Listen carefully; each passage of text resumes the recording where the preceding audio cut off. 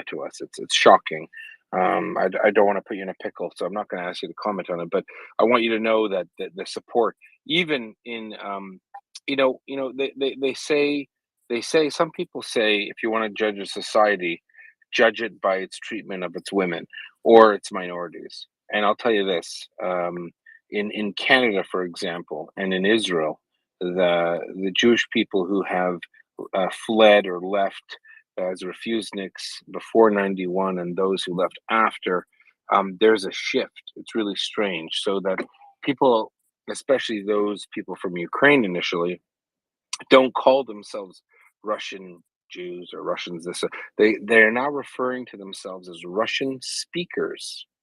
It's funny. Even Georgian Jews in Canada, I found, say, I'm a Russian speaker. Before they would say Russian because they wanted to make sure that people who met them and they just said, "Look, I'm from Russia." Now it was just a carte blanche. It was, "I'm from Russia. I'm from Russia." But now I think there's a paradigm shift in the cultural understanding of what's going on there. And Ukraine, to what Axel said earlier about Ukraine being a little Europe in Europe, I remember someone saying to me, an American friend of mine who visited Prague, had said, Prague, Czech Republic, said, it's such like a connection, a fusion between East and West. I said, you haven't been to Ukraine then, because Ukraine is actually what I would say, it straddles that geography. It straddles that. It's a nexus of all sorts of stuff. I put up in the panel an interview or a lecture with Professor Dr. Abramson, who does an amazing YouTube video on Volodymyr Zelensky, his presidency in the context of Ukrainian-Jewish relations, and and the reason why I mention it is not to be make this personal, because as my family is from that part of the world, um, it's because that as the genocide continues, the Russians constantly seek to provide cover for their behavior under the guise of fighting Nazis. And the accusation from the Russian side is that Ukraine is filled, apparently. It's stocked with, in fact, there's a good chance you're a neo-Nazi, Ivana. And it's actually quite insulting. Yeah. It's actually quite insulting to people. My wife's family were shot by Nazis, by Einsatzgruppen in 1942, in 41, 42 in Ukraine. I take umbrage to the accusation by probably one of the most anti-Semitic cultures on the planet, that Ukraine is filled with neo Nazis, when frankly the opposite is true. So I do want to point that out, and I want to let you know, like we have a couple of Ukrainian Israelis who have fought in Ukraine. One of them lost an eye. He's recovering in Israel now, and his name's Nucle. His name's Dima, but his handle is Nuclei. I wish I would love for you to connect with him, because he is sharing with the world, what some of the disadvantaged people in Ukraine. So in other words, those who don't know, if you want to judge the society, judge them by the people that you think are the weakest, and yet they all are in lockstep in supporting Ukraine against. They are tired of it. Everyone is tired of it, and it's Yep. important to mention it because it is a change in perspective. You know, I used to joke with my wife and say, "Oh, you speak." My wife will not speak Russian. She won't. She will speak Ukrainian. And I never, after 2014, it was more important to me. But in the last year, it's completely, it's obvious that there is an attempt by the Russian Federation and those in that political culture to demean, destroy, minimize the importance of Ukraine. They are literally attempting to destroy and erase an entire culture and people. And I want you to know that although certain countries like Hungary or whatever might be interested in Russian oil, I mean, if that's what your dignity is worth, right? A few dollars, that's fine, I guess. But you should know that our audience, like, I mean, give her a like, give her a follow, let her know we are 100% behind Ukraine. Ukraine will not disappear. They are the good guys and girls, and they are going to fight through until the Russians are gone. I just at a point of prince, it's a matter of principle that I wanted to share that with you. If you want to respond, great. If not, we'll go to Doman. Thanks, Ivana. Go ahead. Thank you. We really, really appreciate that. And I want to use this opportunity just to underline that, again, the courage of Ukrainian armed forces, Ukrainian forces of defense, Ukrainian society is not enough to win this war. And that's why we are very, very, very much dependent on the not only the goodwill, but also on a very sharp actions on urgency of quality and quantity of delivery of that particular types of aid that we need, starting from the weapons and ending with the specific parts of equipment that are needed in order to repair our energy grids and our energy capacity to provide for basic needs of Ukrainian people. And you were mentioning, I think very rightly, that Russian Federation is accusing Ukraine of being full of Nazis, but that's exactly what is a trademark of Russian propaganda. Everything what they are doing, they are trying to accuse others of. And because they definitely have the society of slaves and the czar, and totally intolerant society, and the society that is fixed on the strength of the state as opposed to the respect of the personality of the human life of the particular person. And that what makes us totally different from the Russian Federation, because here in this country, we are coming from different backgrounds, and we are coming also from different cultural, religious backgrounds, and so on. But that um, does not ruin our unity in terms of standing together for something which is enshrined in the values of this society, and that is totally different from what is happening in the Russian Federation. Oh, absolutely. I'll tell you this: I've personally helped evacuate a dozen Orthodox Jews from Moscow since March. Um, the Jewish population of Russia has actually decreased from 120,000 to 30,000. That's how many people have left. And the reason why I say it is because I that propaganda angle, we joke about it here in the space where the Russians constantly they go from, dirty bombs to nuclear war to neo-Nazis. But for me, on a personal level, I won't accept that. You know, um, I grew up in the shadow of family members who escaped. I knew one uncle who left his family. They were going to Pioneer Camp. Remember Pioneer Camp? Oh yes, Um, I do. yeah, and then they drove to Romania, and they exited out and eventually made it to Belgium, and they escaped because they couldn't be who they were under the Soviet Union. And when we say Soviet Union, we mean Russia, right? We really do mean Russia. And it's an insult to the memory of the millions of people murdered by the Soviets to somehow accept or even give any credence to the belief that Ukraine is somehow a neo-Nazi. It really upsets many of us here. So I did bring up a friend on our space, by the way. His name is Dima, and for all of his troubles, he grew up in Israel. He was injured in fighting in your country, his country too. Lost an eye, and why I love him so much is he's pissed. He's just as pissed off about the claims of anti-Semitism as I am, because I think this is where the Russians are going. They need to create a boogeyman. The boogeyman they're creating is Ukraine is filled with Nazis, and nothing could be further from the truth. There is a Pew poll, if someone wants to add it to the nest, conducted about 8 years ago, that asks Eastern and Central European respondents Would you consider a Jew to be your neighbor? Uh, and or would you consider them not to be your neighbor? Something to that effect. And out of all the countries, there's only one country that scored 5%. So 5% are presumably racist or anti-Semitic or have anti-Jewish views, and the rest had 15 to 20%. The country that scored 5% on the Pew Global Research poll was Ukraine. I mean, you elected a Jewish president.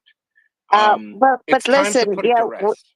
yeah, exactly. You know, it started very actively, or kind of was reinvigorated, this anti-Semitic accusations of Ukraine by the Russian Federation after the Revolution of Dignity, and I incredibly cherish the number of Ukrainian Jewish communities and very respectful public figures from the Jewish community in Ukraine that have been very, very outspoken, actually pointing out that, for example, any anti-Semitic cases in Ukraine are times and times lower than, for example, now in Germany at that point, and in other countries across Europe and so on. So that it's just we also have seen some of the provocations that later have, being while having been investigated, they have been proven to be provocations being brought from the Russian Federation to create kind of anti-Semitic crimes here, but that was not actually conducted by Ukrainian citizens living here. So uh, this has been just one of the tracks of accusations, and you are rightly pointing out we have a president of Ukraine being a national Jew. I worked in the government of Ukraine between 2016 and 2019. The prime minister who I worked with, he was also a Jew. I mean, and that was still Your the time when defense we were minister, Yermak. exactly right now. Right now, it's defense minister, but I'm just saying that that is not It's a little only the strange trait for a neo-Nazi right now. government to have so many Jews. Exactly, I'm confused. exactly. That's just, yeah. I think But do Russians you are, realize? are Do you at realize odds how with many? their logic. Do you realize how many North Americans or people around the world are buying this nonsense? You know, Oh, gosh, they're this buying. is it, It's absolutely depressing for us, especially if well. you're a Ukrainian Jew, and it's absolutely shocking to us. Let me tell you something. A little fun fact. In the Orthodox Jewish world, if you are, and a lot of people don't know this, they think that Jews are from Russia, the ones that came to the States, Orthodox Jewish communities, Hasidisha, more importantly, Litvak Jews. You know what you call your father at home? No. Tate. Ah, seriously, I Yeah, didn't know. yeah, yeah. I You didn't call know. That's a Tate. Ukrainian way of saying this. Yes, It's not that's true. Papa, it's Tate. My kids call It's me that. Tate. Tata. Oh, that's And nice. that That's nice. comes from the but this isn't unique. It's not my family, but my wife's from, her mother's from Basilia, Chelm, a very famous Holocaust site, and then they grew up in Lutsk and Lviv, but yet it's Tata, and Mhm. this is this and if it's you, the last country you should be accusing of being neo-Nazis is Ukraine, but yet the Russians are doing it and they're getting away with it. And that's what upsets us. And that Dima, brings me to the point that I mentioned earlier. I don't know whether I was still online at that particular moment. That um, you see, we still did not get through with some of the debunking of myths that Russia is trying to so across the world with regard to Ukraine and with regard to this world, and that maybe not all the free loving people yet fully understand why the battle that Ukrainians are fighting is about battle of good against pure evil. it absolutely is. Dima, please, Domin, I know we're going to Domin next, but Dima has sacrificed vision to serve Ukraine. You left when you were 4? Tell us, please, talk to us. Yeah, I was 4 years old. I was a kind of kid I came from Mykolaiv. I was born in Mykolaiv. But my family moved to Israel at 91. Since then, I never was in Ukraine, actually, until the war. It was my first time coming back. You're But not also, a you Hasidic guy. You're not a Hasidic guy who went to Uman every no, year. No. no. Please meet I'm Ivan. not. Please. I Hi, want to know hello. this guy's given more than I have. I want you to meet him. Hi, hello. Nice to meet you. But It's one thing to add regarding the Ukrainian and Jewish, most of the synagogues of Chabad in US named by Ukrainian names. Also, I think everywhere. No, Like if I what? think about it, if I'm right. Like the names from like Malbish. You have the Shomrei Shabbat that from their names coming that from Ukraine. Like the Jewish society lived, especially the Chabad came long time ago from Ukrainian name. Like A lot of people Berodevich don't realize. synagogues in New York, like Berodevich, the Chabad synagogue names. Anatevka also you have a name, it's Ukrainian city, but you have those names like from North America, synagogues, names by Ukrainian, and then they claim, oh, not also I have a lot of North Americans coming to me that I'm a Nazi. Yeah, thank you, but It's hard. Yeah, a lot, big Jewish Nazi community. It's bizarre, but yet this is actually. If you watch Russian propaganda, Solovyev, if you watch this, the Margarita individual, they're always talking about the Nazis in Ukraine, and I think it's the only thing they've got. I honestly think, Ivana, I think it's the only lever that they want to use to justify what they do. But yet here we are. And how many Russian Jews have you heard standing up for Putin? Zero. The chief rabbi of Moscow ran away. He was done. He's like, I'm not support. I spoke to him personally, his son-in-law, and he said that Putin's staff said to him, "You better come out with the support of the special military operation." He said, "I'll get back to you." What did he do? He packed his bags and left. All right. For anyone who's listening, this is literally a fight between good and evil. You can't be either in the middle of pro-genocide or anti-genocide, right? I mean, Dima, you know the stories, you've seen this stuff. It's probably scared you, it's shocked you that the Russians could think that they could conduct themselves in this behavior and get away with it. The world has changed. It's not 1945 anymore. This is 2022. We can find out where you went to the bathroom on Wednesday last week, and we'll find those Russians too, will we not? the Ukrainian will find it. It's just a question of time. Amen. No one have expired date, in my opinion. It's up to the Ukrainian people what to do in the end. But that's my thought. Ivana. Yes, Axel. I wanted to use this opportunity to actually bow in respect and thank Dima for his incredible heroism and coming back to Ukraine and helping us to kick those bastards out, those basically terrorists that are trying to ruin us. So thank you very much, and please get better as soon as possible. And we are all very, very grateful as Ukrainian people for each and every person who is helping us in this in very different ways. And thank you very much, Dima. And I will have to round up my presence, being appreciative of your invitation, and hope that there will be new possibilities to talk to you and to talk to your audience. I just wanted to kind of sum up with once again calling on the need to push all the good willing governments of the world to increase their support to Ukrainian nation in this particular moment, because increased support could help us to stop this war earlier, to win this war earlier, and preserve lives, preserve our greatest sons and daughters, and to ensure that Russia does not bring additional destruction and disaster on our land. Amen.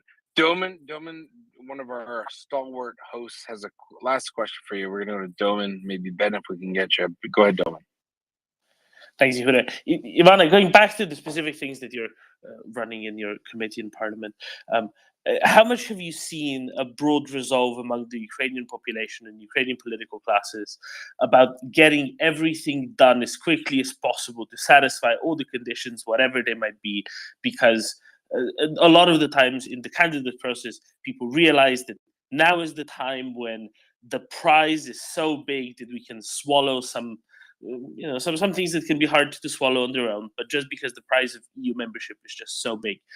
Have you seen that realization among the many that will lead to a quicker and easier EU accession? And also, what are your priorities in the new year, the first things that you have to do in the Parliamentary Committee and as a Verkhovna Rada in totality to bring European accession, EU accession as close as possible? Well, definitely there is a very serious backing of the Ukrainian population and incredible numbers, up to 90% of support of joining the EU. I think that there is still work to be done in terms of explaining some of the nuances of some of the difficult decisions that will have to be made along this road, as many other nations have done so, in order to get in the mid to longer term a very serious positive result for the societies. But I think the resolve is there, and we all understand that there is a huge pressure of not losing this historic chance that was given to us actually by this resistance of the Ukrainian society and Ukrainian armed forces to the occupation and to the attack of the Russian Federation, along with ability of all the functioning Ukrainian institutions to carry out the reform agenda at the same time. So the pressure is there. I think the societal pressure is there in terms of delivery. With regard to priorities in the next in the coming days, because it's the New Year's is just around the corner. We have to understand, we all, while carrying out the reform agenda, we're still focusing on those who are engaged in parliamentary diplomacy, who can speak out to different international audiences. We are focusing on ensuring that we are getting more military support, humanitarian, political support, further sanctions, and bringing the international community to understanding that there is to be a special tribunal established in order to bring Russian leadership to responsibility and to punishment, and not only through the ICC and ICJ, but also through the special tribunal. So we have a lot of these political goals that are needed for our victory. That's one thing. In the meantime, specifically for the committee, our responsibility is to actually assess every single piece of legislation that is being put to the for consideration of the Ukrainian Parliament with regard to its competitiveness with the European acquis, and that means having 8,000 of draft laws being registered during this convocation of the Parliament in the Parliament, and probably about half of them we already assessed.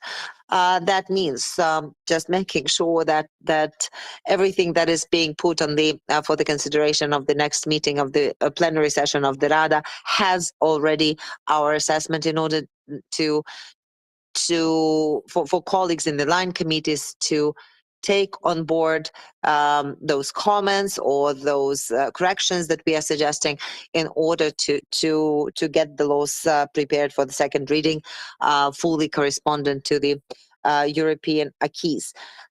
We are also using our possibilities of parliamentary control, which is also so very, very important right now,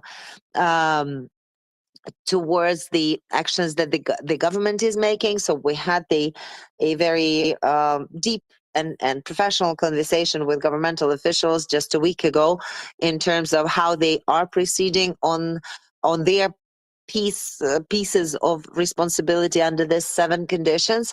And we have outlined the priorities with this couple of draft laws that we have to work all together. For example, one piece that is still missing on the media. Also, some of the pieces that are of legislation that are missing on the FATF regulations that have to be implemented in the Ukrainian laws, in order legislation, in order for us to be able to expect the early assessment from the European Commission in spring, so that we can take on board any comments and corrections that they might have, in order to be better prepared for the full assessment in October of 2023, that hopefully will be positive and lead us to opening of the negotiations on accession.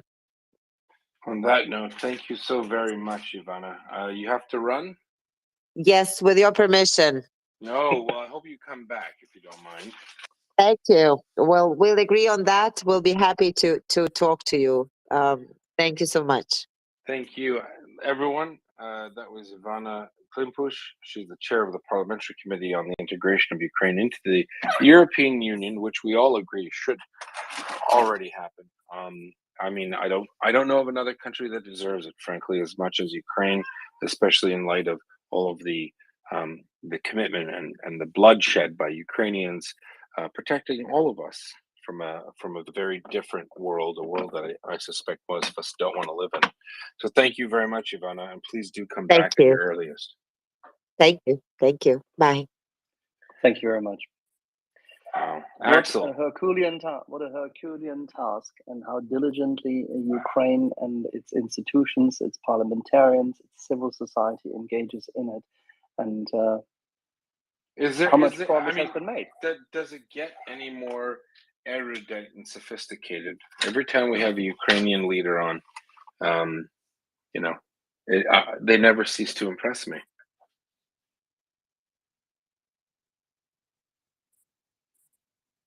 As she said, they're only half done. 4,000 laws. There you go. There you go. We have a lot of people that want to come up to speak. There were a couple of people, Malinka or something or other from Poland. I couldn't add you. It's timing out. Axel, it warms my cockles. It makes me happy that I mean, they're not. Their eye is on the prize. These are people. These aren't a defeated people. They've experienced genocide and murder and mayhem, yet they won't give up. They are the people that will not die. They're the people that are saying, you know what? I know you might not have believed in us before. We very much appreciate that you're supporting us, but we need more. We need more to stop the advance of an ideology. It's not just Putin. And yes, it is Russians. And yes, it is a regime that believes that somehow they're better than everyone else. And it's fantastic in the unbelievable sense that they think that they have something to offer the world. I'm not sure that the standard of living in Russia is something to brag about, but yet here they are, and they keep going, Axel. They keep going. Absolutely. They're unrelenting, undeterred, and unyielding. And that resilience they've shown in recent months is just the culmination. Sorry. Somebody pressed the mute button. That might have been you. No, it was me. Not a problem. I just said that unrelenting, unyielding, and undeterred, and that resilience is shown in recent months. But it is the result of, it's deeply vested in culture, and it is the result of the 3 revolutions. And maybe hundreds of years of subjugation by a foe, perhaps. Oh, absolutely. This culture was forged in keeping that flame alive, whilst essentially the suppression by the Russian Empire continued. I mean, we discussed it here already around Easter, as I said earlier, that the Tsars and their Oprichnina started very, very early on in order to dissect what is Ukrainian culture and try to get rid of it, suppress it, then burn books, try to make sure that nobody spoke the language, that nobody could rise to the top throughout the belated Russian industrialization. And then after the First World War, it became ever more clear that the Bolsheviks incoming were just simply using the old plans of the Russian Tsars and trying to same game finish plan, the job. name, right? Oh, absolutely. No question about it. The Oprichnina lives. Dzerzhinsky Place is just, or Dzerzhinsky Square is just the same place where they always did their work. That's it. Yeah, man, but like the Bolsheviks came in to do the shit in Russia. Hold on. Hi, Chad. I was just about to introduce you. So keep it PG, please. We have to we also broadcast on other forms of media, and so cursing isn't appreciated. Go ahead, Chad. Yeah, I'm sorry, man. My bad. I just I heard some things. I'm just trying to get my head on straight. Nah, but so the Bolsheviks was taking over in Russia, and now we got Zelensky up in Ukraine, and y'all's trying to say that it's a good thing that we're backing up and doing this war over there. Like, Yeah. wouldn't it have been if Ukraine never tried to join NATO in the first place? We would have never had to deal with this stuff. Oh, Chad, I wish you seems came like here earlier. instigation, man. Like, it just seems like y'all trying to push us into World War III, and y'all Who's just y'all? supporting it. When Y'all you say people with the y'all, yellow and blue flags, man. okay. That When you was say Ukrainian. y'all, Yeah. let me ask you something, Chad. What's up? Yeah. Kanye West said that blacks they chose slavery. Do you think that's true? Well, to be honest, man, if I was around back at that times, and you know, we had about 300 of us on the plantation, and like what, 5 or 6 slave owners or something, man, I think it was very easy to do a peasants' revolt. So no, but let's not get into that. It would have been very easy, man, especially against our Jewish slaveholders, man. Jewish like, slaveholders. Dig is up, man. We all know it, man. Like it's all Jewish written. slaveholders We all were there? know it, man. I think the last time I checked, it was what, 78%.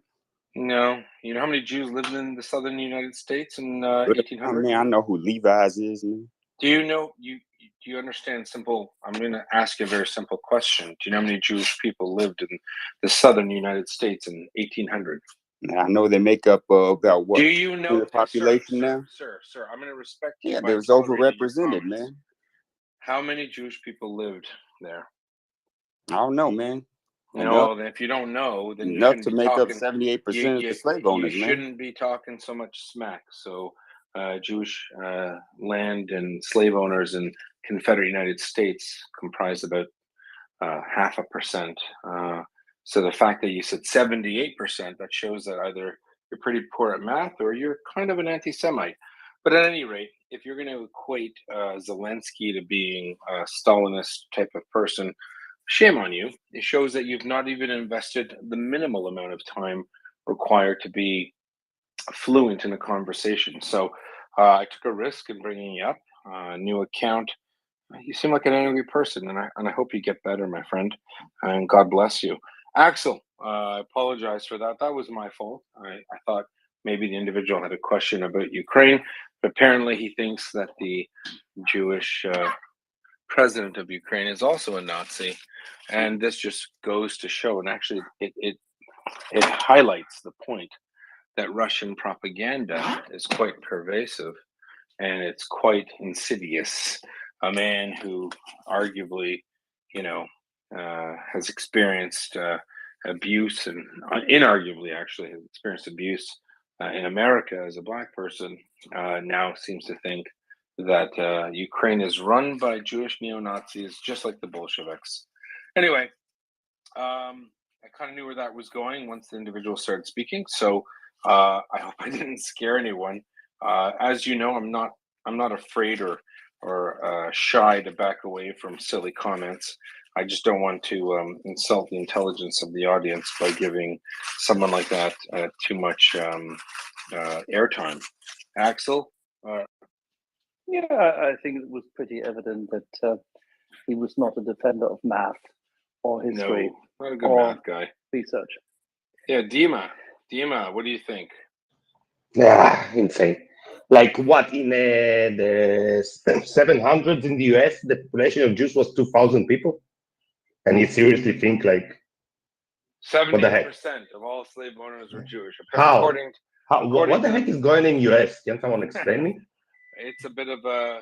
It's a I tough lost one, like the Chuck. tracks from what happened, but after I started now to only catch up in the last few weeks, but I'm shocked. Well, seriously, like Yeah, it's how very shocking. 2,000 people, seriously, and that's what they think. Okay, there were in the 80-50, there were 15,000 Jews in the US. Yeah, Yeah, that's where I got the number from. In all of the United States, I shouldn't even said the southern states, but yeah, all the states.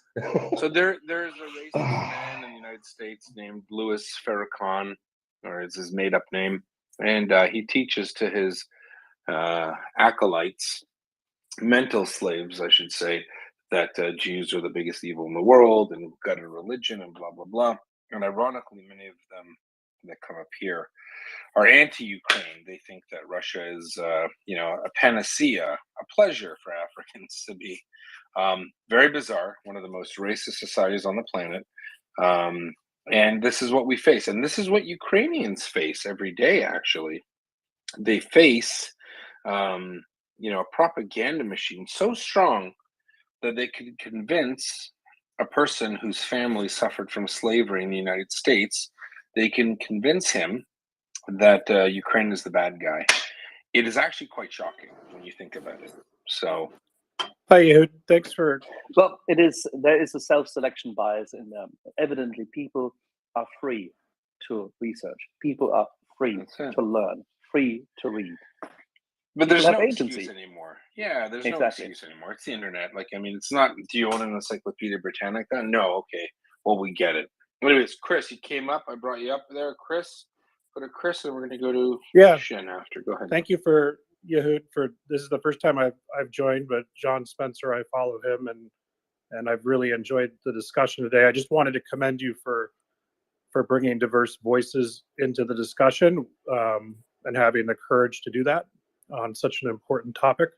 But as everyone is, yourself and the other people that have commented since the person spoke, unfortunately, we have very complex socioeconomic issues here in the United States, and the misinformation and propaganda has definitely been effective here, as you can see. So I just wanted to commend you for attempting to bring diverse voices into the discussion and the audience.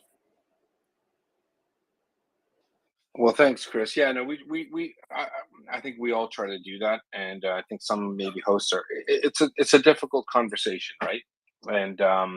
And sometimes, I truly believe that individual absolutely believes what he believes. I don't think he was a troll. I think that unfortunately, it's a product of a lot of poor education.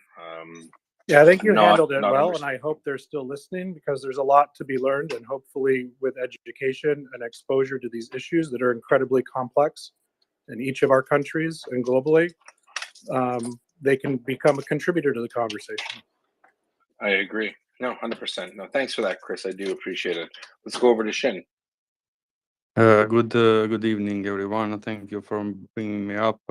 Well, I just listened to the guy recently, and it's not something to how to say to be surprised of, because the only thing that Russia has ever known is just spread disinformation, spread lies. And I want to quote one Serbian from Serbian academia, which Dobrila Ćosić, which he said that a lie is a Serbian national interest. And I want to phrase it that to the Russian, actually, because they are the owners of this system of lies. And what I wanted to note, and I come up, I just wished to that guy to show some of the materials, of promotional materials from the political parties of pro-Russian political parties in Ukraine during the 2000 and I think it was 2014, because that one shocked me so badly. there was this kids in the school, and then they were trying to advertise that, you know, that what they're gonna learn if they go through Europe toward the Europe and toward the West. And then suddenly, when the priest turns from the school, and it is a black, and everyone gets shocked. You know, it was the most racist thing that I have ever seen. And then that went actually to a campaign, political campaign. So yeah, that was it. Thank you. No, thanks, Shin. Yeah, you know, it is. You know, frankly, it's sad. You know, you know, some people say, "Do you enjoy reverse trolling?" You know, sure, in a primal way, yeah. But on balance, I consider it pretty sad, right? I mean, like, this is a person. He could be a father. He could have children. He's someone's son, and he thinks the craziest things, and no shame in it, right? 78%. How many Jews lived in the States? I don't know. Well, if I knew a percentage, I'd want to know, is it true? I'd calculate it, do the math, you know, not interested. And that's a function of poor education. So, you know, we can make fun of it. You know, a lot of people are mad about it, but I think that the only way to, you know, it sounds funny, like, but kindness and compassion can sometimes overcome a lot of these difficulties that we find in our social construct. So, not entirely upset. I'm sad for the individual. I'm not sad for his comments, because they're not intelligent comments. But anyway, thanks for that, Shannon. I do appreciate it. Yeah, it's nice to see a Serbian commentary on the situation. Reds is coming up. Axel, I don't know, where are we going today?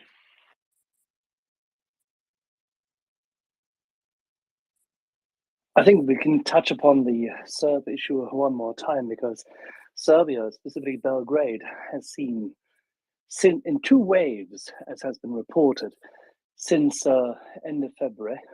What a surprise! Mass immigration. 142,000 Russians have been registered to Belgrade since February alone.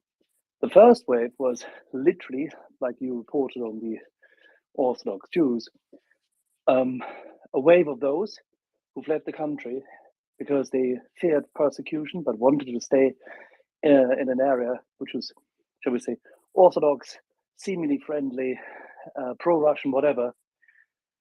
The others are the ones who fled from mobilization. And 142,000 new arrivals in an urban environment in the capital of Belgrade make a real difference. And maybe our colleague can talk to that.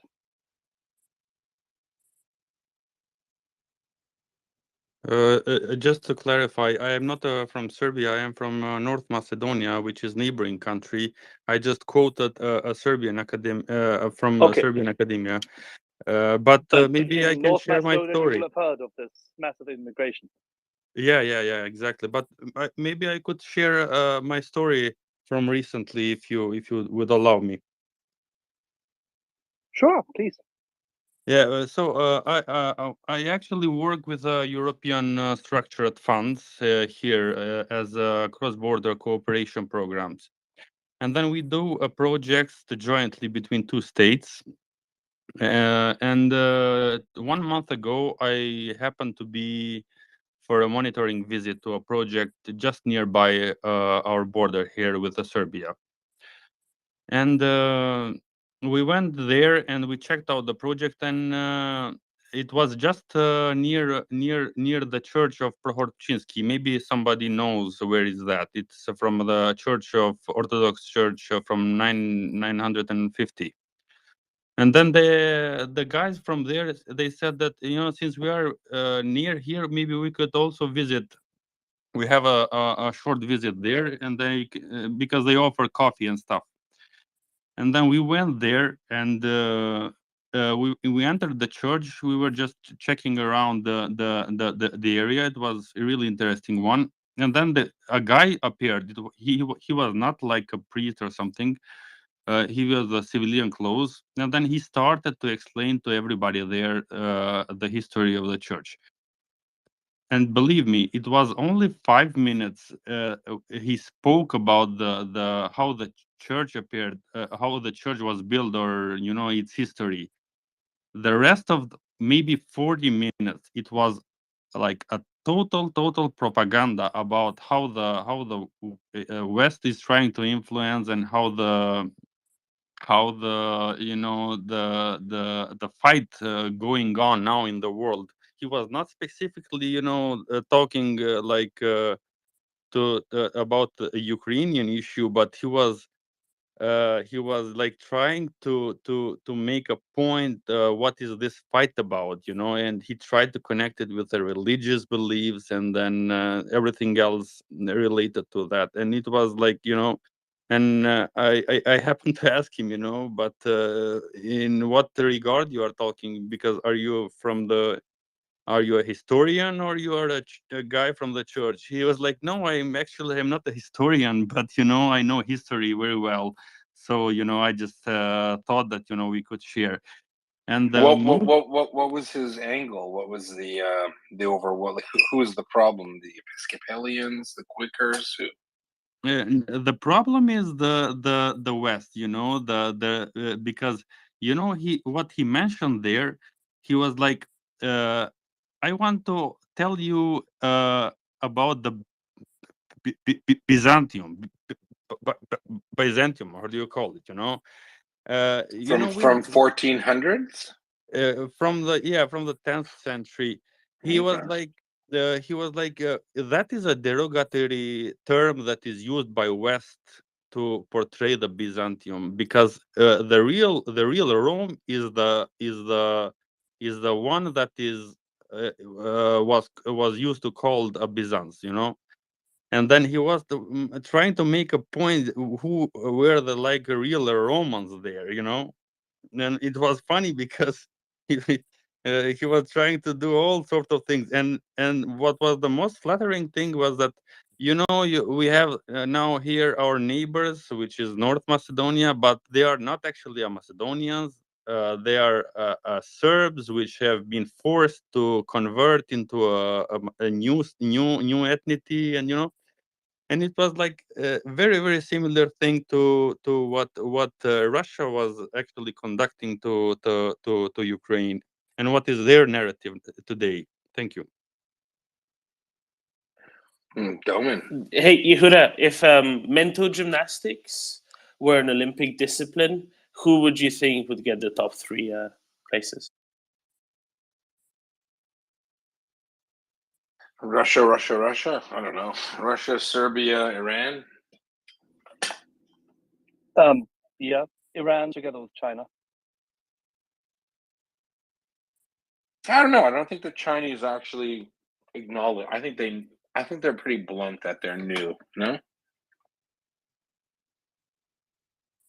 Well, internally, sure, but externally, Yeah, like that.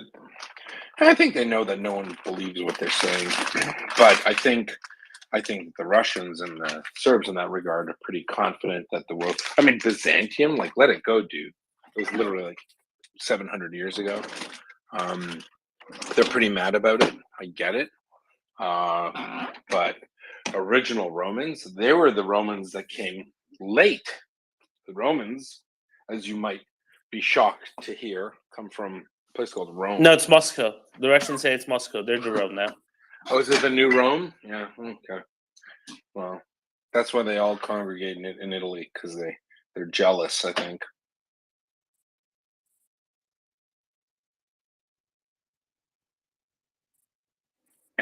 Anyways, over to you, Axel. yeah.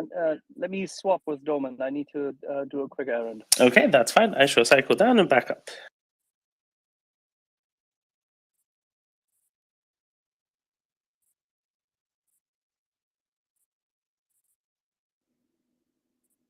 Why did you cycle down?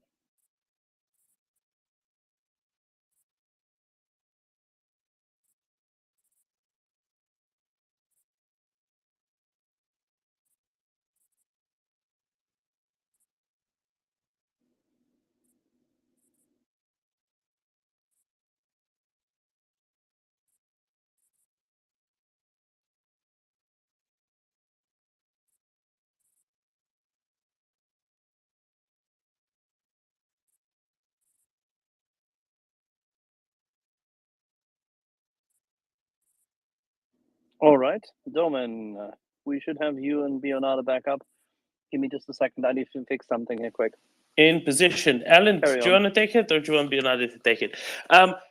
I think we've had a very interesting day, not just because we had Ivana with us, which is tremendous, but I see we have Nukli here with us right now. And Nukli, yesterday we were talking a little bit about the video that you posted of a Ukrainian tank working together with infantry. We had a big chat about it already, but if you'd like to comment on it a little bit, we'd be very happy to hear from you, right, Alan? Yeah, and I really would like Nukli to give us an estimate of when this video was taken. I think it's around a month ago. If it's by the sources, many people, and also seems like around a month ago, around 4 or 5, 6 weeks, around that range, in my opinion, and from the sources that I read and hear from friends there that spoke about the video, also. And so there already Ukrainian forces were there a month ago fighting near Crimea. We just didn't know about it. Also regard the work, that's something that's very important that the Russian not doing. It's working infantry, working with the armor together. Also give us a lot of, in many cases, gave us let's say like in Kaminka, when I participated in the end of the fighting for Kiev. It's on the eastern side of Kiev. One tank saved us, literally. If not with this tank, there is, I don't know if we could to take the village, as we had also issues with the ATs, unfortunately, because of logistics. But Ukrainian army trying to, we don't have enough tanks. That's the issue. The ones that's something that we're encountering a lot. Like support, if we had way more, enough for our, even the TDF troops many times in the fronts, like they don't have this kind of support at all. It depends what unit you are and what the plans. But you need to work with armor. What we see in the video is basically around 20 infantry soldiers supporting the single tank that we see in the video. No IFV in sight. I'm a strong advocate for modern IFVs to Ukraine. We don't have enough SUVs, my friend. So IFVs and APCs is just another story. I know. But we're all about getting Ukraine Leopard 2s and everything here. But the role of an IFV in that kind of situation, how would you describe the value of an actual modern and safe IFV to operate in those conditions? Listen, in wooden condition like that, IFV depends what type. If it's have let's say 30 mil guns, great. If it's just IFVs for cover, it would be just to put it in danger. In my opinion, it depends. Yeah, I mean the CV-19 because I believe that's the best option. Oh, so, CV-19 would be. Listen, they also have a trophy system. It's a dream if we had that kind of equipment. Well, it would be way more better than a tank, in my opinion. In many cases. Flanking the tanks with something like the CV-90 that has a 40mm cannon on the Swedish version and very, very good sights, very maneuverable and quick. It would help the advance of both the infantry and the main battle tank, wouldn't it? Yeah, definitely. Also, if we had a clearing for mines, you can use it also to get down trees, to clear another path, because the paths they're usually mined. You need to send the special teams before to clear the road, even before you can send the tank. Otherwise, it can be suicide. Usually done in night. You send a team on the road where you're supposed to attack to check if you want to use the armor with you. But we have a lot of issues with equipment because but everything could be, if we had the modern equipment, AFVs, APCs, this war will be way faster over. But unfortunately, we need to deal with whatever we have. Yeah, I mean, we've been discussing this here at length since many months, and we've been advocating this. And yesterday, when Peter Erland was here, who is the senior program manager by the way, for the CV90s and other procurements in the Swedish Ministry of Defense. We went through the various, say, segments of the CV90 specifically, and I think it became very clear that it's just a matter of political will. The logistics can be managed, both for Dutch as well as Swedish CV90s to be given. And the Finns certainly will find ways to provide ammunition as there's no current attack on Finland. And we produce it here, Axel, in Nammo. Sorry, what? I Both. didn't hear your question. Can you repeat this, please? No, we produced, I checked yesterday, Nammo produced both the 30mm and the 40mm Bofors ammunition. So production, I don't think that production capacity actually is a real constraint in this regard for the CV90. This is more a matter of utilizing capacity utilization and the fact that there's tremendous storage in Finland. So, Nukli, how are the IFVs that the Ukrainian army being used right now? I need to ask you. What? BMP-1? Yeah. Yeah, you know, R2. Yeah. Or two. Yeah, two, you barely have them. Two there. Most of them, unfortunately, already were lost in the first 6 months. Even if, though, we got a lot of, ones that we captured from the Russians, they still getting hit. You still need to somehow to fix them. But they're not the greatest stone. Most of them don't have thermals. I'm not talking even a night vision. Only, the most new versions, but we're talking about maybe 10s that was captured from the Russians. Only, the BMP Ukrainian 4. But also, you don't have enough of them. You saw all the videos, how effective they are, especially in MriyaReport, in urban fighting. When you have a cannon and firepower that can support you with advancing. That was the modernized version of the BMP. Yeah. That was the BMP3, basically, wasn't it? You could say that. Yeah, there's quite a few versions of them. Some come with 80 missiles. Some have only the protection. There's quite a few. I think something like 5 or 6 versions of them. I've seen video very early in the war of a BMP. They called it a BMP3, taking out T-72 tank with the cannon. That's a 30mm cannon, if I'm not wrong. Yeah. Imagine how the Bofors 40mm cannon. Oh, it will slice through it. Like, listen, our crews for the BMPs and all the IVs learned T tanks. If you shoot in them in the angle, the right angle, let's say 90 degrees, you can take them out easily. They're going through. I forgot the one. Not the wheels. How you call them? Where in tanks? The tracks. In English? The tracks. If you hit them even from an angle of 80 degrees, you can immediately immobilize them. Then you get into the gun. Immobilize the gun, so they couldn't shoot. That's it. You just can go easily from the side and destroy the tank in seconds. And if it was something like CV that also is super maneuverable, is super fast, it would be another game changer. But as I said, I don't see them coming any soon. From what I read, see, know from my menu. But as I told, I'm not an expert in the political stuff.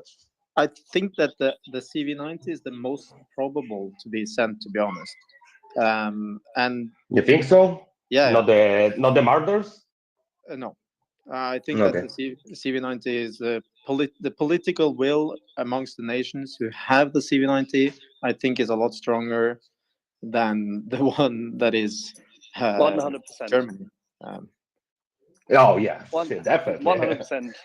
I would take a CV90 over everything. Like I saw, we trained once in Germany, and I think there was a Swedish forces also with us when I was still in the IDF reserve, and I saw how fast they move over fields. Like it's insane, and their gun balance, like while they're shooting, even in hills. Wow, it's truly a different story. Yeah, the fully upgraded CV90, which we discussed yesterday, even if that were not available, I mean, obviously it's very impressive, and I presume that's what you saw on maneuver in Germany. But even the previous versions are exceptionally helpful, and they need to be brought into theater as quickly as possible. And well, so the Swedes, it comes down to a few things. Their accession to NATO, what the plans will be afterwards, how they will integrate together with Norway and Finland as a defense cooperation. All those things will change when Turkey finally signs the accession to NATO. So I think we'll have to wait until that, unfortunately. I would love to see the Swedish variant with the 40mm cannon, but the 30mm one isn't bad. And some of the Norwegian and Danish CV90s are very, very nicely upgraded as well. I think also the Finnish ones are very nice. And you could source quite a few of them if those nations have the political will to do so. Well, Ukraine asked for about 350 at least in terms of what they want to have, and now it's just a matter of collating it and punching it through.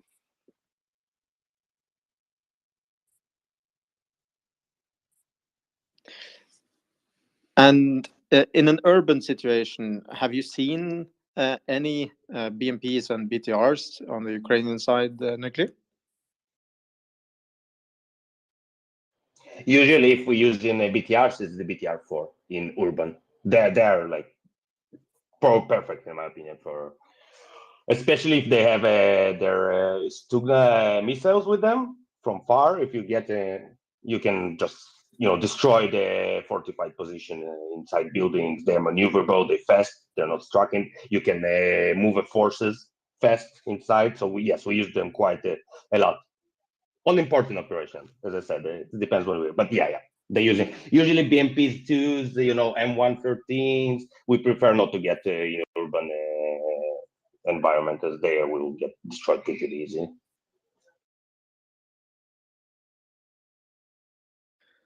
But when you trained with the IDF, how was Israel working when it came to maneuver warfare with the tanks and armored vehicles? There would always be some sort of support, like an IFV, flanking them, or how was it? Depends. IDF using many. We have our heavy Namer APCs and Azarit. Azarit is a modernized T-55 that was taken and was added armor and active protection. But yes, we're using a lot in open fields. Armored APCs, it's flanking maneuver all the time, like all forces working together. Israel doctrine is mobile warfare. It always was.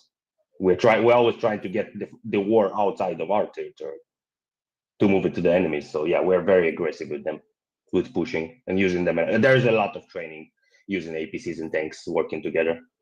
Like it's our doctrine, basically. And what else would you want to be in war? You want to be aggressive. You want to push the other side. You want to force them to make mistakes. You want to generally, constantly have the upper hand in terms of momentum and action. That's exactly what you need to do. Be as aggressive as you can. Firepower, yeah. That's why also you use like suppressor. You must have.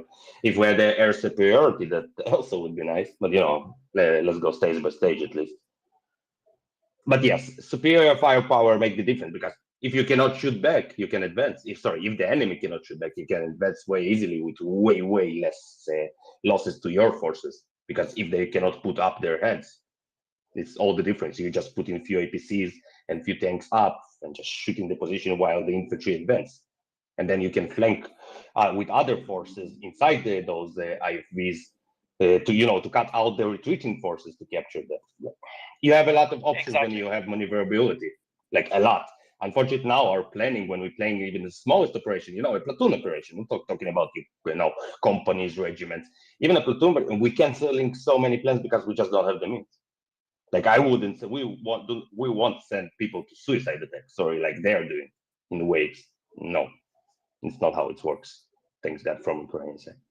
Absolutely correct. And by the way, this is one of the main arguments for the Leopard 2s to be used in combined arms, and in this case, in combined mechanized warfare with proper modern IFVs with proper gunnery, such as the CV90s and even the bloody Marders, outdated as they are. The gun would be better than the stuff which is currently rolling in Ukraine. But having said this, the Leopard 2s have the higher survivability, which is what, by the way, the IDF always focuses on, protecting the few who can fight well, because there are so few of them.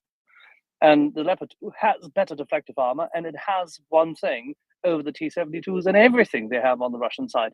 You can shoot faster, stabilize quickly, and get a second shot out very quickly and be on the move. And therefore, just as you described, Dima, command the field and therefore outflank them. Because when you outflank the enemy, they're getting confused, and it's really hard to organize things. Which it is why it's so bad that Dr. No, Mr. Scholz, is not releasing the re-export permits, because then Ukraine would have the heft and the momentum and could push aggressively as it can, and as Zaluzhny's doctrine, by the way, is that whenever he advances, he allows his commanders to advance with zest and with sufficient autonomy, and that's what I really like personally. But what I like doesn't really matter. It's just that he has it in his hand then and only then, when he has the equipment. We need to provide him the equipment. Exactly as you said, like, I was amazed when we was the Balakleya attack in Kharkiv area. Like how they done it, it was the Ukrainian army. We all were very impressed. Like all the IDF and other foreign, like it was moving by steps. It depends also on reserve, and also as you said, if you have enough. We had a lot of BMPs on that attack. A lot of BMPs, BTR, APCs and IFVs. Let's go. Said that's what made us the momentum. That's why one forces capture positions, taking a flanking the enemy, then the other forces from behind keep pushing forward on the roads, and that's how you take in first the main roads, and then you can flank the enemies from other sides, and they just don't know where to put their positions. That's why Kharkiv fell so fast, because they used the mobile advance. Ukraine. Sorry for my English. I cannot express myself. Again, it's much appreciated. No, you're completely right. Bounding. It's like a staircase. You move in one force, open up the force that captured the position, open up, and let the force behind you, the reserve, push forward. And go.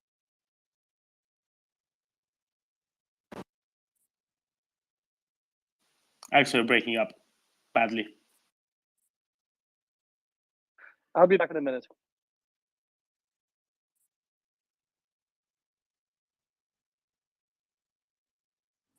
And Nuki, in the video, my response to the video was, okay, this was probably a little while ago. It's been filtered and it's been allowed to be published. So is it true? Is it something that is it something that the Ukrainian army kind of let out on purpose? And I believe that this kind of maneuver warfare already happened, especially in the Kharkiv liberation, where we heard stories about tanks advancing very fast and taking out artillery pieces on the rear end of the Russian lines. yeah, 100%. The difference, let's take Kherson. Kherson was a totally different tactic that we used. We used to kill their supplies lines. Also, because Kherson area is so let's say in Kharkiv, you have a lot of forests and hills to hide. In Kherson, you can't do that in open field.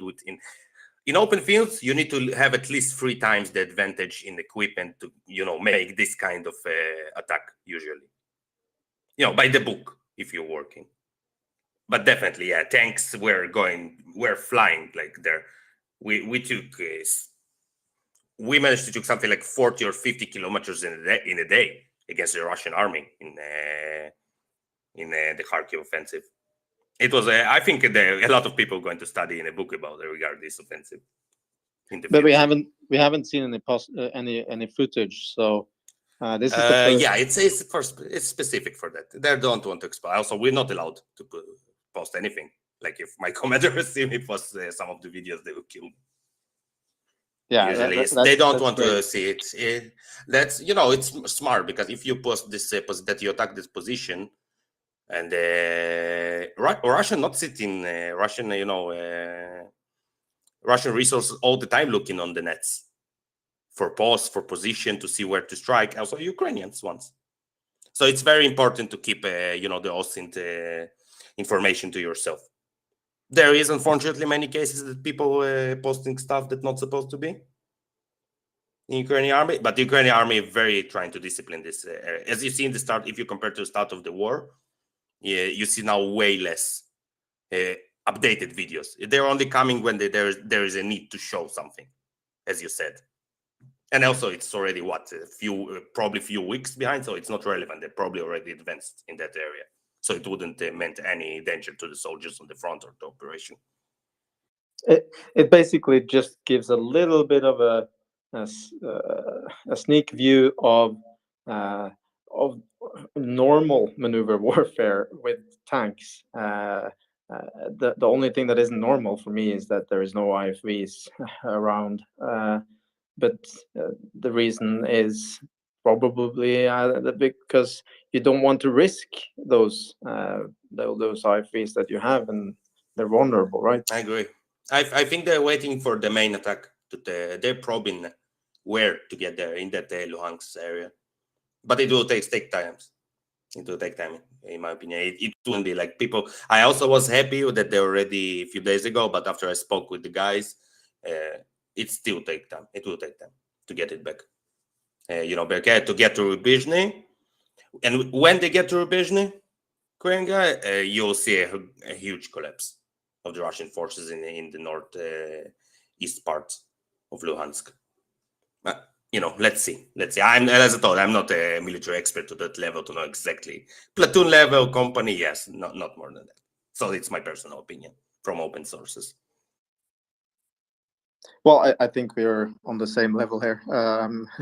Also, just my personal experience can be on the platoon-sized level to be kind of where I feel more comfortable. But I've been looking at this war for the last 8 months, start to think a little bit different, like analyzing things on the more generalist perspective. It's very difficult though, because so many things are happening everywhere all the time. You agree, but in this war, what's funny, like every infantryman updated, he can go because of Starlink and the internet that we have and the access. We all became generals there when we're discussing things. Because you sit in the trench, you get into the maps update. It's something when I was in ADF, I couldn't imagine. Like they would take the phones from us. We didn't knew anything except our line where we needed to operate. Oh, so it's really different. That's so interesting, Knukli. Do you think that it's an advantage for morale? And yeah, 100%. Yeah, but at because some point, sorry, finish. Sorry. I guess some commanders would be quite unhappy about that, especially from a Western army. Listen, it's a new type of war. We need to understand that we're living in now, let's say, in other dimension in warfare. That something wasn't aware, and all the future wars will be like that. Because now we saw it already when people were fighting against ISIS with all the videos that everyone saw the drones. So then they used in many other, in Afghanistan, in Iraq, and now we'll see it going like that in warfare. But it's sometimes it's nice to see and know and speak about that and give ideas. It's also making the similar infantryman, when he's reading and understanding and watching those videos, he also learned. I learned from a lot of videos and things, stuff what not to do, maybe. Not only from the field and experience. It's not very good, but you're learning. It's a very good point. It's not. You have a debriefing in field. Sorry, Axel. No problem. Yeah, it's okay. I was just highlighting that it's a very good point. It's not just a command and control, and yes, it is a debriefing opportunity. Battle damage assessment can happen significantly quicker and more specific, better photography even. But the problem is you need to establish secure comms. And this is the next challenge which is coming. And this secure communication with still having the possibility for people to do their private communication at the same time and their private research, satisfying their private curiosities is extremely important. But the learning, the learning of the whole squadron, the continuous learning of the whole army will make the army fight better if and when they trust their leadership. Now, to most, yes, we have some complaints to some commanders, to some, but in my unit, like listen, I trust my brigade commander in anything. I would go blindly behind him. And I met many other commanders like that. He was actually a Rada member in Ukraine up until the war. So he was a politician that took arms. So he's also showing an example to everyone. And there's many like that in Ukraine. That's something that reminds me Israel in many cases, as everyone here serving, no matter if you're a son of some politician, of a millionaire, and someone who coming from the slums can be in the same unit. And it's something that showed the unity in Ukrainian army. But this is the concept. You're absolutely right. This is why I find it so interesting that you can see the meritocracy. Something which, by the way, in the US, the Marine Corps always prided itself on, that you can form a Marine out of everyone and anyone, but you have to form them. But at the same time, in Israel, under the existential pressure forced upon it and brought upon it, Israel has developed this culture. And Ukraine has something which is not dissimilar, but it's also relentlessly full of critique. What we've learned to understand is that the troops do actually reach out to their commanders and criticize them, but at the same time with a view to fighting better. I find this significantly more interesting to learn than what we learn about the Russian structure. Yes, we need to know our enemy, but we need to understand our friends better too. 100%. Listen, we're sometimes when we play an operation, there's a yelling going on. And I'm talking some squad commander yelling at some major when he is arguing with them. But in the end, major the one that deciding. You can give your opinion, you can disagree, but in the end, you need to follow orders. That's also very important to remember. It's good, to have a free speech and give your opinions, but you also need a centralized deciding. There's one person that needs to decide. 1, 2, 3 persons that need decided for a brigade what actually doing. But what the officers doing, they're taking ideas from the soldiers from the field, because they're not all the time in the direct front line assaulting. They need to learn also how they're doing. They need to estimate how they will do it next time in similar opportunities and situations.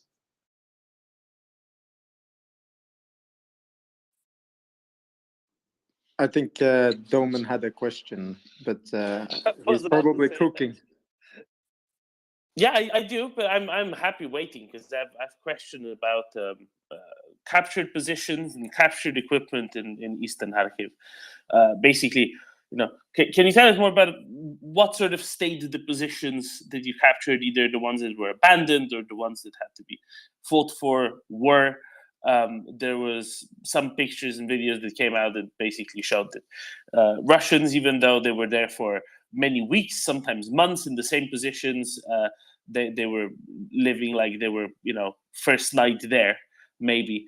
And that a lot of equipment that was captured had destroyed engines, destroyed transmissions, wasn't being taken care of, etc. And just expand a little bit on these things that are probably perfectly fine for you to expand on as far as your commanders are concerned. It depends. Some of them fought hard, but we tried not to fight them directly. We tried to flank them because many of them ran away and they left position and they didn't have communication between them. So we took the opportunities to flank them and came from behind them. So a lot of them also surrendered without the fight. I had a few cases that they just, when they heard our engines and when we're coming, they just started to yell, "We're surrender, don't shoot." And it was few cases of that only for my platoon. So I imagine it was also spread in other places. So they didn't have a command and communication. That's what made our job way easier.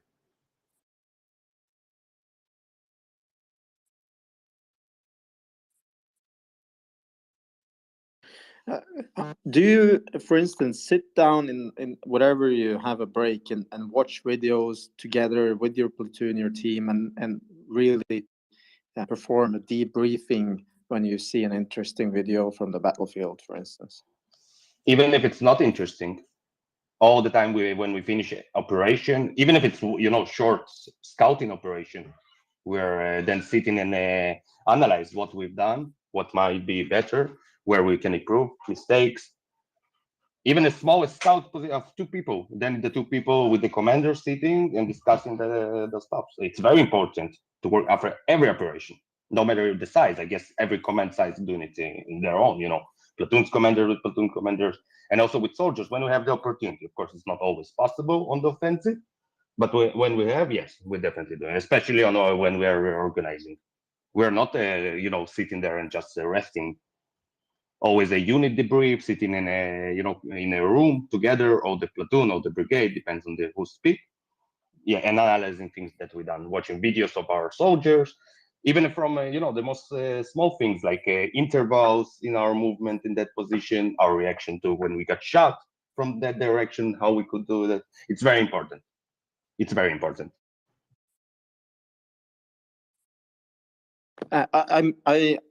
Well, you're professional guys, and the Ukrainian army seems to me evolving professionally all the time. And how do you look at videos from totally different parts of the battlefield and assess the situations and the movements of Russians when you see surveillance, and for instance, when you see what is going on in Bakhmut, of these segments being sent into the fire, and what do you get out of that? Bakhmut is something that I never encountered something like that. Like the guys I spoke with my team that were there, they were there for 3 or 4 weeks, something like that. They also said it's totally different animal. It's like they're sending just waves of people without care. So we never encountered something like that until now. Ukrainian army, it's also first time in country to that extent. That's what I get from it, and with people I spoke. It's also something new that we need to adjust and see how we do it. Because Severodonetsk also was kind of similar tactic, but it was different in the amount of manpower. Okay, I see we have Per up here. He's a fellow Norwegian, and I guess he has a question. Yes, this is for Knukli. I was just wondering, winter has been relatively mild so far in Ukraine. So we've all seen the videos with all the incredibly muddy trenches. So I don't know, do you know anything about how the soldiers are coping with that? Are they following the procedures for, keeping dry or minimizing getting wet and cold? How's it going in general? It depends what usually luckily they have a lot of how you call it, what's the name when you have I forgot, the heating bags, using keep yourself dry is very hard there. You usually depends on what position you have. It's personal platoon, whatever they manage to build. So people, it's usually 2 or 3 weeks that you freeze in there until rotation, unfortunately. In Bakhmut specifically. In other areas, yeah, of course, we at the time, within Kherson, when we have a holding near Dubrovka the line, we have a place like a from behind trenching position that we could rotate between ourselves to get dry. We done it every few days. Here, the situation is different. So there is a lot of cases of hypothermia, sickness, unfortunately. It looks more like World War One. They don't have too much choice of where to change or to dry themselves, unfortunately.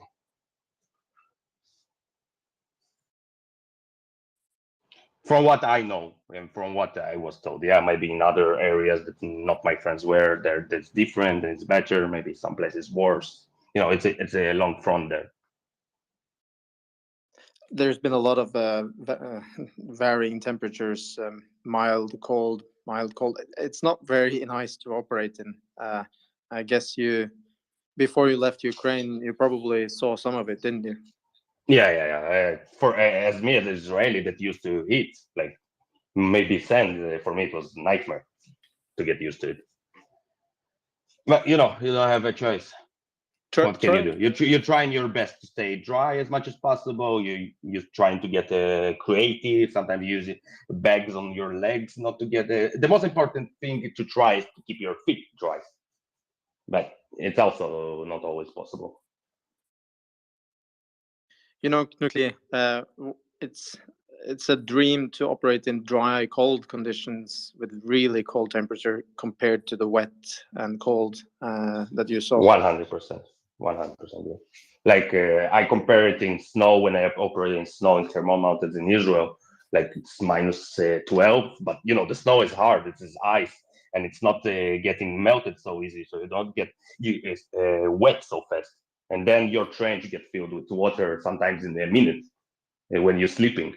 You're sleeping, and then they start just water flooding inside, and you get totally wet in 20 seconds, even without nothing you can do about it at all. And then the freezing, the fight how to stay warm is insane. Like all the night you're spending just what it's called when you're shaking from cold. What's the word? Hypothermia. Yeah, it's not exactly Shivering. hypothermia. It's shivering. Exactly. Hypothermia. It's already when your orientation. It's totally other than shivering. But yeah, you're just sitting hours shivering and praying when it's going to be hotter a little bit and trying to find sometimes. I said sometimes with lighter, just trying to warm up myself. It's ridiculous, but that's the only thing I had. Shivering is your body's kind of weapon to combat the first signs of hypothermia. Yeah. Yeah. It probably means that you should either change clothes or move around, but I guess you're not always in position to do that. Yeah, most of the time you're not.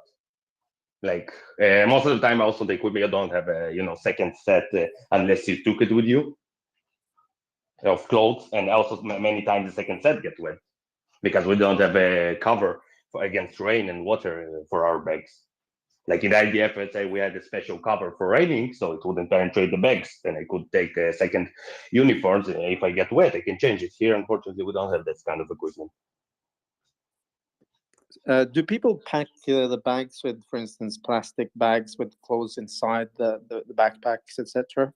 Yeah, we're doing like when you take in the air out. Yeah, vacuum packs. Vacuuming. Yeah, we're vacuuming. People vacuuming cigarettes mostly, but yeah, you're vacuuming everything.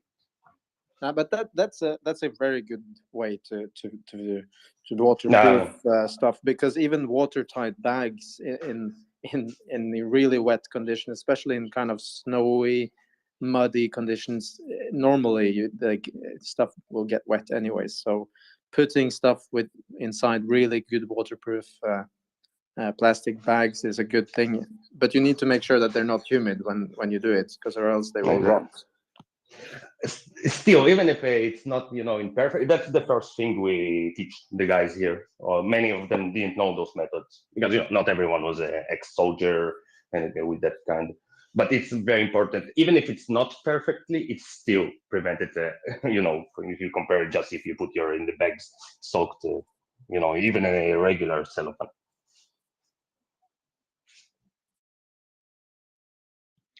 Per, just go ahead. Yes, Knutli, you also mentioned getting ill, or some people get ill. So what kind of illness do they normally get? I mean, is it pneumonia, or just a common cold, or influenza, or even COVID? Is it COVID a problem? Actually, to tell you the truth, we kind of forgot about COVID here. Probably yes, there is cases because it's similar to, but no one really put attention on that. Like it's just a usual cold, or angina. It is a cold. Usually it's a cold, yeah, that you get here. But COVID, I don't know. It's hard to tell if there was a COVID cases.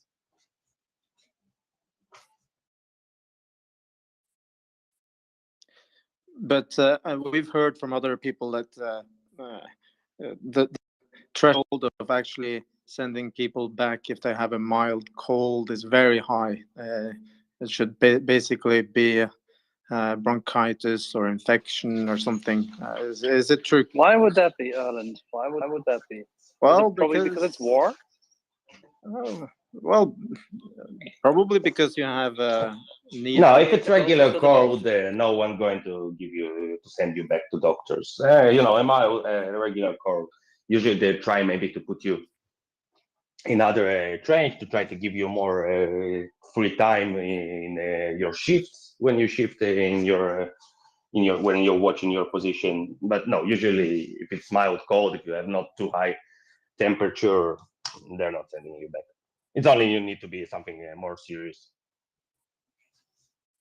But I guess people don't want to be sent back either, right? Yeah, if I have, if I'm coughing a little bit and I have sneezing, like there's no point to go. Like it's waste of time, and for the medics and doctors, there's a way urgent other cases that people. So people here, even a regular soldier understand that. So no one will cry, when you have a little bit of heat. It's a way different war than, for instance, how NATO has been fighting some of the wars, like in Iraq and Afghanistan. Smallest sign of it is sickness, and the soldiers often are put in isolation. Oh, really? Even it's weird. Okay, I didn't know about that. Well, at least in some armies, reasoning would be that you have mean in non-fighting armies? Well, no, even in fighting armies, but because you have had very small task units performing security in regions, etc., and you really couldn't afford to lose a squad to a cold or anything like that, or an infection disease. So that of course makes sense. I'm not. But that's why you're sending them to isolation, like different rooms that you try. No, that's what we did at least also in the IDF, because we had, when I was in Lebanon, there are some outposts that you only can get down with armored vehicles. You're not allowed to go, so you cannot go down, and those vehicles going only once in 2 or 3 weeks, so you're basically stuck. So it depends on probably where you are and what the situation. So if someone of us had a cold, no one will get evacuated from there, even in the case that everyone will be sick.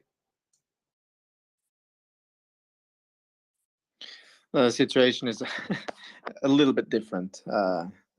Yeah, 100%. Everywhere, it depends on the. Well, you can it's very read dependable. Reports. You can read the reports of the 101st in Bastogne. Of course, everybody would have wanted to be brought back to the rear whilst they were being encircled, but nobody could afford to do so. And the same thing happened for the troops who marched there within 3 days to freedom under Patton. Yes, they were sick, but so fucking what? Let's get real. It's wartime.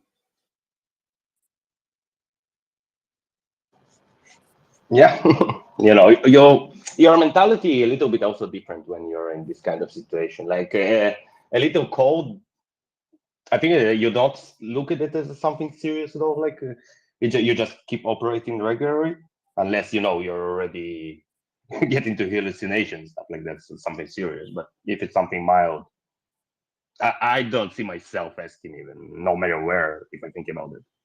But it's my personal opinion for what I saw. I don't know how it's working in all the units.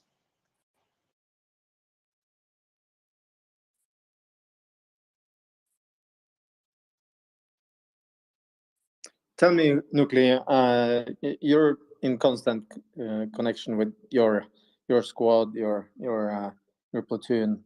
How is morale now? The last few days, what have they been saying? How was Christmas for them? And I don't know. Do you have both Christian and Jewish people in your unit? Yeah, we're definitely, we have like a total mix: Israelis, Ukrainians. We have from Georgia, people from Canada, from US. Most of us are ex-Russian speaker countries, like in our unit specifically.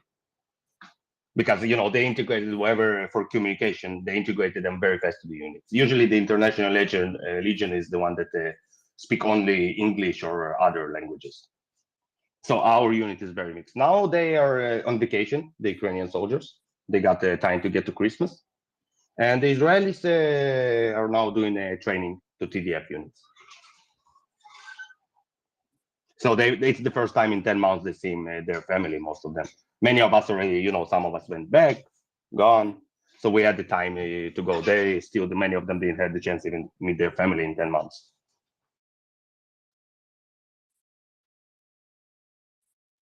So did you get any updates from how they're doing and how it is to be back? I guess that's rather special. Yeah, they got there, as I told. Most of them gone back to their families, the Ukrainians ones, for Christmas. They're now, everyone living in different cities, so everyone's split it now. It's like a vacation, a few weeks. You could call it like that. So now my unit is like totally split. Until, as I said, I won't mention, but yeah, they got few weeks to rest. It's very good to hear that you get rotated and rotated into holidays and also into doing different activity, still soldiering, but not necessarily on the front, to keep the activity level up and utilizing your skills. Oh, 100%. You need to keep your, also to give yourself to basics all the time. Because the usual skills sometimes they got forgotten, the basic skills in that kind of war. And it's also very important for mental, like to be in that kind of war for so long. It's taking the toll of you. I never experienced something like that close at all before. And I had a military experience before, but nothing similar.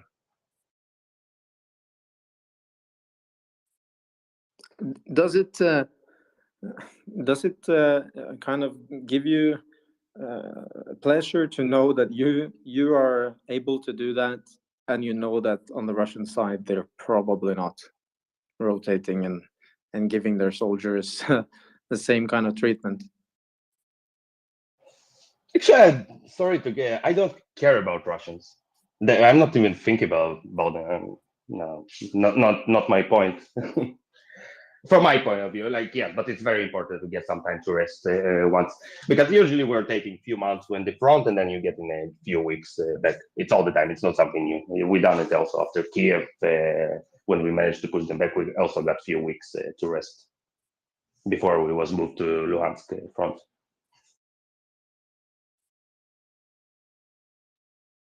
I just think it's very interesting to when I'm watching this from afar, and I'm always looking at the weak points, and you probably you don't rather want to think about this too much because of complacency, but we're here analyzing as keyboard generals, everyone, so it's a little bit different what kind of topics we talk about and questions we get in our minds. I love your focus and your commitment. It's really heartwarming to hear it. Oh, thank you, guys. You're doing it. As I said, I sometimes listen to you like when I was in the trench from behind. Yeah, you cannot open your phone when you're night front, but sometimes, I also got a lot of information to see how the people support and other, talk teams, and many people doing it. So it's very important job you're also doing. But yes, you must be focused. I'm not trying to think too much about things that not necessary to me there. Now I'm here in home Israel, it's all free and so good, so I can talk. There, I try to concentrate on other things, not to get myself too much distracted in some fields, because, as you said, losing focus can get to your death.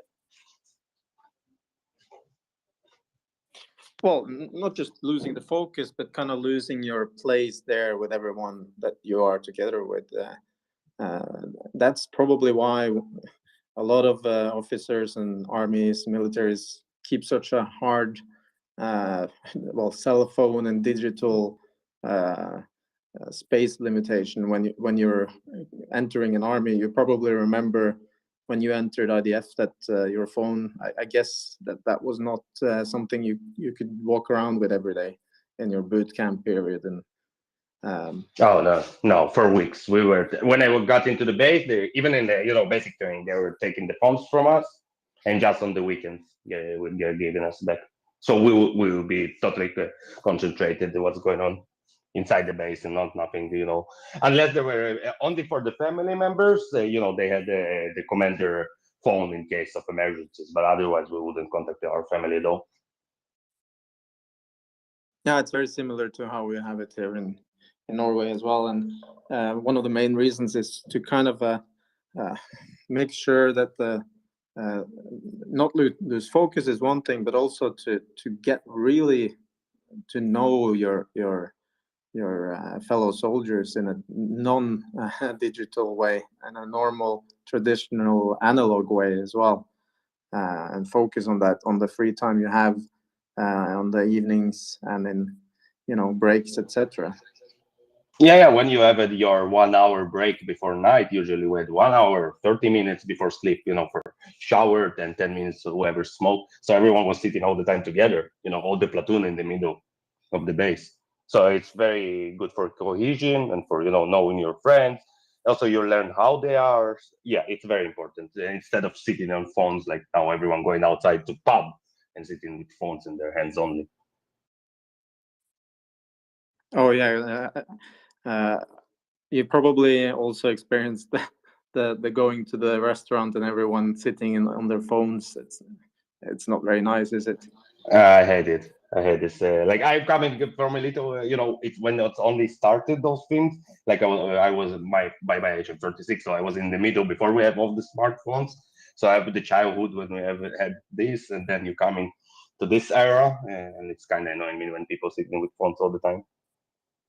But everyone doing whatever they like. In the end, we're free people, so everyone will decide for themselves what's good.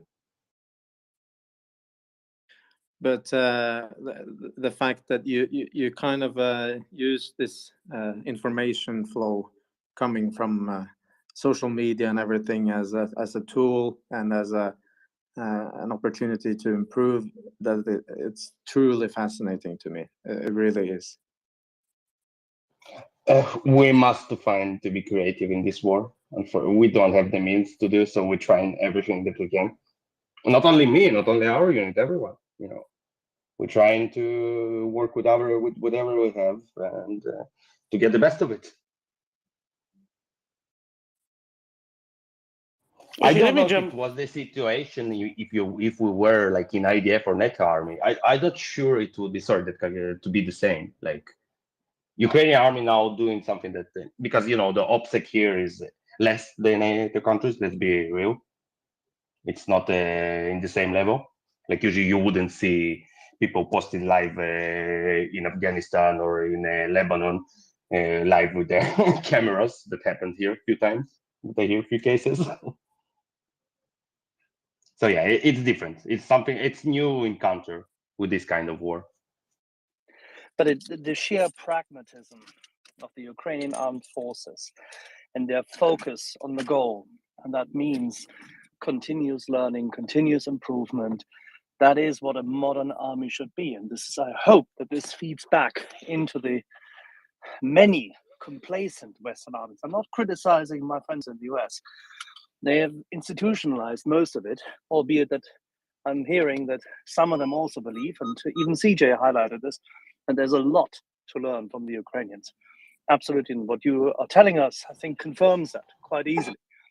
But I think the key aspect is that this being the first full-blown conventional war with a large front face involving millions of people, even if the troop size is small still, and we have to remind ourselves, yes, Ukraine has now close to 1 million people mobilized, but the pure combat troops plus the involved logistics troops are not yet near as sizable as even one army group on the German side in the Second World War on the Eastern Front, or 2 or 3 or 4 of the Soviet armies. So we're not talking that many individuals, but we're talking a lot of know-how, technology, gear, and training. and this being the first conventional war, there is massive amount of impact by modern technology, new communication, which, shall we say, bureaucratic organizations such as Western armies, without a real fighting course and without the expeditionary element, the Brits and the Americans, and to a smaller extent, to a very small extent by comparison, the French, have had, or the experience Israel has gained over the decades out of sheer existential defensive warfare. This now will percolate and will hopefully create a new culture of, shall we say, national engagement and professionalism and updated warfighting technique, strategy, tactics.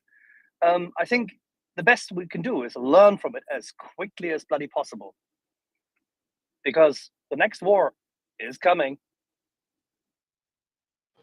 100%. It's just a question of time, as you said. I don't know where is the next one. Probably in the Middle East, the big one, as it seems. Iran involvement. It will come. It's just now a question of a few years. Everyone here in Israel already talking, like we are calling it the big North War. And idea preparing like crazy for that, because we know that also will be a war that we never experienced before.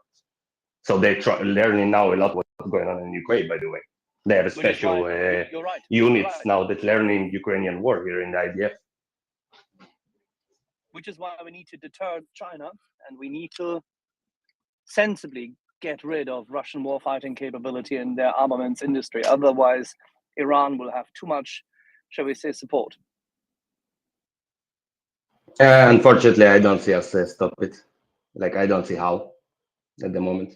But, you know, I'm not a politician.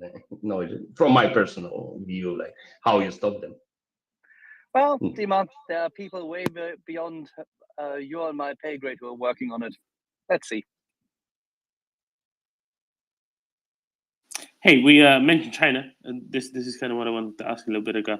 Nukli, when in Eastern Kharkiv Oblast, especially when you were taking Russian positions, did you see any Chinese gear at all? No. Optics, body armor, anything with Chinese markings on it?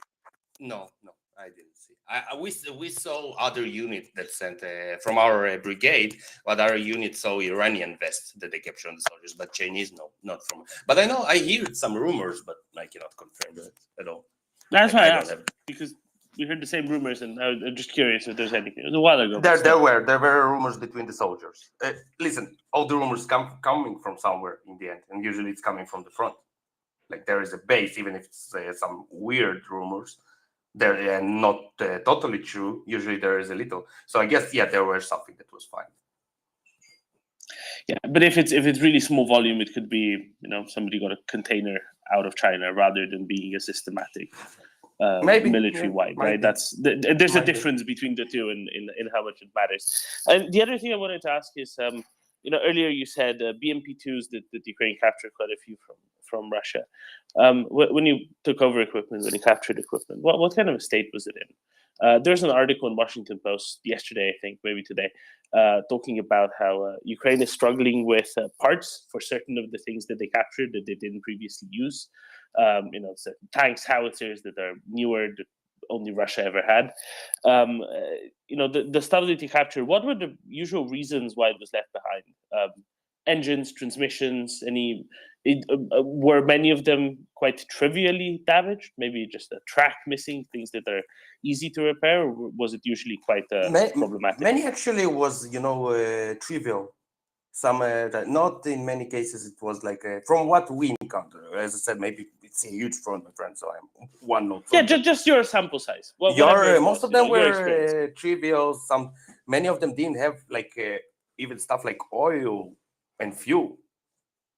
They were just, you know, if you went and they just abandoned the vehicle in many cases. So it's mostly, in my opinion, it was logistic. Like I said, it's logistic, but most of them in trivial from what I encountered. Logistics and then not caring, right? Not doing regular maintenance, not doing things that you should be doing every day, every week, every 200 kilometers all the time. All of that stuff, that seemed to be a problem a lot of the time, right? Yeah, it seems like that. Yeah, because we captured their huge base, maintenance base near Izum. with a lot of parts. They just didn't send them to the fronts, to the unit. The maintenance base, the stuff that was in the maintenance base, did it look like a lot of things, the equipment, the vehicles, have been there for a really long time as well? That they just didn't care to get around it? Actually, to tell you the truth, I didn't think about it, and I didn't pay attention, so I don't know. It's hard to tell, because it's not in wartime. It might seem to you like it's standing there a long time, but because of the extensive usage of that, God knows. So it's hard to answer that kind of question. If you had any buddies in the platoon that might have been really mechanically inclined, right? People who fix cars or tractors or something. Oh, we're infantry, and we many times use tanks, because we also have guys that were before the war. Also, two of my friends were in armor corps in Israel. So yeah, we sometimes started the tanks and BMPs and used them against the Russians if we had the tools and opportunity. Many times, yeah, we captured a few times the tanks, and our guys just hopped in and used it. We have in our Telegram channels, we move the, not a movie, how you say, short clips, how to use BMPs, how to start them. It's going on, and we're sharing between each other. Okay, excellent. Now, what I wanted to hear actually is that this is even better than what I wanted to hear. What I wanted to really hear is, what did those guys say? The guys that used to be around lots of heavy machinery, about the state that they found things. Were there lots of comments of, "Oh my God, what have they done with this thing?"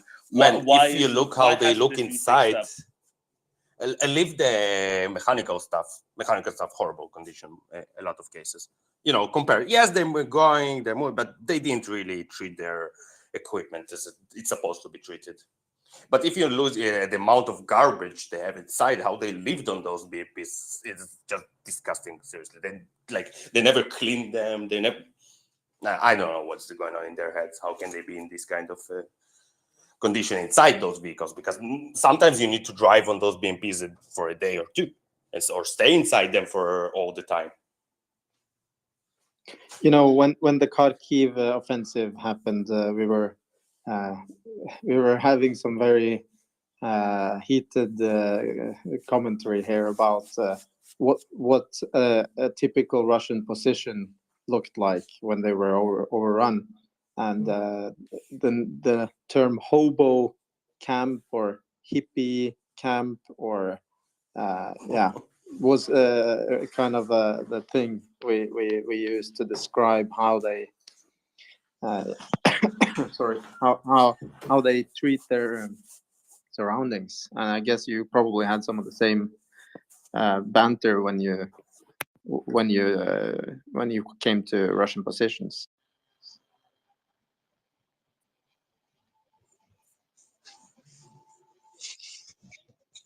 Did I lose you there, Knukli? Can you hear me? Yes. Yeah, sorry, it disconnected me. What was the last question? I missed it. Sorry. No, I guess you probably had some fun commentary when you overran some Russian positions about how they treated. You know what kind of stuff, insane stuff we found in their stuff, like in their. I don't want disgusting. Seriously, like it's all the garbage inside and never clean. If you compare it to our position, we're living in luxury compared to them. Seriously, they're like them and pigs. I don't know what's the deal with that. But as I told, it's not really. We laugh about that, but not more than that. Per, you had a question, but then your arm went. Oh, sorry. Can I just note one little thing here? They were there for a long time. They weren't on the front. There wasn't really active fighting, in around Izium, around Kupiansk. There were units there that were stationed there for a month, 6 weeks, and the thing that really shocked me was they didn't care. Like, they were there for weeks. There was no fighting. There was nothing to do. And what did they do? They just made a mess and nothing else. Listen, they didn't even, in many cases, they didn't use the new trenches. They just used, the Second World War and just equipped them anew. They didn't even dig a new trenches. It's insane.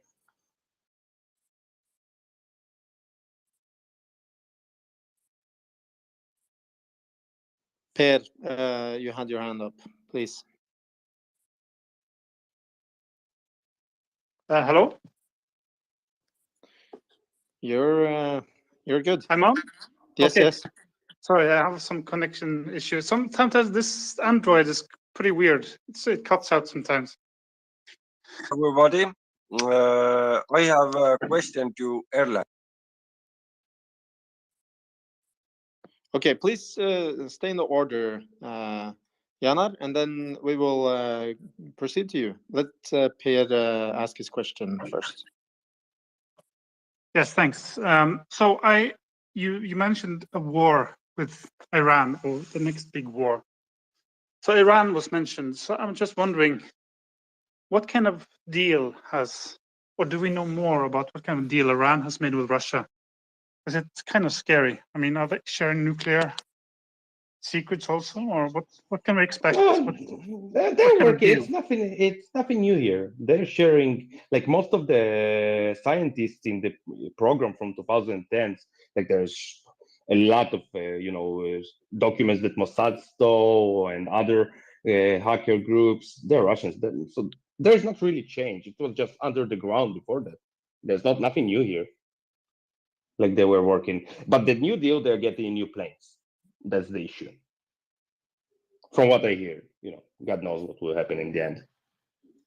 I heard mention of 1,700 drones, like the Shahid drones. Is that correct? Well, that's a deal in order to say pay back Russia for other stuff, as has been highlighted many times before. But what Dima just mentioned is extremely important beforehand. It is the strategic posture of Iran, and it shouldn't scare you. I mean, if you're American, you should talk to your elected officials, because it is the JCPOA which facilitated the whole matter escalating to that point. And as long as the administration allows itself to be represented in Vienna, which it did for quite some time until this was paused by the Russians in negotiation with Iran, obviously nothing will improve. At the moment, this is paused, but I'm sure at some point in time, this stupid agreement, this rather silly appeasement effort will rear its ugly head again, and then politicians in Israel will have to talk to their counterparts in America yet again as to why on earth we are appeasing those who believe that the missionary work of theirs and their utter, how shall we say, destructive impact on the world should be tolerated. But then, Dima, you can talk about Iran, I think, until tomorrow evening, right? Yeah, there's a lot of stuff regarding them. But let's see how we're yelling from 2002 already regarding that. But only now the Western countries time to wake up. But it's already too late, unfortunately, in my opinion. Like, unless there will be a strike on their facility, they already have enough. But even the Mossad head said they have enough to build a nuclear bomb. They're just waiting, and trying to negotiate, let's say it, better terms for them. But if they want, they already can do it. What did we learn about negotiating with terrorists and authoritarian regimes, Dima? It ends very badly, and in war usually. And nuclear Iran will change the world, because it will impact all the Middle East, and when Middle East impacted, it's also all the oil, all the gas, all the stuff here. It will be totally different story for all of us, no matter where you're living.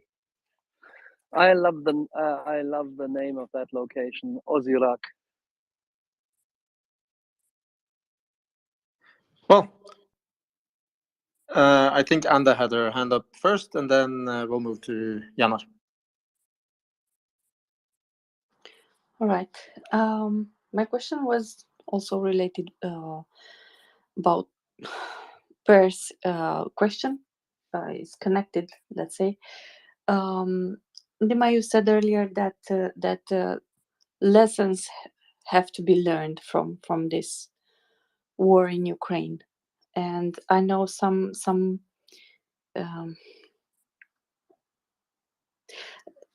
Let's put it plainly. What do you think that Israel can, for example, learn from Ukraine, from what's happening in Ukraine right now.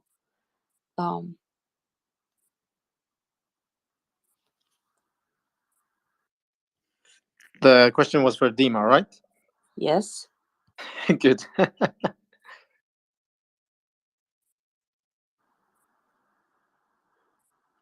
Dima, did we lose you there?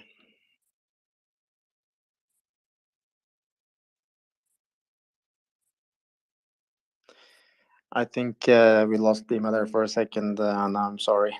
And I'm not in the. It's okay. I'm not a good person to ask this question, unfortunately. I'm sure Dima. I think Dima is maybe on or is disconnecting. I think he's disconnecting. My question was because we have seen at the beginning of the war, and we have learned that some Israeli troops went to Ukraine to help Ukraine, and this is why I was out.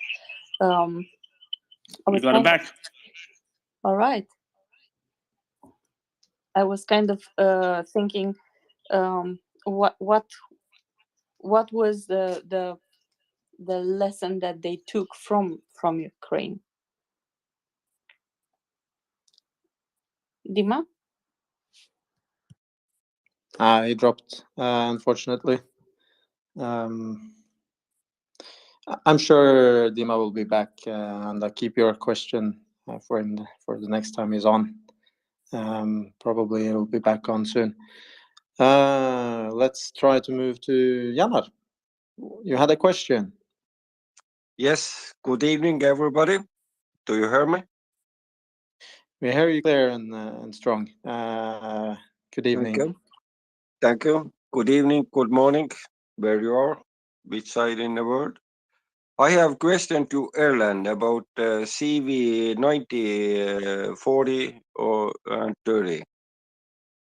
Like I understand, Norwegians, Finns and Estonians, we have 30 millimeter gun. And only Swedes have 40 millimeter gun. And if we look today war, actually, between Ukrainian and Russians, we see last war maybe was in the history Yom Kippur in the same level. And next level was maybe in Second World War, in my opinion. Maybe other guys think otherwise. It's not a problem. But Erland, if we look today, CV90 platform, in an Estonian point of view, in our terrain, woods, and stuff, it's a perfect platform for Estonians. I have living in Norway before. I was working in Hordaland, and I know Westland terrain. In the north and in the south, it's different, and in the east, in Norway. Okay. But if you look today, this war Ukraine, we see drones is important, even most important thing in a war. We need to have thermal vision. That's for clear. We need good cameras. But my question is, in the future and now, I think we need also drones to 3D modeling, scanning terrain. So in the future, we can move our steel forward. We have drones in the sky. We have thermal we have vision, and we have 3D terrain. So we can 3D is, I think, in a very important thing. So if we gonna move forward, as an example, battalion or division, so we see from a front what terrain is front of us, and I think in 40 millimeter is more important than 30 millimeter, because 40 millimeter has longer range. What is I don't know, maybe you understood my question or my thinking. What do you think you about Erland, about this question? Jana, or my thoughts?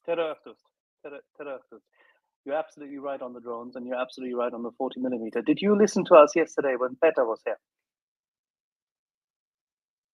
No. Oh, okay. I listened. From, I had sorry, Erland, I had little bit time for that. I listen some maybe 30 minutes, but I don't listen it that okay. Okay, we'll have this on Spotify. By the way, this is Axel. So, but brief summary, Axel. Both the 30 millimeter and the 40 millimeter would be great for Ukraine. The problem is best would be to equip them with one platform and not two different ones. As Peter, one of the leading experts on the CV90s, told us yesterday, he's been working with the CV90s for 25 years, first as an officer, and then as a now arms procurer for the Swedish government. So he went through this in detail. The main problem is to find one platform that is as similar as possible, and not with too many different upgrades, etc. Yeah, the 40 millimeter, great. 30 millimeter is also a very good cannon and has other properties. So they're both good, and their optics, their maneuverability is perfect for the Ukrainian territory. We know that's an IFV that is made to be moving through the Finnish and Swedish and also the Norwegian terrain. It would be perfect in Ukraine, in my opinion. Thank you, Erland. Thank you. Thank you for your question. But my personal, I think that we actually needed both of the variants.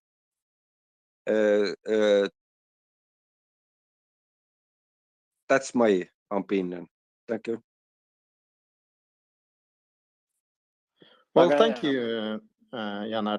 We'll move to Colby before I will drop down. Can we go to Anda for the question that you had earlier for? Yeah, can I answer her what you asked? And then, guys, I need to leave. So, and then I keep sorry to interrupt you. And in regard to what we can learn, there's already a lot. Let's say the mobile artillery.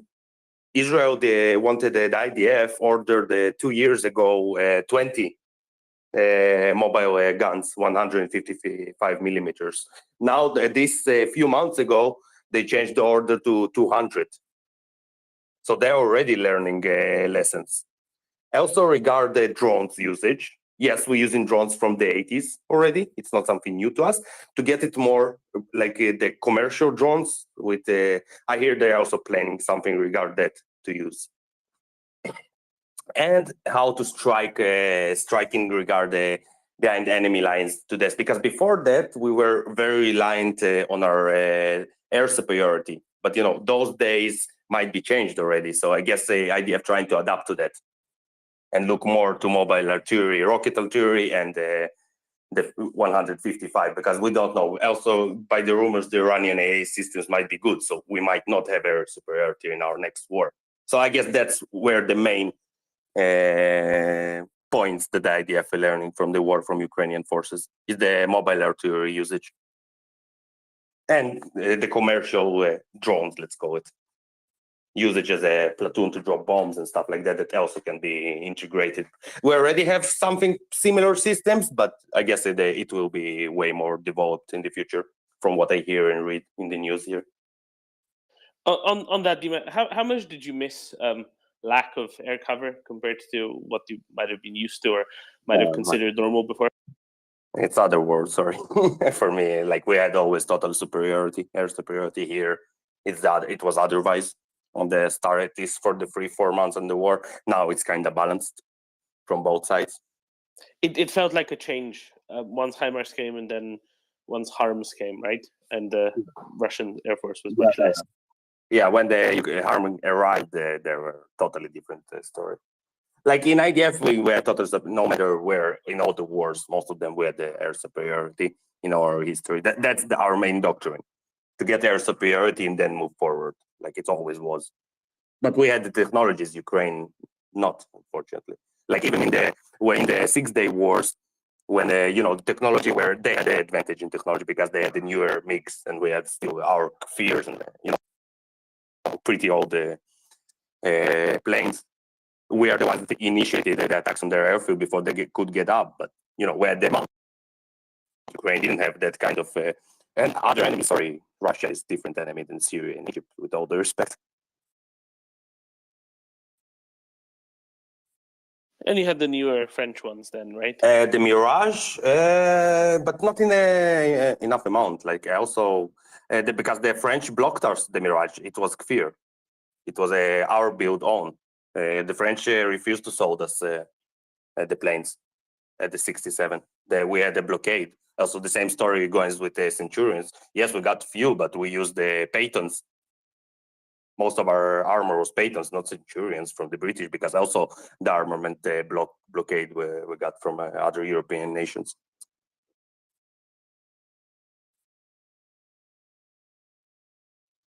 So in most previous wars until 73, the Arab had the advantage on us with technology and with numbers.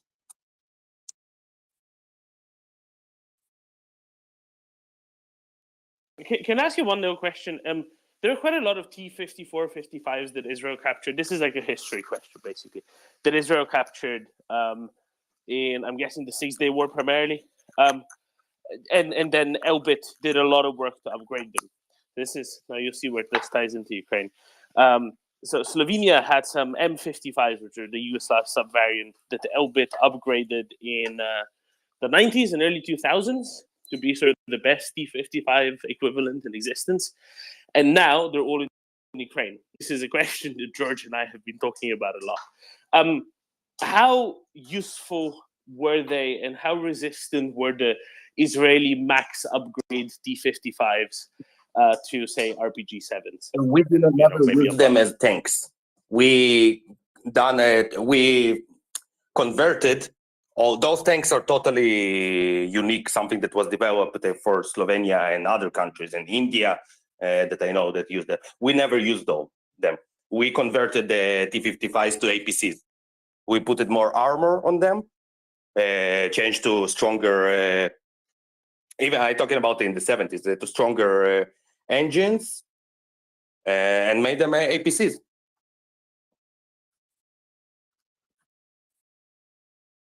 And made them into APCs. So did you rework the insides to fit more people, have hatch at the back? And I think they just use, the metal.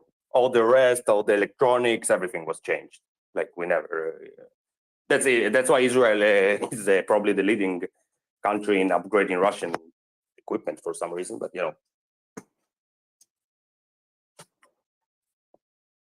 And this is what Israel's been doing with the Merkava as well, right? Older versions, they get converted into engineering vehicles, but also sort of IAVs, APCs. The Merkava 2 got retired like 2 years ago. Somebody was asking a few weeks ago, could Israel maybe send the Merkava 2? I'm guessing they've already all been converted to other stuff by now, right? Presumably. No, they actually still in the, how you call it, where you hold your vehicles and warehouse, parking lot.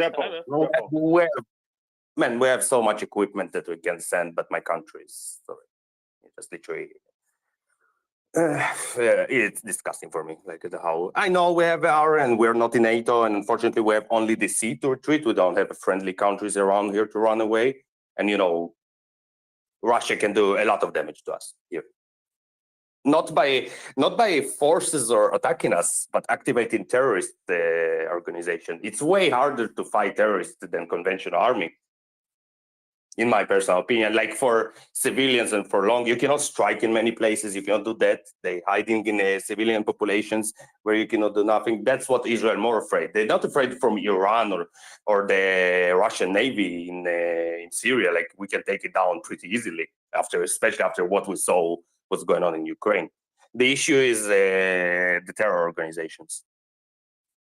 And the missiles that they can, they just barrage they can give a Hezbollah order and they have 60,000 ready rockets, Zilfahar, and the ones that are supposed to be sent to Ukraine.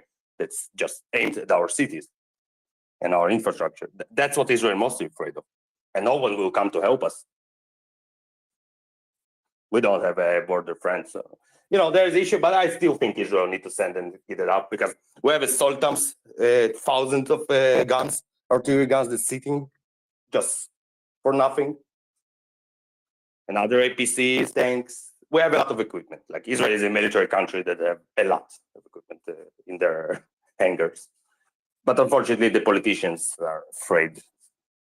And it will come to bite us in the ass in the end. Because no matter if we do or not do, Russia is going to help them to do it.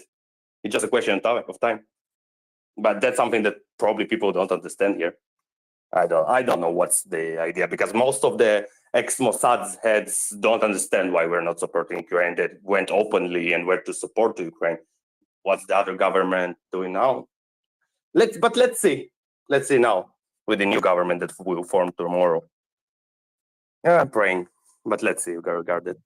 Well, if Bibi doesn't do it now, then nobody will. Yeah. But unfortunately, I'm pessimistic. Regarded. George? No, I was going to say, the incredible thing was that the Israelis took the Shermans that they had, the M4 Shermans, and made them into a version called the M50 and M51, or what called Super Shermans. And they put a 75 millimeter gun on it, and then a 105. But then, of course, like you and Kukli have been saying, is like they've taken the bodies, and what they do is they cut them open and have made them into APCs, recovery vehicles, things of that nature. But yeah, the Israelis have done a very good job at helping modernize some older equipment, including M48 Pantons and, like you said, the what used to be the T-55s for Slovenia. And they have a very good track record of doing that. And their applique armor is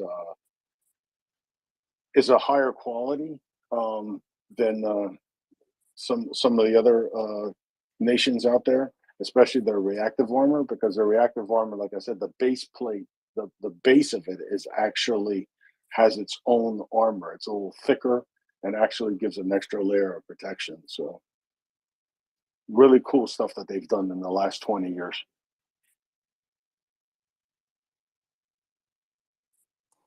Yeah, it's all started because we didn't have too much choice because of the weapon embargo. Yeah. We was to be creative. Yeah. As Ukraine now, you see they're doing insane stuff with some equipment sometimes. Same story. Yeah, because it's funny because in the 60s the arms embargo came from France, and the Israelis took the engines off some of their older their Mirage 3s. That's where they developed the Kifir. And it was the Kifir 1 and Kifir 2. Yeah. That flew up. The engines were American. The engines were Americans, if I'm not mistaken, if I remember right. They were manufactured here by license. Yes. Remember right. Yes, they found a. George, remind everyone, where did the arms embargo come from? France. Depends of Arab countries regarding oil. They said if Europe will sell weapons to Israel, they will embargo oil on us. Yeah, so France on Europe. And they pulled it in 73. and the French brought it forward because of their own specific interests and a policy which was despicable. Listen, we also, like, there were a story where Israel had free missile ships that were already built in France, and they, with crews, when the embargo came, and Israel just got up on their boats and sailed without French approval. We paid for it, yeah, but it was a funny story at the time when they just stole the free ships. The crew just went up on them and just sailed out. I'm going to say this is great, right? Because basically what you did is say, screw your export license. And this is something, well, re-export licenses that need to be ignored maybe a little bit in some cases. What happened afterwards? Were there any repercussions, or was it kind of the same as it would have been otherwise? Actually, I'm not sure. I don't know, because we stopped to work with UK and other European countries in '73. Like we started to develop our own tanks and systems and everything. Like we said to ourselves, we cannot depend on anyone, so we don't need to do everything alone. Golda Meir was right. Yeah, we almost lose the war because of those embargoes '73, because everyone refused to give American planes assurance to land and for refueling to get us. So we got the equipment for USA. Everyone saying that Israel was only saved by that, but the equipment actually get only on the last week of the war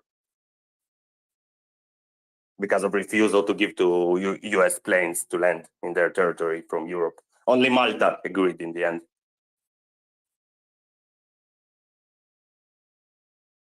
And that's also one of the reasons why Israel acting like that all the time, because we learned our lessons from our, let's call it, partners. That's also why Israel acting like it's acting now. Yeah, I mean, what they did was they forced the Israeli arms industry to go into overdrive, out of necessity, and start manufacturing a lot of things that they used to sell to Israel now became, made in Israel instead of being imported. And like Kugli said, the engines they got from the Americans were crucial, because what they did was they built a copy of the Mirage 5, which was a pretty good fighter at the time, but they just needed to make a few little dimension changes because the American engines were slightly bigger than the ATAR-9, the engines that they were getting from France originally. So really, really crazy work that they did. And like Nugli said, necessity, this is what the Ukrainians are doing now. They're starting. Exactly. That's what they will do even after the war, in my opinion. You can see them doing it crazy like now, but there's already talk like they're definitely going to expand their industry, defensive industry, and be a mega superpower after the win, in my opinion, because they're very creative people. They have a brains and they're very determined. So I see a lot of Ukrainian weapons in 20 years on the market in pretty high places, like Israel now selling. Also, the Mirage was developed with Israel. It was it was together developed with France, by the way, in the '60s. That's why it was so easy to copy the Kfir.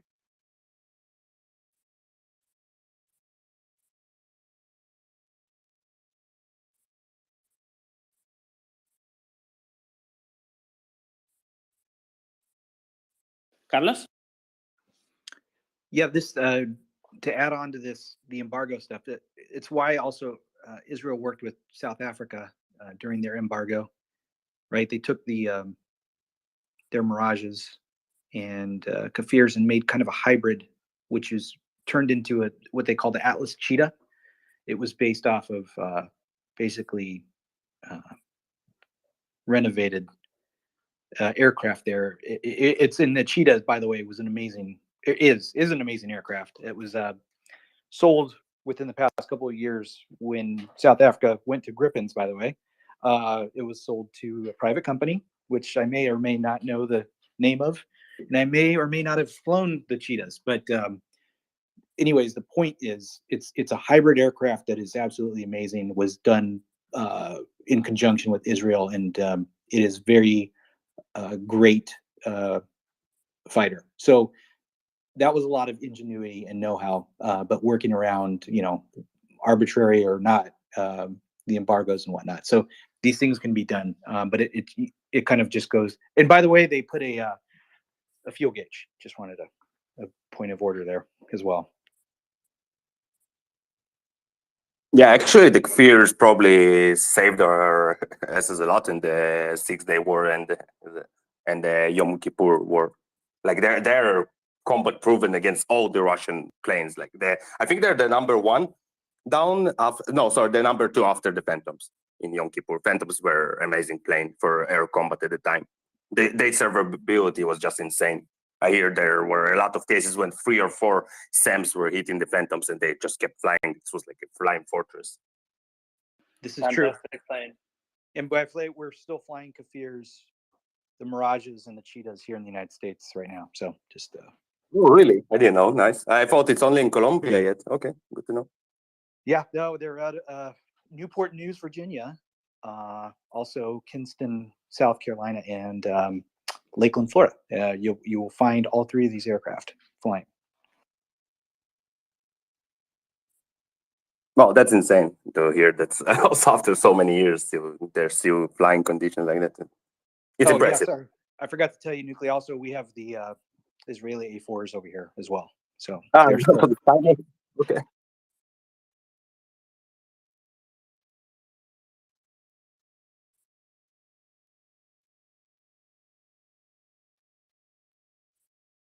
All right, good people. Who wants to volunteer to co-host?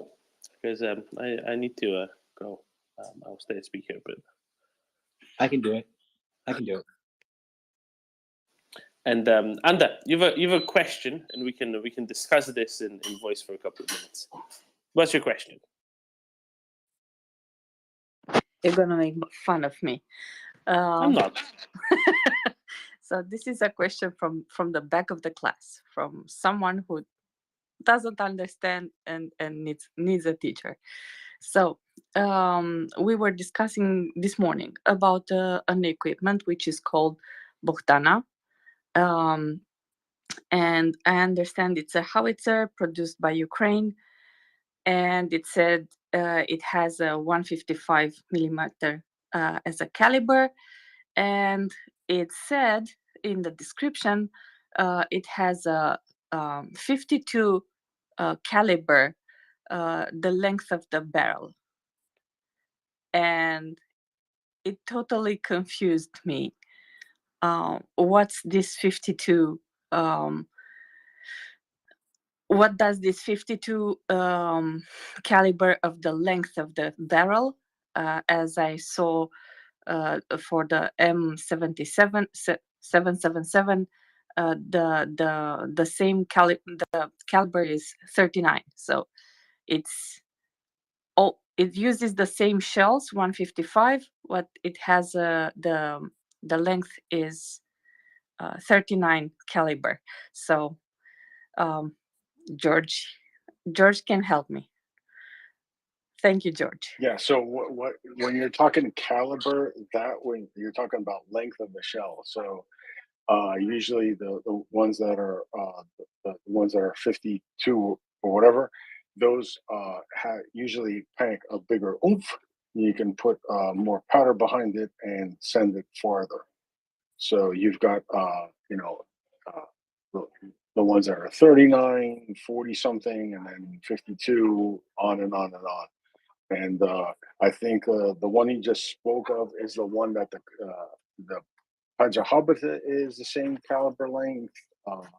The Polish crab is the same caliber length. And I think a few other of the self-propelled guns, I think the Caesar and the Archer both can fire that length.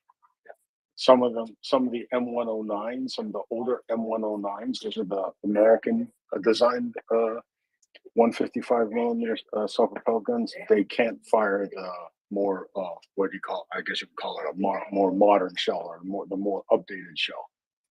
So that's what that is. That's the length of how of the breech, like how much powder you can stack behind that projectile.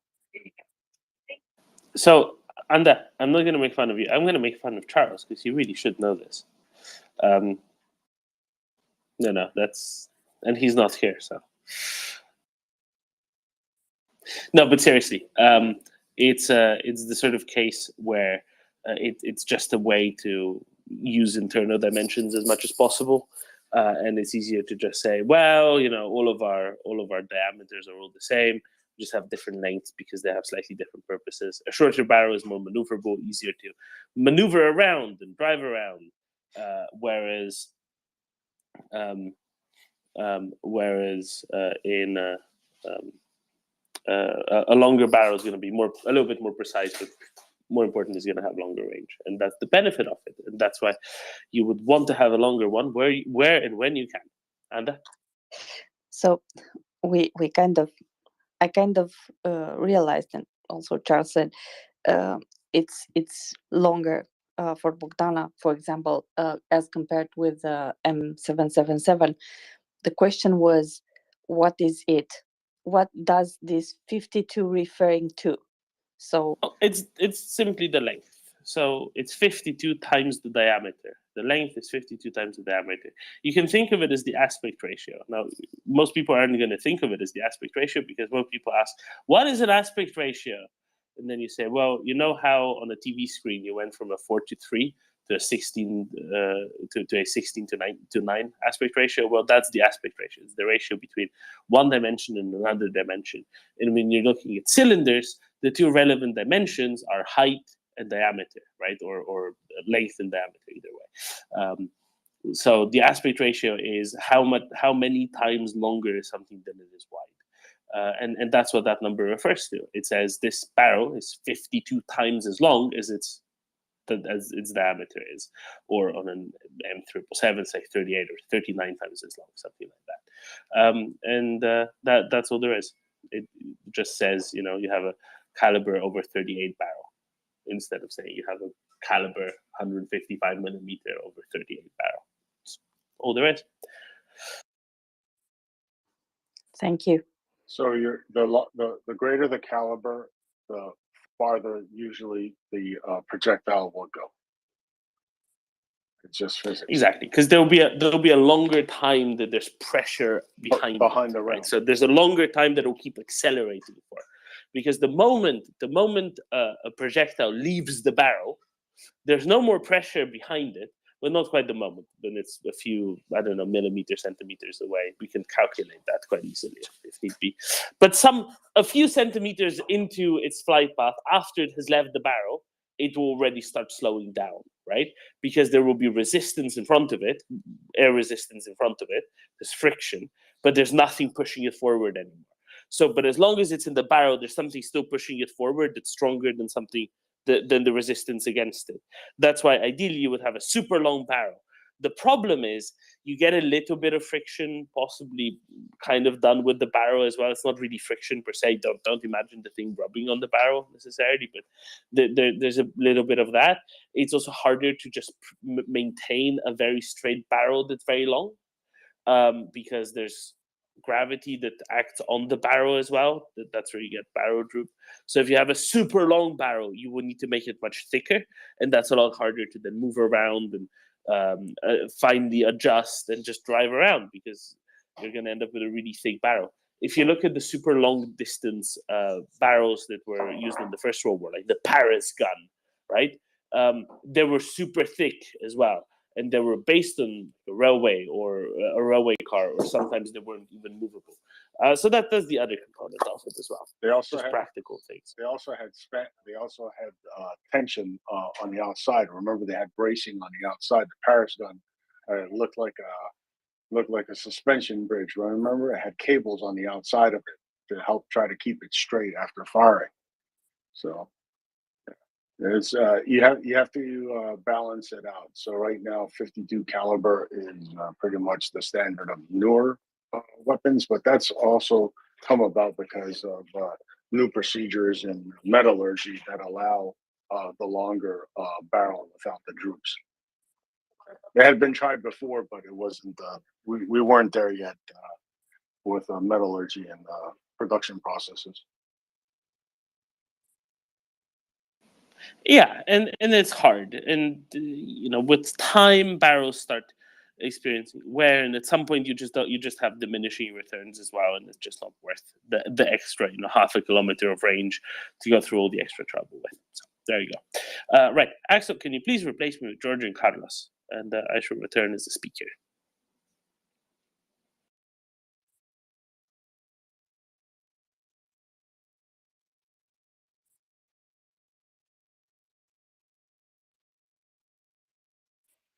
Not a problem at all.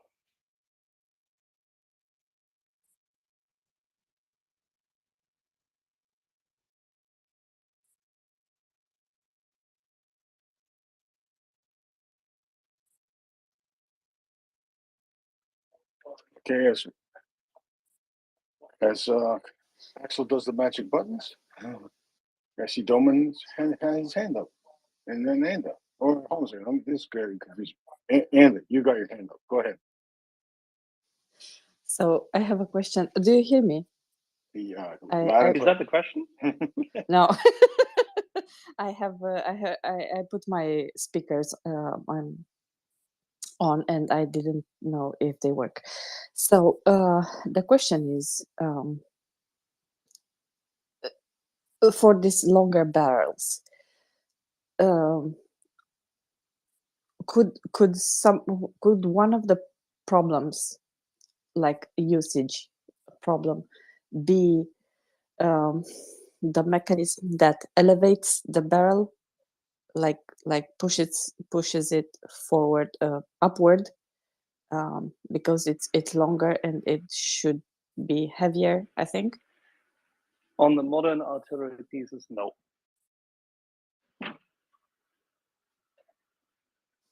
All right, thank you. Yeah, with the metallurgy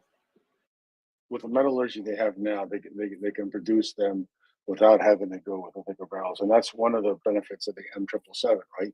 It's light enough. It's a lot lighter than previous, 155 millimeter howitzers that were, not mobile, that had been towed, and it's very light. You can move it quickly, put it in position, fire it, and then get out of there before counter battery fire happens.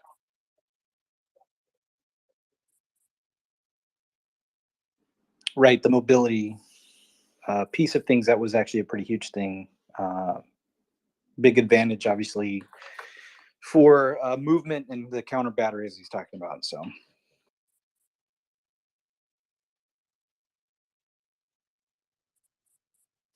Thank you very much. But I think we had, was it CJ or Colby that was talking about this before? Again, there's obviously CJ is kind of our artillery guy, right? So obviously the barrel wearing down over time and obviously firing inefficiently,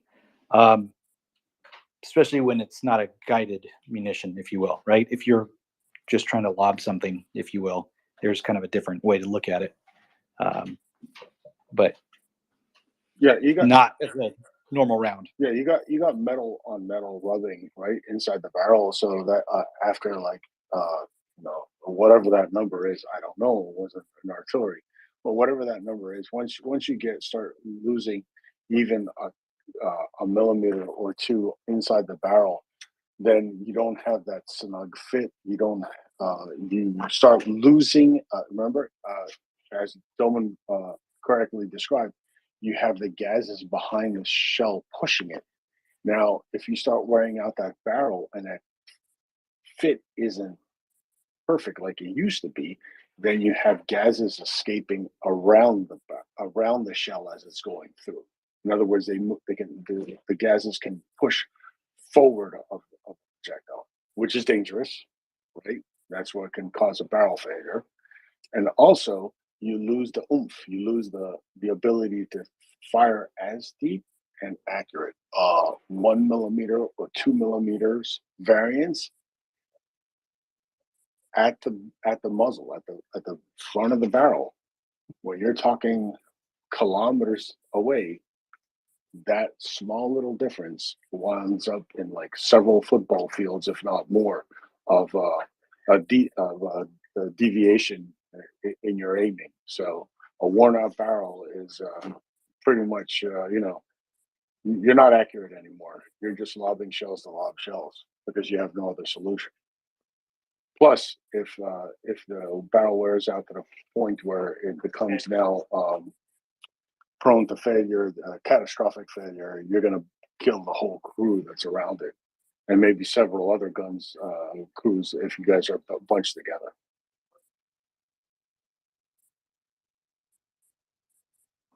I can't remember, but I think the number that was given the last time we talked about this was maybe 1,500 to 1,700 rounds, but could be off on that. So yeah, and that's going to be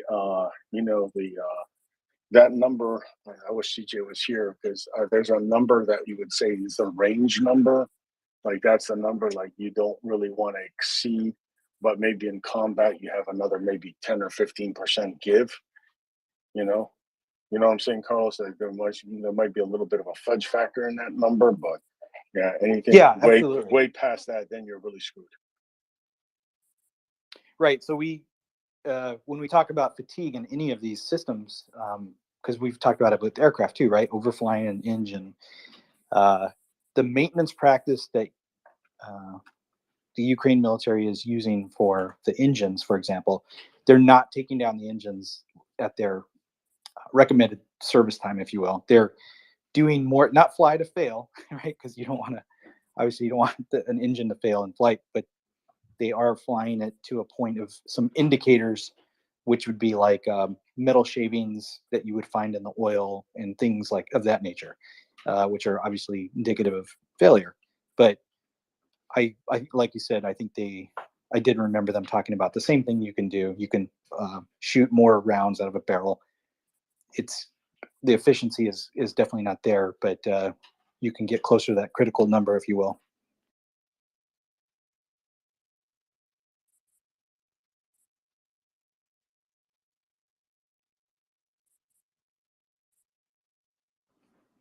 I think, Anna, you spurred a pretty good amount of conversation about that.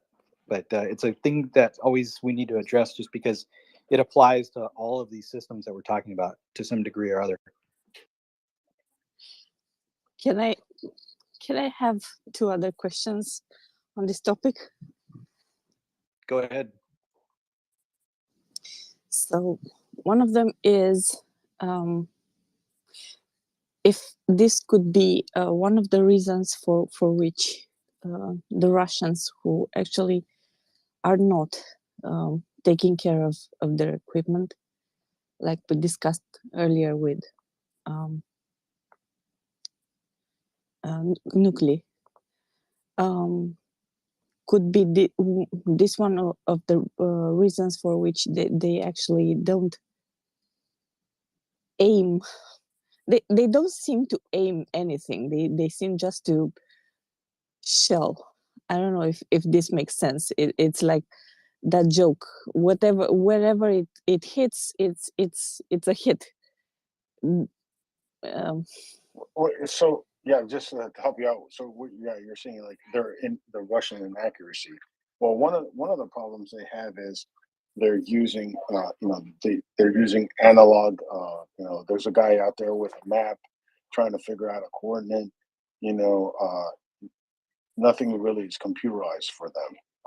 The other thing is that their weapons were made for mass production. Remember, we said quantity over quality, so they were never as accurate as Western systems.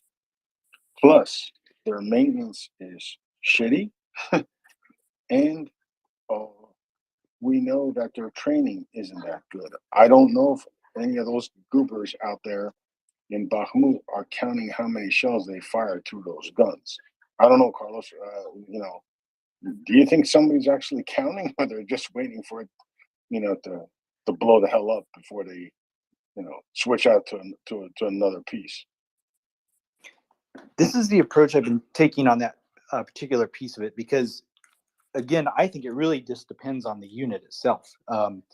So because you have you've had the brain drain because a lot of those guys got taken off the battlefield over time. You don't have the people who can do that.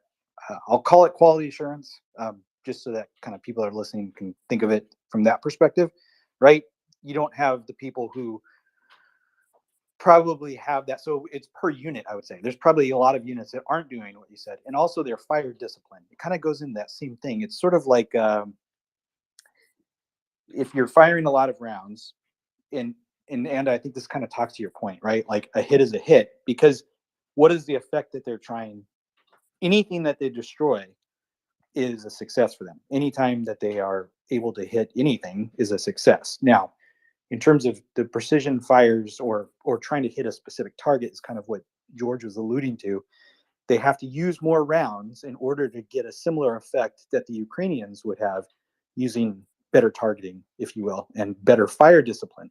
It kind of all leads into the same thing. If you're firing less rounds because you can use precision and you're taking out combatants, right, especially for the Ukrainian military, you are saving your barrels and all of the other stuff that goes in line with that. And also it goes to your munitions.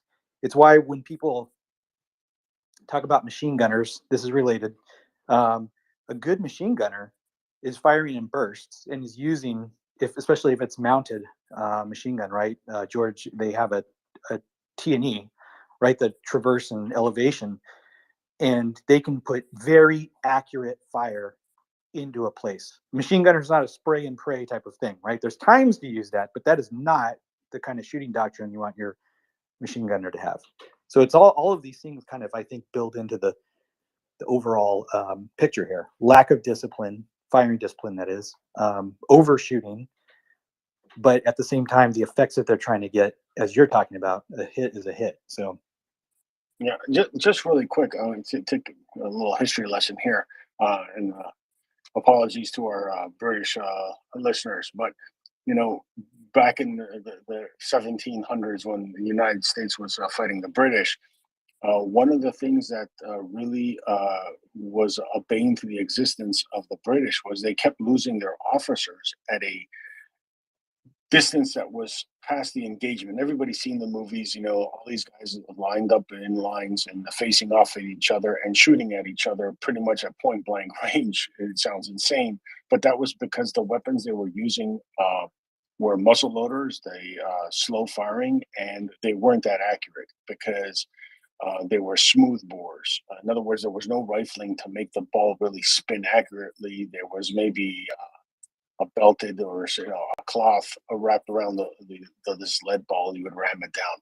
But some of the Americans, especially the irregular troops, they had what was called Pennsylvania or Kentucky rifle. It was a muzzle loading weapon, but it had rifling inside, and that small change of the rifling made it highly accurate. First of all, it was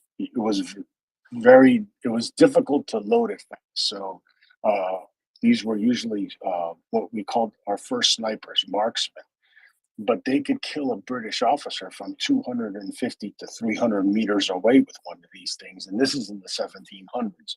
And that goes to what we're talking about, is the accuracy, of the weapon, the precision of the cut inside the barrel. The Russians, mass production, I have 30 pieces to the enemy's 5, and I'm going to put, X amount of rounds onto the target, and eventually, I'm going to destroy everything else around it, but I'm going to destroy the target, as I move forward. The problem is now the Ukrainians, they don't have to fire as many shells at them, and they can pick these guys off if they know they're there. So that's been a huge, that's why some of these precision fire weapons that the Ukrainians didn't have in the beginning of the war have changed the battlefield. So the shooting doctrine is different, not just by necessity, just by all the things that we talked about. And of course, the neglect, which can't be transferred over when you lose that, the brain trust, if you will. you lose that experience, and yeah, obviously the systems won't be taken care of as well. And now you're just kind of at the mercy of a fire to fail, I guess. Not a bad thing for us, so to speak.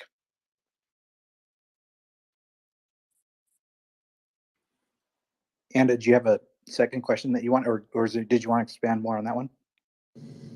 Actually, you kind of answered it. In the meantime, I switched from Wi-Fi to the network, and I lost all songs, so I needed to drop. But after I got the network back, I heard the answer, and you kind of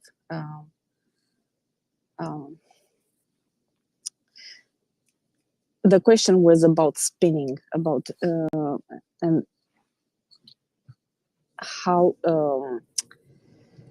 that gives accuracy to the shell, basically, right?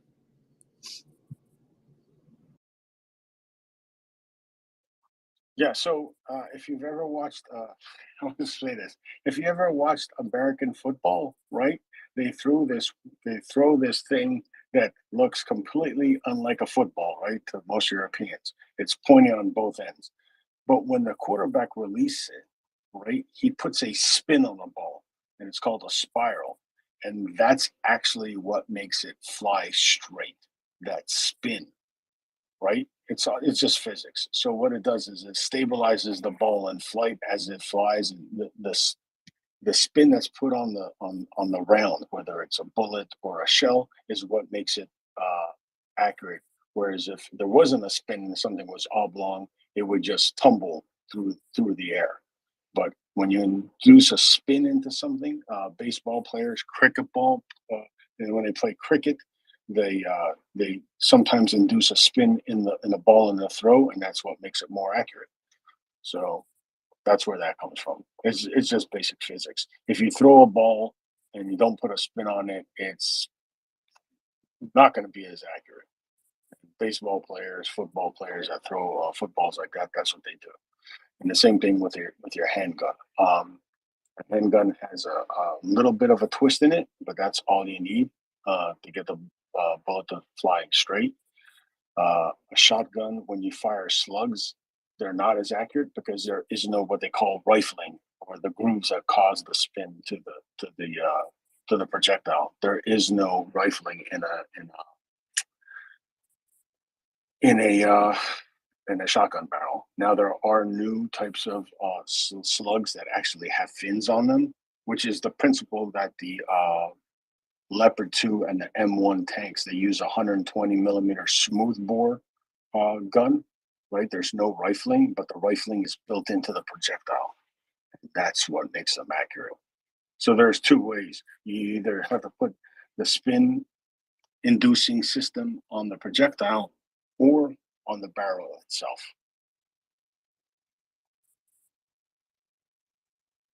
Which is kind of cool too, because that spin can be used in the arming of the projectile, right? So like the M209 grenade launcher, for example, relies on that spin in order to arm it, which is great, obviously, for protection of the person who's firing it. Yeah, that's all calculated. So if let's say you were to fire the grenade launcher accidentally and it only went like 20 yards, it's designed not to detonate. There's a certain safe arming distance. So in other words, the projectile has to fly a certain distance, and the engineers know that how many spins that would take to arm the projectile. And then once it passes that distance, now it's armed. Now it can, whatever it hits, it's going to explode. Which, by the way, this applies to the rifles, which you did talk about. Obviously, when the U.S. kind of moved towards short barrels for a while, when we were doing a lot of urban stuff, they had a different rifling. It wasn't as important, though, right, to have that because of the distance that the bullets were going, right, especially when you're doing the close quarters combat. And I can't remember if it was nuclear or somebody else had mentioned that obviously you're going to prefer now to have long barrels again for obvious reasons, right? The distances are a lot further to have that accuracy. And that's another reason, George, I was going to go back to something you were talking about. One of the important programs that the U.S. And specifically the Marine Corps brought was, instead of just having scout snipers, we made a designated marksman program. So to take longer barrels, give them down to the fire team size, so meaning four people, right? And have a designated marksman within that group who didn't get the full scout sniper training, but was much more accurate, had better optics and all this other stuff. And that's why that equipment, getting down to the, not just the platoon, right, where it's coming out of a weapons platoon, you're actually pushing that down to your individual units. So these optics are really big to the average infantryman, because it allows you to have more accuracy, right? Not just observation, which is just as important. Yeah, and it's funny because we went from the M16A2, right, which had like a 20-inch barrel, and then we went to the M4 Carabine, which had a 16-inch barrel. But we had to change the projectile on our 5.56 ammunition. We found that the older, the M193, the older 55 grain projectile coming out of a 16-inch barrel wasn't doing as much damage because it didn't have the velocity it needed. And if anybody's not familiar, that 5.56, what happens is the nose is very, very light, and it's a butt heavy round. In other words, the back of a round is heavier.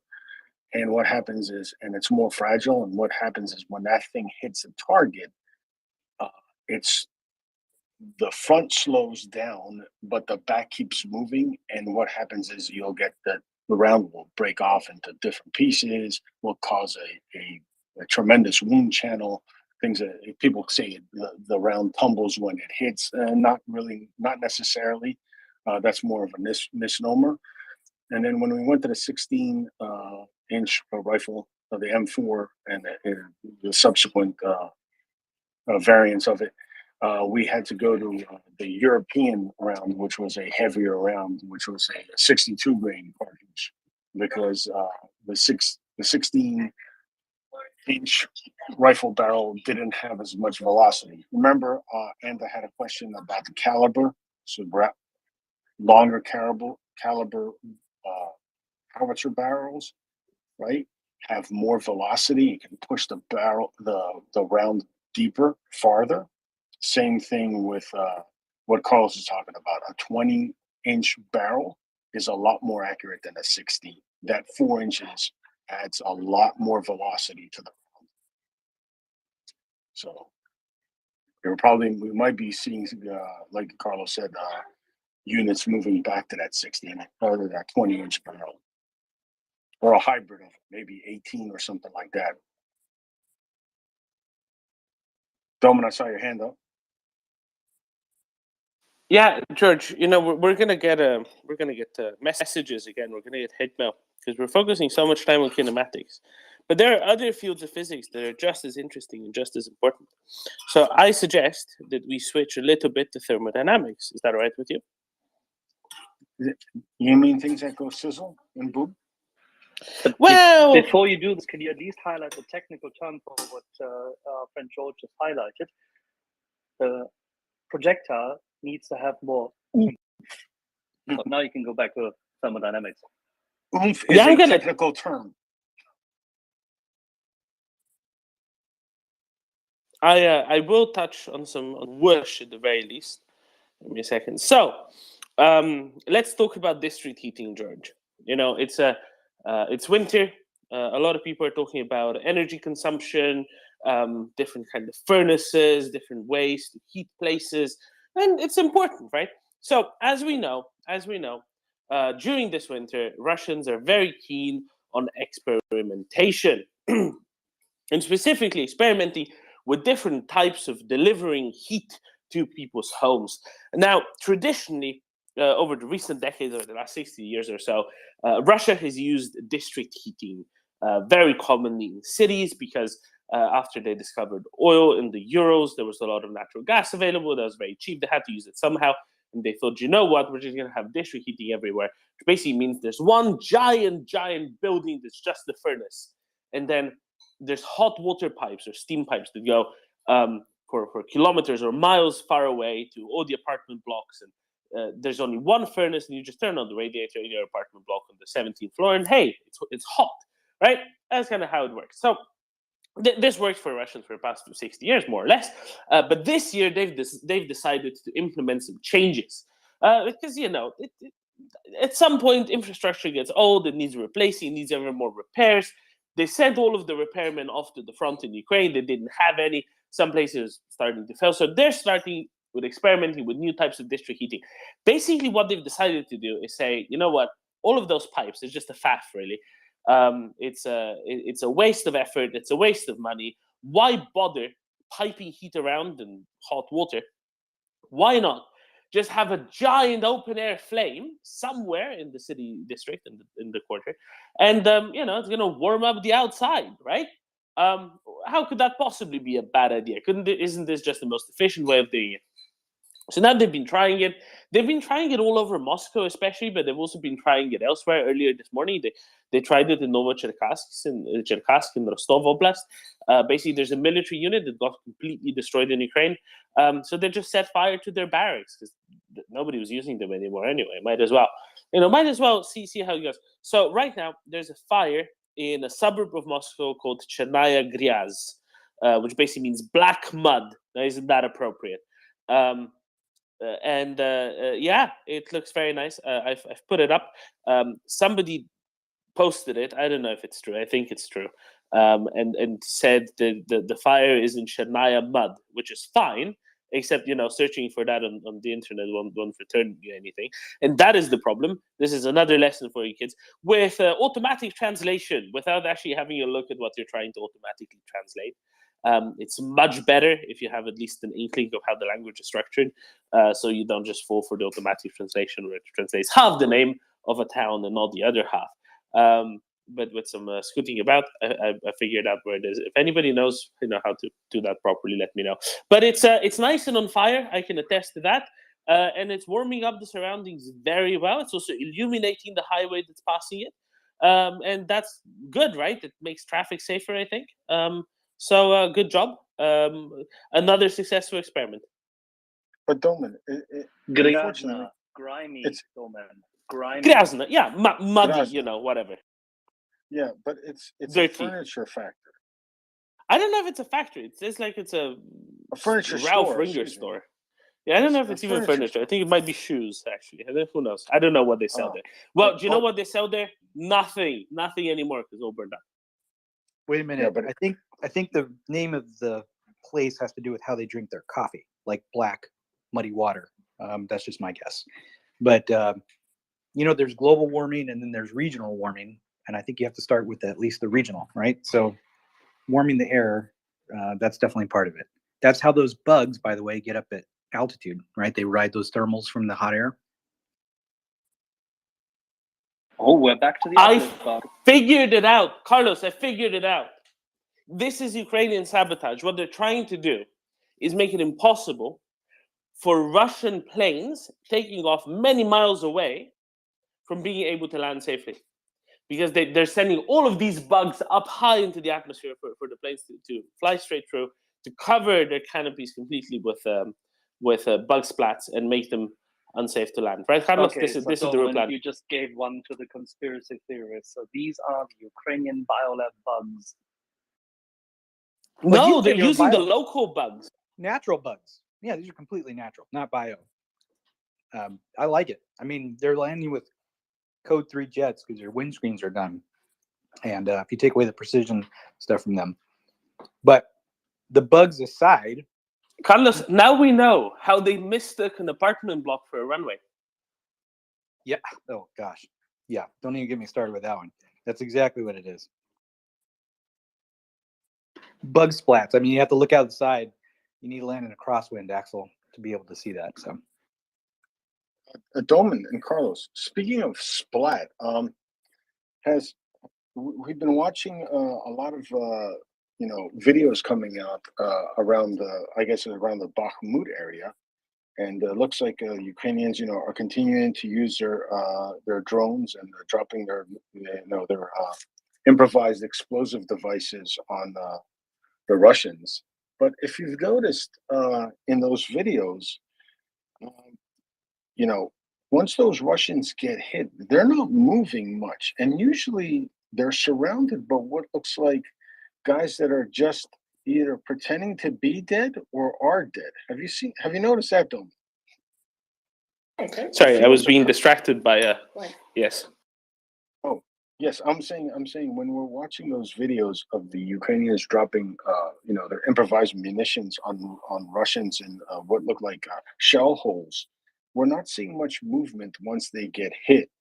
And then around them, especially on the ground around them, there's a lot of Russians that are either pretending they're dead or they are dead. Have you noticed that, Bill? well, Yeah, they're not following the training video, right, Doman? Do you remember that training video that they had put out? You basically roll away on the ground with your rifle, if you will. Somebody had put that out. I remember seeing it. Yeah, that was insane. Exactly. With a guy on the rubber mats rolling around like an eel. Yes, Yeah, yes, that was like cannoli. He was trying to make himself into a Russian cannoli. But yes, I haven't seen any of that training, Carlos. And these guys aren't moving at all. The good news is that also works for if you're on fire, right? Because you don't have to stop and drop anymore. You already dropped, and you just roll, right? Because the roll is the important part of putting yourself out of a fire. Exactly. But what I'm getting at is that it looks like a lot of these guys, a lot of these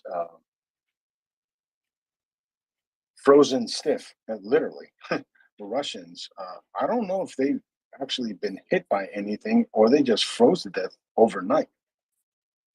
And the ones that are getting hit, and the fact that they're barely moving, we've said that before, like about a month ago. It looks like the signs of hypothermia. These guys are disoriented.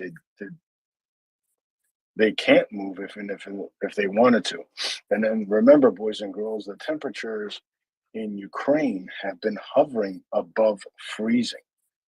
And this week, it's actually going to be in the 40s and some places in the low 50s in parts of Ukraine. So we haven't hit the official winter, the typical winter in Ukraine, where the temperatures can drop significantly below freezing and barely get above freezing during the day. So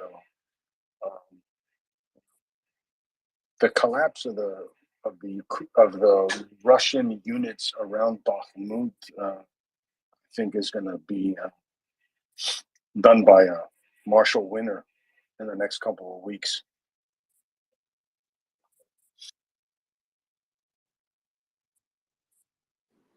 I'm still looking for. Sorry, Doman. Did you say? I'm not changing the subject. I'm just looking for. Did you have something about the fires you were talking about?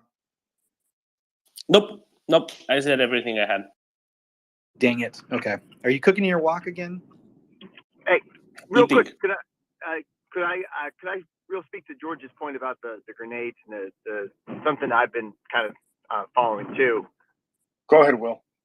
Yeah, so I think there's a couple of things, and I think that I've seen a lot of people, I think, underestimate the amount of damage that actually happens when one of those grenades go off that close. I do believe in certain instances it definitely looks like these folks have been exposed for a while. And I mean, there's a lot of telltale signs for that. And I'm not sure if that's just simply the tactics of how they're doing this by, combining with artillery. So they have to be in those little dugouts, or if they're, coming in early in the morning, these folks are, have been out in that all night long or have tried to do an assault at night.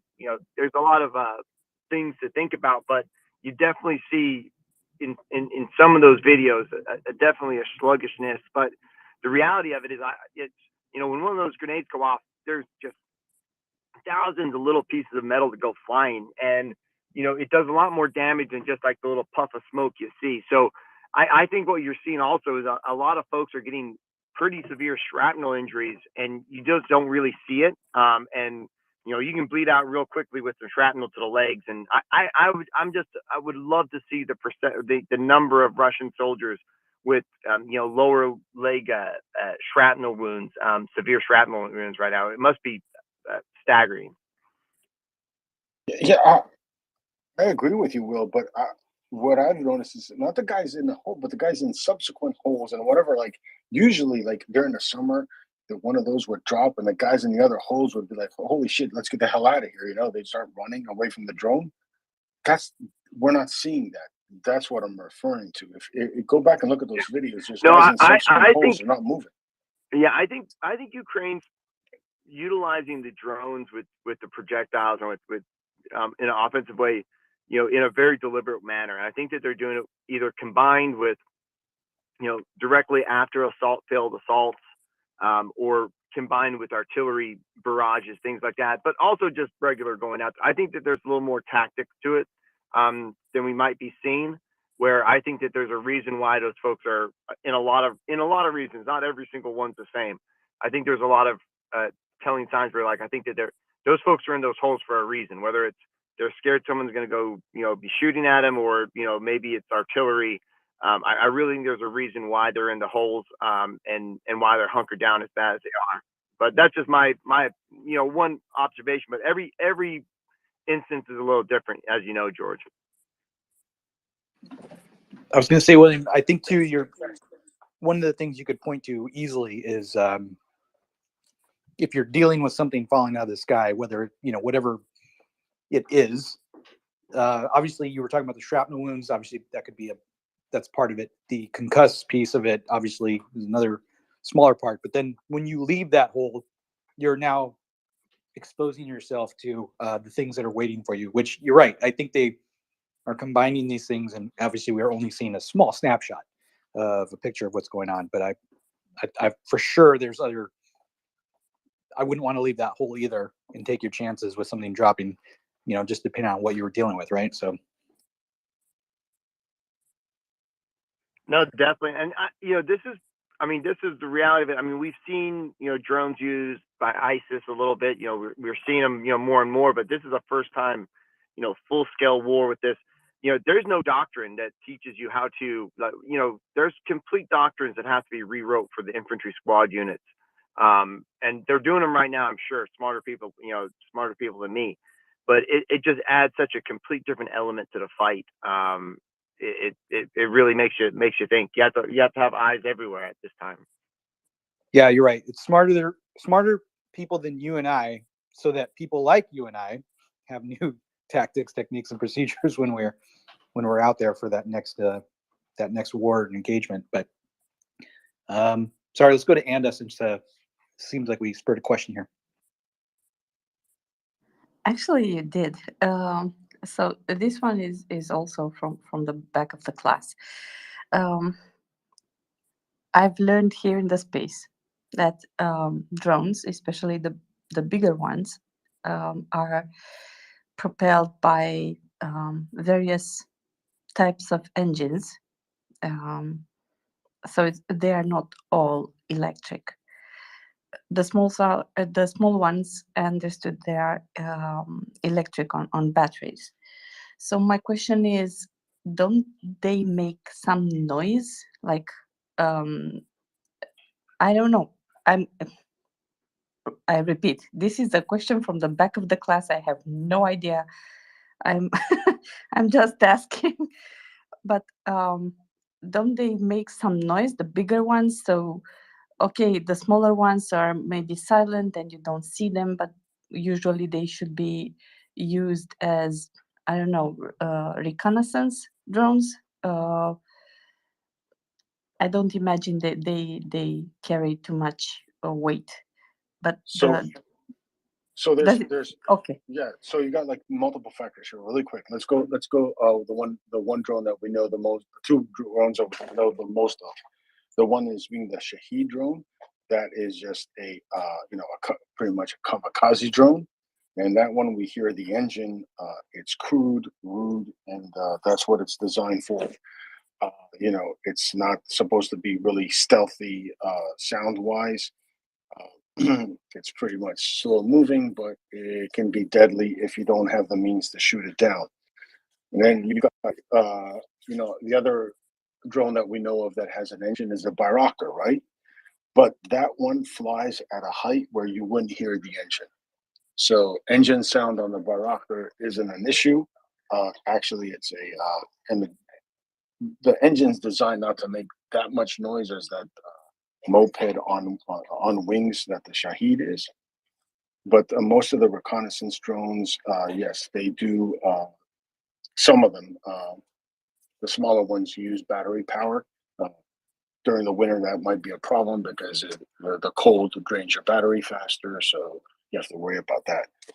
But most of the drones, the ones that have engines, like the real big ones, like the Americans have, the MQ-9s and things like that, those are flying so high that you wouldn't hear the engine. And that same thing with the Bayraktar. The Shahed drone, they really didn't care. They just wanted to make it as deadly and as cheap as possible. Okay, there's something else I'll add to this. If Sure, you look, go ahead. if you look at the tactical drones that they're using, the ones that are at the squad size and lower, if you will, those are the ones I think too that they have a very unique audible signature. Sounds like the little. I'm not going to make it. I'm not. Not going to motorboat my lips here, but you can hear them when some assumptions are made here. So one, it's a quiet environment. So if there's something not firing, you know, with the booms in the background or whatnot, you would definitely be able to hear that. I think a lot of people are annoyed with realtors nowadays because they use these drones to take pictures of homes, and they're pretty annoying. You can hear them. They're not super loud, but they're enough to have this hum or buzz in the background. Sounds like maybe like a bee, except louder, obviously. And so they do have a visual signature, but when you have a lot of things shooting in the background, you wouldn't be able to hear those. The second part of that is hearing protection. So if the guys aren't wearing hearing protection, their audio acuity is lower, and you'd be shocked at guys that I spent a lot of time with who didn't use hearing protection of those humming that they just can't hear it. So there's just, I mean, there's a lot, there's weird, that's the human factors piece of it, I will say. But everything has a visual signature to some point. They've gotten a lot better in terms of like if they have more propellers, you know, and they're not beating the wind as much per like propeller, if you will. They have less of a visual signature. So there's a bunch of nuance to that as well.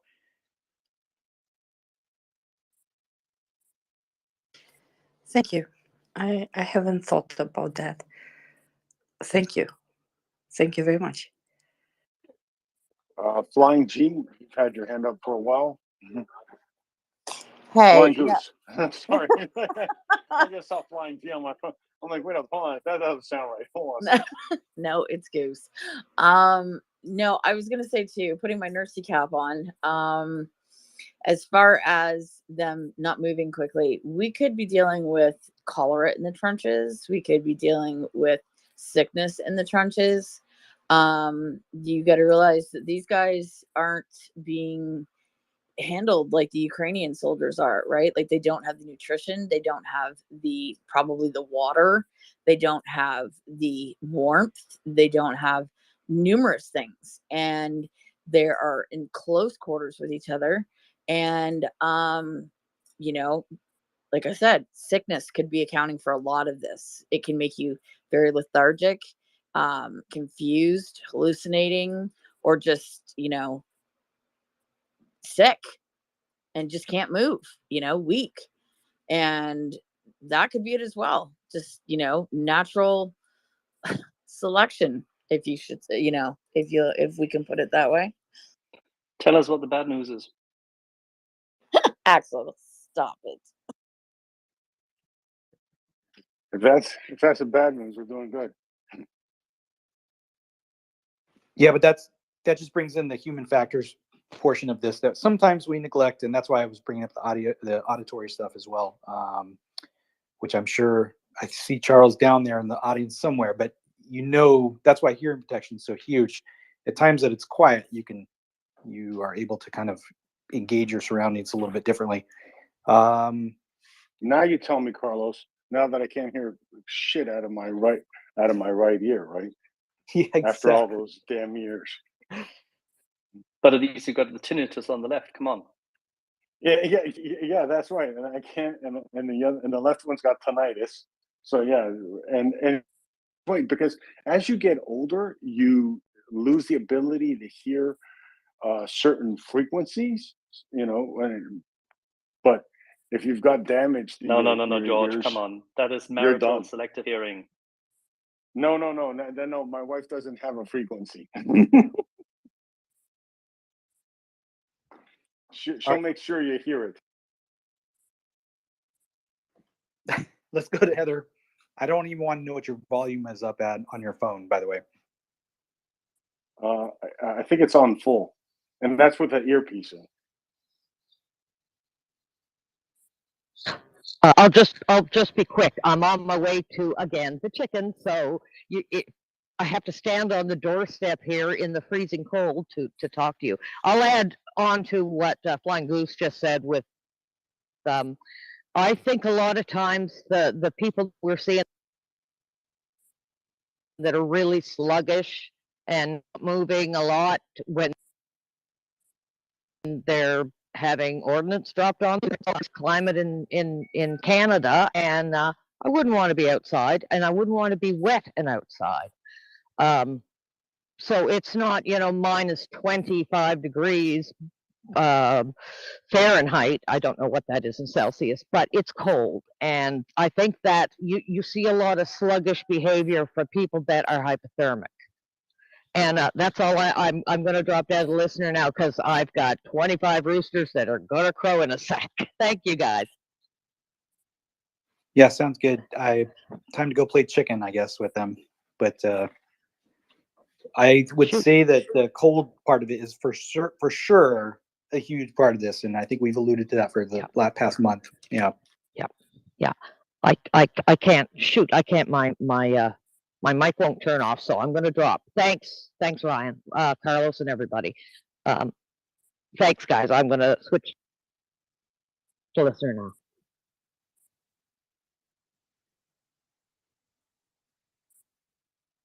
Perfect. Whiskey, I know you want to chime in on the drone stuff for sure. Go ahead. Man, am I that predictable? Carlos, I was just gonna like you were describing like the sound of some of these commercial smaller electric drones, the quadricopters, particularly the Maverick 2s and the Maverick 3s that are very commonly being used over there. And yes, they are much quieter than, let's say, the Shaheed 136 flying mopeds. But the smaller, what I wanted to add was that there's actually smaller drones like the Mini 3 Pros. They're almost just as capable as the Mavic 2s and 3s, but they're a little bit smaller and a whole hell of a lot quieter. In fact, you get them literally maybe 100 or more feet off the ground, and on a perfectly quiet day like we have here in the Sierra Mountains, you cannot hear them flying, and they're even harder to see. But they have a very similar video, quality of video to, like, let's say, the Maverick 3s. But yeah, I just wanted to add that some of these smaller drones. But lately, one other thing I'd like to add is one of the things that we've been kind of discussing more in the evenings whenever the topic of drones come up is I've been talking about these FPV drones, which we're starting to see more and more video of them coming out. A lot of these FPV drones, they're extremely fast, highly maneuverable. They're pretty much almost like racing drones, or like what you would call a Cinewhoop. And those drones, even though they're even smaller, they're extremely loud. and there's not a lot that you can do about that. Whereas with the Mavic 2s, the Mavic 3s, and like the Mini 3s and Mini 2s, there's aftermarket replacement propeller blades that you can get for them that are a lot more optimized than the ones that come from the factory stock, and they have better lift, better flight, better battery duration, but most importantly, they knock a few decibels off of the sound that's being emitted from those props. And that, yeah, that's about it. That's all I wanted to add. Thanks. Yeah, perfect. We really appreciate that the granular detail of some of those things, because it's actually what I like Whiskey is that people can now go look up some stuff, and then as we share it, you kind of get an idea of what these things can do. I think the other part, and I don't know if you're familiar with these drones or not, but again, this is something from experience using Puma and Raven, which was a UAS system, right? They were incredible. You can hand throw them to launch them, but the visual signature was low because they're the size. They're pretty big. I mean, they're about the size of a human, a little less than that, obviously. Let's call it 4 feet by whatever.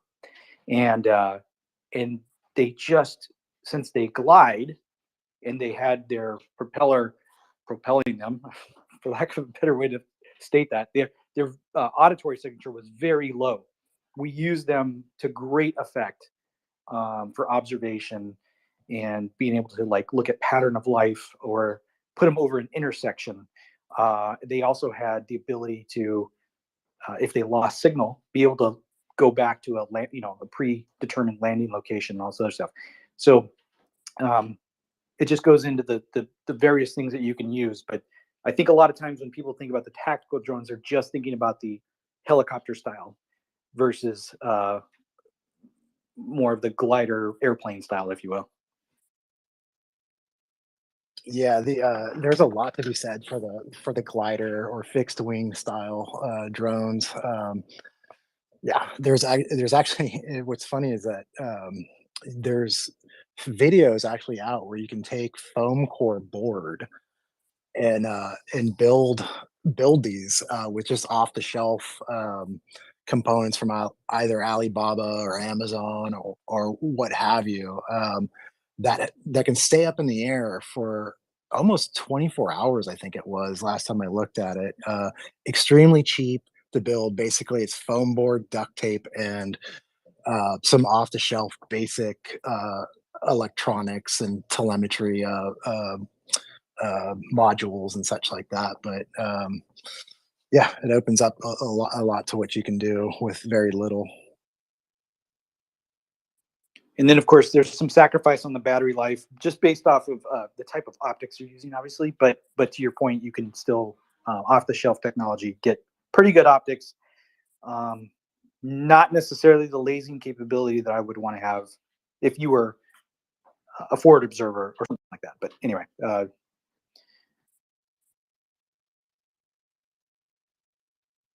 Yeah, 100%. I was just thinking I mentioned that just because if you're looking at traveling a long distance and staying up in the air for a while observing and don't want to have a lot of money into it and don't care if it gets shot down, it's a good option.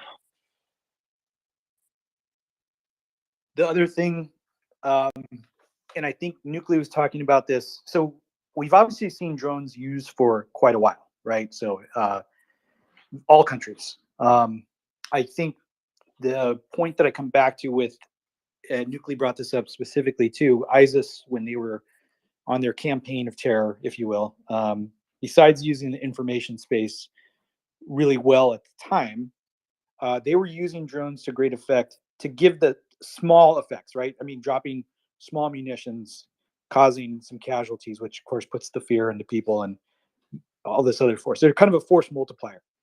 That's why if you're in a foxhole, if you will, if you get out of your foxhole, you have to deal with direct fire, right? If you're still in there and you don't have overhead cover, you have indirect fire, and now you have the possibility of these drones. I think the bottom line that we have to think about sometimes when we notice the drones, like the ones I talk about, if you're out of your house and you hear a kid flying a drone around, you know, we're talking about a very a combat environment. It's loud. Your hearing is, you know, either degraded or whatever, and it's cold and all the human factors we just talked about. So there's so much to deal with. Earlier, I talked about the problem too with drones in the airspace. If you have hundreds of drones in the air and you're flying your rotary or fixed wing and in the low altitude environment, it now becomes a major hazard to your aircraft.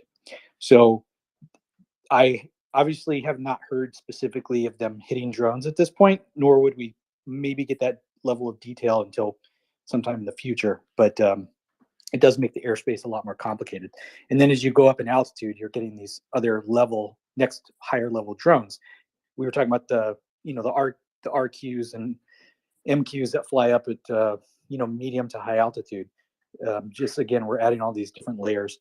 And by the way, we have now the competing airspace with the indirect fires, right? Coming up through altitude and then coming back down through an altitude in order to hit their target. So it's a very complex airspace over the battlefield. Yeah, absolutely. I like you were just saying like the artillery. I'm surprised with how many drones are in the air. We haven't heard yet of one getting taken out, but I on the other hand, I really doubt we would.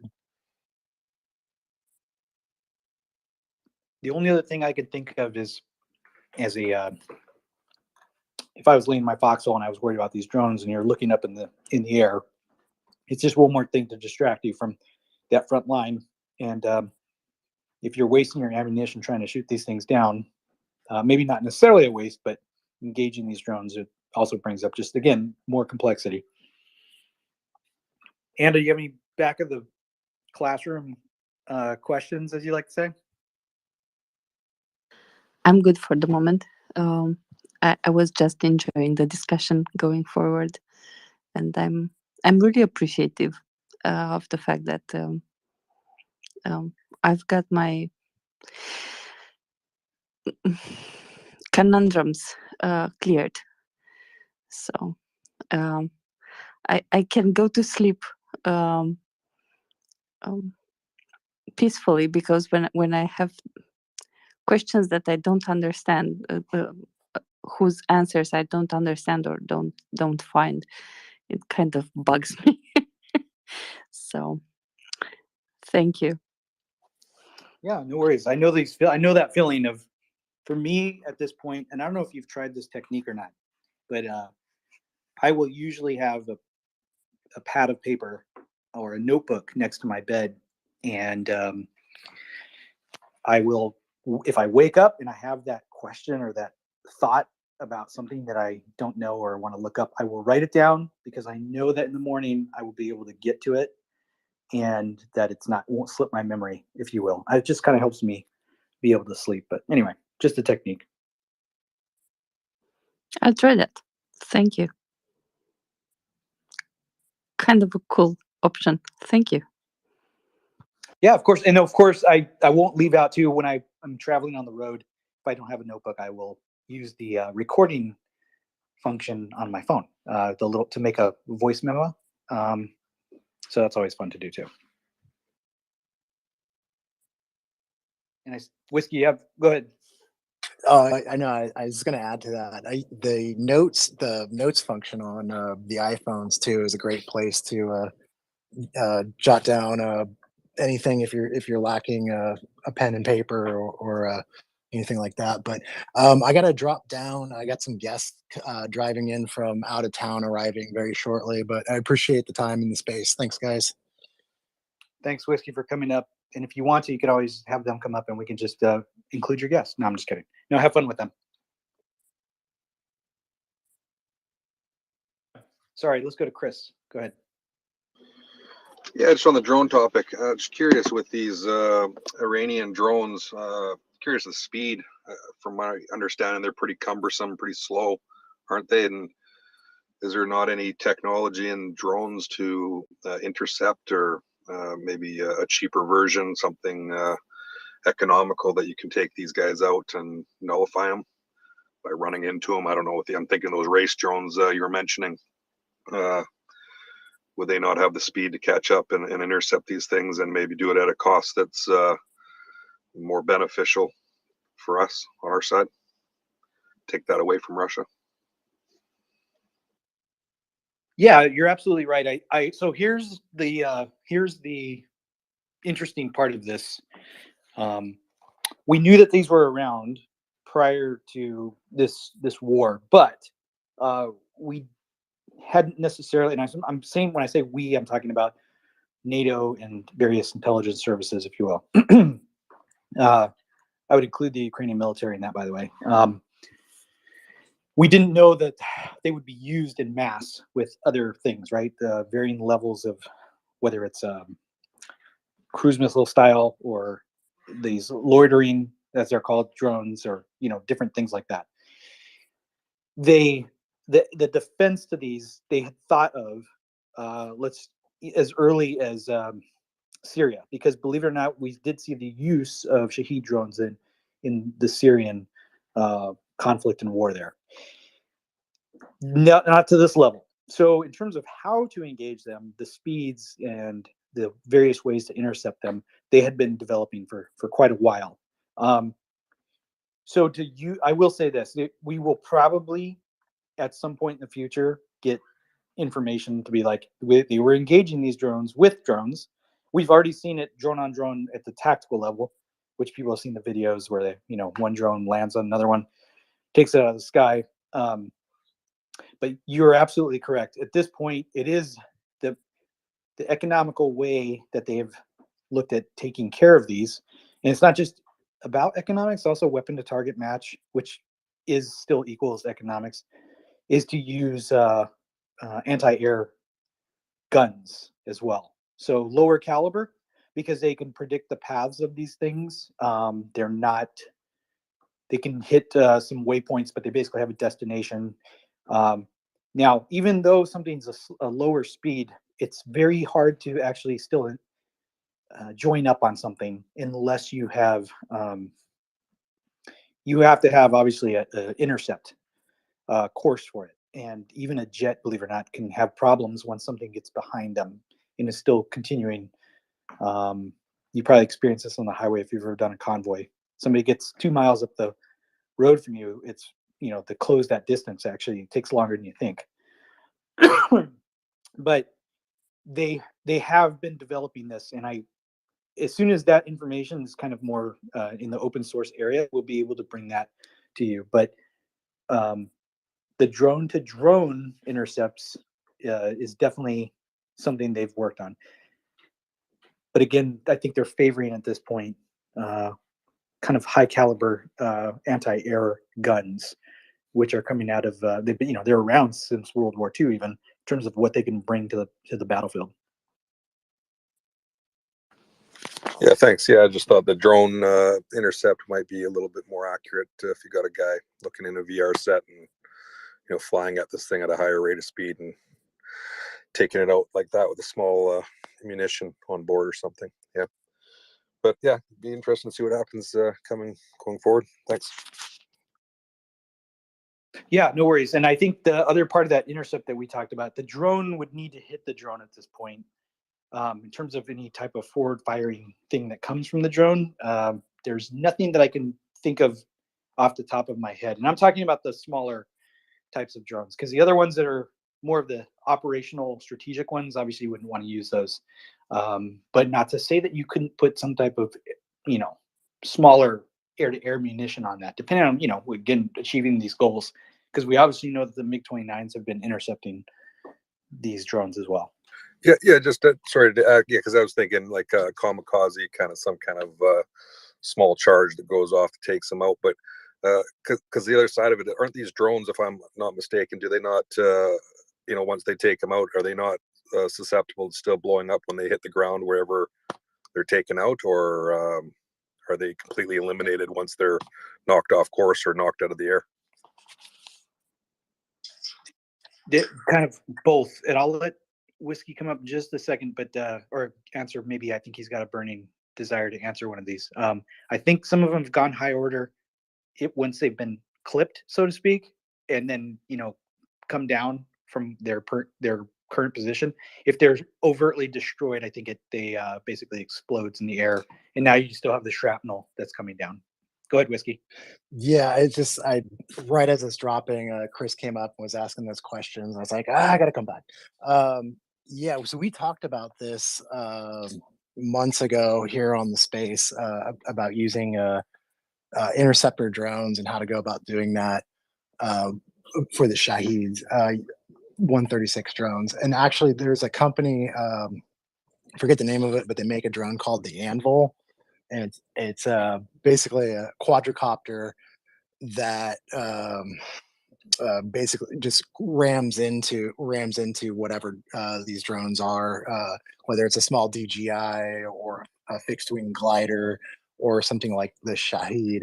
There's also domestically or in Ukraine, there are, I'm trying to remember the name of it off the top of my head, but there's a company that actually makes another quadricopter style. It almost looks like a rocket with quadricopter blades at one end of it, and that's also an inertia or ramming style drone interceptor, and it's also capable of deploying a net to try and snag the one of these small quadricopter style drones and bring it to the ground. I have not seen anything like, let's say, like an interceptor, like the Switchblade, that actually has like a warhead on it or something that can actually destroy one of these drones in the air. But I'm pretty sure somebody's working on it or they're out there. Perfect. Thanks for that. I appreciate it. I had forgotten about the net piece of things. I know that that's actually being used in a broader context. I've seen them used from actually cargo airplanes as well. Kind of a dragnet. It's a flying dragnet for bigger drones. Let's go with the. Sorry, I didn't see, but let's go Erland and then Anda. No, Carlos, Anda was first, and I'm gonna switch away from the FPV drones. So yeah. Okay, perfect. Go ahead, Anda. We'll come back to you, Erland. Yeah, I'm switching away from drones also. So I know. Well, it's okay because we were droning on and on about drones. So let's go ahead and switch it up. Go ahead, Anda. all right. So it's a piece of news about some kits. They are called International Field Artillery Tactical Data System. I won't spell them. To my understanding, 18 of those are being purchased by US for new HIMARS transferred to Ukraine. It is about the 18 HIMARS that were promised in September, and they are M142, and they are not supplied from reserves. They are newly manufactured. So my question is, from the back of the class, what is this and what is it good for? Oh, this is really good. So it's been around for a little while, but not to say, I mean, that's not to make it sound like it's not something new and been integrated or improved upon, if you will. It's based off of the system FATIDs, or you were saying the IFATIDs, and it's basically the I part is for international, but it's the Field Artillery Tactical Data System. It's basically allows all of your guns, if you will, your HIMARS systems to be able to. It's like a data link, but it also allows them to be able to. They call it like a common operational picture, and so it makes you more efficient in your firing and targeting. So, and after they displace, right? So after they fire and displace, it allows you to get up more quickly. It's basically data that's transmitted, and so it's for fire supporters specifically, and it just makes the system integrated with each other. It's a lot better. It cuts down the time to kill, so to speak. So if you've heard us talk about, I know you probably have, the Link 16 system, that is kind of that common picture between operational centers, the air control picture, the aircraft pushing data to each other. This is basically the same thing for fire supporters. And when you integrate it with HIMARS, it just allows a shorter time to kill, basically. So that's really awesome, because that's it allows you to more fully use the full capabilities of your fire support assets. Does that answer your question? Yes, I think it does. So I will just rephrase it in my words, and you'll tell me if I got it right. Basically, it communicates, the HIMARS will communicate between themselves, and if you have two of them, they can recalibrate and basically hit the target if the first one, for example, misses, or it's not right on point. It's more of, it just allows them to be able to push the firing data more quickly from where they're targeting to the guns themselves. So it's really about shortening the time that it takes for the observer and the forward operator, if you will, to be able to push that firing data to the guns themselves.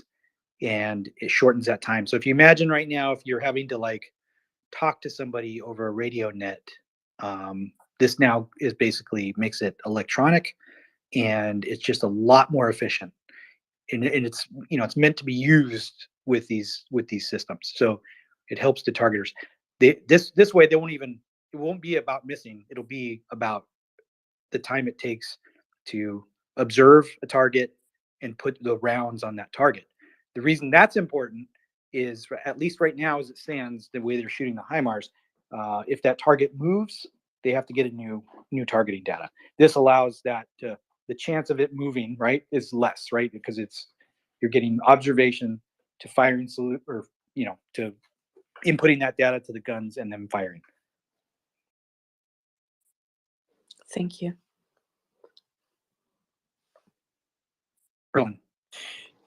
Well, Anna brought up a great topic, so I'm gonna talk more about it. I believe that this means that the Ukrainians are already operating some sort of a system similar with the same interface, NATO standard Link 16, that can talk to this, because or else those units are useless and worthless if you don't have the possibility to distribute the targets to the system, right?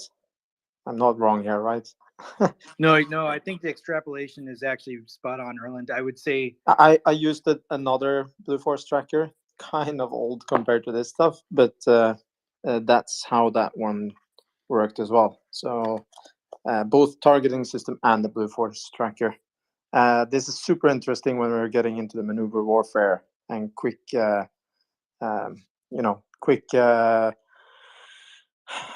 faster movement of the battle lines and enemy targets, right?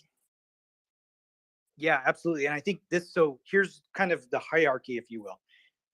Let's put it on a big theater level conversation. This is the architecture that you would want to build in terms of data link. And these data links are called by, they have different names, if you will. But when you're working within a NATO data link architecture, you talk about things like, Blue Force Tracker is an important one, actually, that you brought up, because these are basically built off of the same concept. They're integrated together. They can talk to each other. You can feed one system into another. So that's what's important about this. And I think that's the important part you're trying to bring up. The architecture is there, because you're right. Otherwise, why bring it? I would anticipate that the training has already been happening and that we're just getting the announcements, and because they're choosing to share that information. So this ties into something that of a discussion that we had when I first started to talk on this space in August or September, when we first saw a video presentation of the Blue Force tracker that seemed to be some sort of in-house development that the Ukrainians were using. I don't know if you have seen it, Carlos, but it was really fancy stuff, and I'm hoping, and I'm pretty sure that this means that whatever the Ukrainians are using somehow is Link 16 compatible, so to speak. Yes, and before I go to you, Binat, I would just speak to one other piece of this. There's a hardware and there's a software component to this. The hardware piece is obviously rugged military grade laptops, because as you know, we can beat up our equipment. It's getting shaken around. You're not going to put your Apple computer.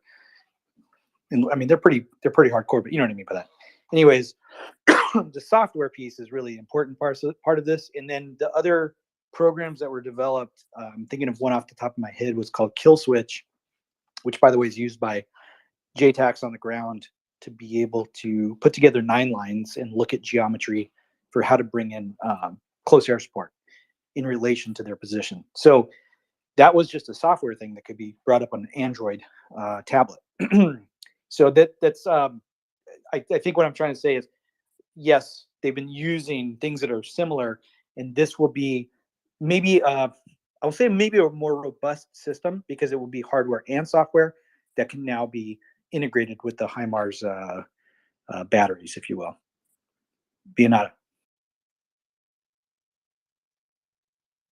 All right, let's shortly talk through the process of requiring this target data.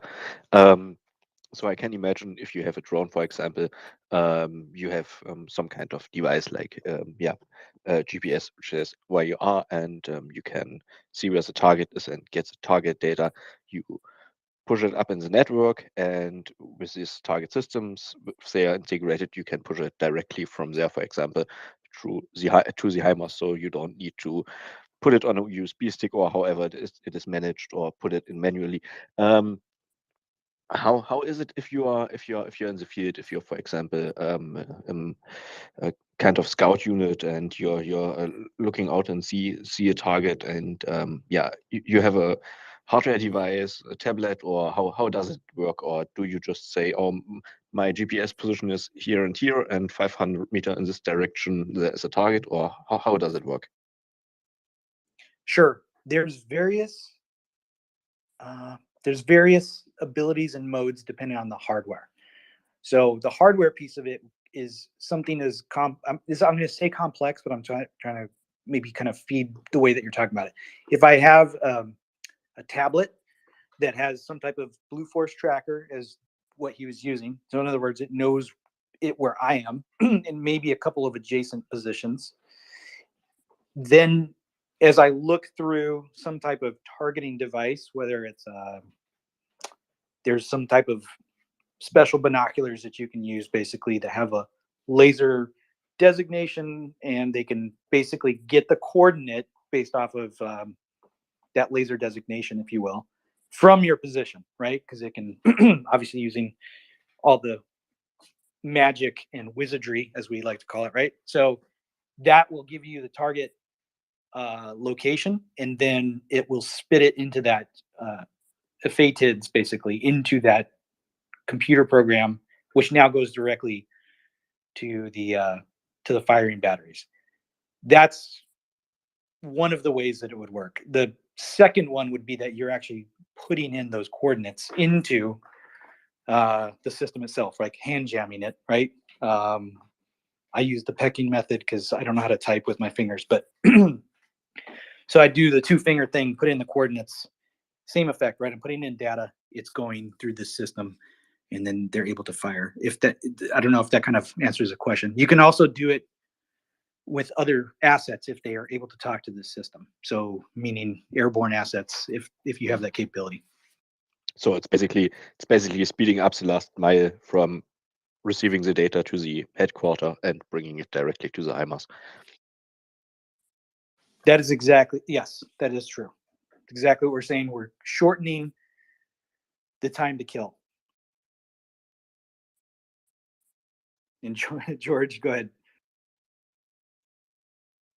Yeah, I mean, this is like really crazy stuff when you think of the fact that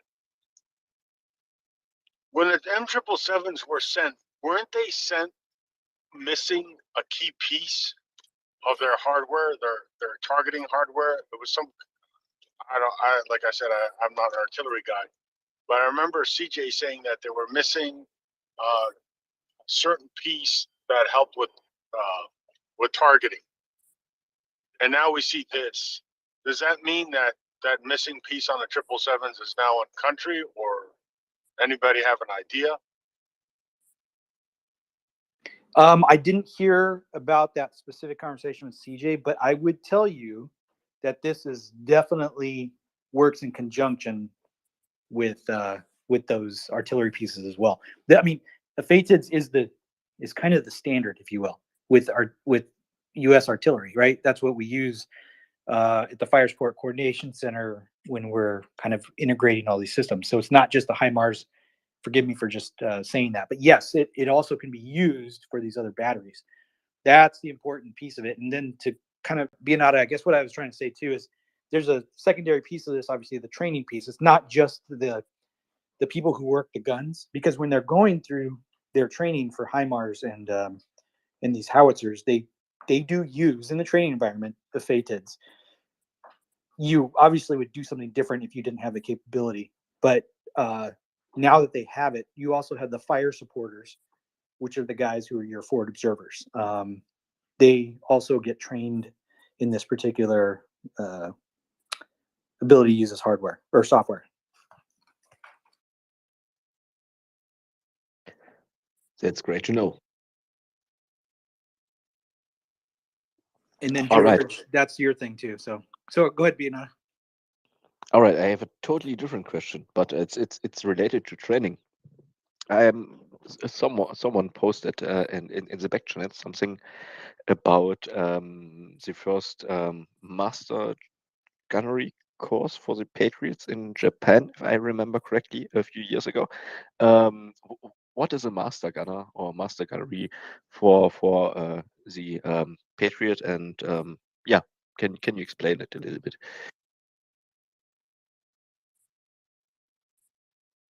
If you know what I'm referring to. Wait, I'm sorry. You're referring to a course, not a rank, correct? I'm not sure if it's a course for a rank or something like this, but it's about basically that you are a master gunner of the Patriot systems.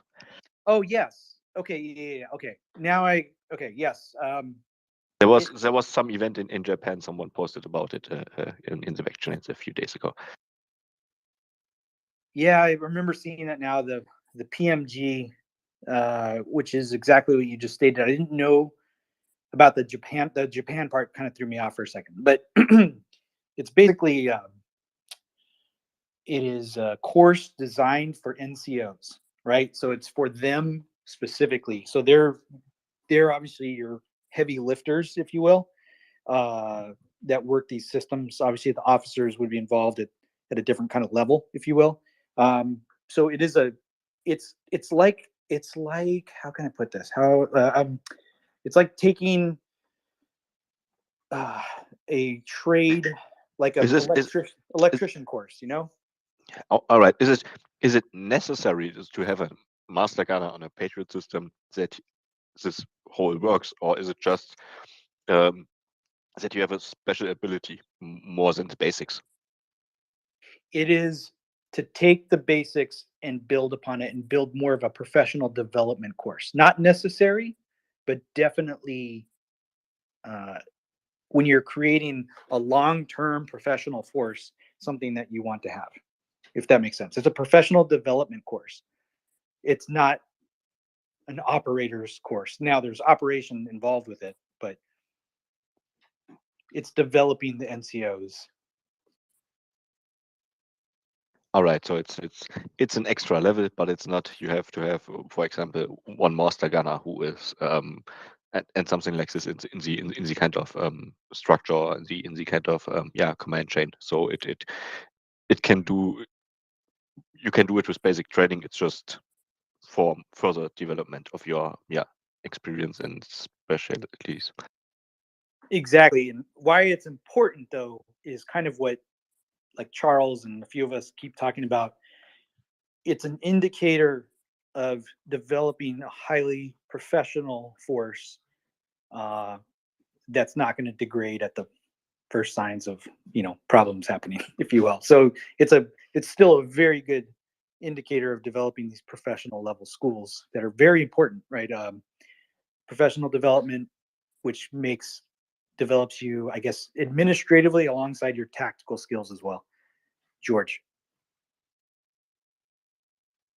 Yeah, I was gonna say, Carlos. It's you have it in your what do you call it? Your resume, your file, and it's another step toward promotion. That's part of it, but the professionalism that it implies and instills in a unit, that's the overall scope of it. And you know what? In some ways, I'm going to equate it to Top Gun, because you get tapped on the shoulder if you're doing really well in your unit to be able to go to a course like this. Develop yourself professionally. Probably means you're quicker to promotion anyways. And then the second part of it, you're bringing back that knowledge back to your units. And so it can be looked at also as like a think tank, if you will, for the Patriot batteries. Just the same way that Top Gun is kind of a sort of a think tank in tactics for pilots. It brings prestige to the unit, right? To have Absolutely. to have an NCO that has that designation.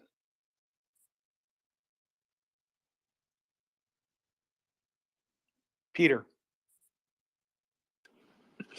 Yeah, hi guys. I'm not military, but just a quick question on that. Again, with the Patriot system, they're saying like 6 months training, etc.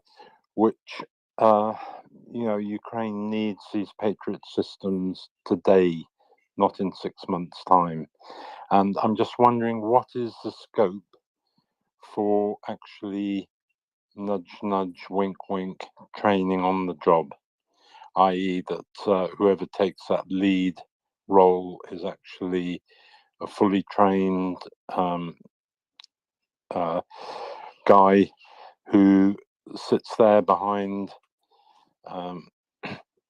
soldiers who are under training and basically can use the system straight away, if that makes sense. Yeah, I get what you're saying. I get the gist of your question. This is something that I think we have certainly been able to extrapolate from the systems we've seen come out onto the battlefield. So again, they have decided what systems they want. They have decided how the training would happen, and then various agencies or countries have facilitated that training. So it is fully the Ukrainians who are utilizing these systems, and they are fully trained in the sense that maybe the system is new to them, but they have gone through a course of instruction, and they are designated to be able to use these systems. So there is no over-the-shoulder piece at this point, because, and I would caveat that. Okay, so I would caveat with that with, obviously there's tech support that happens with any of these things. People have already talked about this on the space in the sense that they can call like a 1-800 number essentially to be able to talk through whatever maintenance aspect or troubleshooting piece of things is. With all of these newer systems, they are very easy to use. The hardest part is honestly the troubleshooting piece. A lot of these systems aren't new, and so a lot of the kinks and the bugs that go into these systems have been worked out. Much like your phone, sometimes you get pushed new information and it takes a little while to work those things out. That would be that's where I'd go with that. Right. So, in your opinion, when could these actually be active? I mean, you're talking about a few weeks or a couple of months, or what sort of time scale could these? Because I mean, it is just sickening. Every day we get these stupid reports of missiles, and then some bombers are about to take off out of a certain airfield in Russia, and I keep saying, "Well, why the hell can't we send missiles at these bases and stop these awful attacks on innocent citizens?" And it just makes sense to me that get those Patriot systems in straight away, and if they need to pretend that they're being operated by Ukrainians when in fact they're being operated somebody who's very skilled on them, then fix it so that happens. So how long do you think it'll be before the Patriots are actually in action?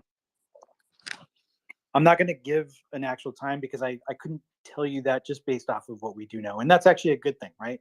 It's a good thing that we can't sit here and tell you. I would just say, though, any of these systems from time to first contact with training to getting them out the door to used operationally, whether it's in combat or not, it's a matter of months, right? So Patriot systems, aircraft, all these other things, we're talking about anywhere from let's call it 4 to 6 months to have worked through a normal syllabus. Could they be pared down a little bit? Sure, but that's all at the ask of the governments that are involved to feel comfortable with their people using it. So they're going to use it in the time frame they feel comfortable. And by the way, you're going to use your own people because that's who they've vetted, and that's who is approved to use these systems right now in combat in Ukraine. But if you think about it, your experience in aviation, right? So how when you first worked, I don't know if you use Garmin or if you've used the Strata systems, like how long did it take you to go through a course for that, for example, in commercial aviation? In commercial aviation, you can go on to a new type of aircraft in probably a couple of months. That's doing ground school, going through all the systems, and then going into the simulator. In fact, you can really fly the aeroplane before you even approach an aeroplane, totally on the simulator. And some of these systems are actually quite complex, the navigation systems, etc. So you can do a complete type rating in a couple of months. Yeah. So I mean, I guess it also just depends on the weight of the aircraft and the category that you're flying at for whatever approach you're shooting. But I think that's kind of what we've tried to equate it to. If you take a type rating in an aircraft and you just apply it to a weapon system, it's about on par with that. The difference is with in aviation, you're going through what's most of your ground school. Besides, you're not learning navigation anymore, right? At least we would hope not. You're only learning how to program the FMS or whatever system that you're using. I don't know what do you actually fly? I could equate it to what you fly. Where do I fly? No, what type of equipment? What type of equipment do you fly?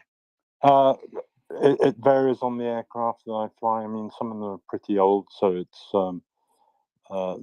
they're very steam driven. Some are usually GPS based, as you said, Garmin systems, and it's it's I wouldn't say I fly the most sophisticated private jets. No, they are pretty ancient, some of them. Yeah, and so I'm the same way as you. Like I fly things that are older, antiquated aircraft, but they've been modernized. And so as I apply that to these particular systems, we're talking about things that have been around for a while, but we were just talking about the program FATEDs, right? It's a program that's been around for a while, but it's modernized, and it's been upgraded.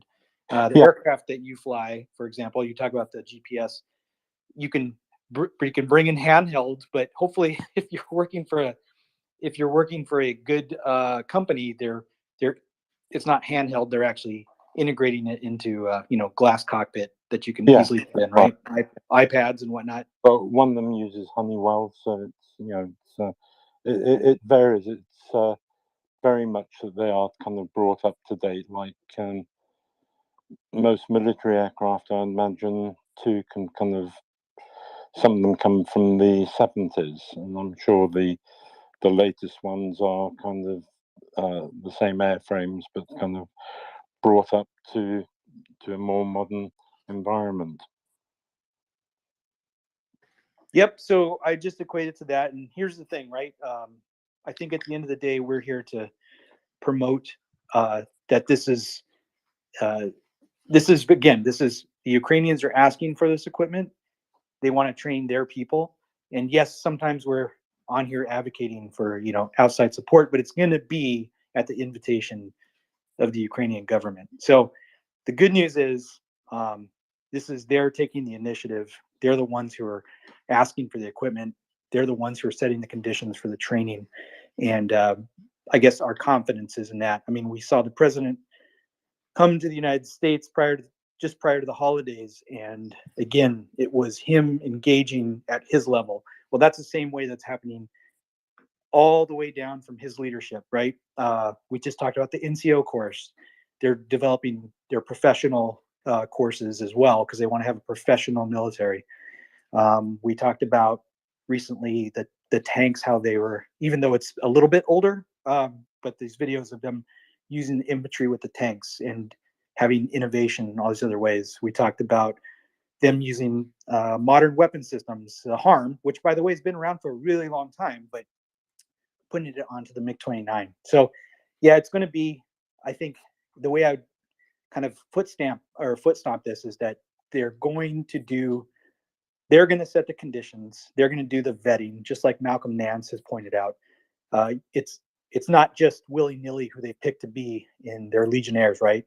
Or the Legion that he's a part of. You have to have had combat experience, and not just anymore in Afghanistan or Iraq. You had to have had some frontline experience there. So that is makes me feel confident in their commanders as this has matured and they've been taking back ground. Go ahead, Erlen. Yeah, thank you, Carlos. Well, I'm gonna point to the nest because I got a tip in a DM from one of our regular contributors there on the space about a petition that the Finns, and there's a lot of focus on the Finns lately. I like it. I love the Finns. So a guy named Petri Mäkelä, I'm not fluent in Finnish, to be mild. He is echoing a petition. Olaf Scholz sent Leopard 2 tanks to Ukraine. I think it's good timing to help out on that petition because of the recent push for sending the Leo 2s from two Finnish members of parliament. And if you want to help in getting those numbers of signatories up on that change.org form, then take a look. It has no relevance. That's the problem. It's nice to have, but it has no relevance. The petition needs to be made in those countries where you can make a difference. That's what change.org hasn't yet quite found out, how to transport their approach from the US to Europe. And if you want to know more about it, Bionade can tell you what we did in Germany, because we actually filed, together with our friend Knut and another person, a petition to the Ausschuss, the committee which reviews petitions to the German government. Bernardo, can you tell people when we did so, what we did, that it was well drafted, and what has happened since? Let's start when we did it. It's a good question. It's a while ago. I would say at least 3 months. August? In August. So, what happened? Until now, I got a confirmation that it arrived there because I sent it digitally. So maybe someone printed it out. What happened until now? Nothing.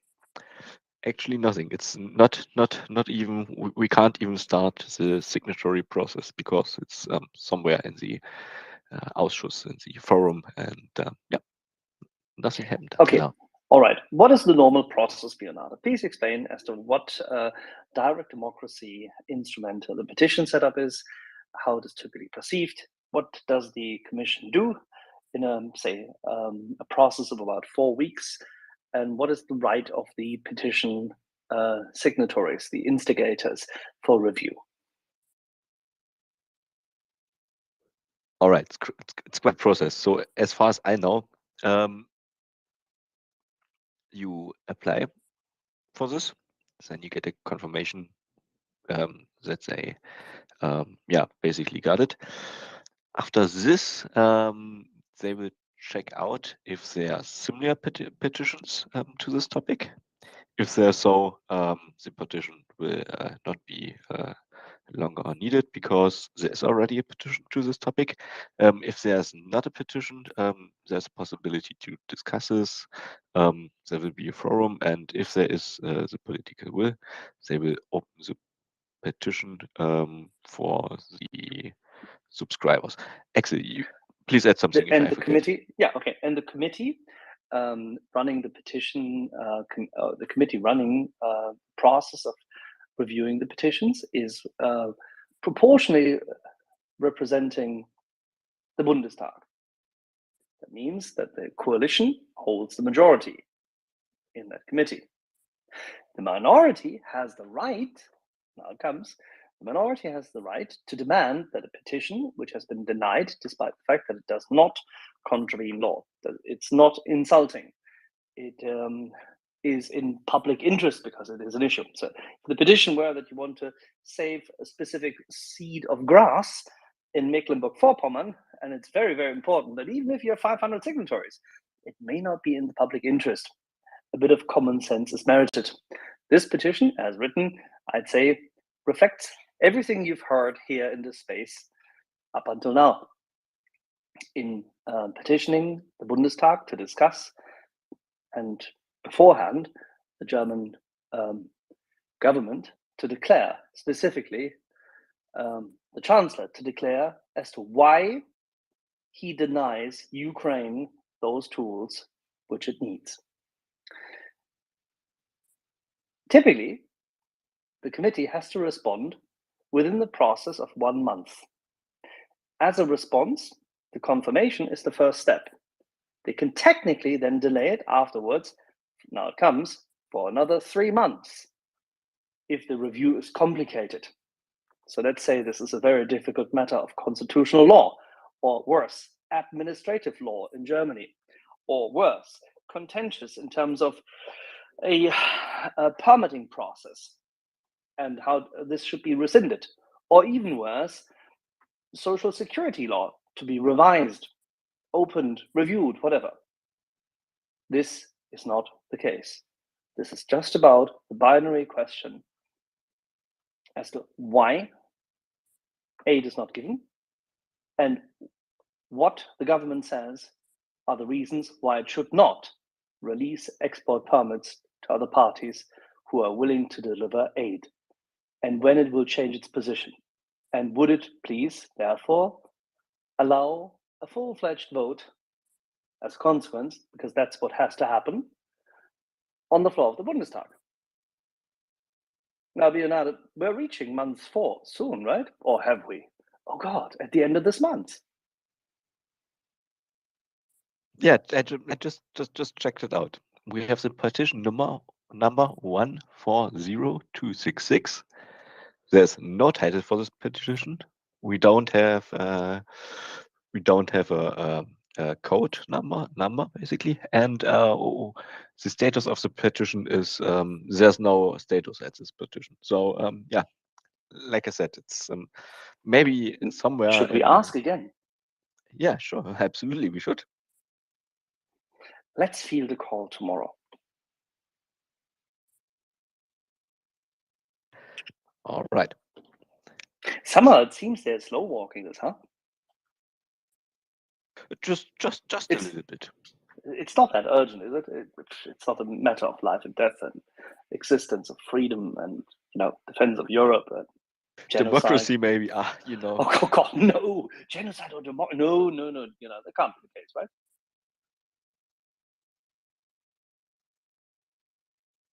So, Carlos, Erland, 122, as you can hear, there's a lot of time.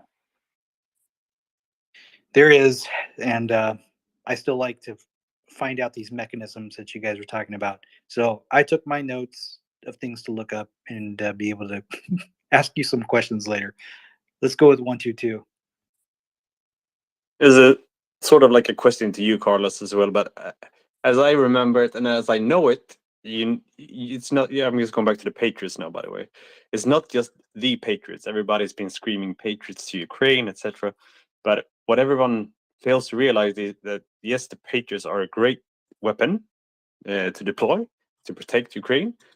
But what you need is also rings of different layers of anti-air defenses. So, I mean, the Patriot is great, but it needs like the Hawk, it needs like the Crotal and the Nassams, to engage different types of targets. I mean, you don't waste a Patriot missile on a Shahed drone, ideally. Maybe use a Hawk on that or a Crotal and such. And if they just send the Patriots straight away without the establishments of layers of defense, the Patriots will probably just be overloaded and targeted by the Russians. So that's another thing people need to realize, that the Ukrainians need more short range anti-air defenses and medium range still, in order to saturate areas to protect them. Now they might put a few in certain spots to get a decent protection there, but there's not a decent protection everywhere. So I think that's also one thing we need to think about. I mean, the Patriots great, but they need to have their own shield, so to speak. What do you say, Carlos? Yeah, I absolutely agree. And when I tied into yesterday's conversation, the CV90, that's why I asked about the anti-air variant, because this was a big deal to me. I was immediately thinking that, and as soon as I did my research, I was like, oh, there's an anti-air variant. Why wouldn't there be? Because the layered defense is one that needs to be built, and it's also one that needs to be defeated on the other side, right? Axel and I had talked about this earlier today, about this air denial and being able to own the sky.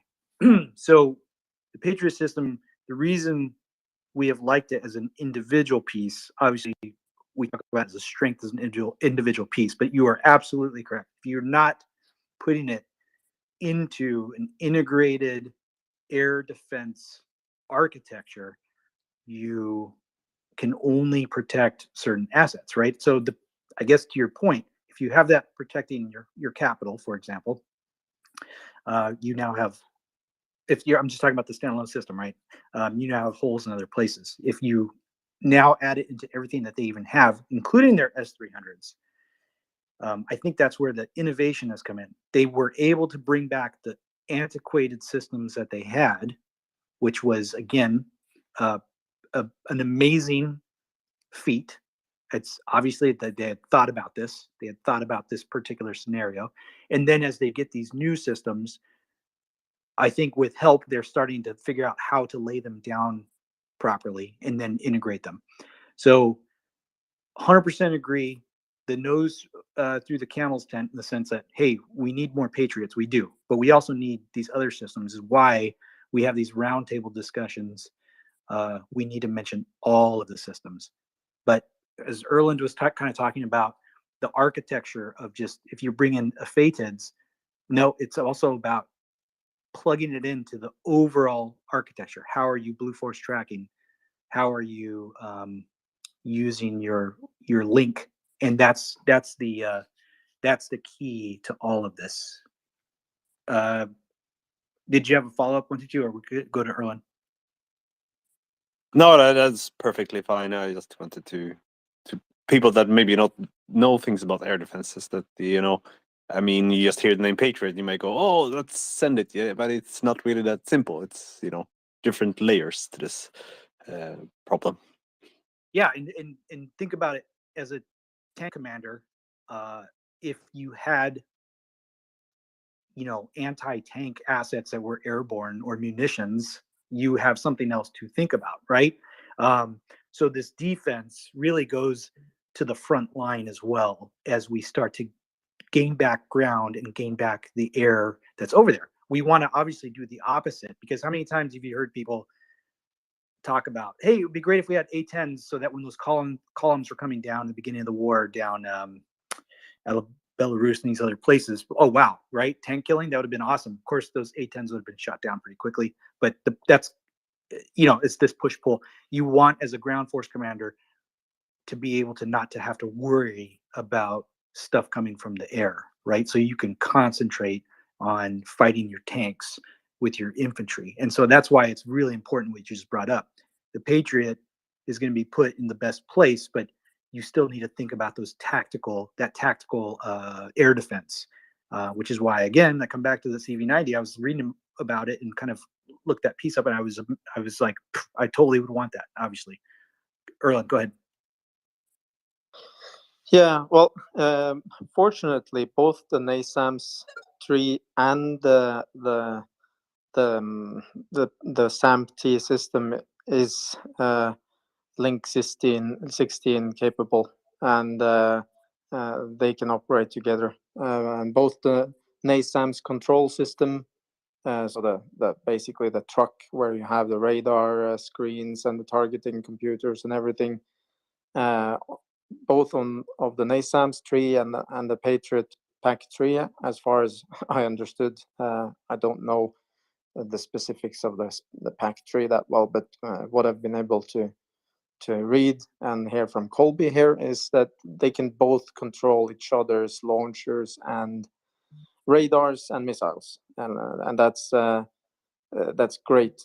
I don't know exactly how that works with the SAM-T, but that can at least communicate to some extent with both NASAMS 3 and the Patriot system, and that's very, very important. The problem here is how many radars, tracking radars for the missiles themselves and for discovering incoming targets are available, and how far can they see and what kind of targets can they see. That's more of a limiting factor for the area that you will be able to cover as well. So it's very interesting to see what is actually going to be in theater, and I hope more NASAMS launchers will be sent as fast as possible, as they can be integrated with the Patriot system. Sure. I think the other part of it is, if you think about the success rate that they've had in shooting down when they've masked the drones and these munitions, though, I think they're turning, or how do I put this? I think the radar systems are what they have, and what they're getting are working well at this point for the success rate that they've had. From what I understand, when they were using the MiG-29s to kind of, again, shoot down the drones, there was two things working for them. One, the intelligence piece of things, right? Because you're going to launch your aircraft when you know that there's incoming things, and time is everything. So obviously they're getting good information there. And the second part of it is what you said, the eyes that they have, whether it's radar or being pushed from other assets. So that's the success rate so far in being able to shoot down these things with air defense has been pretty impressive and definitely beyond what I was expecting. So I think it's also interesting in what kind of composition will they send a battery, a system of Patriot. It's they come in different compositions as well. How many launchers, how many radars, etc. It's not necessarily completely standard. So I think we're going to see a custom fit that, to the greatest extent, will help Ukraine. But it's the air defense thing is makes me have a headache, because we know that you cannot really defend everything. It's just about protecting the most valuable assets, really. I will not lie that I definitely took it for granted until this war, and even when the first couple of aircraft got shot down, and I was thinking about this, the first thing that we knew would probably be severely degraded, if not completely crippled, was the Ukrainian air defense, and then the second thing, of course, being that their air force would get decimated. But neither of those things have proven out. So kind of moving forward, I think it's kind of cool, and kind of to 122's point, these things are all related, right? The ground force is going to be more lethal and deadly as they start to take back some of their air, for the reasons we already kind of talked about. But there's that triad of ground forces and your artillery pieces, even the mortars. I mean, mortars are just as important for the everyday infantryman. The air defense piece, and then of course your strategic and fighter attack component of fixed wing and rotary wing. 122. Have you seen these CV90 AAs? Yes, I've trained alongside them. They are pretty nice. How many do you have? I would have to ask Peter, because I'm not familiar with the stock numbers and all that. But when in my unit we had one that was accompanying us at the time I was serving, so we didn't have too many of them. But that was a while ago. So. And do they only use the cannon, or do they also carry? I know that Sweden has this in-house developed man-pad system as well. That also, I believe, is vehicle mounted, isn't it? Yes, I know what you're talking about. But when I was serving, they did not have that version upgrade. They just had a cannon, and let's just say the cannon itself is just, I think as Peter mentioned, it can rip helicopter just to pieces in a few shots. So, and it has a tracking system that's really good against faster moving targets as well. But they probably have an upgrade now, I have to say it like that. Yeah, I think that was the part. Obviously, some of the stuff we have to read between the lines, if you will. But as an aviator, I definitely would say that is a very capable system, and it would keep me out of the low altitude environment in that area.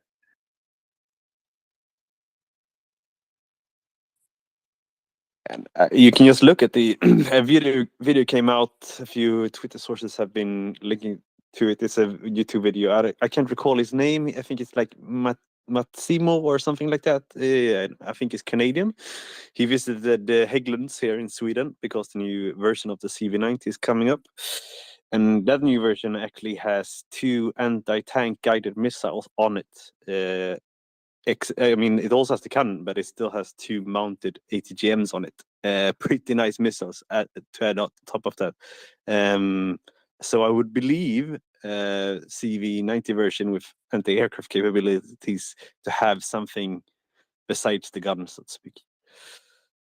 It is a combined IFV AA variant, isn't it? Yes. I mean, that's pretty much something the Ukrainians would have a lot of use for. So yeah, let's.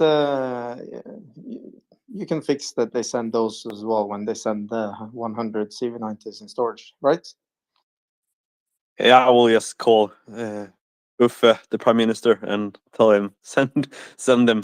No, but in all seriousness, it's mainly just it's a CV90 with a powerful radar on top of it. So you exchange some, maybe other optics, and sacrifice them, not all, but some, and you put a big fat radar on it. Not fat, but yeah, decently fat. So that's what you do. Perfect. Real quick, since I always forget to do this, and it's part of our thing that we have to do, just take a pause, take a knee for a second. Thanks everybody for joining us, and we do want you to retweet the space because we like to have new people join the space. We like to share everything that we're doing here. Obviously, the information that comes out here is valuable for people who just have everyday questions, as well as getting into the detailed stuff. As you can tell, we have kind of more of a military, people with military background up in the space right now with 122, Erland with the infantry and the tanks, and myself with air, and Axel with everything to include philosophy. So retweet the space, bring people up. If you're afraid to ask questions, don't be afraid. Just go down to your, I think it's the, what is it, the lower left there? Yeah, request the mic. We will bring you up. And again, we like to have new people come up with questions because we don't obviously cover everything until these get asked. We've actually gotten quite a few things in synergy developed from things to look into and do homework for. We also do have obviously guests that come on here to do regular updates. I know Chuck Farrer comes up on Tuesdays and Thursdays. He's got the updates, the bullet points with him. We've had Malcolm Nance on the space. We've had, I think Erlen, you were on for this one too, with Isaac Olvera, who is the former Marine infantry and fire supporter, who's been fighting out in, like I said, almost in Afghanistan, Ukraine. So anyways, go ahead and. Do you know who you're going to talk to on Monday, Carlos? Is he really? He's coming back. Ben Hodges is going to come back on Monday. Oh, Ben, nice. Okay. See, and this is 6 p.m. UTC, just confirmed. That's awesome. So this is why I continue to come to the space. I learn so much here in the engagement we have. But again, I want to encourage everybody to request the mic, come up, ask questions, and 122, go ahead. So I just wanted to ask if anyone has seen. I just saw it like a daily update from Bakhmut from one of the Ukrainian soldiers, which unfortunately I don't see too many of my Ukrainian accounts that I'm following. I guess it's the new Twitter algorithm blocking Ukrainians. But anyhow, he was speaking sort of like in cryptics, like the Americans are going to give us Easter eggs to fire at the Russians or something like that. And I've seen some, hints from a lot of Ukrainians lately that something is coming. What it is, I don't know. They don't say clearly. I mean, do we feel that something new is coming? Do we have any hints on what it can be, or is it just psyops? Man, that's a great question. I don't know, Easter eggs. Let me think about this for a second. If they mean literal Easter eggs, maybe they're rotten eggs, and they could bring the stench. This is a good question. I would want to see what you're referring to. Is there any way you can DM it to us? We can take a look. I haven't seen anything specific. Have you, Erlen? Like Easter eggs left by the Ukrainian army? No. Like, in other words, it's a surprise. I'm thinking. Yeah, I know.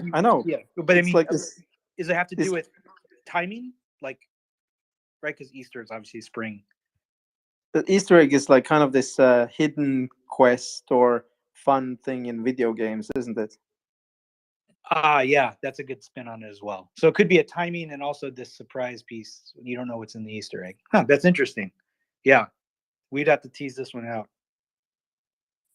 Yeah, I'll see if I can find it. It's hard to search up people right now in the search field of Twitter, but I've seen some a lot recently. That they're like hinting to something that something's coming, but well, I don't know.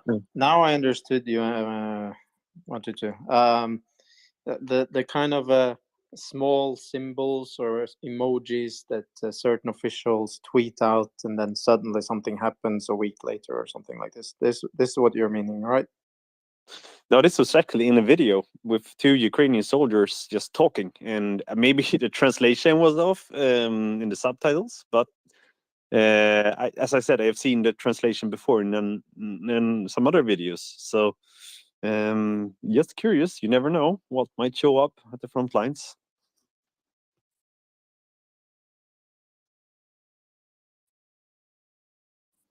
Well, we have to take a look at that video before we can say anything, and with someone who has good Ukrainian language skills. Mockers, please tell me you have one of your infamous stories. All I was going to suggest is that Ukrainians are saying that something is coming, and last night wasn't there a major airlift in their direction? I'm just wondering if they're aware that of what those airplanes were carrying. Yeah, that was the so the airlift we saw was I believe I saw KC-135s, which are not just tankers. Obviously, they can carry cargo. But they were tanking probably the C-17s who are coming from various places. And C-17s obviously major cargo carrying capability and strategic lift basically. So that's this is maybe an early Easter full of surprises, but I think that's where we keep our ear to the ground on this stuff.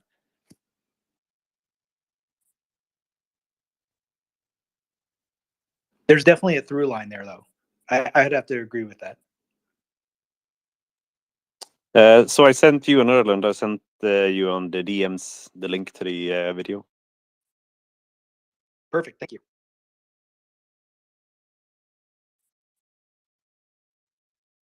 And actually, I was going to ask something real quick to both of you. So I know one of the things I actually appreciate about the space is just that you guys aren't generals. First of all, let me congratulate you on never having that kind of career. Not that I don't appreciate some generals. I mean, there's a couple out there, a lot of respect for them.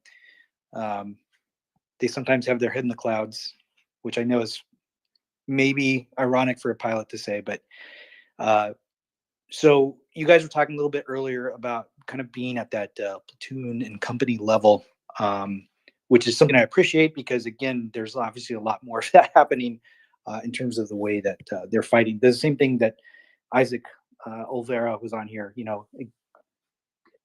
again, more at that platoon company level. As you guys have seen things just develop anecdotally, if you will, I know that Isaac had talked about getting tactical gear, and it really just depends on what level you're at, right? So some units have things, others don't, if you will. Do you guys have any individual stories of getting a piece of new gear that was became a game changer from your perspective, whether you used it in the training environment or whatever that was?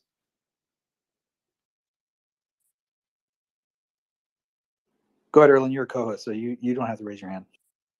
Well, of course, the first thing, and it's relevant, that pops into my mind is, first thing is the new main assault rifle. That was a kick because I went through a boot camp with a G3 rifle, and then when boot camp was over, the Norwegian Army transitioned into HK416. That was great. But we got a Blue Force tracker device in our vehicle, and that was very interesting. When we got it, it was a very nice toy. Also, because we actually used to have paper charts.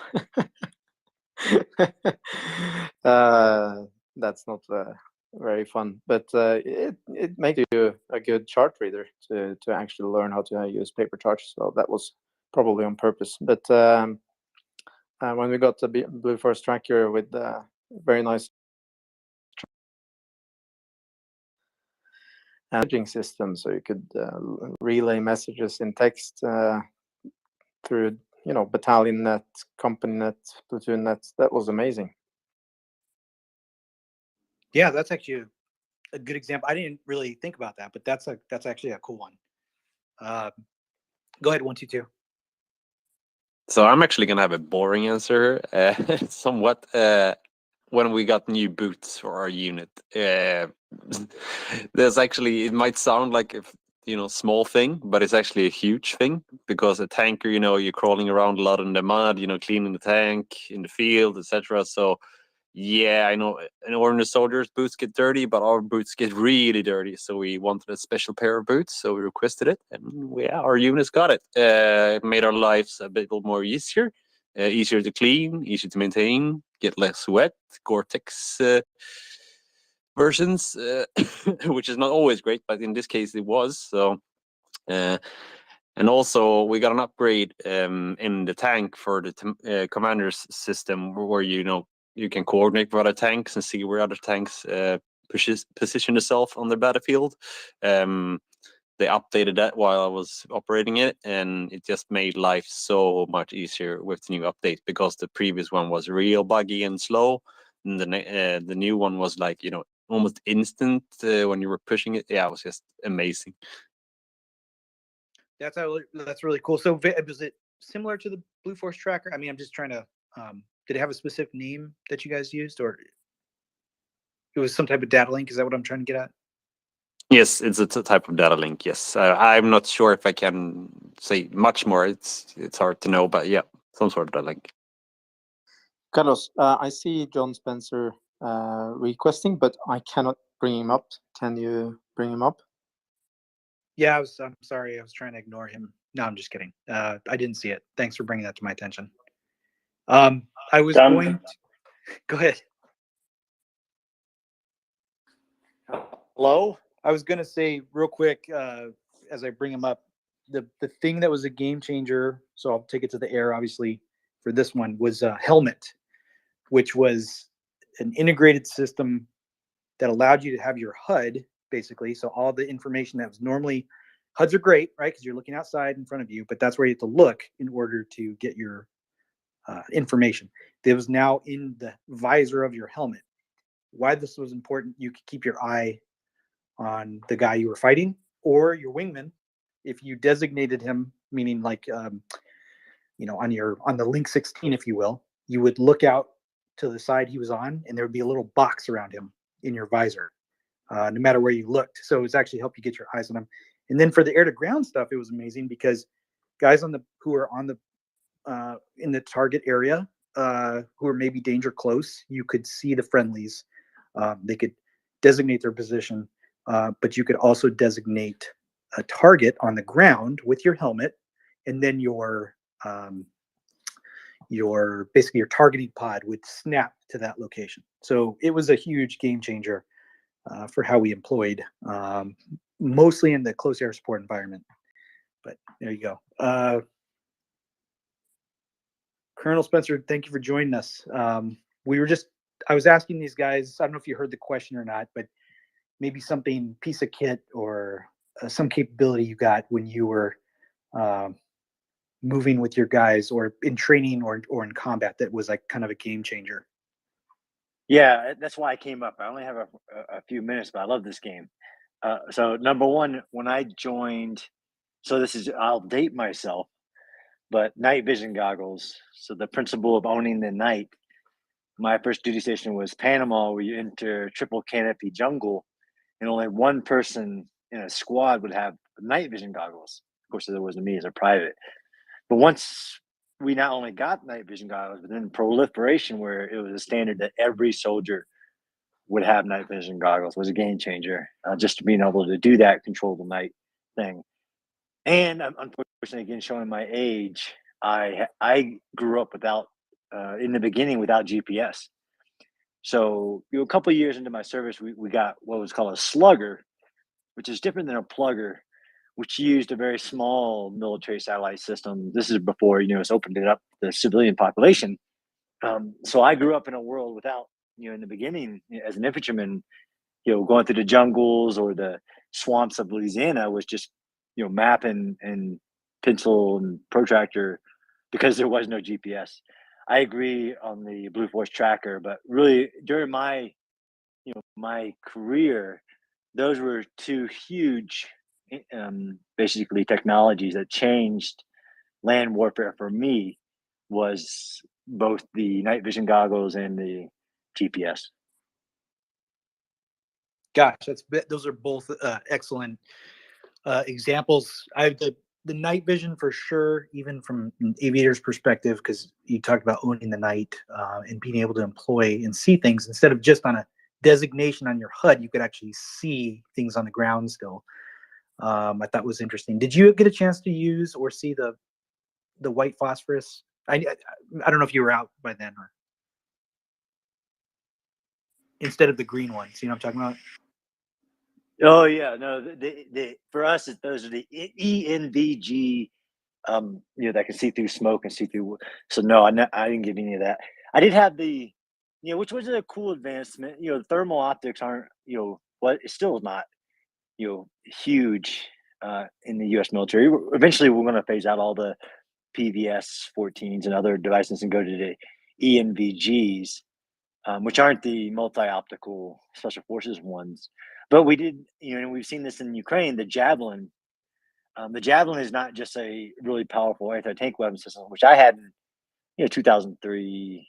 Of course, we had an invasion, but we had it before then. But the command launch unit is just it's a really powerful squad level thermal sight with power amplification. That was, it helped a lot. It wasn't as much as a game changer, as others. But no, I didn't have anything other than regular the green MVG capabilities.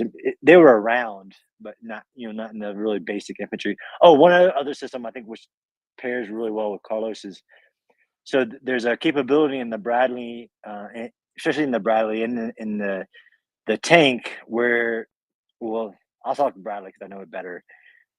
Eventually there was a command system, computer system that allowed both the gunner and the commander to salute a target. So it's an integrated sight system that allows two people instead of it used to be just one, or you'd have to hand over. Whereas the Bradley commander, in a Bradley, I could identify a target and take control of the weapon system over the gunner and salute at the target. So basically, it's a hunter-killer system that wasn't actually in the Bradley in the earlier versions in the 2000s.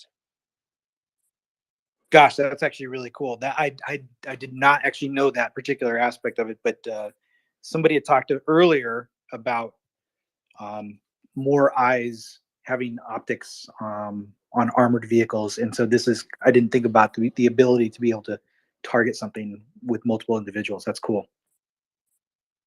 Yeah, it was great. It was very powerful to be able to do that because one guy, despite all the simulations, it's still one guy. When you have two like that can do that, it makes it even more impressive. But also all the computer integration of the weapon system, which I know pilots and what the Apache for us, what the Apache can do and salute a target and things like that is these are some game changing technologies that really enhance the power of those weapons. Absolutely. Time to kill. Do you have time for a couple of questions, or you got to head out? Actually, I do have to head out. I just snuck on because this is an exciting topic. But Erlen, do you have something for me, or is it you have another innovation? No,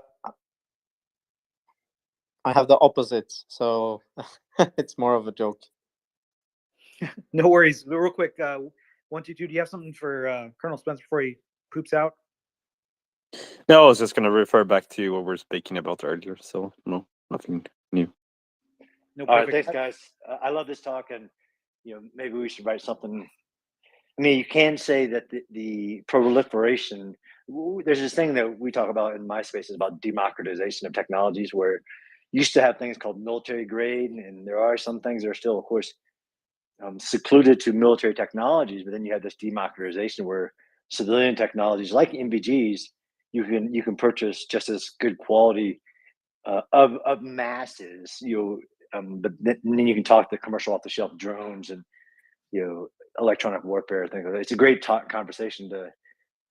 We talk about when I teach strategy and things like revolutions in military affairs, and there's actually been very few from railroad, telegram, tank, crossbow, these things. But you do have these really cool things that are at least game changer for the soldier. Might not be a revolution in military affairs, but they definitely make a huge change to the individual.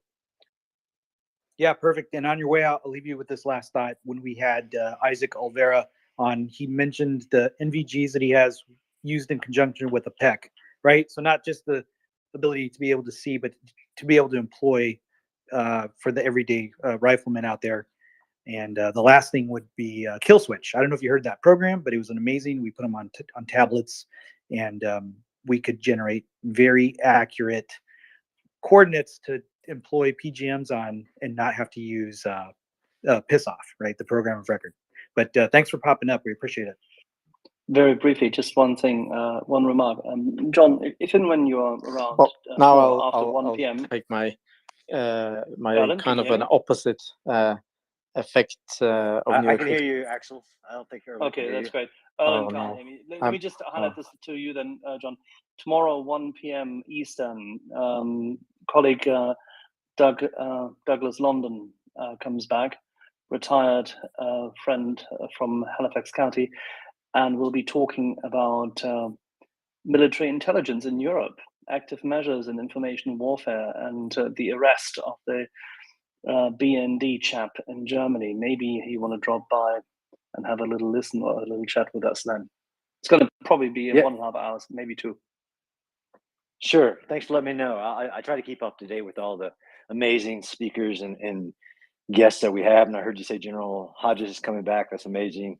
I will Monday, make yeah. it if I can. Yeah, Monday. Okay. Absolutely. No, we'll be privileged and glad to have you then. Thanks, brother. Have a good day. You too. Cheers. All right. Carlos, back to you. Yep, as I bring up Erlen fell off. He's coming back up. Go 1, 2, 2 with what you were going to bring up. I forgot what it was. I was just going to back to what I was said before about the system. Maybe I can elaborate a bit more about it if you would like. Yes, please. It's basically, in the 1 to 2, the commander sits slightly above the gunner. We're both on the right side. So I basically could touch my foot on his shoulder, just, to indicate stuff. But this system allowed me to, put sort of like the mechanism around. You could basically, put markers on a map. And that would tell the gunner, once he fired his shot that he was made, where to go next. And even the gun could move before, the gunner could actually, physically move it. The gun would already start moving if he would like to, if you put it in that mode. So the system really, besides giving like a 3D view of the battlefield, it also made things a lot quicker, and you could do different things at simultaneous times to cut times from shooting to new engagement really, really much. So the system is really great. It's made by a company called so they were it's a really great system. So besides a top-down view and a 3D view of the battlefield, you also get that capability for the commander to designate new targets and you queue them up for the gunner. So to speak. Yeah, and these systems to me are amazing because of the the kill chain that we like to use, at least in US terms. You cut that time to kill and engage new targets down, and obviously makes you a lot more effective. So these are the types of, I guess, innovations that I like to talk about, because people that are I'll give you one example. So there's a guy I know, he works for Leidos, who does a lot of these program of record computer systems, if you will. And when we have these conversations, it reminds me to be able to reach out to them and say, hey, tell me more, fill me in, give me the wave tops on this Blue Force or whatever system that they're using, and how easy is it to bring that capability to, somebody like a tank commander who's in maybe not the latest and greatest. It's now matching that laptop that can be brought into the workspace, so to speak, in a tank, and be able to use these systems instead of going through the R&D that normally happens. And I know for aircraft's even more complicated, but those anecdotes are really important because, like I talked about with Isaac, bringing two systems together, not just NVGs, but the ability to put a laser basically designator on top of your rifle to employ at night. It's not just observation, but being able to employ. Erland, go ahead, and then we'll go to Bionata. Yeah, real quick. I have to drop off for a few minutes, but then I'll come back. But so after the Blue Force Tracker, which was a great addition to the vehicle, we had this trial of something called the Thales Augmented Soldier Program, and basically we got the same thing in a very small format strapped on the left arm, right above your wrist, with a small kind of PDA running some sort of strange operative system with the Blue Force Tracker on it, and you had a little pen, just like this. If you remember the PADs or PDAs or whatever they were called back in the early 2000s, these small mini computers connected to your squad radio, and it worked as a Blue Force Tracker, but this thing was absolutely not something that was useful because it was more of a distraction. And this little pen that we had, everyone were, first of all, super scared of losing it because it was really expensive kit and we didn't have any spare parts, and everyone lost it and the whole thing was useless. And that's one example of people sitting in trying to modernize and do inventions that would help the soldier, but the technology just wasn't ready at all. And yeah, I think it was called Thales Digital or Augmented Soldier Program. Bad experience, and we dropped the whole thing in pretty quickly. So yeah, never saw that thing again. That is the good news. That's a success story as far as I'm concerned. And when you said PDA, I was pretty sure you weren't referring to public displays of affection. So let's go to Bionata. All right. So, oh no, just give me a second. But it's about the seekings and the British MOD. I don't know if we talked about this, but the British MOD, no. They announced that they will. Do you have a wooden frame for that keyboard? Yes. The Ministry of Defense announced they will provide or will continue to provide seeking helicopters to the Ukraine armed forces, and also they accomplished training of 10 crews. We see in this video at first the 3 seeking helicopters which were already delivered, if I remember correctly. And then we see 5 more flying. So maybe that's a hint. I don't know how many helicopters do you need for 10 crews. I'd have to crunch the numbers. 10 crews. Let's see, 2, 4, 6, 8. So probably like 5, if you were talking about like manning them the way that I'm thinking. But yeah, I would think maybe you operate in 12-hour shifts. So 1 crew, 1 helicopter. So 10 crews, 5 helicopters. Would that be a consideration? Yeah, that would be exactly what I mean, just kind of the hip pocket discussion, everything we know so far. But I would say yes, that would be about right. because the Ministry of Defense did not announce how many they will deliver, or but just said I quote them, the UK will provide the Ukrainian armed forces with seeking helicopters as part of its continued support. So that's it. Gosh, love it for two reasons. One, obviously, at the level it came out. Two, that it's a rotary wing, because we can. I mean, we want that. That shows some confidence again in just reclaiming the air picture, if you will. I'll go more on that in a little bit. Mockers, go ahead. Yeah, I'm sure you're probably all aware, but I'm just going to confirm that there's a massive drone attack being thrown at Ukraine this evening. I have a little news about it. I've been looking into it.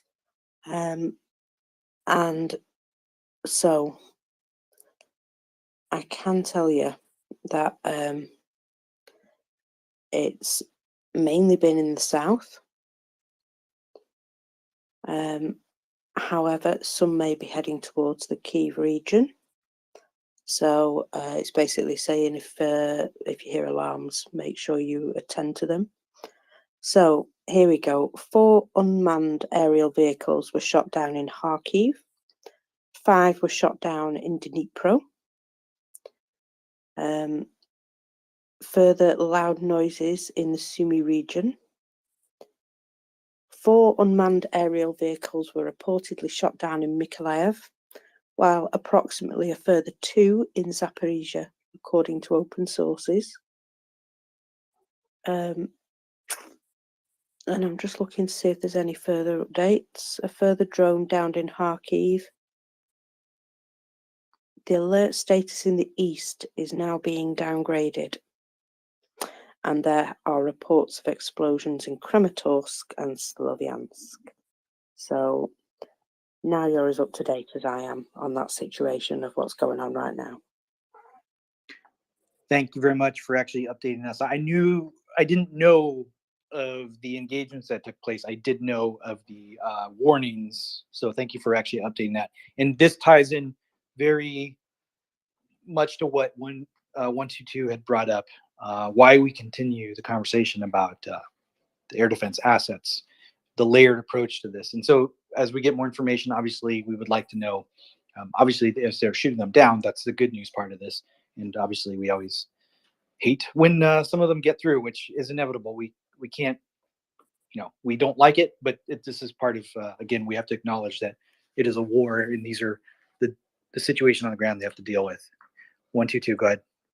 I was just going to add before 122 goes that in one particular area, it was noted that they were heading directly towards electrical infrastructure. There's a surprise, eh? Right. So again, we go with this, what they're specifically targeting and why, because it's this time of year, not just because they want to take out the electricity, but specifically to inflict damage on the population through means of taking out their sources of heat and, obviously all the other stuff that is associated with that. So did it, by chance, Mockers, did you see, I know you talked about the target areas. Was there any direction of arrival information at all? Where they came from? They all started in the south, so they're coming from Crimea, I would expect. Okay, copy. Thank you very much for that. 122, go ahead.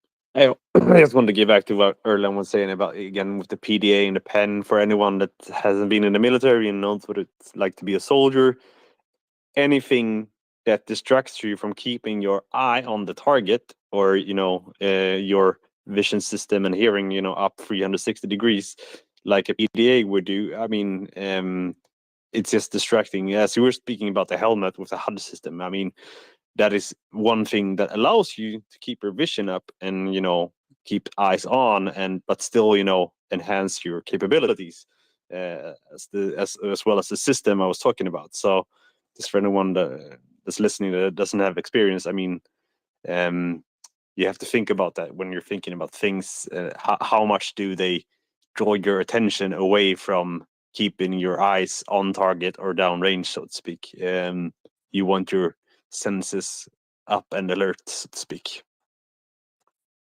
No, that's a good point, and that's why I was happy that that Erlen said that they got rid of them when they did, because that would be hopefully it wasn't too long that they got integrated and everything else. It just sometimes we see these wastes that they actually got filled in, but at the same time not keeping them is also a success.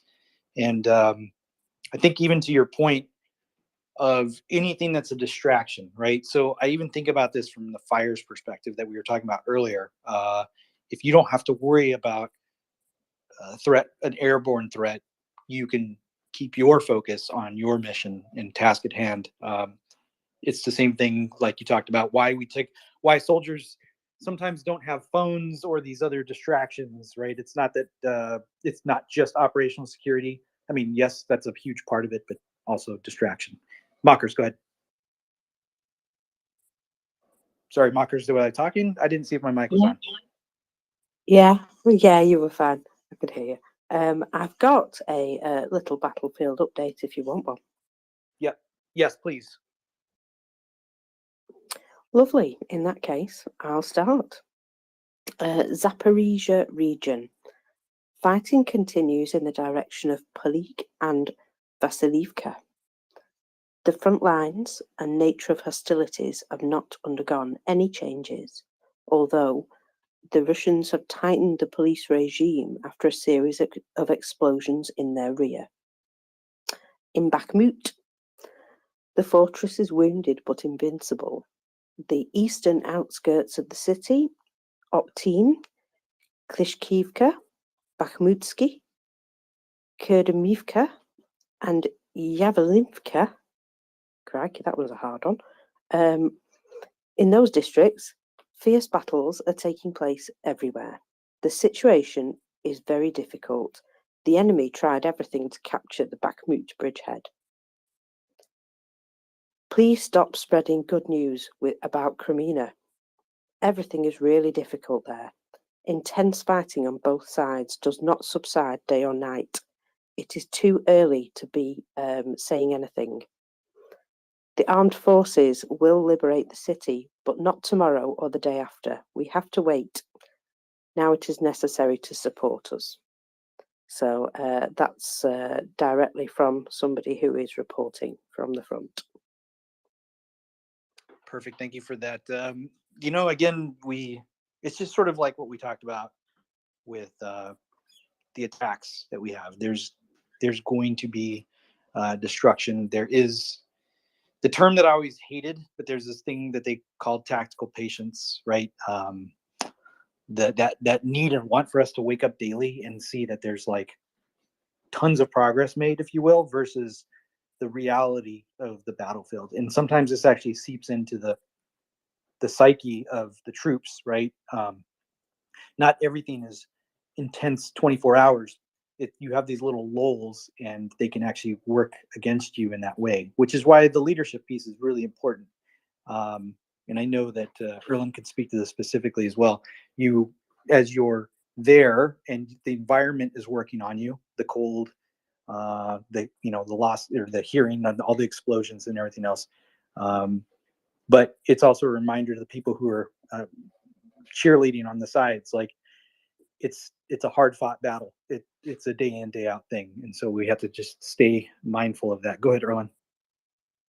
I just wanted to say that we had Nukli Dima here on earlier, and he basically said the same thing Mockers said now. So unless that's from the same source, Mockers, then we have a 2-point confirmation of what the situation is around Crimea. And that's good intel.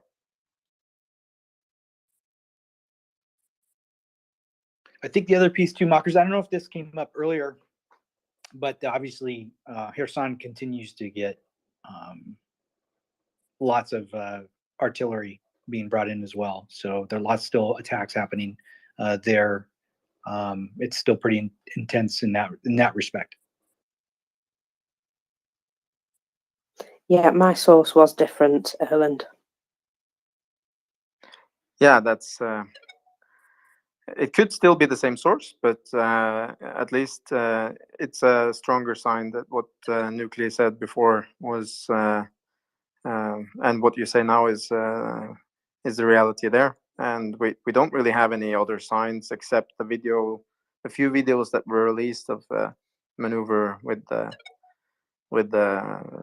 main battle tank, and Nuclei basically said that they're probing, they're checking the terrain, they're checking the enemy. It's all in line with what you're saying now, Mockers. So I certainly never take any victories early in this war after seeing how information is being released timely and how the Ukrainians are operating. There's been a lot of messages about Ukrainians being inside Crimea and Ukrainians taking the P-66 and holding it and not. And yeah, we will see when the reality really shows up in the information space that we are in. We are not in the same information space as the people on the front line. That's very important to remember.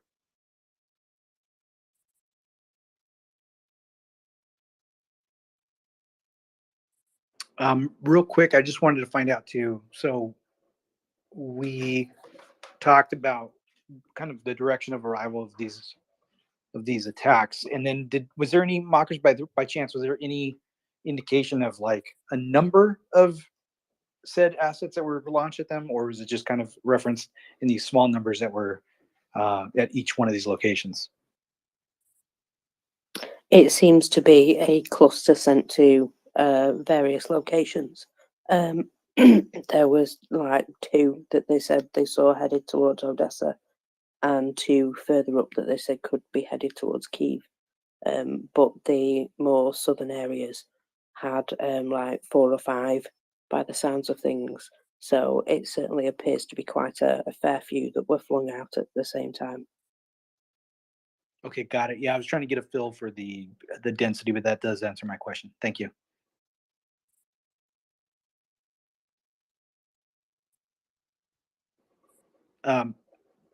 One, two, I was going to ask you a question, kind of reference back to the previous discussion real quick. We talked, specifically talked about the game changer stuff, but what is, so the way that I think about the systems that we have currently, I guess in your estimation, like if you were to think outside of like, hey, the military's handing me this piece of gear that I'm now going to take into my training environment and we have to train on it. Was there anything that was done at your unit level to like enhance your vehicles, like that you guys did, that it was like not provided by the military, but again, just something that you did? Does that make sense? So not touching systems or something like that. That's not something you would do. Then you would have to ask for like really permission. But no, nothing like that. What we did do, and we did change, is like small stuff like comfort stuff. I don't know exactly. I mean, like cushions, making your seat better, making it more comfortable in the cabin, so to speak. And small updates like that, maybe change a few systems so you could play a Bluetooth speaker, etc., using the tank, etc. So nothing major. We had some suggestions on what to improve, and then you send that higher up the chain, and they elaborate if they want to change it. But you're not going to change it just on one tank. You're going to change it on a whole load of tanks in that case. So mainly, with making it the life more better for the crew in everyday life, so to speak. Yeah. Okay. Cool. This is actually a good one because so I chalked that up to the creature comforts thing. It was kind of like when you talked about the new boots that you got, for example, creature comforts for us. So the ejection seat in jets is very uncomfortable. If you can imagine having your butt in that seat for a really long time, which you can in a different setting, obviously.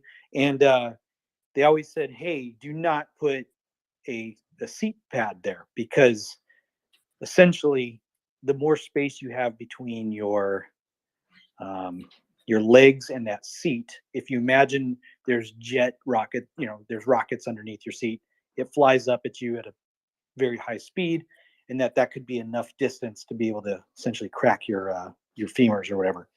And so of course they put the fear of God in you for that particular thing.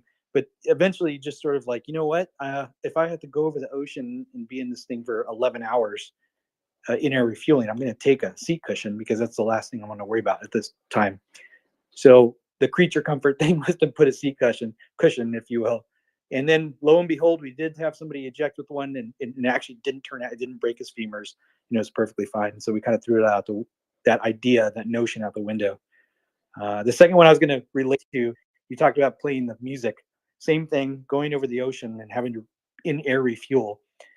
We had some very smart guys able to connect our comm cords with our iPhones. And so we could play music, and then it would mute or quiet down as somebody would talk on the radio, which was kind of a cool feature. But anyways, creature comforts, I like it. That's good.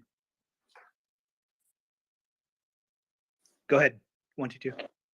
Yeah, so another thing people need to learn about the military, there's a saying, it's hurry up and wait. So you do a lot of time, hurrying up, and then you're just sitting there waiting. So you need to be comfortable and keep the morale up.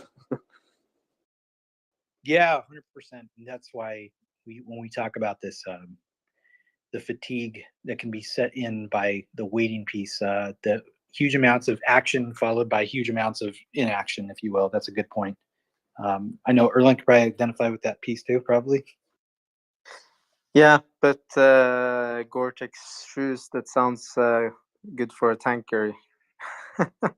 That's my comment on Gore-Tex shoes. Oh, goodness. Yeah, they're terrible for marching. Yes, I know. No, we got Gore-Tex shoes, and easy trap, because very, very comfy, feels great, and then when you shouldn't have worn them, that's when you regret it forever.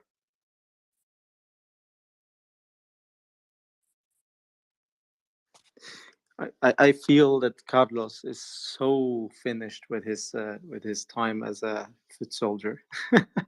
Is it wrong? No, it's not wrong. I will say when I was in the infantry, I could not wait to become something other than that. Not that I didn't love the guys, but my eyes were always in the sky. So that was just unfortunately one of those things where I had a goal, and that was to be an aviator. So What kind of boots do you have in your planes? That's something I never even thought about. we had there's two answers to this one. There's what the Air Force wears, which are like basically sneakers that are boots, so really comfortable. And then the Navy Marine Corps, we have steel-toed boots, because when you're on a ship environment, there's a lot of danger to your feet, basically, and things dropping and running through the area. So they made us have steel toe, which was ridiculous, to be honest with you. I'm trying to have a couple pair here. They're basically, they have Danners, which I'm pretty sure people probably heard of those before. So they had to be steel toe, steel shank, if you will. And then when I flew with guys in the Air Force, I bought the same basically sneakers that they had, except they're more boot. I'm talking about the boots. I think they were Oakley's actually, and you could, they're like tennis shoes basically. The only difference is you had to tie them up high, because if you ejected, you didn't want your shoes to blow off, right? So. Well, sneakers, it's yeah. I will never I would never leave my leather boots again after I really did a big how do you call it, faux bar, experience with my Gore-Tex shoes. Yeah, FUBAR. That's a good word. I like it. Do you guys have? I mean, do you use that, or do you use something else? Is there like an equivalency to that? Oh yeah. Lost in translation here. Well, we have one thing that we normally say, and it's like you're a complete onion. It sounds very strange, but it's very much used in the Norwegian army. And there is also a position called NATO coma position, which is very funny. It's when you see all the different nationalities coming to the big cold response NATO exercise up in the north, and they just arrived, and they're freezing. So they try to stand in a position when they don't touch the uniform because they feel it's more comfy and less cold. So that's the NATO coma. That's one of those two. But FUBAR, we don't really have an equivalent, I think. Actually, it's interesting you brought up those two examples. Now it has me wanting to find out some sayings maybe that are out on the Ukrainian battlefield. Did you hear? Erland, were you here when Nolan Peterson was on? Yes, I was listening in. Yeah. Okay, so this is. I thought it was really part of his conversation was great. The whole thing was just great, but one of the really more interesting things to me was the fighter pilot culture that was now developing that had not existed before. So when he had gone out to some of the locations to talk to the pilots, and this was very interesting to me because, again, these are just assumptions that people make and all this other stuff, but it's kind of taking on a life of its own, and I thought that was pretty interesting. That's why this FUBAR thing and of course your sayings have made me think about this. NATO coma, I was thinking about how I experienced that exact thing of what you're talking about, and now I know what I could call it. And I'm wondering, and this is something we can ask maybe Nuclei and some of these other guys as they come back on the space at some point, to see if there's any interesting cultural things that have popped up that they've noticed to do with, I don't know, sayings or whatever it is, whether they've been there for a while or maybe if new ones have popped up. Oh yeah, and these things, they spread like wildfire, and they get established quite quickly. And yes, I have seen several Ukrainian soldiers in the NATO coma position. It's not that strange. I mean, if you know that you're not going to stand outside for a long time, that's fine. But you're probably dressed wrong. And the thing is that you don't want to undress. That's the thing. You don't want to undress and get on an extra layer. So you're just standing there and hoping that your commander will let you go back inside soon. That's why the NATO coma. So this is the NATO coma. I get it. So I'll tell you two interesting points here. So one is I do remember the days of my cold weather training was done in California, of all places. That's where one of our cold training centers is. But anyways, after obviously going on a forced march, basically, and being sweaty, how quickly, and I heard you talk about this before, how quickly you have to basically decide to do your change, right? Start to put on layers as you get colder and all this other stuff. As a pilot, in the middle of summer, okay, you're sweating. By the time you get out to the aircraft, you're just drenched in your own sweat. And then you fly up at high altitudes, and guess what? It's freezing up there. So you have to have a heater. Otherwise, you can get hypothermic. And I had one time where the heater was not working, and I was absolutely freezing. It was really hard for me to control the aircraft, actually. That's how cold I was.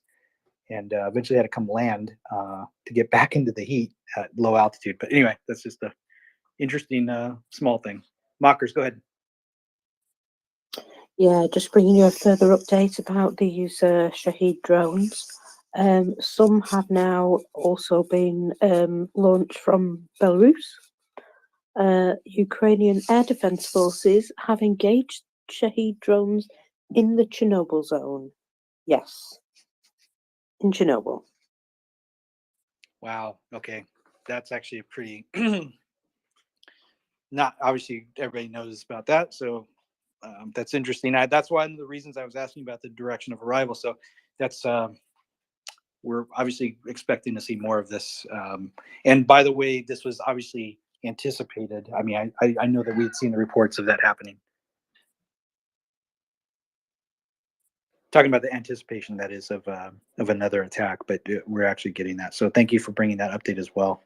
Obviously, a different direction of arrival and location-wise, how that's significant. But were they moving over the Chernobyl area or actually hitting the Chernobyl area? Was because I think that's They were been. moving through it, I believe. Can you repeat that? Sorry. I believe they were moving through it on their way somewhere. I think that's not the first time that happened. I think we have seen them coming from that general direction before. That means they're going towards Kiev. Let's hope that the NASAMs and all the guys with the machine guns are ready. Take them down. Yeah, this is the part, again, when I always just crossing my fingers on the piece of that they continue to have these successful engagement rates that they've had in the past. And none of this stuff, I've heard the word retaliatory, and I'm like, nope, that is not correct, because they're not retaliating for something.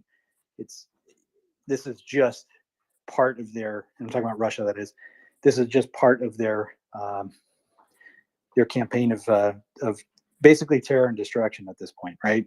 So we know that they're not engaging military targets, and that's the unfortunate piece of this. But as we see evidence of the increased air defense piece, we can actually have hope in that the success rate continues to be good, that they engage these things. And again, even though there is some density here, it wasn't like those ones that were a month ago. I mean, in terms of the volume, not that there still isn't a lot, but that's just another data point there. So eventually, if we in the West won't help them enough, I'm sure that the Ukrainians will figure out the Shahed drones themselves. That's not ideal. Systems that can take these things down immediately, but I believe that they're going to create quite a good, many umbrellas when it comes to these kind of threats. The big problem is the ballistic missiles, and I'm still hoping that the Iranians will just back off, because as George has mentioned many times as well, and it's not in the favor of the Iranians if the Patriot system is 100% efficient against the Iranian ballistic missiles. They wouldn't want that to be demonstrated in Ukraine, right? Yeah, that's exactly right. And I think this is the tie-ins here. So when we talk about these things that are happening, and this is President Zelensky was very purposeful to bring up the alliance of Iran with Russia in respect to these. I mean, we saw the evidence already, but to state it very overtly, especially at his level, to Congress. And so we talk about this layered piece of things that is, it's an overt thing, and it's also now that we had the launches out of Belarus as well, right? So we just continue to see this. It's we can't look away from this, right? There is we can't talk about there is no such thing as a quote unquote escalation. I know we've talked about this before with Axel. That's not what is happening. So go ahead, Mockers.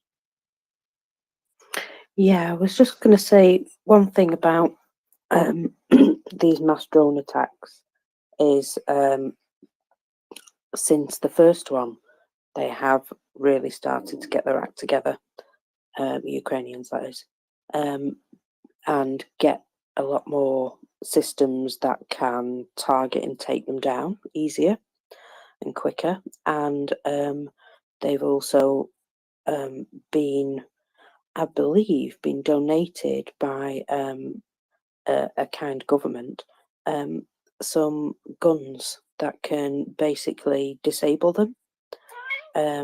I believe that they are also in possession of those sorts of things. So I'm now going to feed my cat because obviously he wants something. And yeah, I was just going to say that they're a lot more well equipped for these drones now than they were.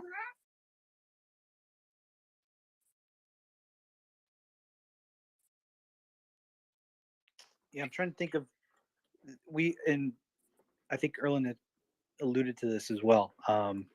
If you were to flip the coin now and look at the way that Ukrainians use their, for lack of a better term, strategic drones that they've used to strike. And again, we don't know about this last attack specifically for Engels, but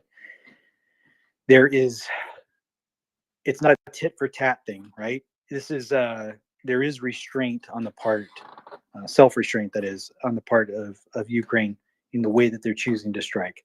So the difference really is in how they're being used, what they're being used to target against. And I know we like to sometimes bring up the thing like, oh, they should be targeting the Kremlin and all this other stuff. But really, if you think about it, what they are doing so far is targeting military targets, which is 100% valid. It is logical in terms of it's in line with their strategic goals as well as their political goals. And I think that's a big difference. Go ahead, Mockers. Yeah, along that line, the thing is, the Ukrainians want the war to end. The sooner the better. And so, of course, they're going to do their best to try and degrade anything that the Russians might be able to throw at them in the future. You know, so obviously that attrition of ammo depots and hitting air bases and all this, it's absolutely what they have to do to try and degrade the Russians to the point where they can't keep launching these massive attacks. And you're into something very important here, Mockers.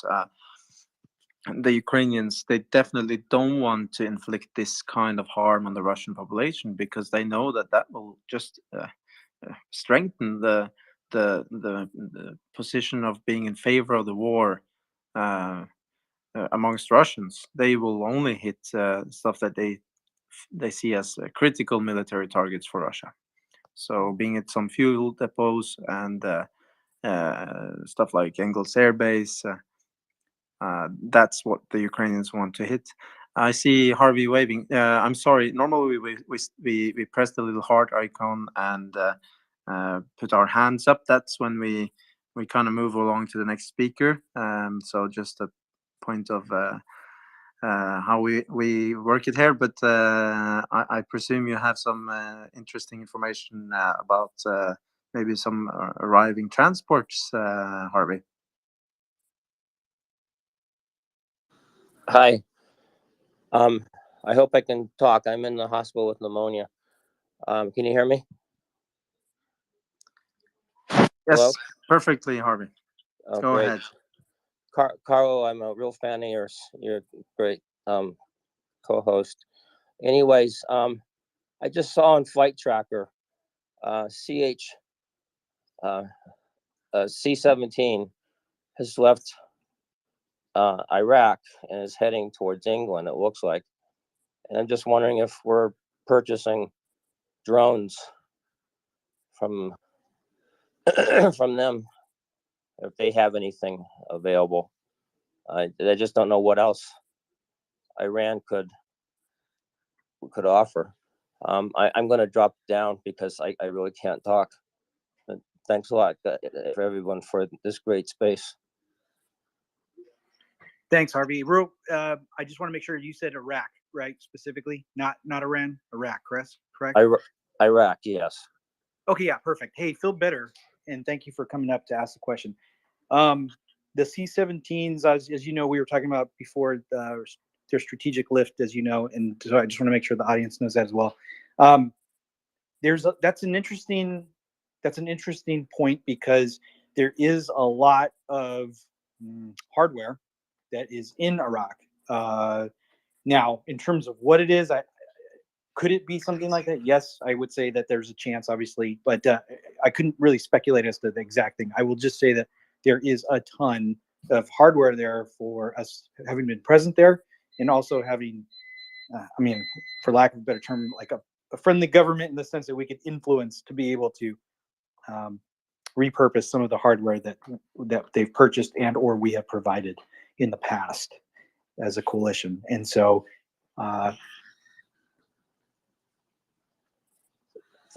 thanks. I'm an old dust-off pilot, so I like your stuff, and I really can't even think straight. So, but yeah, it was Iran. Thanks a lot. Good night, guys. Good night. Feel better, and huge place in my heart for dust-off pilots for what you do. So thank you very much for your service and that critical medical evacuation you provided. It's something that we always kind of talk about. If we could take back some of the airspace that's above the tactical spaces here, we would be able to get that capability. We want to get that capability that the Ukrainians to be able to use their helicopters specifically for that. Erlen, what are your thoughts on? Well, first of all, feel better, Harvey, and please get well and come back to the space. I also can't seem to drop myself down, so can someone do that on your end? Yeah, sure. We'll figure it out. I can get you. Right. No worries. All right, thanks. And I just see in your post, Harvey, that some C-17 flight coming from Iraq going over Europe. I don't know what kind of equipment could be there. Did we provide them or buy them some sort of system that we could repurpose or lend them something? Or I'm saying we, but the US. Carlos, you probably know this better than me, but is the stuff that is in Iraq, is it given to them, or did they buy it, or is there something there placed still by the US? Yeah, I will give you my secondary thoughts on this. First, I'm going to Mockers, and then I'll fill you in on what I'm thinking. Yeah, I was just mooching the timeline, and I saw something from Gordon Brown, the ex-UK Prime Minister, about a special international tribunal now taking shape in The Hague, which could indict President Putin for the crime of aggression. Such a tribunal was requested by President Zelensky in October and is now endorsed by the European Union, the Council of Europe, and NATO. And the Dutch government is ready to finance the creation of an interim office to prepare the case. It goes on to say that aggression is a statutory crime, Nuremberg, blah, blah, blah. And that, aggression is the original crime, which started everything, obviously. There should be no hiding place for Russia's warmongers. By striking fear that long prison sentences will lie ahead for many of his inner cabal, they may start to distance themselves from him. The case of the tribunal grows stronger every month, with the brutal and indiscriminate targeting of civilians and the attempt to freeze and starve the people into submission. Britain and the United States should now take the lead in not only supporting Ukraine, but protecting the legacy of 1945 the Nuremberg moment that gave us the idea of accountability for international crimes. I skipped through the boring stuff in the middle, obviously. But Mockers, this isn't the first time Gordon Brown has been quite vocal about crimes against humanity and war crimes being investigated in Ukraine. I believe he was very early on voicing that there are obvious war crimes, and I got a smile the first time he said it, because it felt wholeheartedly when he did it. Not a smile, but a good feeling from him, that this was something that he cared about, and I was pleased with that. That's good that he's following up on this. It's really positive. Yeah. How do you feel about that as a UK citizen? I'm impressed with the progress, actually. I didn't really have an opinion of him as a prime minister. He was there one minute and gone the next. You know, for what it was worth, I wasn't really very political at the time. And I've never seen him as a bad person. And the fact that he came out very early on and spoke out against this, you know, fully supported. And to see that coming to some fruition, he's obviously been working hard to move this along. Otherwise, he wouldn't be making such an announcement. And I think it can only be a good thing. President Zelensky himself has requested this. So it's not like, you know, people are doing this without the agency of Ukraine being considered.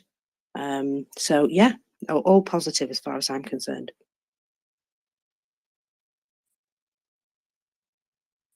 Well, to be honest, he seemed quite boring as a prime minister, but that's just me. I was not very engaged with UK politics at the time, but at least he didn't have any big scandals, did he? Compared to all the other ones coming after him. No Brexit, no parties during COVID, or anything like that. No, that's true. There's very much a brown suit, as far as I'm aware. Yeah, I kind of missed that a little bit when I tuned into the UK politics, but I wonder how he would have fared as a prime minister now, as the Ukraine war is happening, or the war on the terror war of Russia is happening in Ukraine. It would be interesting, actually. It seems like this guy has a certain moral compass, at least. Yeah, he certainly does. Well, you know, maybe he's doing what he can from his position now, and maybe that's the best place for him. That was the part that I was going to bring up, Mockers. That's exactly what I was going to say. The more former politicians, especially at that level, that are still engaged in this way, they still obviously have influence and connections, and again can be, you know, a squeaky wheel, so to speak. And I think that's really important. In fact, I mean, a huge campaign should be to enlist basically all of them, right? Because they have a lot more flexibility now to speak their mind in some ways. And obviously they could be a little more, I guess, better advocates in the positions you talked about. So I think that's kind of important. Have you read, Carlos, anything about what George W. Bush has said about the war?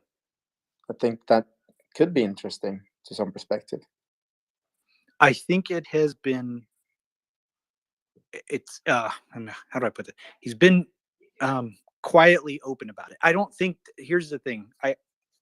He hasn't spoken about it overtly because I just think it's not getting asked of him because we have other politicians who are hugely distracting. I will not bring up their names in my campaign to not bring up distractors, if you will. So other than to not name them, but say that that's the role that they play, unfortunately.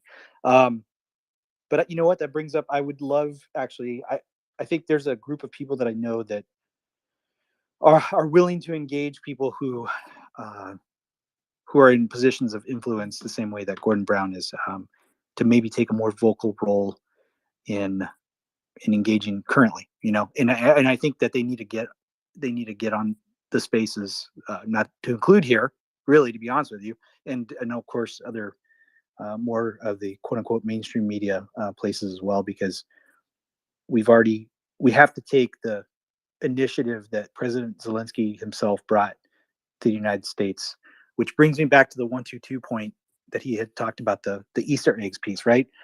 I did watch that video. It was interesting. I don't know if you got a chance to see it. It was basically talking about Easter eggs coming from the United States, that the Russians are enjoying them. It was kind of a present and past tense type of thing. So it'd be kind of interesting to think about that more. And I wanted to bring up, if you don't mind, back to Iraq and the question that had come before. So if you didn't know, actually, Ukraine had helped as part of the coalition of the willing in the campaign, in the mission in Iraq. They had been there for quite a few years in the beginning, and had soldiers come through there as part of the coalition, if you will. So there's a tie there, and then of course the U.S. Material support. So if you really think about the conflicts we've been involved in for the past over 20 years, it would include Afghanistan, Iraq, obviously, and you had kind of brought up that your question to me about what is there and what capacity. Some stuff has been purchased from the Iraqi government, and a lot of it was obviously provided from the United States and other coalition countries as well. So there is a lot of material support there that can be, I guess, repurposed, or that they just don't need in terms of where they are with the current fight. ISIS has obviously been taken under control, and obviously the gains that were made there that everybody's aware of. Nuclear talked about that as well. So there is a lot of stuff there, to include, even basic things from MRAPs, which I know aren't necessarily the vehicle they need there, but I'm just trying to bring it up as something that is in large supply there too. Potential artillery pieces, everything from small arms to mortars to, you can name it. It's probably there. So there is a lot of things that could be brought, to include some of the higher artillery pieces and some of the lower echelon things. Even simple things as night vision devices and squad and platoon level things as well. Well, that's interesting. But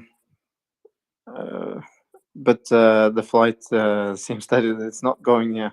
It's not going to Poland, so no immediate sign that this is a direct delivery to Ukraine. Anyways, the procurement of ex-Soviet or Soviet-style material to Ukraine has been kind of a strange appearance. We've seen some flights going from Sudan. Strange things. Wonder who acquired those things. Could be some European partners as well. So you never know really where they get the stuff that Ukrainians need to continue their efforts. The logistics of getting the stuff the Ukrainians need is a puzzle. It is a puzzle, and part of it has to do, or a large chunk of it has to do with this backfill that we keep talking about, backfill of stocks. So in other words, you bring the material support now from some of these places, and that's why I'm bringing up Iraq in particular, and then you can backfill at a later date. And of course, it has to do with they're a lot more comfortable in that they can be defended and not have a shortfall in the war reserve, as was kind of brought up yesterday. George, you came up. How are you, George? Hey guys, how you doing? Everyone on the space, good evening. And for a lot of you, it's a little bit past almost midnight or past midnight. It's quarter to midnight here. We had a very interesting ex-soldier discussion earlier with with Colonel Spencer. Carlos brought it up.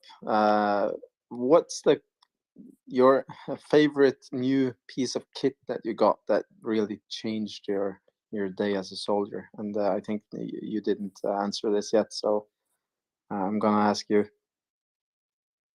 Oh man, what, can I just say what my favorite thing that I went out of my way to make sure I carried it in 2003 and 2004 was and it was very difficult to acquire in 2003, but was I had an M16A2. I never went to the M4 with a 203 grenade launcher on underneath it, and for me that was it was like me and it had a very it became part of me. I could shoot better with that M16A2 than I could with the M4. I used I used iron sights back in '93, and yeah, that was my favorite piece of kit. Was that a Colt? Yeah, I believe so. Yeah, it was a Colt A2, M16A2 with a select fire. Never went to burst mode. It was just a waste of ammo. And yeah, and M203 40 millimeter grenade launcher underneath. Let me tell you, that thing could come in handy. That was a great piece of kit, and to me, it's like it was like having a mini mortar with you. Yes, yes, it was. Thank you for bringing that up. I just want And I'm Carlos, clapping. I am so ticked that, to me, the if I could build a perfect platoon now, right, I would have my 2 drone guys, okay, with assistant, right? That would be 4 people. Every squad, if it was a 40-man platoon, 5 8-man squads, every squad would have at least one 203 gunner. One guy with a grenade launcher. Let me tell you, it's an incredible, it's so underestimated, especially if you're in an urban environment. Holy shit, did that come in handy in Somalia. Let me tell you, it's a beautiful piece of kit. It's inexpensive compared to all the other stuff, and is just great. And you can do a lot of damage with it. They have the dual purpose grenades, and you can actually knock out like a BMP with the damn thing if you needed to. This thing is just an amazing piece of kit in the urban environment. And we have seen Okay. the Ukrainians use them, right? They use I've seen the was it the M19, the automatic one. The one that fires almost like a machine gun, one after the other. It's like Yeah, Mark 19, right? Yeah. Yeah, We love yeah, those. the Mark 19. But I haven't seen anybody with a 203 slung under the rifle. Maybe some of the SOF guys have them, but I begged for one in 2003, and I found one. I was lucky. I had a good armor, and he actually put it together for me. Man, okay, so cool. I'm gonna send you a picture I'll send you a picture. You'll see my kit. That was one of them, and I will say this: I used that more than I did my M14. By the way, I used it to mark targets as well because I had smoke, and I would use that in conjunction with the drone guy. I was going to bring that up. We had a Puma. We could so we could see the guys in defilade, and I could put a couple of M203s Oh my god! their way. Yeah. Yeah, So. I'm talking '93 when we didn't have the drone, but I can only imagine the utter carnage we would have been able to wreak, to wreak havoc if we would have had a drone operator to tell us who's around the corner in the building, and once at first when you first get on the range with that thing, you're like, oh my God, I'm never gonna master this, but you quickly do. And dropping a grenade through a window at about 100 meters is, second thought. It's just an awesome piece of weaponry. George, Yes. is it very different from the normal 40 millimeter? It's called GUR that we had on our Heckler and Koch rifles. I can't tell you because I've never used that one. I just like the fact that it was easy to open. It slid forward. You put a round in there, and it was good to go. And you had I'm going to send you guys a picture. Erland, you'll see what I'm talking about. I'll send it in here in a couple minutes. Thank you. So in our squads we have machine gunner, sharpshooter with a 417. We have two guys with the HK 416s with the 40 millimeter. We call them thump because of the sound. Thumpers. And yes, and those they came in two variants. One with a little bit of a longer barrel, and a shorter. The shorter one was supposed to be used with the short barrel urban warfare barrel, which you can swap out. And the long one is supposed to be the normal one, and has a lot better range. And I unfortunately was only able to use the short one, and that was not very easy to aim. And I kind of hated it because it was extra weight on the rifle, but was never in urban combat in Iraq. So I guess it makes a lot of difference when you need it. Yeah.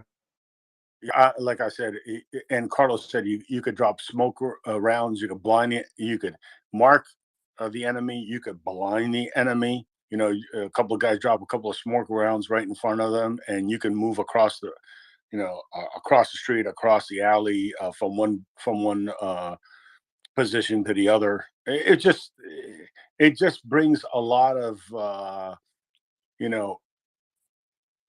boom to a unit that otherwise would have to get on the radio and call in like a mortar artillery team, something like that, to give them something.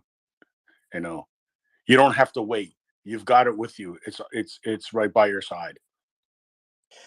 The thing I would say that was positive about the Heckler and Koch ones was that you could just detach it, stick it on your vest, and the thing had the retractable armrest, so you could use it as a standalone 40 millimeter.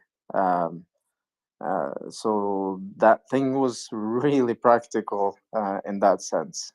Yeah, I know what you're saying, but I'll just tell you, when you popped around the corner and you're gonna fire that M203, and all of a sudden you came around the corner and you're seeing, across the way some enemy. The fact that you could just slide your hand back to the trigger of your of my M16A2 and drop some rounds to keep their heads down really quick without having to switch from one weapon to the other was a really cool concept.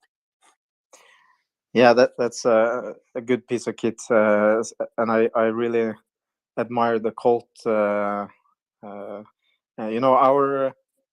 top tier special forces, they still used the Colt M16 for a long time because they didn't trust transitioning to the 416 like the rest of the army did, and they did so well because Heckler and Koch had to change out all the firing pins of the, I think, 17,000 rifle that the army bought after a couple of years. So those soft guys, I think they had the M16 Colt for at least 5 or 6 years after we transitioned to the Heckler and Koch. Yeah, the M16's sometimes maligned weapon, but the accuracy, from up to 300 meters is wow for a round that size. George, if you ever come to, is it 7.62? No, it's a 5.56. So Okay, like yeah. there's like you could literally, and I had to do it. I had a double feed during qualification, and my last target was at I think it was 100 meters. I literally cleared the feed and shot the last target with one arm. So the M16 is like doesn't have like any kick. I used to train my guys. It was all about sight picture and stuff. It's just a, if you service it well, take care of it, it will it will do its job and keep the enemy's head down.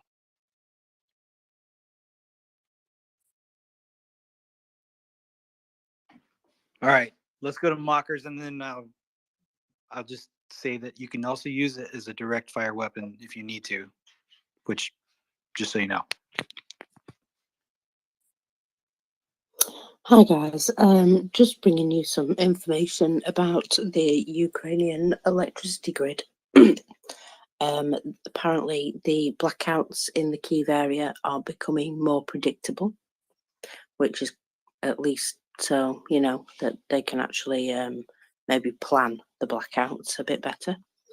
And I've just retweeted footage of the restoration of a substation in the east of Ukraine, which has been damaged 6 times, and yet they're still popping it back together. The video was originally posted by Ukrenergo, so it's just about what they're doing in the background, and they don't get enough credit sometimes, these guys, so I just thought it would be nice to highlight that. Yeah, thank you for that update, because again, it's about what are the targets, and people do ask that question on the status of their grids. Go ahead, Erlen. Oh, I just see that there is a battle canoe loving panda with his arm up. Oh yeah, that Wouldn't that be a paw up? Okay, Or, paw up. I'm not sure Sorry. what the little because raccoons actually have opposable thumbs, which is kind of scary because you can lock things away and those little trash bastards will pick the lock to get in there if there's food in there. I was going to harken back to the M16 discussion there, and was kind of bringing up some memories. I don't know anything about the HPs. We were far too cheap to buy any stuff like that. So Canada has a version of the M16 we call the C7. Used to be made by Dymaco, now made by Colt Canada. And the differences are it's reinforced everything. So the barrel, the breech, it's all reinforced, and it's made to fire when completely frozen. I was going to say, George, yeah, you gotta keep that bad boy clean, man, or it will not fire and do some pretty wacky things in fairly short order. I remember at the 100. This is back when my eyes actually worked. I was putting rounds through the holes that the first one made.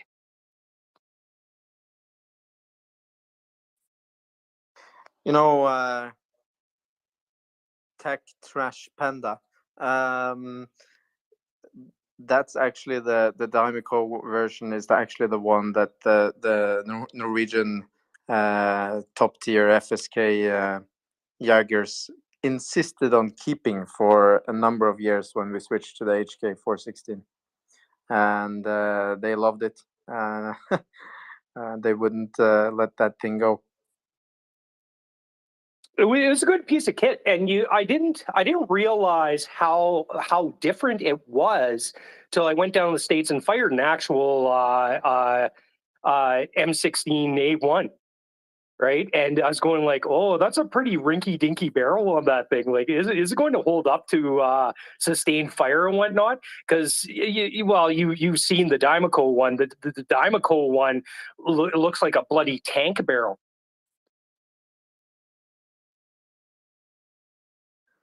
Well, I just got my hands on that thing once, and it was a tank. But compared to what I had before all that, which was the Norwegian version of the G3, that's a tank. If you've ever laid your hands on that rifle, and it fires a 7, a little bit heavier round, 7.62, old NATO standard. That thing was a tank of a rifle. Yeah, when I got in, we originally had the FNFAL, and that thing was Hey, a Joe. beast. Yeah, I'm just listening at the moment.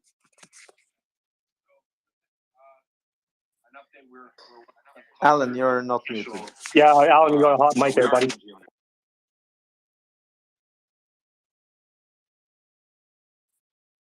I was like, wow, he's about to jump in with some Alan Super Pro stuff there. Anyways. Well, so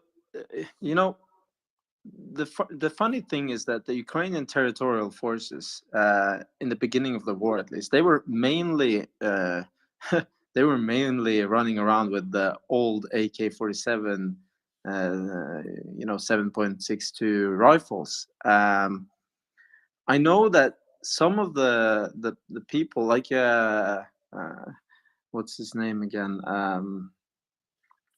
The guy we always had on here, that James Vasquez. Yeah, he was flipping out when he first got there because he didn't realize the situation, right? And he said that there was regular Army and territorial defense, till somebody, clarified it for him. Yeah, and he said that it was very interesting, but it was definitely kicking back, and the confidence that gives to a soldier when he grows up with that as a soldier, because I know that a lot of the people that were familiarized with the G3 rifle in Norway, they didn't want to change to the new rifle when we got it, because it was a 5.56, and they didn't feel that was enough, but when you come from the M4 platform down to the AK-47, that's a strange pathway, and he had some funny stories about that, I remember. Well, Erland, you got to understand, James, from what I understand from his tours, he was, in the 2000s, he was used to optics, things, and we're talking about American optics, right?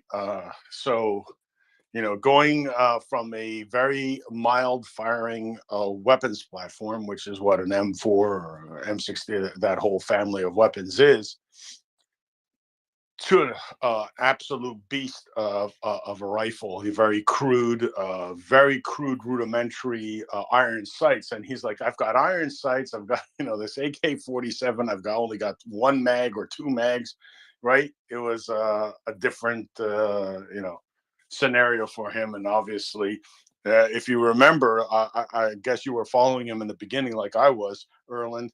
Remember, he went to Poland and he outfitted like about 20 or 30 of his guys with optics, to get them to be able to, fight in a more modern combat style. So, yeah, I think he was posting a series of those optics all the way from when he acquired them in Poland to the fact when he actually got them fitted out with his unit. I was following. Yeah, he found a place that had vortex red dot sights, magnified red dot sights, and I can only imagine, like, those guys must have been like looking at something foreign, because most of the territorial guards he was with were guys that had served at one time years ago in the Ukrainian army. So they had never seen nothing like that. But obviously it made them a better fighting force, right? You got something like that. It's like aiming becomes second nature once you get used to it. Yeah, but you're with 7.62, you're not hiding behind any trees because that's not going to help you. Oh, no.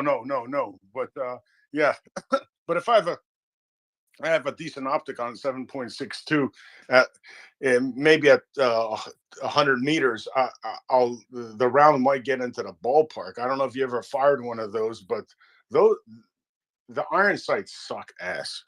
They're horrible. They're like something that was like designed in like the 1880s. It's horrible. Well, this is very interesting, and I can transition this into Ukraine. So, when I was in boot camp, we had the G3 rifle with Norwegian version, and it had the strangest iron sights that you would ever encounter, and they were really difficult to get used to. But when you actually knew how to use them, they were good, really good. And suddenly, boot camp is over. We got the new HK416, and to be honest, so what happened is that we didn't get the aim points delivered immediately. We were supposed to learn the iron sights of the rifle first, and those iron sights were completely different, and I really never liked them. Then we got the aim point, and that was heaven.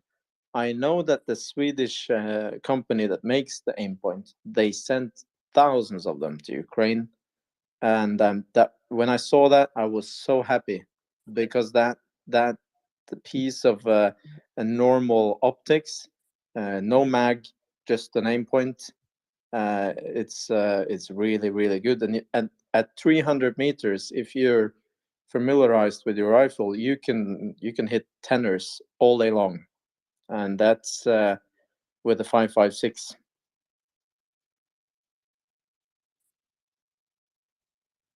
I see that Dima is back up with his hand immediately. I think he wants to contribute to this conversation. Please.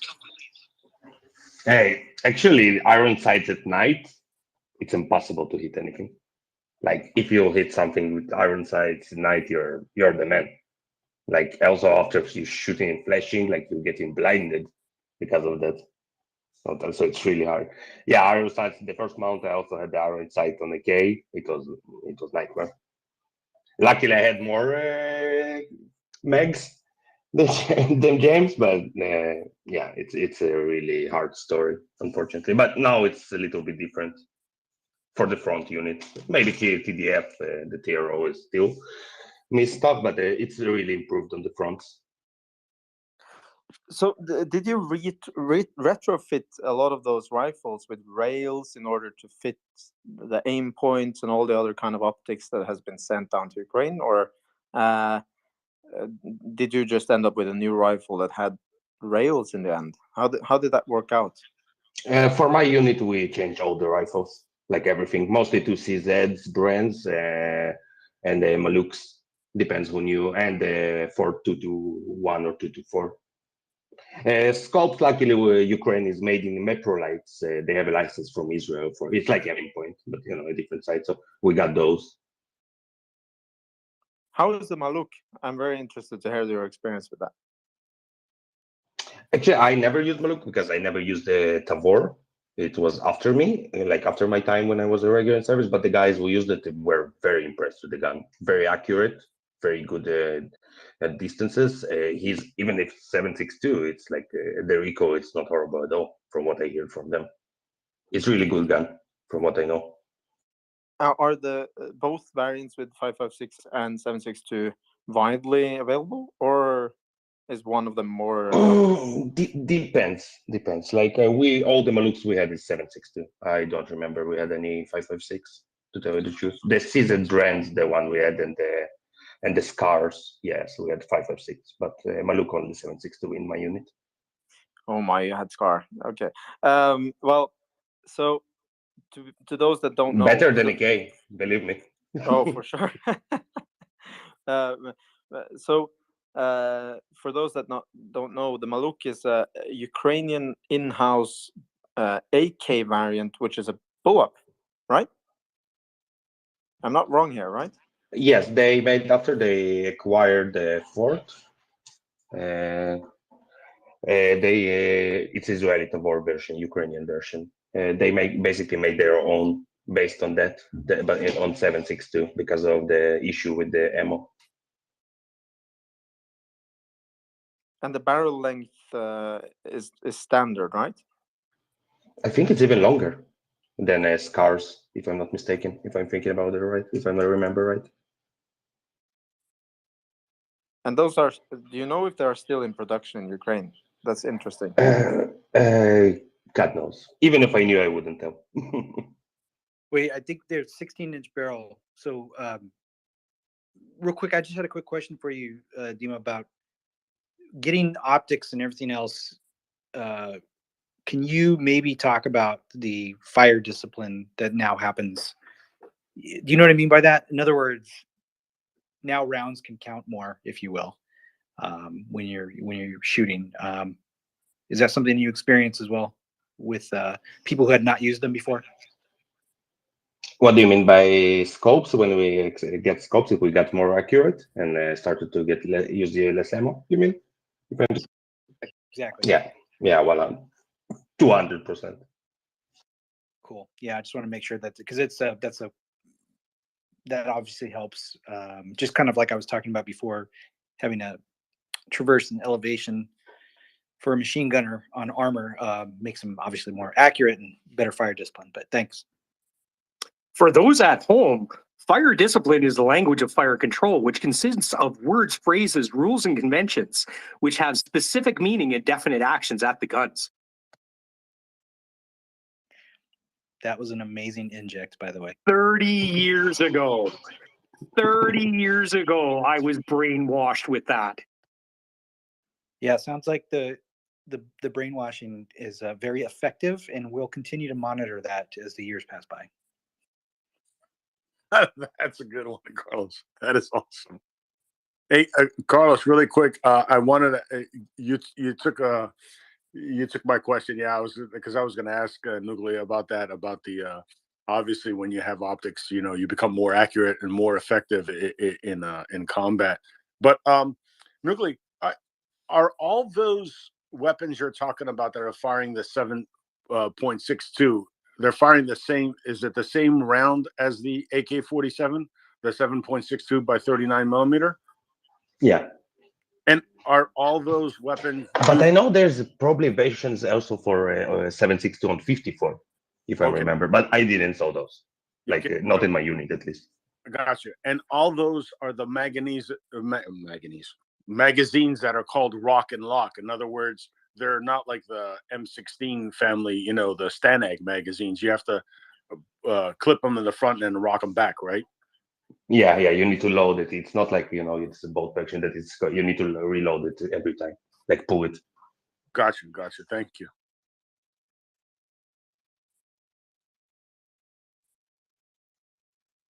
Sorry, let's go to Ryan. Sorry, Ryan, you had your hand up for a little bit. No, you're fine. I was just looking at these Maluk guns. It says they're made in a 5.45 by 3.9, a 7.62 by 3.9, and a 5.56 by 4.5 NATO round. And I want one. More importantly, I want to buy one for a friend of mine who just got sent to the front. I'm wondering if that's possible, but I'm not going to ask anybody about weapons trafficking here. I will just see what I can manage to do in Ukraine to help a friend. Another problem with sending optics to Ukraine is on a standard AK, they don't have a scope mount rail like you would think of on an AR platform. You have to get a special clamp that goes on the left side of the receiver and clamps down, and you need a more standard sized scope. So like a little short ACOG or a red dot or something like that doesn't really fit up well on a regular AK. I think more of those scope rails would probably help, and eventually upgrading off of an AK platform would help, but I think Ukraine needs to make more Maluks. I think fire controls on a 7.62, even with that much forward barrel control with that bullpup variant, wouldn't be hard to handle.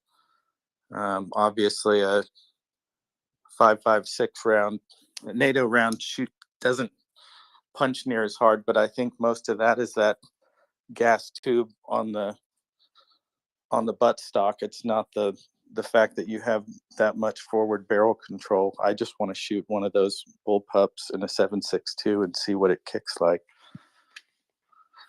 You have to be careful with the type of optics, like something like the Alcan C7/9. There's actually tritium gas in it, so it's considered a like a class 2 radiological item. Yeah. So, and they're very apprehensive about like Canada won't even let them outside the border. Well, I wouldn't be taking anything like that over there. What I was going to recommend when somebody said you can't shoot with iron sights at night is get some fluorescent paint or some glow-in-the-dark paint. Paint the backside of your iron sights. Works real well in low light conditions. And if you have the kind that you can charge up real quick with a hand torch or something, then they work really well in the dark. I think, Ryan, I think what Nuclear was talking about is on like a AK-47. It's that damn muzzle blast that blinds. Oh yeah. It'll blind your shooting eye. Yeah, so For sure. That's the biggest problem. Those things spit fire about every 5 rounds. Yeah, and if you have shitty ammo, it's pretty much every other round. So, yeah. If you're shooting an AK, you have shitty ammo. Yes, most likely. That steel polymer coated junk that they've sent over here to the U.S. Yeah, I'm very familiar with it. All right, so Ryan, now you have to share what you're eating because Toblerone. Hungry. I'm sorry. I apologize. That was terrible manners of me. No, it's not. I'm not. No, this is here. We're all friends on this space, so I'm really curious as to what you're eating because I'm hungry. It's a real I question. picked up some gingery orange Toblerone in the airport in London on my way home, and nobody likes it but me, and I'm devastated to hear that. More for you, right? I'm sure you're devastated. Ryan, I want to ask you, how are the rumors around in Ukraine about all these kind of different kits and rifles, stuff coming from Western countries amongst Ukrainians that you have met? Ukraine has a very robust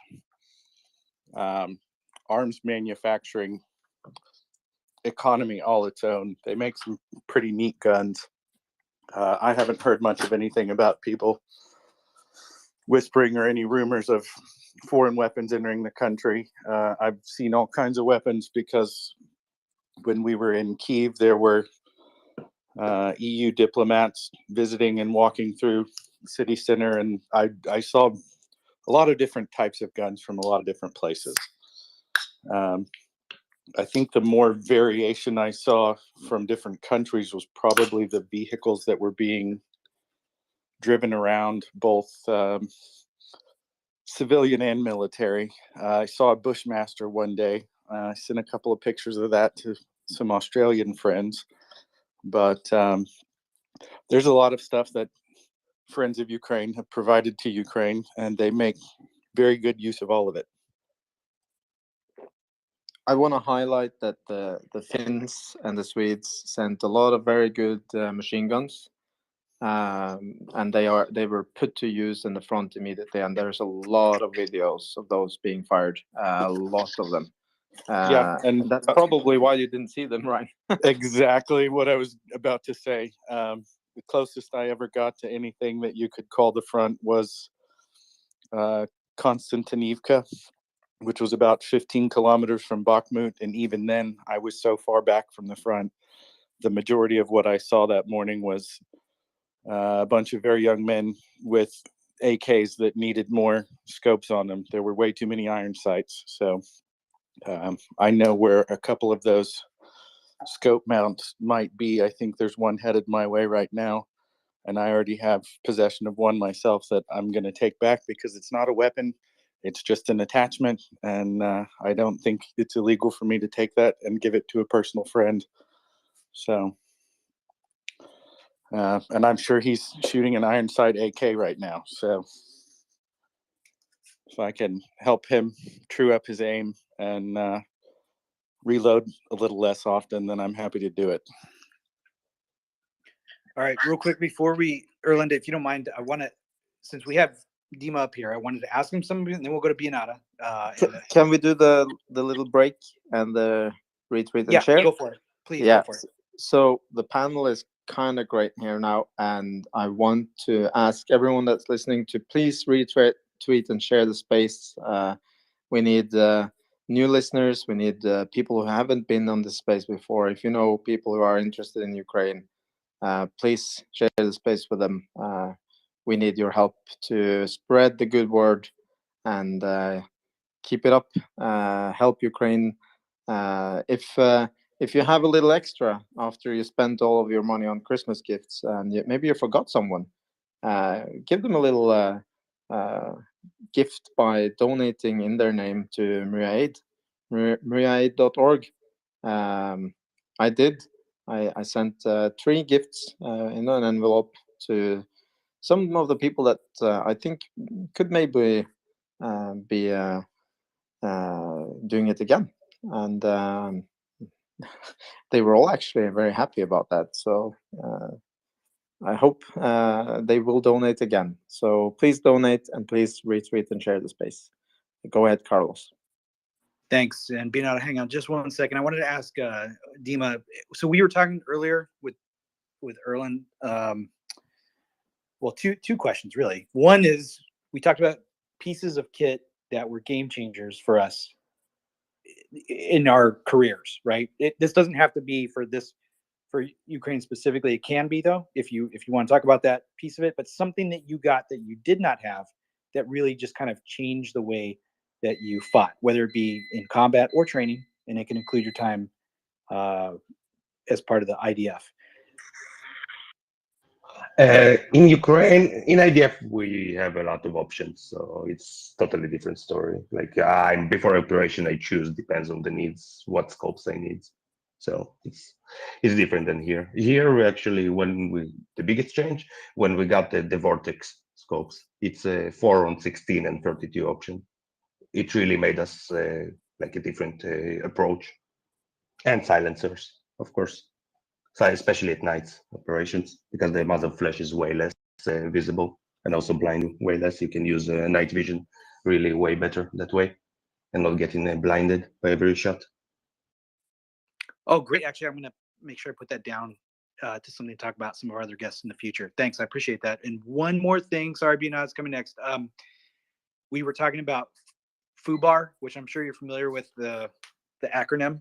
Is there anything amongst the Ukrainians that you know, the soldiers, that is a equivalent saying? Doesn't obviously have to be, you could be interpreted or whatever. Do you know what I'm asking? Like, is there, instead of saying FUBAR or snafu, is there something that's unique amongst the Ukrainian military that's kind of the same, I guess, general meaning?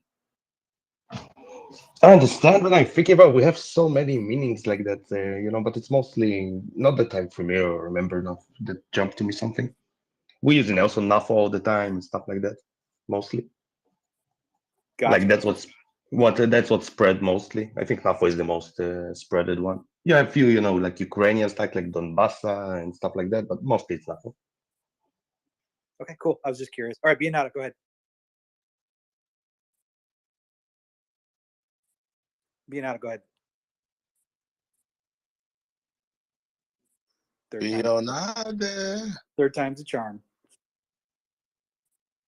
I think Bionade is having his. You can hear me?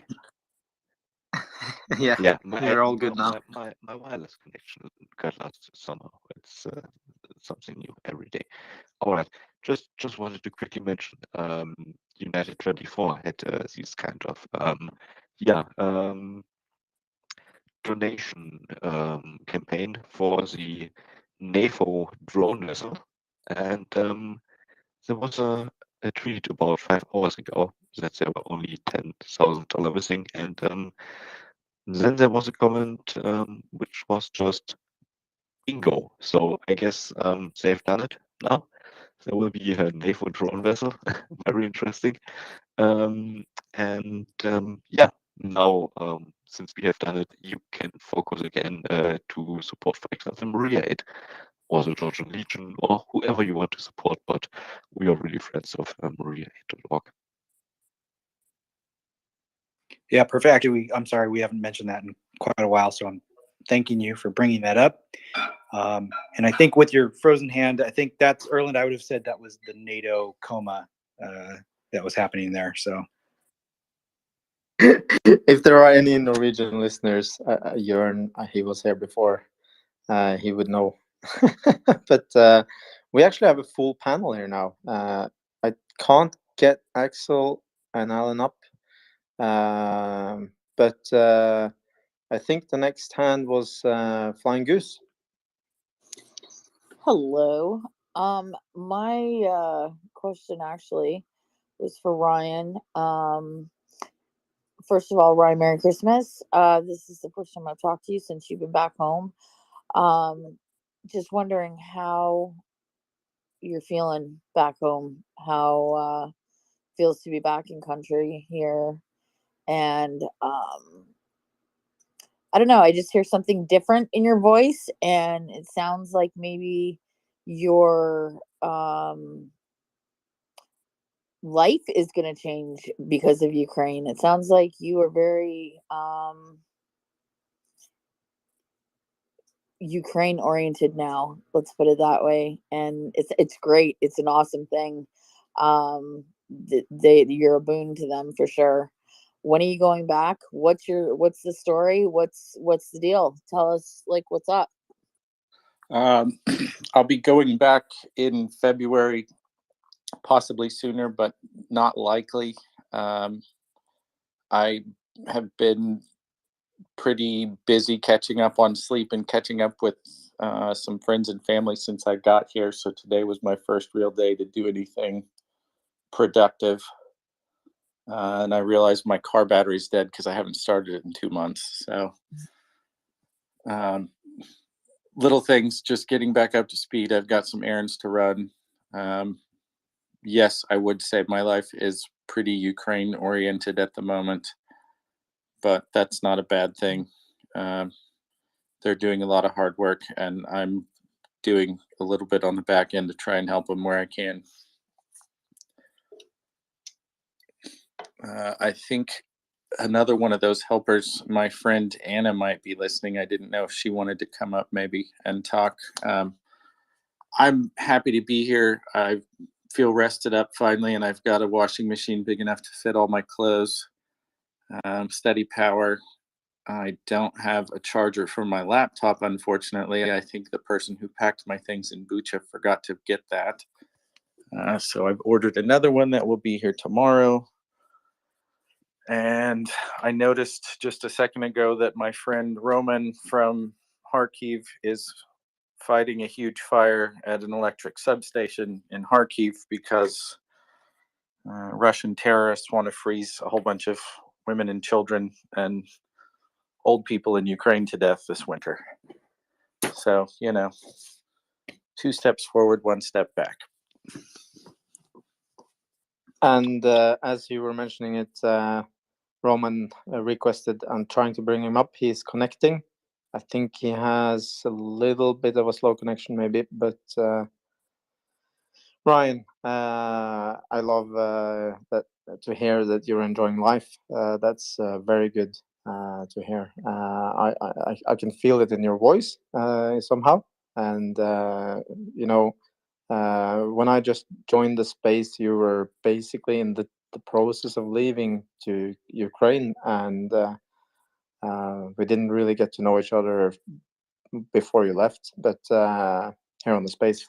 But I'm very happy that you, I can feel some kind of calm and happiness in your voice. Well, I'm just glad to know that I am going back and approximately when I'm going back, and I can't wait to do more. I'm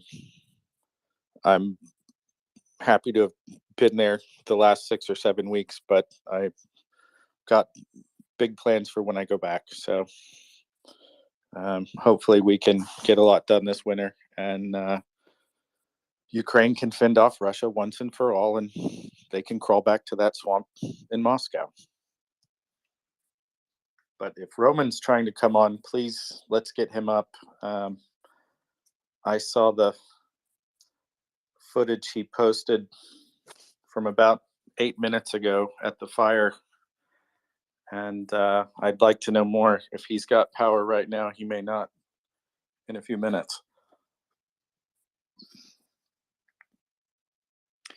All right, real quick, I'm just going to take a quick moment. I'm going to step down. I'm going to switch out with Alan and Ryan. It's good to have you. Obviously, I'm newer in the co-hosting area, so I got to follow you in some of your tales over there, and we are obviously very proud of you, and we're happy to have you home for the holidays. We know where your heart is and what you're going to go do. So as I switch out here, I just wanted to thank everybody. I will do the quick reminder, of course, that, hey, this is the kind of amazing people that we have in this space. We're so eclectic, but we all have one purpose. And obviously, it's not just the heartfelt things. It's also about having people like Dimon here to keep us honest about the things that happen on the front lines and the sacrifices that people make and all the volunteers. But it doesn't negate the small things that you and I can do from our home, which is to spread this information, be like Wendy, engage people on the street. Hey, you know what? Dollars and whatever currency that we use is king to the people who are the helping hands, and MriyaAid.org has vetted the sources that they're giving this support to. So, I would be remiss to not bring that up. It's still the holiday season. The war continues, but the efforts continue, and we're headed to victory. It's obviously we don't want to we want to know that there's a hard fought battle still taking place. But I will step down with that. And Alan, it's good to see you. And I will talk to you guys soon. Thanks, Carlos. It's been a pleasure listening to you and Erlen for much of the afternoon here today. Just really, really great co-hosting, bringing people lots of information throughout the afternoon. Daryl, your hand is up. Please go ahead. Okay. I was going to ask Ryan, did you donate a lot of the stuff that you had with you, things that you knew you could get again, like those battery packs and things of that nature? Or did you bring it back, or did you store stuff like that somewhere? Some of it I brought back, some of it I donated. Unfortunately, I didn't make it back to Bucha like I planned, so somebody had to pack up some of my things, and I didn't get a chance to meet up with the people that I intended to donate a few things to. But since I'm not going to be here long, I think I can take care of some of those people and those specific wants when I return. So, you getting a new pair of shoes to go back? I bought a new pair of boots when I went. I've got another pair of boots I'm going to take. So, no, I'm going to take a couple of used pairs. One freshly used and some I've had for a number of years. But I don't work outside of steel toes or composite toes. I like my toes. I need my toes. I hear you. I hear you. What about those yellow glasses? You remember when I was mentioning those to you for snow driving? No, I've got really good vision, to be honest. I do have some Yeah, but safety glasses I it took avoids with the me. night the The issue of glare. the white glare on snowy Yeah, conditions. I do need to get some of those then, because there's plenty of glare. What, you don't turn your high beams on and in a snowstorm pretend you're the Millennium Falcon? To be quite honest, I drove with my high beams on quite a bit because one of my low beams was burned out and the headlights were so dirt covered and a little bit hazy to begin with by the 500,000 kilometers of travel the vehicle had already done, that nobody really noticed it was the high beams. So yes, but I didn't blind anyone. Yeah, it's also fun to turn your high beams on in dense fog. Because then you blind yourself. Yeah. It's even more fun to just turn the lights off and follow the red taillights in front of you. I've done that, and the yellow lines in the middle of the road, if they are even there. Yeah, sometimes you can see better with no lights at all, and that's the honest truth. You just use the Google map on your phone that's suctioned to the windshield to know when the curves are coming up and not careen off into a field. Not that I've ever done that. Oh, come on, Ryan. We've all done that. You just hope it's a corn maze, so you're not doing any damage. Yeah. I should have like a instrument rating. If I was a pilot, I would.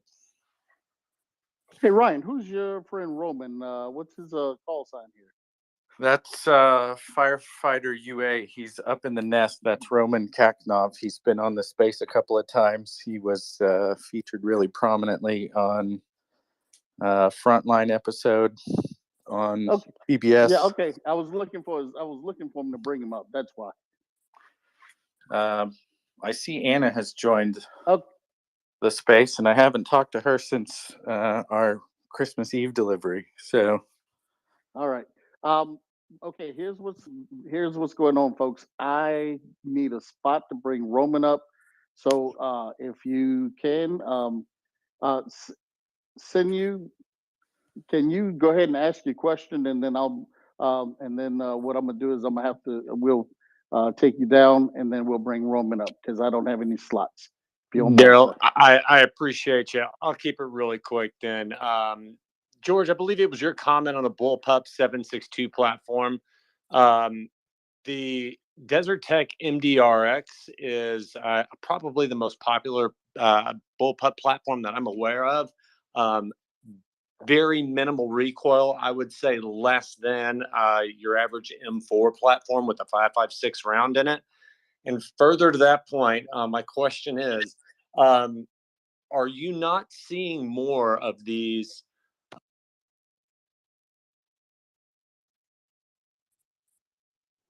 Okay, who muted everybody? Roman, Sorry. how are you? Yeah. Hello. I just hear you quite not well. Do you hear me well? Yeah, we can hear you good. We've got a little bit of radio in the background, but that's fine. Yeah. So these not good people from the Nazi Russia hit immediately at the same time to our electricity stations. We are finished. We have finished the first one. It wasn't so really complicated, but right now we are working on the second one. And here is two engines which produce electricity quite big. Each of them has 100,000 liters of oil inside, and we probably will be here quite long. So anyway, I just want to tell you that everything is fine. We're safe. Just once the oil was splashing and blasting, and two firefighters became burning, but we extinguished them quite fast, so no burns at all because we have good fire gear, good everything. Thanks for your all help, because right now we are covered, all our body parts are covered. So even after oil been split on them and they've been on fire, they're totally fine. And I know, I probably need to come back to position in 3 minutes. So just I know, just it was quite like quick update from me. So if you have some question, ask, and I will come back to work. I think you answered all the questions I have. Stay safe and keep you guys safe. And thank you for letting us know what's going on in Kharkiv. Thank you. So just while I had the question, I want to just say again, thank you to everybody who helped with the gear, with the first aid kits, with the radio stations, with fucking everything, with the generators, which right now people is using in the hospitals, with everything. So thank you so much for your help on MriyaReport, for every volunteer, for every guy, for every donated dollar. Thank you very much, guys. I'll come back. Thank Thanks, you, Roman. Stay safe, man. All right. Thank you very much, Roman. So, just so folks understand, Roman is fighting a fire right now in Kharkiv at a substation. Roman, you want to go back ahead? Go ahead. Well, I think he was just waving goodbye, possibly. He's got serious work to do, as he reported. He and his crew from the Kharkiv fire station have pretty much succeeded in extinguishing one fire in a substation, and they are moving on to the next fire.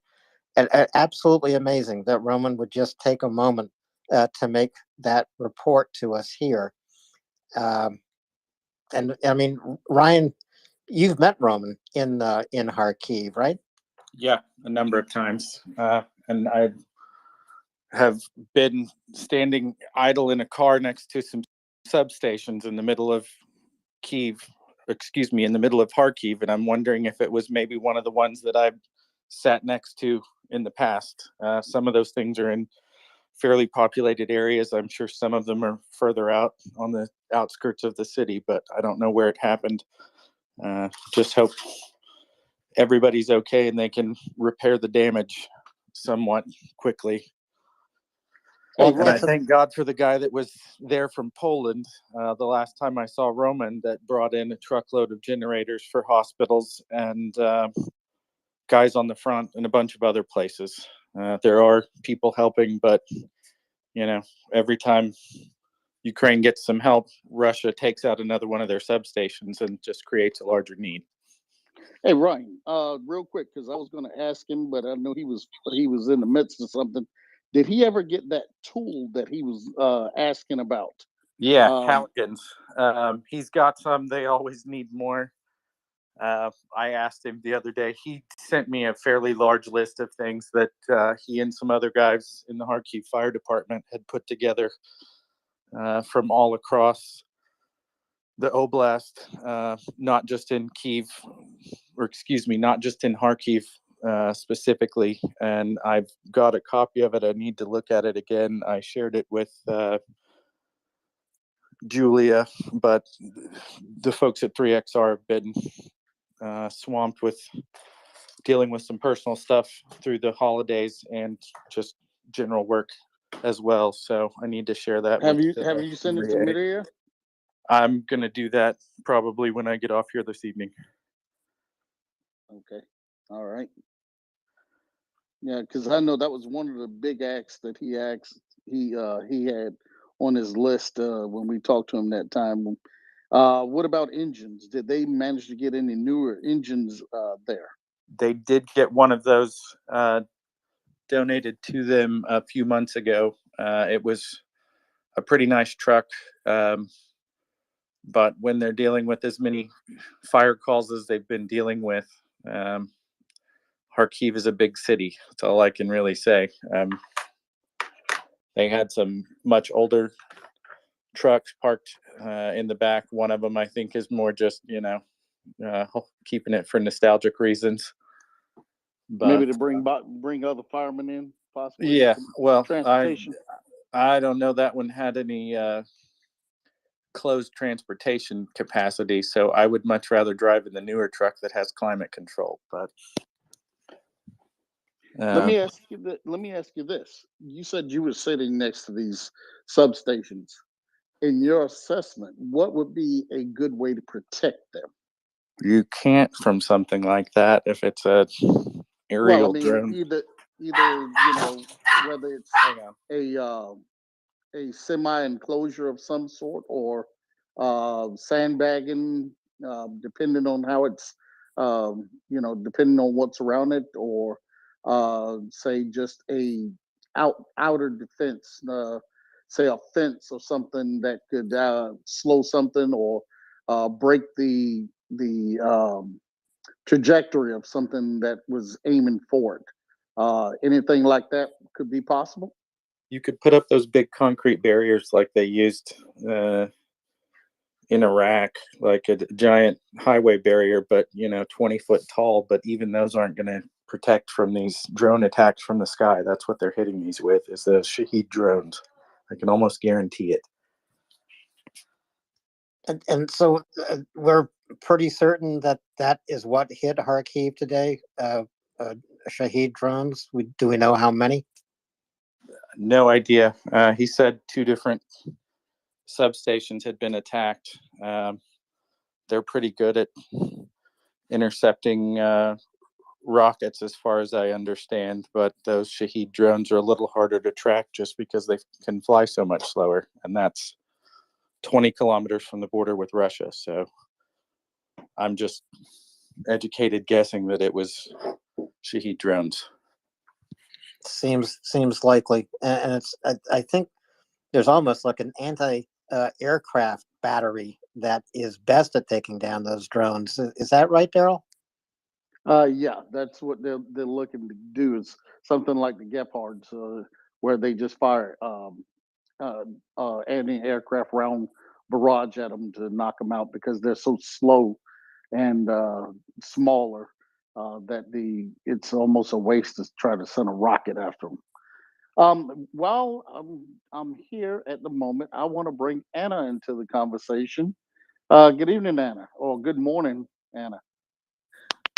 Oh, it's the evening for me. I'm in the East Coast, so in the Okay, U.S. you're back But in the States as well. I'm in the States. Yeah. Mm-hmm.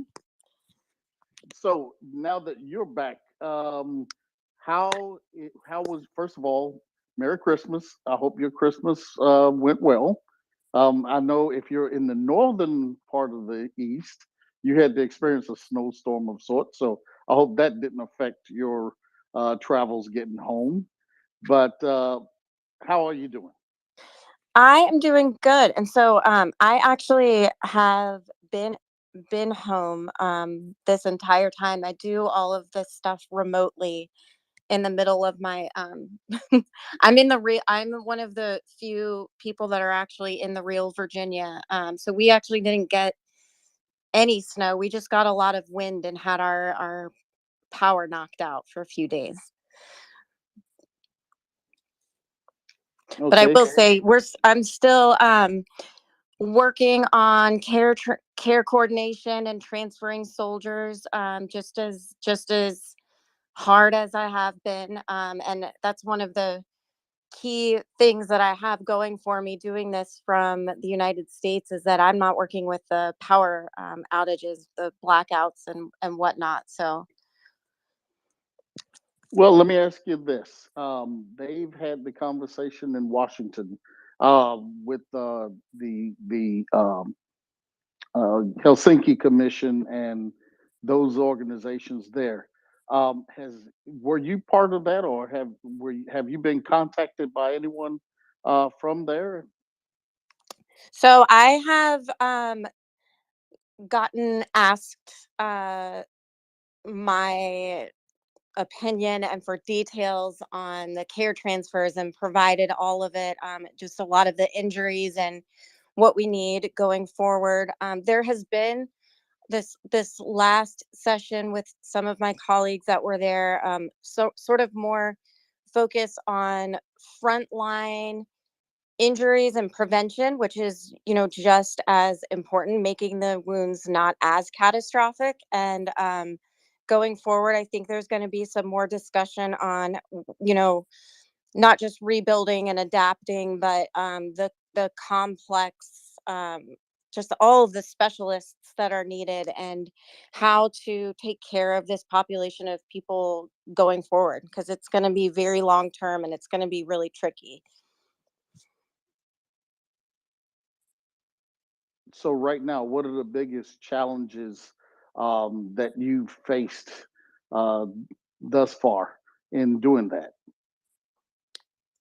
Well, the biggest challenges. So there's so many of them. I mean, we are mashing together different healthcare systems across the world, and in the United States, like for example, we have the Americans with Disabilities Act. We have codes that our buildings are meant to, I guess, accommodate people with disabilities. We have entire hospitals that are dedicated to physical therapy and rehabilitation that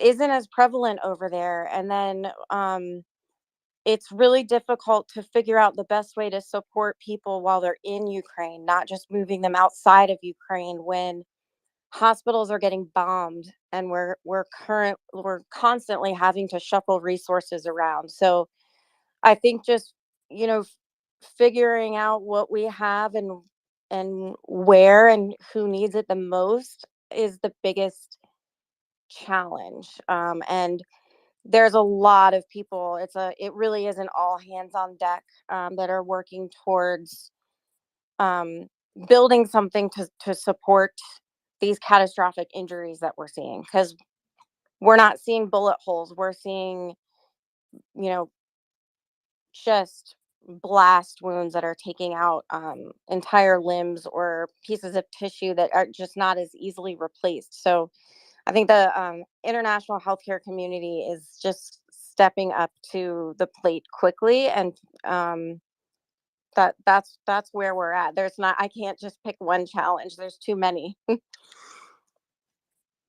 All right, Alan. Well, I was just going to follow up on what Anna is saying here, that the nature of the wounds of Ukrainian soldiers. It's a reminder to everyone here that Ukrainians are paying such a high price to fight for their freedom. I mean, these are young men and young women who are fortunately alive, and we hope that will be completely cared for and rehabilitated with the help of nurses and specialists like Anna. But it is a high price to pay. Uh, uh, Anna, are there hospitals in particular in the United States that specialize in this area? And are you aiming to bring injured Ukrainian soldiers specifically to those hospitals? Um, yes, I've cast a pretty wide net of asking hospitals in the US and in the EU to just open the doors and start helping. So our military hospitals here also have some of the best PT rehab. It takes vascular surgeons and orthopedists, and you know they're people want to do it. The hospitals want to do it, but there is just such a massive, it's a huge undertaking, transporting people around the world for this. But I think that yes, I am focusing on specific ones in the US, and I do hope to see more soldiers or civilians transported there. And Anna, how did you begin doing this? Solely as a volunteer, or is there a professional network that you're leading? Um, well, so I do this to a lesser extent as a profession, as a nurse, anyways, but this is solely volunteer work that I do. I started just by moving supplies over to Ukraine, medical supplies, and became connected with people over there. And I have a lot of knowledge with care coordination and wound care. And um, somebody presented me the challenge with the first International Legion officer, asked me to just or he and asked me if I would I try and get him out of Ukraine and to the US. I couldn't get him to the US, but I got him to another hospital outside of Ukraine, and I saved everybody's phone number so that we could repeat the process and start improving on it and doing a better job. And so that's kind of how this has taken off. And then also my contact information has been shared with other people. So it's this. Sorry. Yeah, that's right. Ryan's gonna get his ass beat for it someday. But no, it's worked out really well, and we've been saving people since then and limbs. So it's amazing. So this is how some of the best volunteer stories begin. Someone asks a person like Anna, "Can you try? Will you help?" And knowing just a little bit about Anna, of course, we all know the answer would be yes. I will do my best. That is step one in some of these amazing volunteer stories, and finding amazing volunteers like Anna and like Ryan. So just a quick other question, Anna. I know specifically there was this one injured soldier from the International Legion that you did bring to the United States for rehabilitation. Are there other patients? How many others? How many can you help? So I think that we're on number 7 right now. The first one, I did have an American, but I didn't get him back to the US. And he had several really severe injuries, where they were thinking he might lose his leg, and he's walking.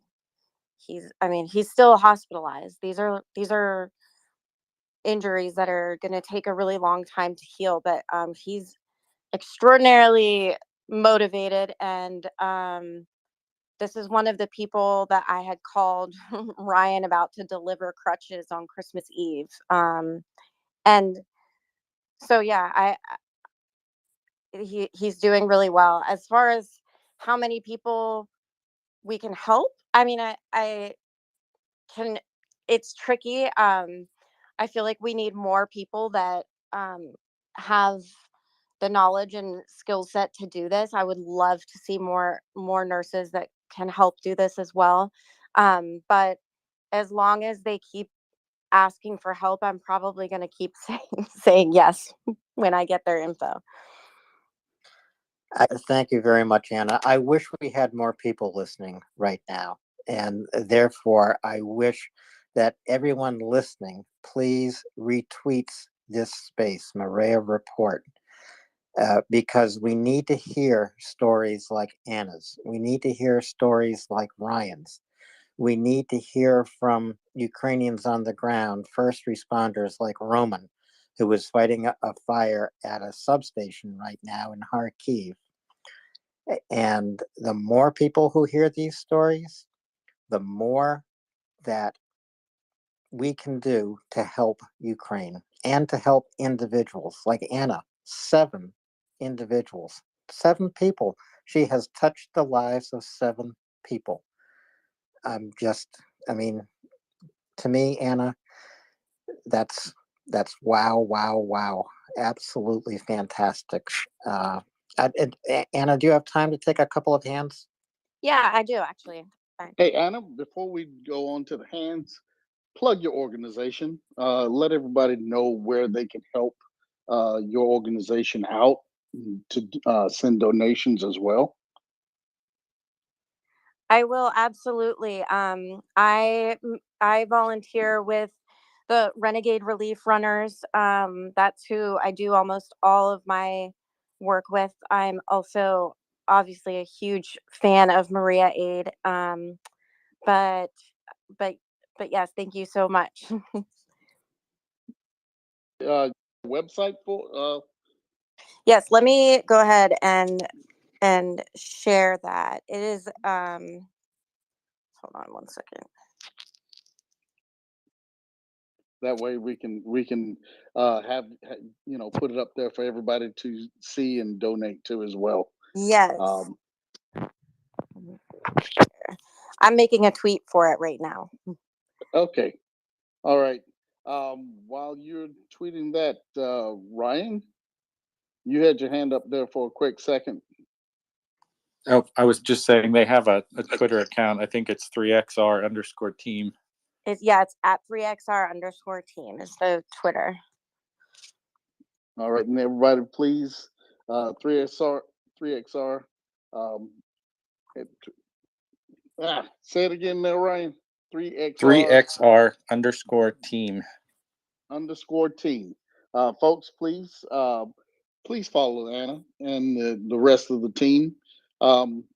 If you hear what Ryan has been doing while he's over there, that's exactly what you will be helping to get relief aid to the front, to the people living in some of the villages that are just being liberated. You're getting food, you're getting clothing, you're getting, different materials, whatever they can sum up and, with the requests that they get and get to the people, directly to the people. So please give 3XR_team. There we go. Go ahead, Anna. Yeah, and Anna, get that tweet out there, and we just lost. Yeah, we lost her. We just lost her, but we'll get her tweet up in the nest. I Well, think I did it. Say again, Ryan. I think I did it. I didn't get rid of her, but I think I put it in the nest. Okay, great. Thank you very much. So we have George and Erlen. And I'm going to get Anna right back. Yeah, so George, I just pressed the button. She's coming back up. I'm back Excellent. here. Thank you, what Daryl. that's what happens when I try and multitask on Twitter. It's hard. Well, thanks to Ryan, we have your tweet up in the nest. So, folks listening here right now, just scroll up to the nest. It's right above the three little, or the little dotted line above the speakers panel here, and you will find Anna's tweet and a link to Renegade Relief Runners, which is 3XR_team, TEAM. Not an easy to remember call sign there, Anna, but we will get it out to people. Hey, really quick, before I have to drop off here, Anna, please DM me. I work at the #1 trauma center in the tri-state area here in Philadelphia. DM me. We need to talk. Oh, I definitely will. Thank you. There's the kind of connections that are made here at MriyaReport. They're I not could put made. you two together on Signal probably, but I vouch for George. Boom. Thank you. I will be. That's fantastic. Such connections are not made any other place. And Daryl, do you want to go ahead with some questions? Go ahead. I don't hear. Okay, I was going to say I don't hear you at the moment, but we have Erlen and then another hand. Erlen, please go ahead. Yeah, well, my question is for Anna. How have you approached the different European contributions to evacuating and treating soldiers, wounded soldiers? And is your effort purely to American wounded foreign fighters, or have you been in contact with also other foreign fighters that need evacuation? Because I know that, for instance, here in Norway, we have a program where we have the whole service from bordering countries to Ukraine with ambulance flights and treatment in our hospitals for wounded soldiers. So there's been one American, but I have helped with British, Ukrainian, Argentinian, Polish. So they're all nationalities. It's whoever I can help, I will help. And my approach with the different hospitals, a lot of this is really just word of mouth and whose phone number I can get. And especially, I deal directly with a lot of surgeons. So my in my professional life as well. So um, that is a lot of times where this starts is around a person's care plan, because what I've found is that um, nurses and doctors, if we don't, even though we don't speak the same language, we at the same time kind of do. We can pick apart a diagnosis and what would be the best treatment for somebody, and find a way to agree with it, and then move forward that way, sort of lobbying for a patient and what would be the best outcome for them. If I haven't spoken to somebody in a particular hospital that has a program that will take these soldiers, it's simply because I don't have their phone number yet or a direct connection. But I will be working on that for sure.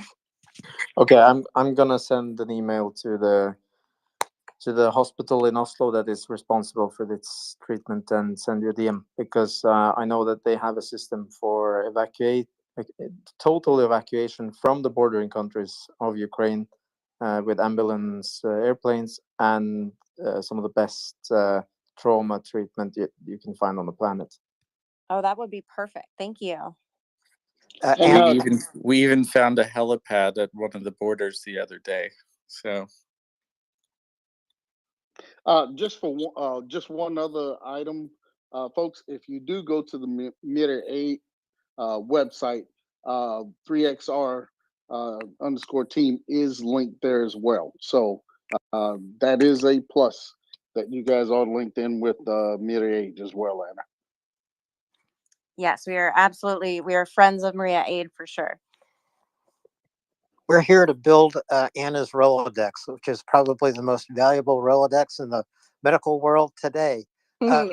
Nuclei, your hand is up, and then Carlos. Nuclei, please go ahead. First of all, Anna, thank you for all what you're doing. It's amazing to hear that you're doing that kind of amazing stuff. Second of all, guys, I want to say to everyone good night. I probably won't be here too much because Monday, it's 2nd of December, I think I'm going back to Ukraine. So I'll see how it's going. And I'll try already to hop on to say hello to you when I have the opportunity. So everyone keep yourself safe. And again, Anna, thank you for your doing. Have a good one. Thank you. Nuclei, just one reminder: when you're there and they got time, if the guys if they want to speak to us, talk to us, certainly link them up to us and put them on. We'd be glad to have them here. 100%. No problem. No problem. I'll talk with them when I get there. Have a good one, everyone. Bye bye. Take care, brother. Nuclei, Thank you so much. Nuclei, I just DM'd you my number for Signal and WhatsApp. So when I Oh, make it great, back in great. February, We'll be in touch. I'll We'll be in touch. Definitely. Definitely. 100%. Have a good one. Bye bye. Slava Ukraini, yeah? Героям слава. Slava. Carlos, go ahead, please. Yeah, I guess for Anna, this is a question I was thinking about because coming from a network of military guys, there's guys who I know are getting their affairs in order to go over. They're doing it responsibly in a lot of ways that we've talked about in the space here, to include with how to prepare to do a thing overseas. And most military guys kind of know the drill, except obviously they're doing it outside of the construct of a normal deployment. So I guess my question to you is maybe twofold. One, you talked about a care plan. And so obviously it's something you don't want to have to think about, but obviously should think about. What would you recommend, or do you have recommendations for people who are preparing to go help in Ukraine as volunteers and may want to think about a care plan? So maybe just some waves on that piece of it. This is the question, the $1 million question that I've not actually answered, but let me tell you some of the things that for these soldiers I've been dying to know. Where is your contract? Where is the part I would like to specifically see if you're signing up for the Legion? And it does exist somewhere, but there are specific clauses about what is covered during an injury, what what your options are, and it's a little bit vague, but these things are very important. People go over there, thinking that they might get injured, and I think a lot of guys in the military, they accept that, but these are very these are different injuries than what anybody can really prepare themselves for, and you don't always think about being in a healthcare system in a war torn country that's a target and possibly losing your mobility completely. These are really tough conversations and tough things to think about, but that's one of the biggest things. Getting your affairs in order, have copies of pretty much anything you sign and all of your identifying information. Give it to somebody that you trust. Definitely get signal before you get there, because I have seen people show up overseas and they only have like regular text messages and cell phone service and say they don't really want to learn how to use the apps that are for overseas communication, but you need it. You're going to need it. Um, Gosh, what else? Just start making a network before you get there. There's guys that show up. They haven't really shared much information with their family members when they land in the hospital. And by the time I speak to them, I'm going to ask for your mom's phone number and I'm going to talk to your family anyways, because it's a big mess that you can find yourself in. And I don't know which capacity people that you are speaking to are volunteering for overseas, but because volunteer can mean a lot of different things. But as soon as you sign your name to fight for a foreign military, you are under the different laws there as well. And they're really important small details that make a difference. The other thing is, the medical care. A lot of us, these are modern doctors in Ukraine. They have modern technology. Under normal circumstance, they will have the same knowledge that Westerners have, but again, it's war over there. So, and hospitals are targets as well as healthcare workers. So, um, it's it's just not anything that most of these people have ever seen. Yeah, thank you. And so I do appreciate that. And I think the number one thing you just talked about is to have a plan before you get there, a signals plan, which means what you talked about, right? Having all the apps and the things that are appropriate for going to these overseas locations. A signals plan includes contacting, just like you said, and we all have moms. Mine listens to the space a lot, by the way, and is also a nurse. So I was going to maybe my next question is that part of it. I know you kind of alluded to maybe having some other people. I kind of asked this of a lot of people on the space. For example, Isaac Olvera was talking about he really needs frontline medical people, which in the Marine Corps and the Navy we call a corpsman, right? Because they have combat trauma experience and being able to stabilize people. They're more than just buddy aid, if that makes sense. So if from your perspective, like being able to help in this ad hoc, which sounds like it's great that there's more networking happening now, nurses maybe that want to come over, whether it's on the Polish side of the border or wherever, and want to do some type of maybe similar thing to what you're doing, what would the ask be? Like what types of nurses or what types of personnel would you say that would maybe contact the same place you're volunteering, what would you like to see? So, to be honest with you, this the volunteer work that I'm doing for individual soldiers is sort of outside of the scope of what Renegade Relief Runners do, although they do support me in bringing resources to um, patients and family members, moving things around that I need moved around.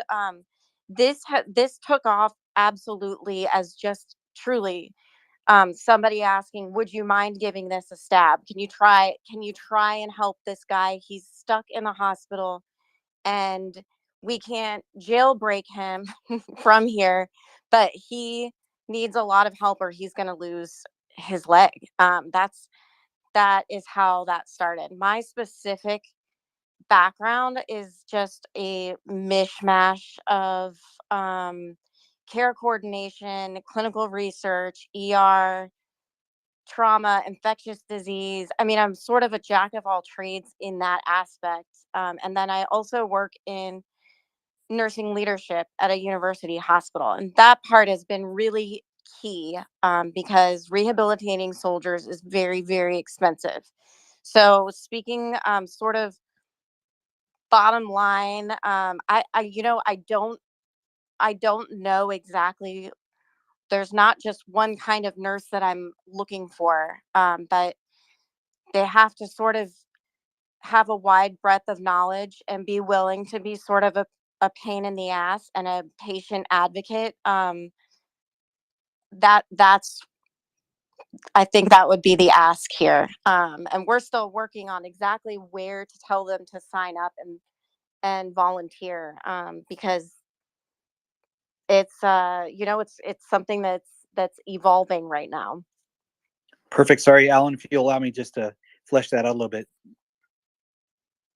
Absolutely, Carlos. Go ahead. And so, yeah, Anna, this actually brings about a very so now that I've been on the space a lot more, and people kind of reach out to co-hosts that talk about various subjects and whatnot. This is one that has been interesting to me because I'm glad you're talking about it, and I hear that there's still stuff being formulated, and I think that's important because very important to the mothers and fathers and the brothers and sisters of everybody here. And I mean, I think you're a mother as well. This care and in having an advocate. I know a lot of, like, for example, veterans who are in the VA system sometimes need that as well. Need people like you. So obviously we need it in all these environments. But I'm very happy to hear about that piece of it because now this is the information we need to push forward to people. There's a lot of people that want to help, but besides just preparing their own affairs, it's good to know that that's what they need. Because again, advocates is what we need, and I'm glad to hear that your space is unique in that because you're filling the need that most people don't realize is there, that's needed. So thank you. Thank you. I was going to say, I think that this it's sort of an evolving field also within the nursing profession. Nurse navigation is what I think this most closely compares to. But I'm not really sure because I haven't met a whole lot of people that are doing this on an international scale. So we have a lot of work to do.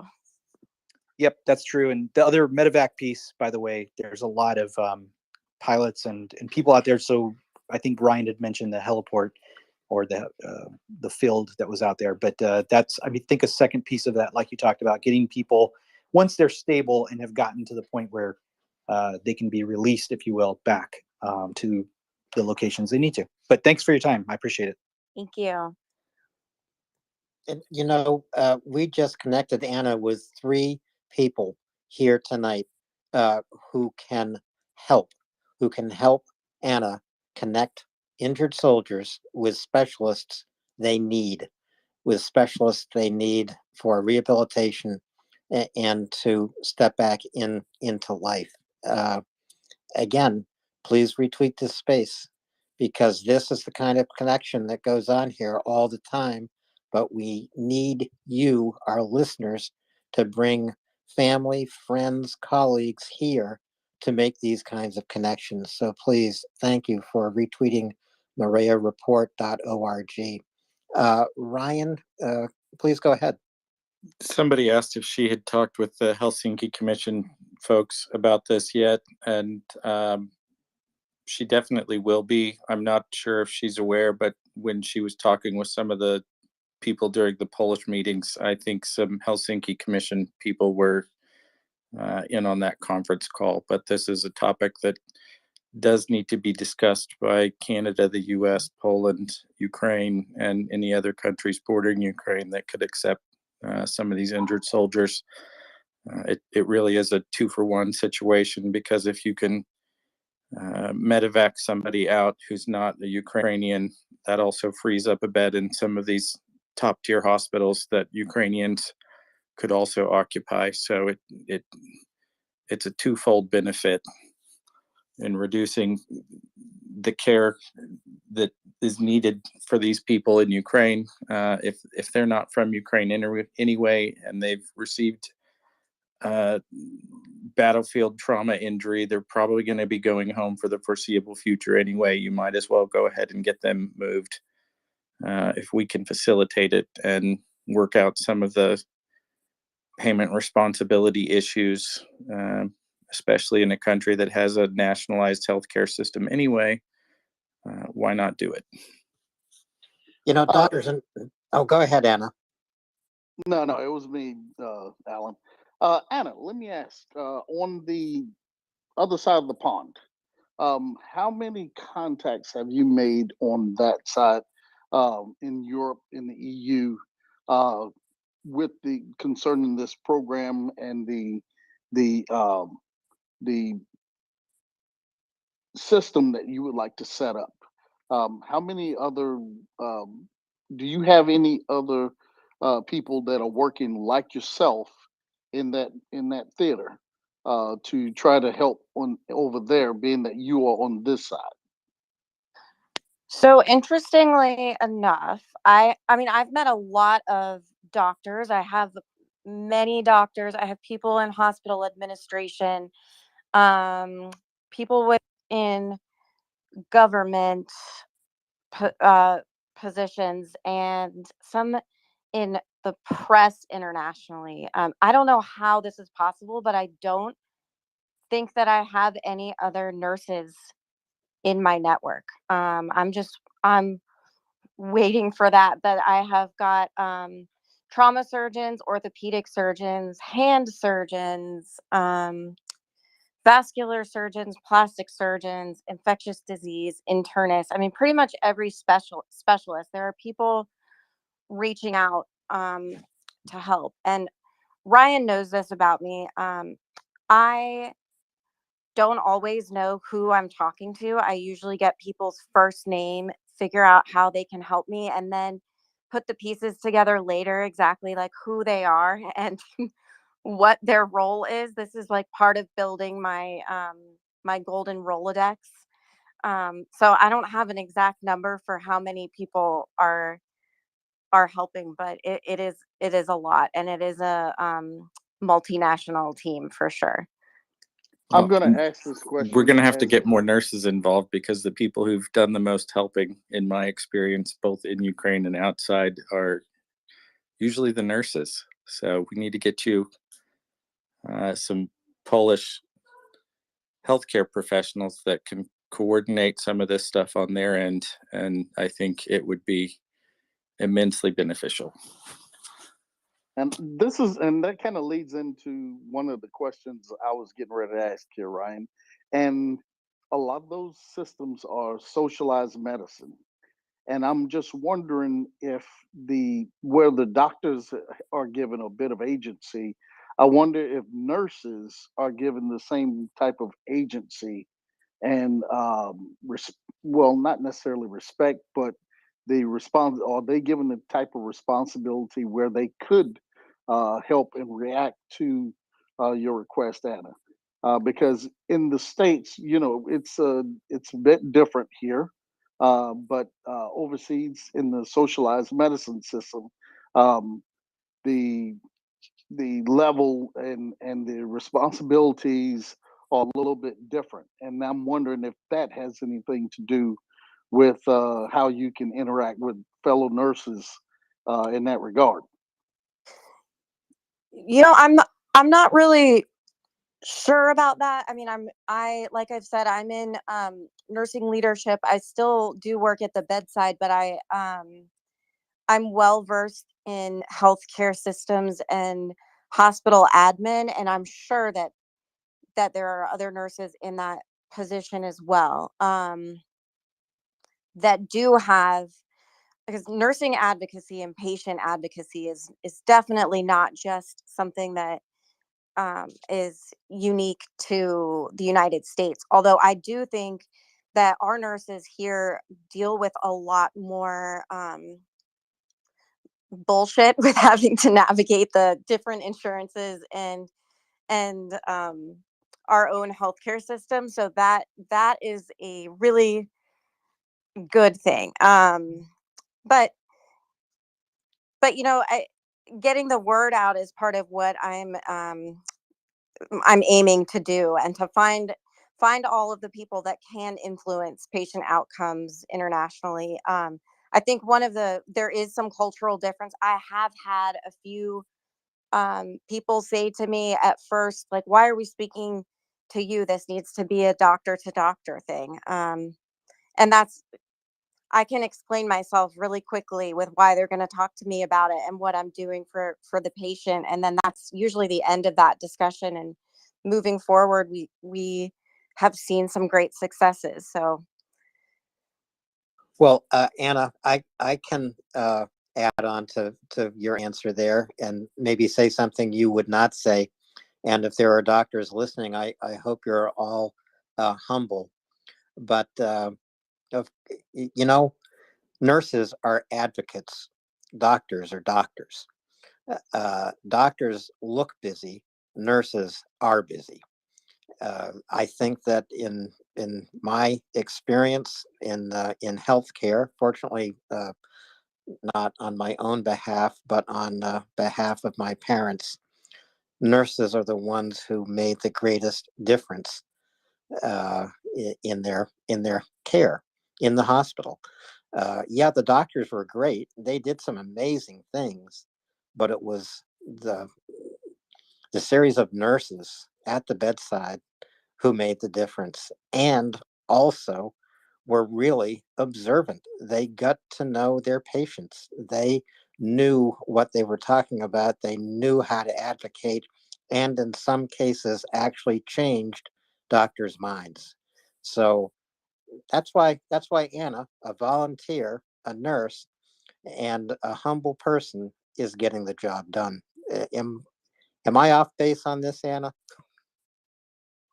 no, I love what you said. I think that yes, part of the work that I do is getting to know the patient very, very well, figuring out exactly what they want to do, where they want to go once they have healed, who their support system is, what resources they have. I mean, this is stuff that takes time to get to know them, and also, asking them their mental state. All of this impacts healing, how they are feeling, if their pain control is adequate. I mean, it's just, I feel like what one of the things that nurses do best is absolutely hammer people with questions.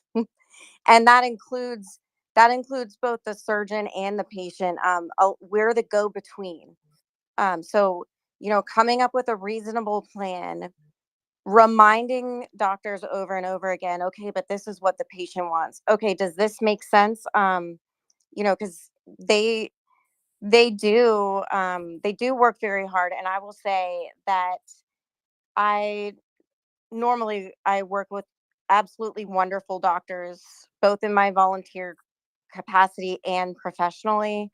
I don't usually have them, I mean, they might say I'm a pain in the ass during the day, but then they want to work with me again, and that's the most important thing. So we all are showing up for the same thing, and we all went into this field to help people. And it's just a fine little dance that we have to do of communication between each other.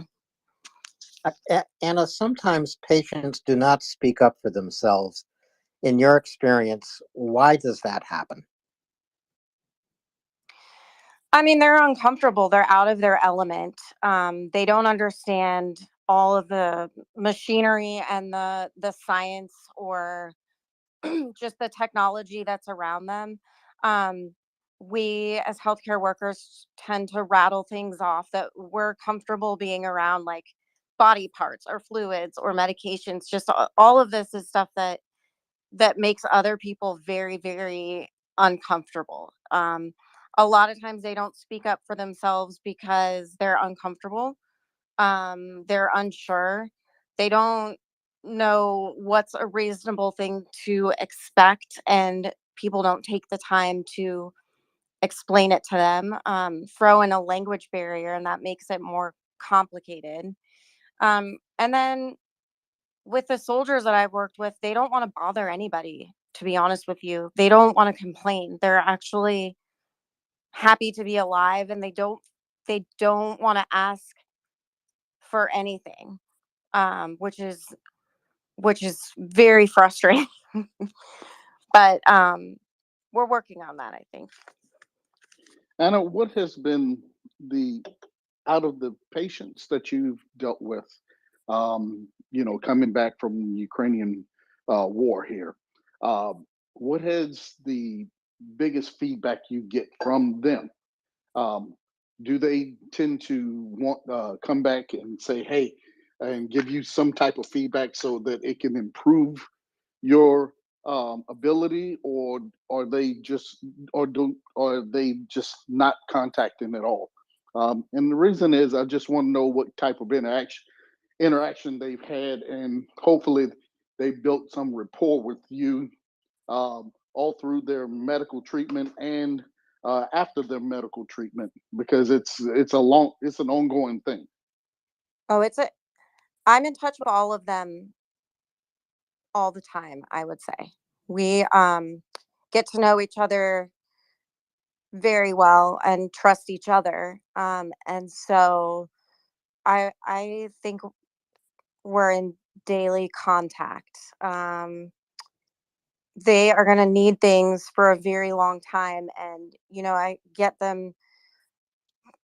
Most of them, except for one, are still hospitalized. And yeah, everybody is so different. Their situation is different from each other, just because everybody's from different countries with different injuries, with different resources, like I've said. And um so it's a learning process, and the feedback that I get, yeah, I think um it makes the process a little bit better for the next one. So when I figure out what one person needs, I'm always building my contact list, and I'm always taking notes of new, like, acronyms that they might teach me about the Ukrainian military, because that's not something that I knew before getting involved with this. And there's a lot of them.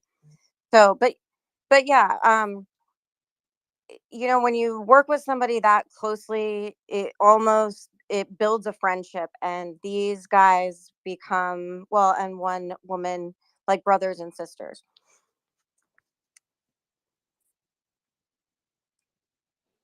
Well, it's amazing work.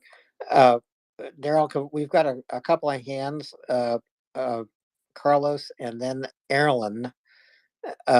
Carlos, go ahead, and Chaplain. That's exactly what I was going to ask you to do. If you have a question, raise your hand, get in line, and we will get to you. So it will be Carlos, Erlen, and then Chaplain. Carlos, go ahead. Yes, Anna, thank you for addressing the I guess we're kind of fleshing out what nurses do, and I know Alan kind of spoke to that. And Alan, I forgot to tell you, as a technique, you can just tell the doctors earmuffs, and then you can, speak about them in the way you want to. Anna, going back to, I guess my other question to you, if you said you're going to go back, I believe, but or you're going to continue to help in whatever capacity as you develop your process and as this continues to develop, I should say, what would you do differently? Or how should I put this? When you go back, how will you prepare? That's a better, I guess, way that I wanted to phrase it. What would you do to prepare to go back over? Oh, well, this is actually a really interesting question. So I've never been to Ukraine. I don't even. I'm waiting for my passport to be renewed so that I can go over there in March. And when I started that process, I don't even think I was doing this kind of work. I was really just sending over medical supplies, just helping. That was the way that I thought that I would be most useful. And so now that this is constantly developing and I have new contacts and new friends, there's definitely going to be some meetings at um, hospitals, both with patients and some of the doctors, just people that I have met, developing that relationship. And I don't exactly know how to answer that, just because, like I said, this is something that is fairly new to me. But I have a lot of friends that I need to personally shake their hand and hug them when I do get over there at this point. Well, Virginia's for lovers, as they say, right? So that's awesome. The only other thing I was going to say, Alan, the way I think of, no kidding, doctors, nurses, and paramedics and frontline people is just they're the combined arms of the medical world, right? We're getting that combined arms and effect, if you will. So thank you, and appreciate it. Thank you. Erlen, you're next. Well, I just want to say thank you to Anna, and if there are any European nurses doing something similar, we need to kind of hook you up and get you in contact with those, because maybe there should be could be a team of nurses doing something similar that what you're doing. It could probably help you and make everything a little bit easier, wouldn't it? Absolutely. And I think we could help more people. Absolutely. For every one person I think that reaches out to me, it's overwhelming for me to think about how many people do not have somebody working with them. And I think that it would be really beneficial to start working on this together. So, Alan, what do you think? Maybe we should try and make a little event here with a scheduled time and get some attention around this, because I think Anna could really, it could be very helpful for her to have especially some European nurses doing something similar. And you never know, maybe someone is doing exactly what you're doing, just we don't know about it. Absolutely. Hey, We Erlen. haven't met yet. Hey, Erlen. You guys on the European hours, that's perfect. Anna, we kind of have the American hours, and then we have our European hours. So that's what I'm alluding to with Erlen, is that during the European hours, where they have a lot more people listening from the European continent, having, querying those listeners some of the same type of help. Yeah, we gotta find a good time for that. Should be of when Anna can come on as well, and most of the Europeans are active here. Normally around lunch hour here is very active, so that's probably very early in the morning for Anna. Well, but so I'm usually awake anyways, because I do a lot of meetings and business first thing in the morning during Warsaw time and Kiev time. So I'm here for it. Absolutely. So we should schedule you with Domen for a normal lunch hour in Europe. Probably best line of action should be next week, not Monday, not Tuesday, but Wednesday, when everyone has recovered from New Year's celebrations. Erlen, that is a fantastic idea. And I think you're absolutely right. We should have such a panel right here on Maria Report. Get some doctors involved.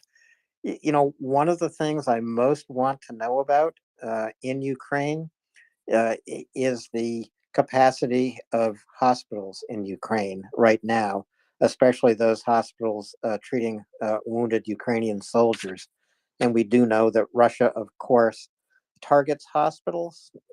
They shelled the maternity hospital in Kherson yesterday, but hospitals are a dangerous place to work right now in Ukraine because they are being targeted in these terrorist Russian attacks. But yes, Anna, you need to be here for European hour for sure. I started to send the DMs already.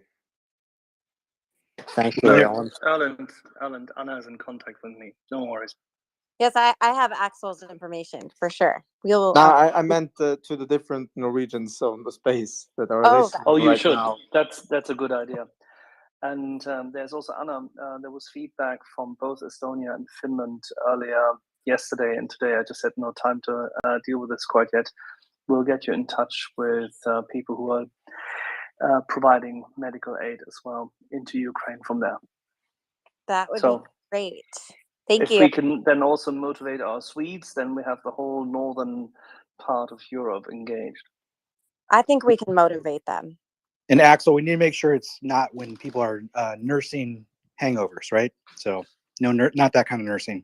Well, I will say that's not that now I'm very familiar. So I've been going to work every day, but I've learned that in Europe between Christmas and until right after New Year's, a lot of things are closed down. So but I would love to do this panel. I think it would be really productive and we would probably all absolutely love to speak to each other.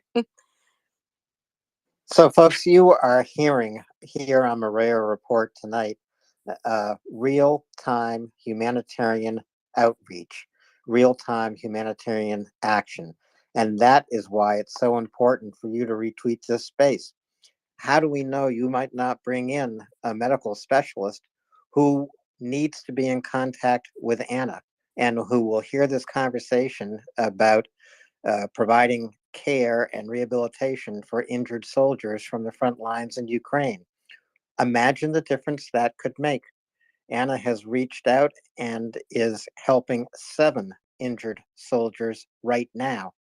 And sometimes this kind of action occurs only one person, one wounded soldier at a time, but it makes a difference. So, Anna, I have one more hand up. Chaplain, I don't know you. Maybe you are a first-time speaker here, a long-time listener. I don't know, but your hand is up. Thank you for joining us, and please go ahead. I've listened in. I haven't actually spoken before. And so I actually just had a question for Anna because I'm dying to know one of the biggest issues, of course, with healthcare is continuity of care. And I'm wondering how you are trying and managing, and maybe not, having challenges with managing continuity of care with these guys in Ukraine. Well, so for one thing, when I get involved with them, I am the continuity. I will thread things together. I think though, on the front end, one of the first things that we have to do, especially transferring people out of the country, is getting an agreement or an acceptance from another hospital in a healthcare system, and that gives continuity while they're in that hospital anyways. But these people are international warriors. They go into this knowing that they're probably not going to be staying in whatever country they're receiving treatment. And so since the war hasn't really been going on that long, we're still watching this, but knowing that continuity of care is a hot topic, it's what a lot of our conversations while planning for care built around. So um, even on just the smallest scale, whether that is collecting their records and making sure that it's all in one place and translated correctly, just sort of kept neatly together for when they do eventually have to transfer. That's a big piece of it, and making sure that documentation is correct. By the time these people have been stabilized and I see their records, there's usually been at least two transfers of care. There's the frontline medics to um, the field hospital, sometimes to like a burn specialty place, and then they're sort of on the outskirts where they get their orthopedic care. So, I think that it's kind of too soon to say, and we're trying our best to keep up with it. But the more we talk about it, the better. Yeah, I was just curious. And Alan, I can actually answer a little bit of your question about like hospital capacity. So, because my area of work is I'm a healthcare chaplain, my wife is a trauma surgeon, but we do a lot of aid work with Ukraine, sort of on the front end with more tactical medicine stuff. So the closer a hospital is, well, first of all, the entire healthcare system in Ukraine is overwhelmed. That, just with civilians, military, but particularly the larger, more intact hospitals closer to the front lines are generally always packed full because just the nature of a lot of times you can't get these guys out within usually I think it's like ideally 36 to 72 hours sometimes. And then specialty centers are chock full. So it kind of depends on the front line and I can, there are people that can better speak to this, but overwhelmed but hanging on is is pretty much the state of healthcare universally in Ukraine. And it's very true the closer you get to the front line. And one thing that I don't think people appreciate is that there are doctors that have been drafted into the Ukrainian military. So you do have some shortages of specialists and doctors in the available for civilian care. And so you have some, for example, I was talking to someone who he's a uh sorry, ADHD brain here. He is an oncology surgeon, and he serves at a frontline hospital doing surgery, doing trauma surgery because he was drafted into the military. So, apologies for the ramble, but that's a little window into what's happening in the healthcare system there. Chaplain, not a ramble at all. Thank you very much for coming up. Do you mind if I ask a couple of quick questions of you? Are you in Ukraine? No, I am actually in the US, but my wife and I have pre-existing relationships with Ukrainian colleagues. And it's kind of near and dear to us because we lost someone who retired from our facility where my wife and I work. Retired and went home to Ukraine and was unfortunately killed in March. So that's kind of why we've gotten involved. Well, I really appreciate your coming up as a first-time speaker and long-time listener, and I hope that that you come up again. And I just also want to reemphasize something that that you have alluded to here. The civilian need of healthcare does not cease during war; it continues. And as Chaplain was just saying, the entire healthcare system in Ukraine is overwhelmed because of the war. And this is also why generators, which are being donated generously from many European nations, and I think today the United States announced a $54 million assistance in uh, in generators and grid restoration. It is critically important for hospitals. Hospitals need to have the lights on. So, Chaplain, are you in touch with specific hospitals in Ukraine? Um, I'm in touch with a few in Kiev and a few in Odessa. It's more colleagues, surgical colleagues that um that my wife and I know and have, cultivated relationships with over the years because we've been to Ukraine quite often and probably like 3 times probably in the last 17 years, and she's actually headed over in January. So, uh, to kind of get a little bit more feel for what's happening on the ground. And so, that's in like I said, what we do is predominantly getting medical equipment into the hands of medics on the front lines. So, for example, my hospital donated a few handheld ultrasound, which are usually about $5,000, the models that are used, that are preferred and used in Ukraine. And they're life-saving tools because they allow triage to be done at first aid station. And in many cases, you have medics there that can have a better look and view, for example, where shrapnel is. And um, in some cases they can if it's not too deep, they will remove it because the medics are trained to do that. But that kind of a little bit more specialty equipment like intraosseous needles and handheld ultrasounds and hypothermia kits with trauma. Hypothermia related to trauma is one of the leading causes of death for in combat casualty care. So that's kind of our little niche where we work. So, Chaplain, I'm going to step over the line here because MriyaReport is all about connections. I hope you can be in touch with Anna.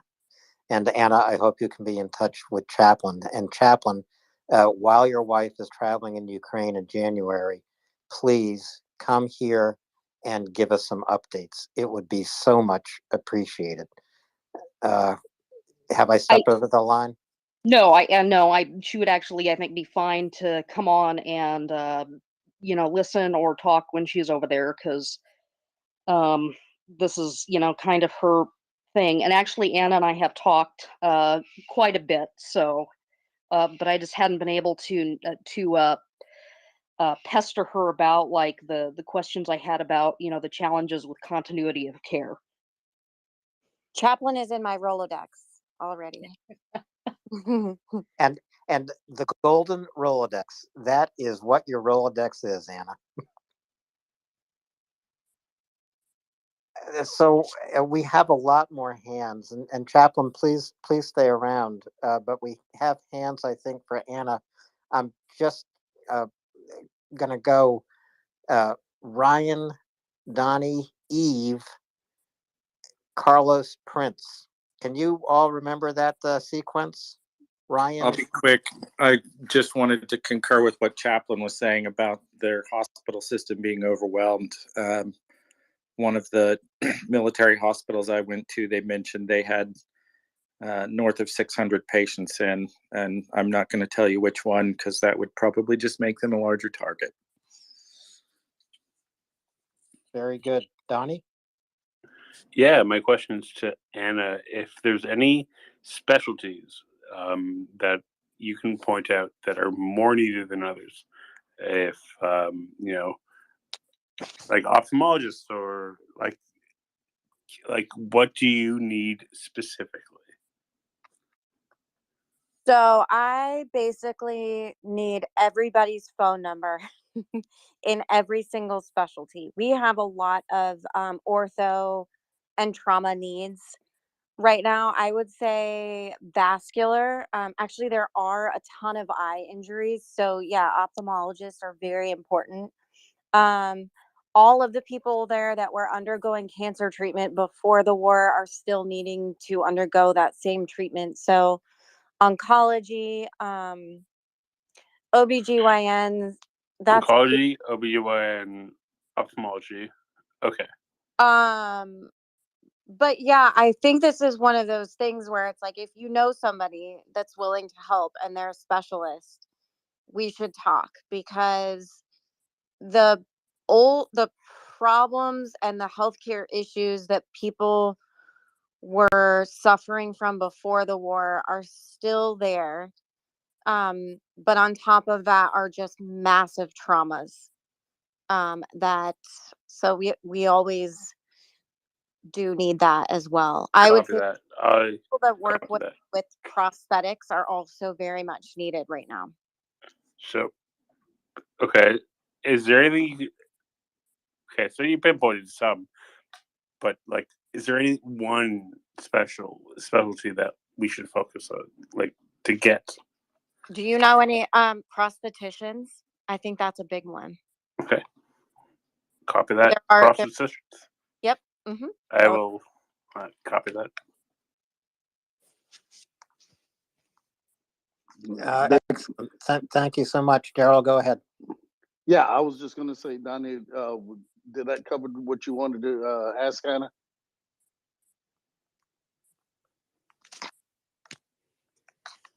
Okay, I think Donnie checked that on us for a second. Say again. Sorry. Yeah, I was saying, was that everything you need to ask Anna?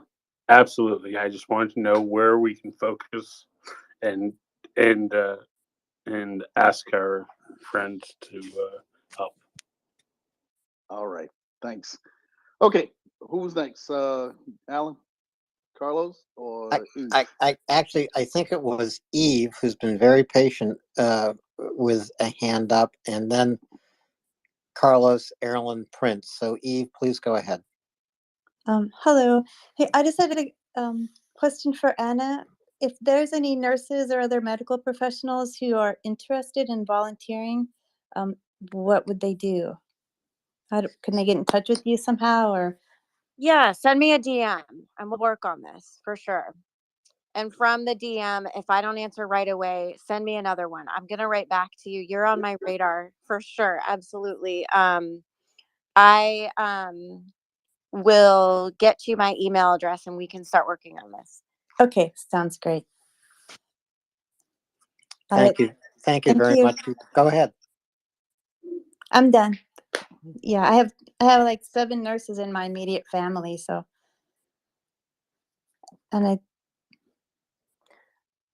Sounds like a treasure. Yeah, it does. That does sound like a treasure trove. We can definitely work together. and I think someone who sold medical supplies who just retired, who probably has connections. So anyway, I'll just wanted to get how they contact you. So all right, thank you.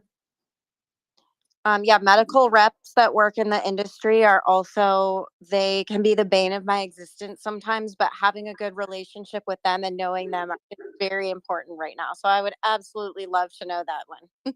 All right, great. Well, thank you. Thanks. Thank you, Eve. All right, Carlos. Yes, this is related, and I'm happy we have Chaplain up just because I have a question for both Chaplain and Anna. So part of care, right, is also chaplains. For goodness sake, we have them usually as a part of our unit. Even they're at the front lines. They're in the first level of care that we get to. They're in obviously various places. Chaplains can't be overlooked. They're a part of that, right? A lot of soldiers and Marines and whoever is serving, sometimes that is definitely a piece of something that they want, right? Because they can also be in the room and advocate in a different way, right? So I just wanted to find out maybe your knowledge, Chaplain, that piece of this as it applies to the hospital, and then of course if you've got anything else from Chaplain's placements in the battlefield, and then in Anna as well, the same kind of question. Maybe what have you seen or participated in that respect? Well, what's funny is chaplaincy, as we sort of know about it and talk about it, is it's something that is definitely developed more in the United States and in Western Europe. So, for example, you don't in a lot of Ukrainian hospitals, you don't necessarily have chaplains. You do, of course, have military chaplains. They are generally of the Ukrainian Orthodox Church, but there are other faith traditions, Judaism and Islam represented as well. And a good friend of mine who's a priest in Ukraine.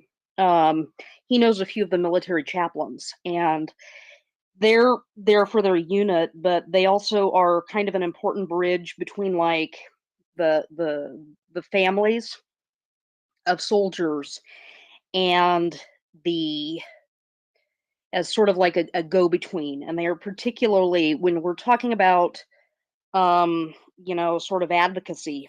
Um, some of the military chaplains there that they've kind of found that that's their role is to, you know, kind of, do what they can to assure that soldiers that they are assigned to and work with are getting the treatment that is needed.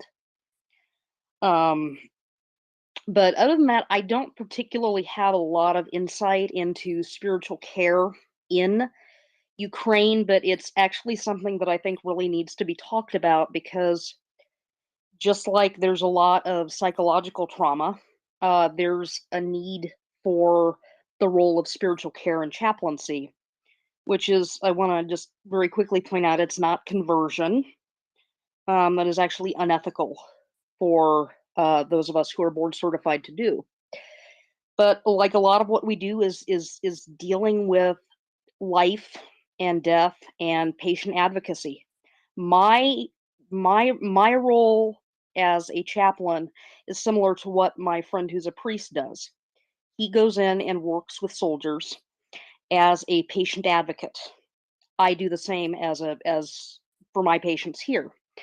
And it's not so much reading prayer and scripture, but it's helping people dealing with grief and loss. And these things aren't just related to life and death. The people that the soldiers that Anna's working with that are losing their limbs, that have been injured, they are grieving and they will grieve the loss of those limbs and just the what we call moral injury. So I think it's kind of like spiritual care and chaplaincy is kind of evolving in Ukraine. And I think there's a place for it, but I can't, particularly speak to it in the non-military field too much because I don't know, other than my good friend, I don't know any other uh, particular chaplains in Ukraine itself that are civilians. Perfect. I and thank you for highlighting that. I think it's kind of important to, again, a lot of people don't understand. Like you said, it's very developed in the United States. You obviously see them in movies, and you also mentioned the West. The spiritual care piece of it, but also another person who is an advocate. I've always found that families are sometimes a little more comfortable talking to a chaplain who can then approach the nurse or the doctor. A lot of times the nurse obviously is, as we've talked about, also an advocate, and so can more easily handle and field these types of things. But I think it's just really important to highlight that piece of it. It's not a dimension that I had the time to explore yet, but I saw you pop up and I wanted to make sure that we talked about it because it is an important level of care. And again, this is a dimension that, again, we have to attack this from all facets, if you will. And Anna, I don't know if you had maybe seen anything yet, or what your experiences are. Yeah, so I want to say that I think I've spoken to the fact that that these guys and gals become my friends. This is a problem I think with all nurses, inpatient and outpatient. for example, if we're on the unit and I've worked in oncology a lot throughout my career, and somebody dies, the chaplain goes and speaks. They'll sit with the patient when they die. They then work with the family, and then they go to the nurses, because when these guys are losing a leg or a foot, I grieve with them as well. I think that the grief that is felt is just so overwhelming. And in the U.S. healthcare system, the chaplains kind of deal with that aftermath. In Ukraine right now, I don't know any chaplains. I don't know. I know that there is a very distinct cultural difference. For example, my feelings about PTSD might differ from feelings over there. Things that might be okay for me to say out loud or normal for me to say, we are different cultures. A lot of times a chaplain will pick up on those things and say them before a nurse or a patient has to realize them. So they do play a very important role. I don't know um, how to support that going forward, but I know that it's something that's very important. Absolutely. Yeah, thank you very much. And you know what, this is a very, again, you hit the point that I was hoping partially to bring out. And again, chaplains aren't just there for the patient, they're also there for the caretakers as well. And I think they serve a very unique role.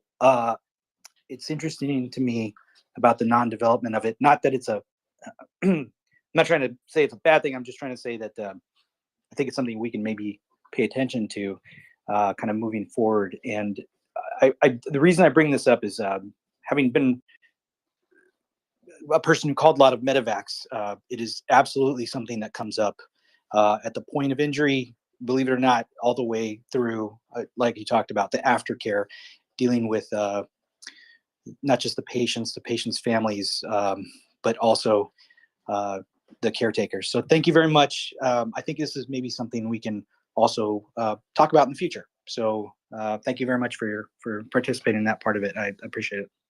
I just wanted, if I could kind of follow up on what Anna said, is one thing that we have to also recognize with cultural differences is that healthcare chaplaincy and hospital chaplaincy were very specifically developed in the United States, and in Europe and Canada is where our work is most prevalent.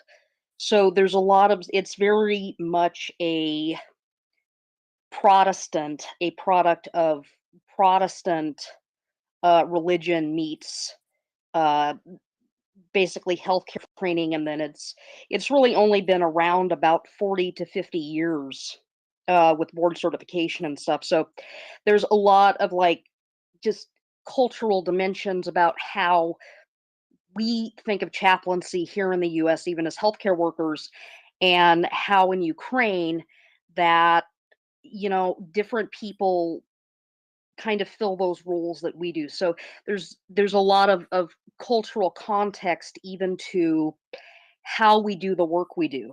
And now I'm being a chaplain by bringing up the cultural differences, but I just think that's when we talk about helping Ukraine, we have to help Ukraine in a way that honors the very different religious and cultural traditions that they have there.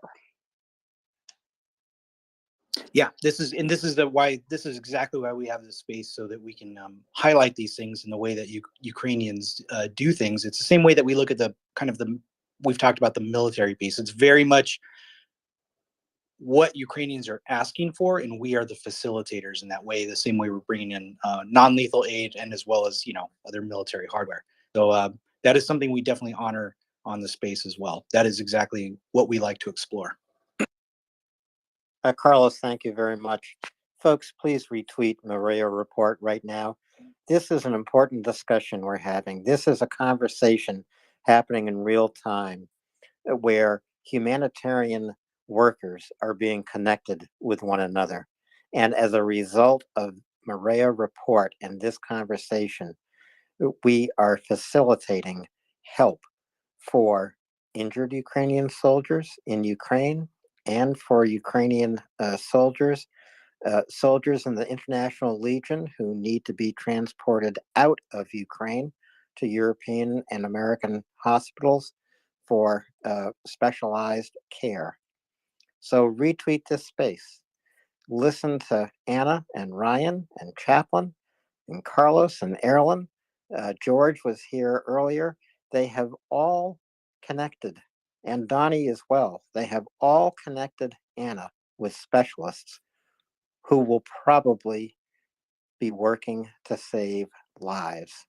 So right now, I'm going to call this our healing hour because Ukraine will need to heal. Ukraine can only heal until they win this. After they win this war, of course, they have to heal every day. But after they win this war, they must heal. And so we're going to go to Erlen and to Prince. Erlen, please go ahead. Well, I'm just have to say again that I'm so happy for the space because of the conversation we had right now. I got a DM and I sent Anna information from a Norwegian trauma nurse that has experience from Doctors Without Borders and as an army medic, and she definitely wanted to come in contact with you, and maybe that she could be on the panel for the European lunch hour. I love this space. It is amazing. Brings so many different people with so many different backgrounds and expertise together. So yeah, and thank you, Anna. Really, thank you. Thank you. That sounds like a really good one. I'm excited to speak to your friend. Well, I didn't know her. She just sent me a DM. She was listening in, and by coincidence, it's very late here now, 2 a.m. And you know, coincidences. We are on the Christmas holiday here now. Now most people have some time off. So yeah, I stay on this space until 3 a.m. Many times, even when I get up to go to work at 7:30. But that's me.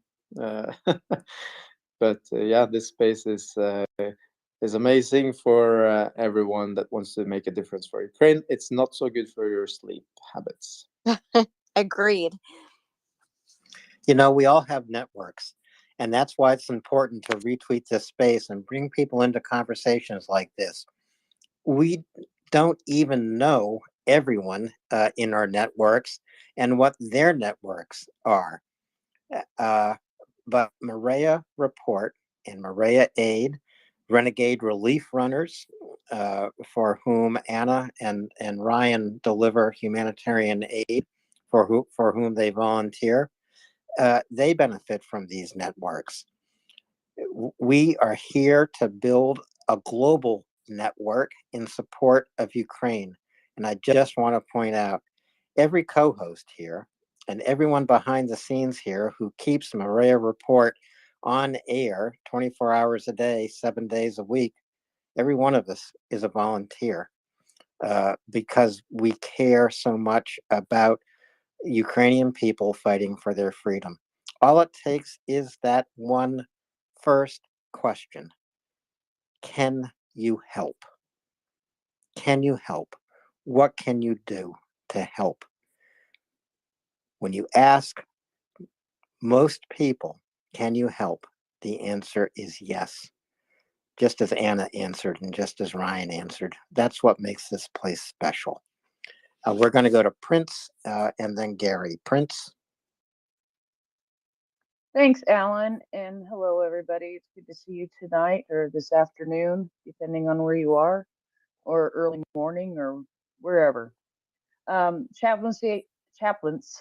Chaplain.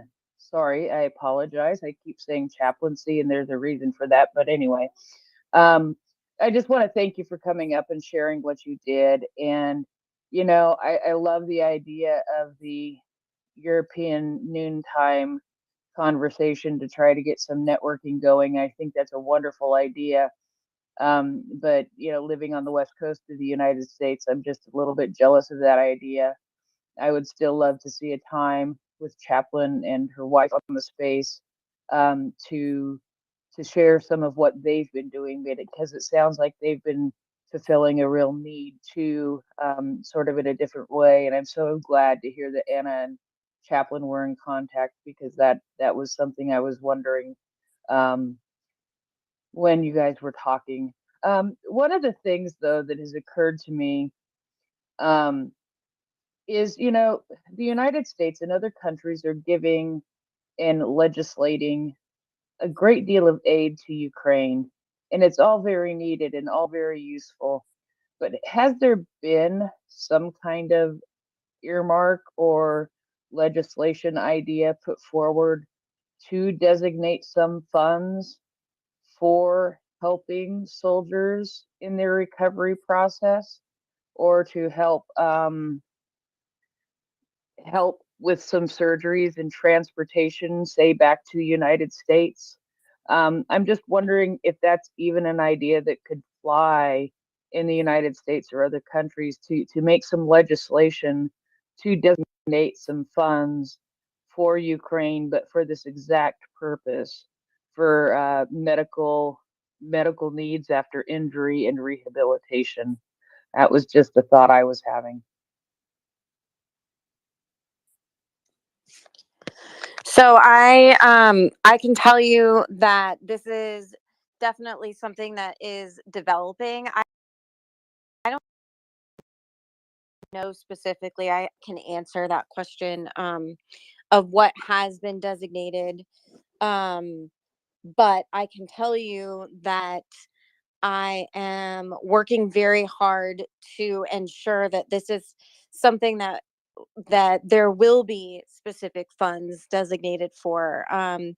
And the amount of people that are lawmakers that are asking specific questions to me is very, very important. I'm definitely paying attention to it, because it is going to be a collective responsibility of the world, to rehabilitate and rebuild this nation. I have spoken to lawmakers within Ukraine that are already starting to build infrastructure and start figuring out how to support their population.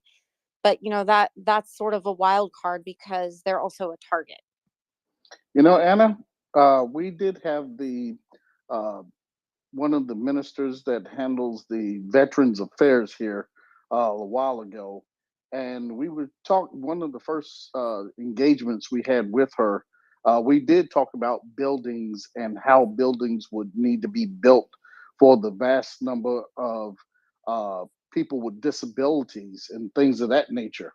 And so, hopefully, as they start to rebuild, she's able to get those things put into the codes for Ukraine, especially for public buildings and the like. So hopefully, the conversations we had here, she's moving those things forward.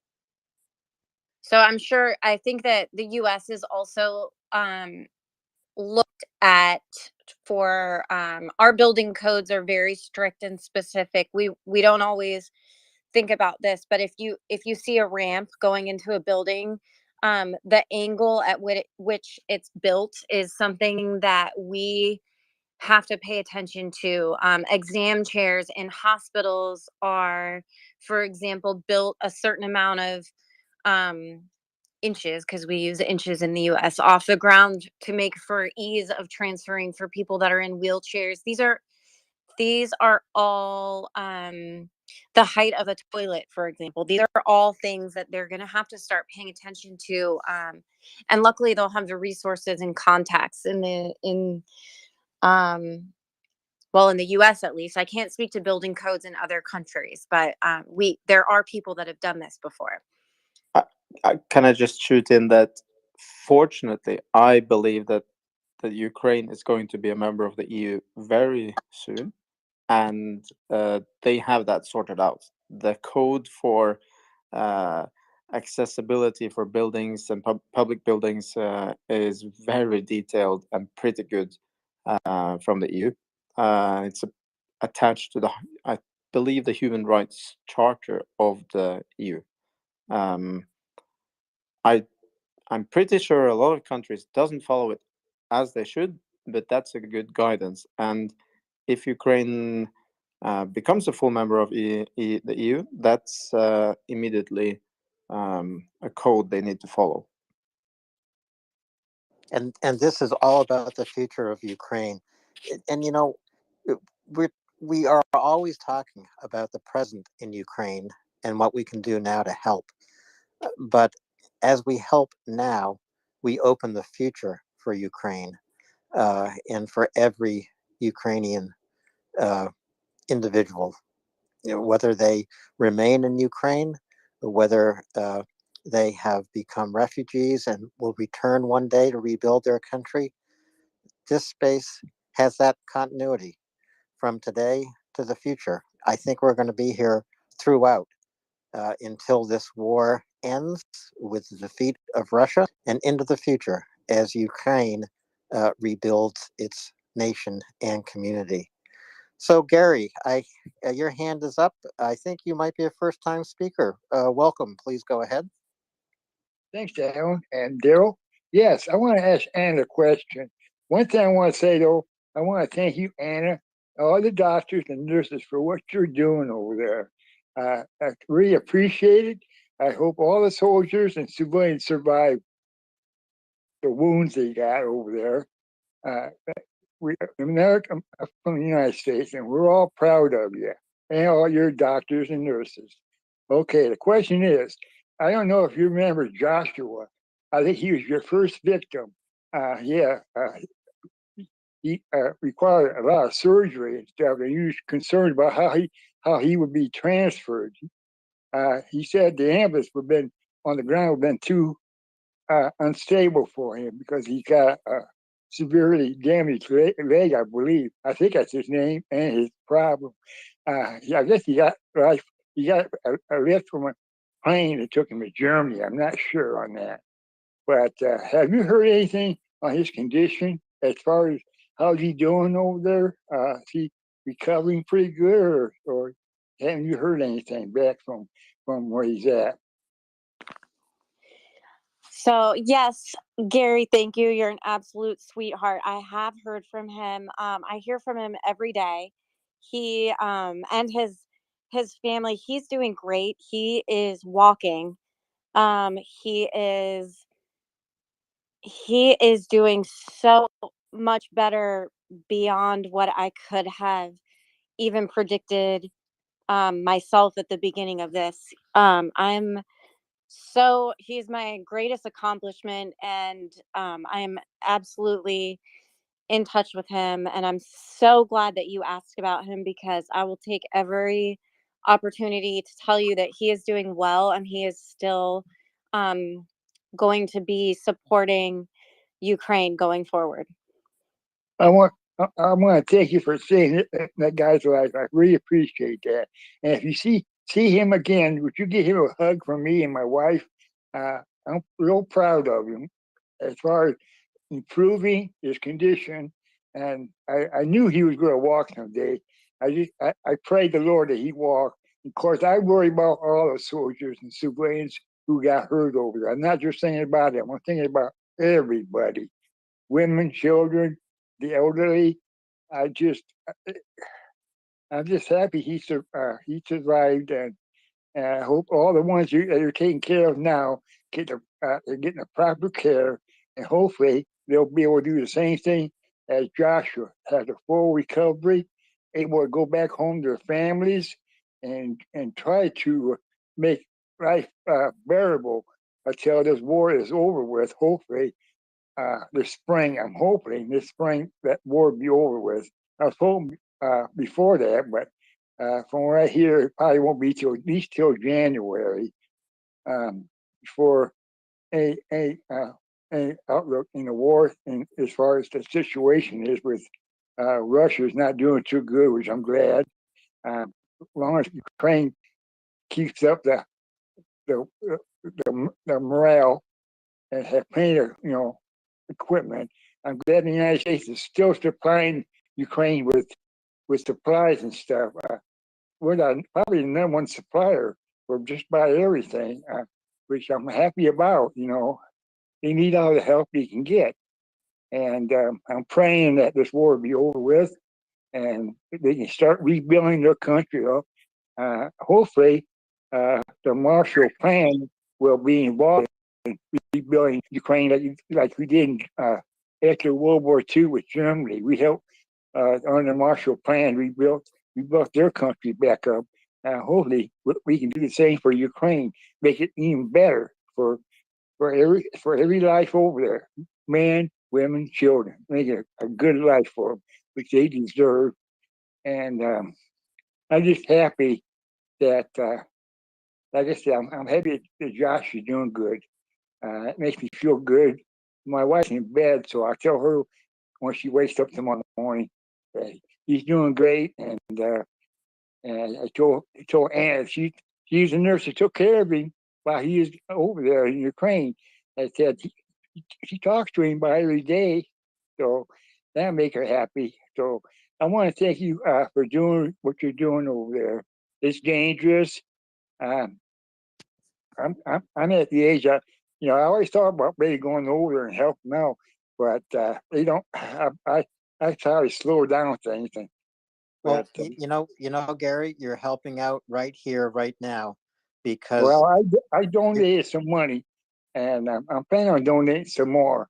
I did donate to one of the Koreans organizations too. I like to donate where I can. I'm on a tight budget, but the Ukraine needs the money more than I do. I can't take it where I go to heaven.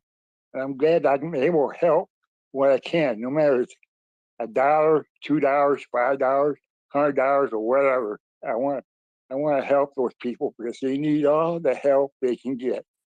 Hey, Gary, even if you could not give $1, being able to speak truth to power is well worth the time, and right. that right there can help shape the other people's minds about Ukraine, and that support, even because they speak, they vote, they do all these things, and being able to speak to people, making them understand, even bringing them here so that they get information, all of those things help. So the amount of money is irrelevant to the influence that you may have over others. So don't discount yourself. And we just thank you for being here. Well, thank you, Daryl. I appreciate that, man. I'm glad to be here. You guys been on here since the day of the war. In fact, day before the war started, I think. I didn't get on this till not too long ago, but I'm enjoying the space. There are other spaces about Ukraine and Iran and stuff. I'm backing up Iran, and I'm supporting the people over there, just like I'm supporting the people here in Ukraine. They need all the support they can get. That's what gets their morale up. They know that we care about them. That just makes the morale just more higher. Make them say, "Well, we got the United States. We're backing them up." So as long as they keep their morale up and they'll continue fighting, we're, as far as I'm concerned, Ukraine has won the war. Let's face it. Gary, that is our hope, and now it's time to win through. Absolutely, as President Zelensky said. I just want to thank you very much for coming up here to speak and to raise our morale. We do have some more hands. Okay. Thank you, Alan. I appreciate it. Okay, thank you so much, Gary. You're welcome. Thank you. So we now have Erlen and then Carrie. Erlen, please go ahead. Well, I think my point kind of went away, but I'm kind of on the evening of ideas here because whenever the war is over, and probably even before, Ukraine needs not just one but several so-called veteran houses. buildings and areas, resorts, basically, where veterans can get some time off with other veterans and meet and have a nice time. I'm thinking about Ryan talking about the Carpathian Mountains and his trip there. Maybe a dream of mine just that I had now would be to create some sort of Maria house for veterans in the Carpathians because of how Ryan described his short trip to the Carpathians and his little disconnection from the war and everything when he had some time at the Carpathians with no electricity, but great hosts, as far as I understood. Absolutely, and I think that would be a great idea if something like that doesn't already exist. There's definitely an opportunity for the local hospitality industry to make something that's ADA accessible or ADA compliant. And there's a lot of hotels and other public buildings that already have handicap assistance or ramps, but definitely, like Anna was saying, that's going to have to be a priority in building codes moving forward, just to be able to accommodate people as they need to be. And it's very important that you can bring both people who have accessibility needs and that they can also experience being out in nature, in not just in the streets, because that's one of the things that one of my former schoolmates, who is in a wheelchair now, told me that the biggest regret and the biggest sorrow is that being in nature is so difficult when you have accessibility needs, because it's not it's just very difficult. So that's why I thought about the Carpathians and creating some sort of veteran house. There will be a big need for a lot of veteran houses in Ukraine. I hope the Maria veteran house could be in the Carpathians, just because of Ryan's very nice story about his visit there. I think we should talk to the lady that's running the Department of Veterans Affairs in Ukraine, and maybe we could get some kind of partnership together and be the first of many. It's a great idea. A great idea. So, Kara, your hand is up. Interested in your questions and any brief comments you might have. Hi, Alan. Hi, everybody. So I was just listening to the conversation, thinking about people with disabilities and disability design. The conversation has sort of been touched on in recent weeks, but seems to be more of a focus this evening, which is really interesting. And I was just going to mention, as one of the many things that will, in a positive way, in the long run, come out of this tragedy, is that I do believe that what is happening in Ukraine will absolutely spearhead a massive revolution in design for people with disabilities. So not just for the forces, but obviously the amount of civilians that will also be physically disabled in some way. I do see that in the future it will act as a catalyst for an enormous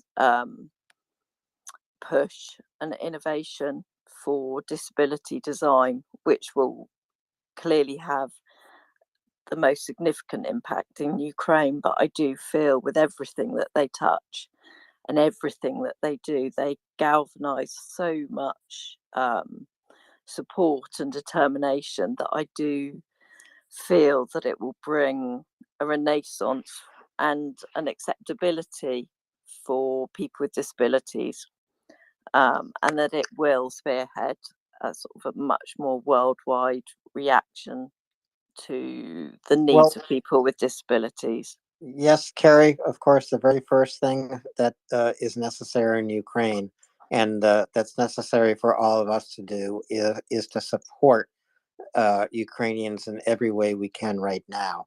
The future we do not know about, and maybe, as you say, it's true. Ukraine's recovery and the way they respect veterans who have served their country and fought for freedom, this may well affect the rest of the world. I wonder, Carrie, do you have a question? It wasn't a question so much. It was more an observation that I do think that the incredible energy that the Ukrainians have, they will be so committed to ensuring that all of their people, including their forces, are able to live happy, fruitful, productive lives, and that will lead to a major response. I'm sure they will galvanize an enormous amount of response to support their civilians and support their forces in being able to live fruitful lives, and Yes, that is something we need to assist them with. yes, Carrie, thank you so much for your observation. And uh, as Ukrainians inspire us today with their fight for freedom, I am certain that they will inspire us in the future as they rebuild their country. Absolutely. I do thank you for coming up and sharing your observations. But right now, Carrie, I do want to go back to Anna and to Ryan and to Chaplin and some other hands. So thank you again. Anna,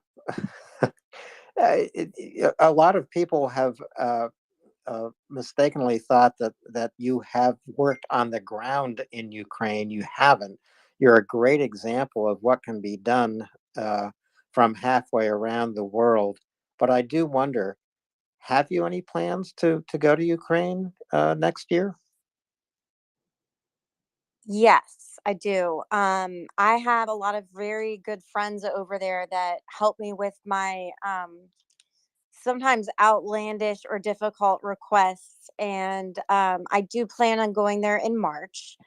Um, Interestingly enough, I'm very afraid of flying across the ocean. I have never been to Europe, and this will be my first time doing so. My but my mother's side of the family is Polish. I even have some family over there. I don't know um why people think that I'm working from over there. It's been something that I'm working my way up to, but I'm very excited to get over there in end of March, early April. Um, and yeah, we'll see what happens. I think that's going to be an amazing trip, Anna. And I am assuming Ryan is going to greet you when you land. Are you headed for Poland and then to Ukraine? And I know Ryan can get you from Warsaw to Lviv and to Kiev in just a couple hours if he's driving. Yeah, I feel like somehow Ryan would find a way to pick me up and take me to the airport in Virginia, and then pick me up when I get over to Poland and take me to Ukraine if he had the opportunity. But absolutely, um, yeah, I don't know what his plans are or how they'll match up, but I'm sure if he's over there, he will escort me around. That's my plan. And in the meantime, you can ship some more antibiotics my way, and I'll take them in too. Well, March and April are a long ways away, but Anna, Ryan, hearing from you both in March and April from Ukraine is something I hope for and look forward to. I just think it's going to be amazing, and for you to be on the ground in Ukraine, Anna, What a remarkable thing for you to do. Absolutely wonderful.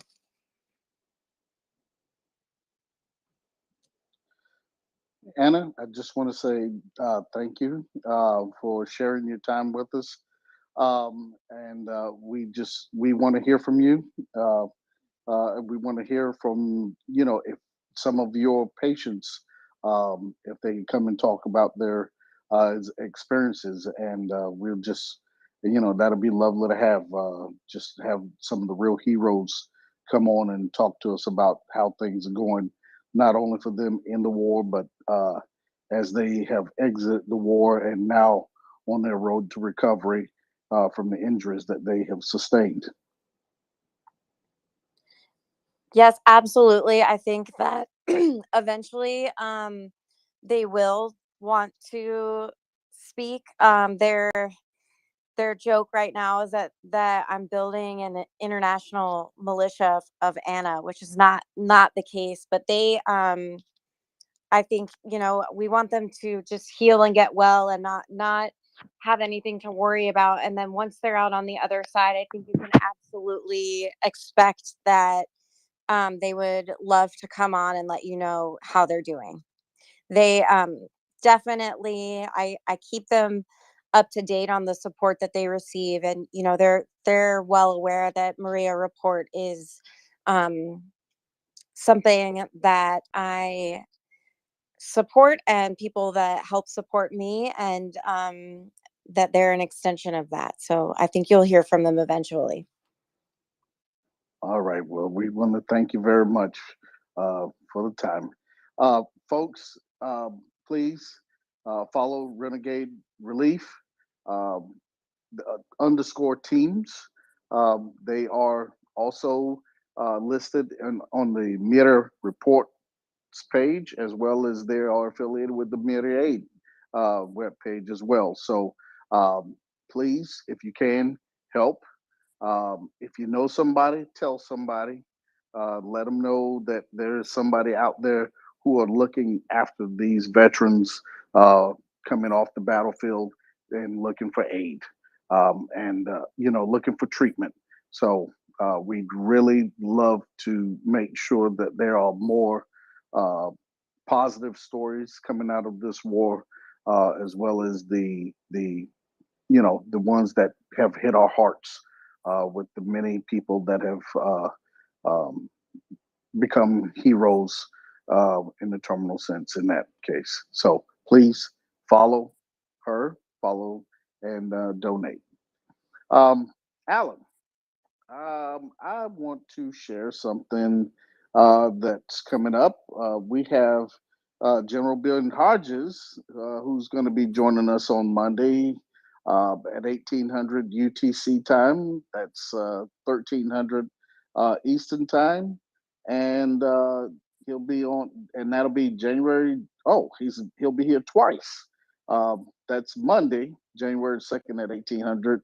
1300 Eastern Standard Time, and then January 6th at No, no, 0900. Daryl, that's the Australian general coming on January Right. 6th. Yes. And then Mick Ryan will be here January 6th at 0900 Australian Eastern Time, which is Brisbane, and which is January 5th for us at 2300 UTC and 1800 Eastern Time. So we have two guests coming up next week, and we hope everybody tunes in for them. They usually are spreading a lot of good information to us, and we love their insights. And we look forward to everybody being here and joining us for it. Yeah, so Ben Hodges is on Monday, right, Daryl? Yes, yes. Ben Hodges on Monday. Mick Ryan is on the 6th.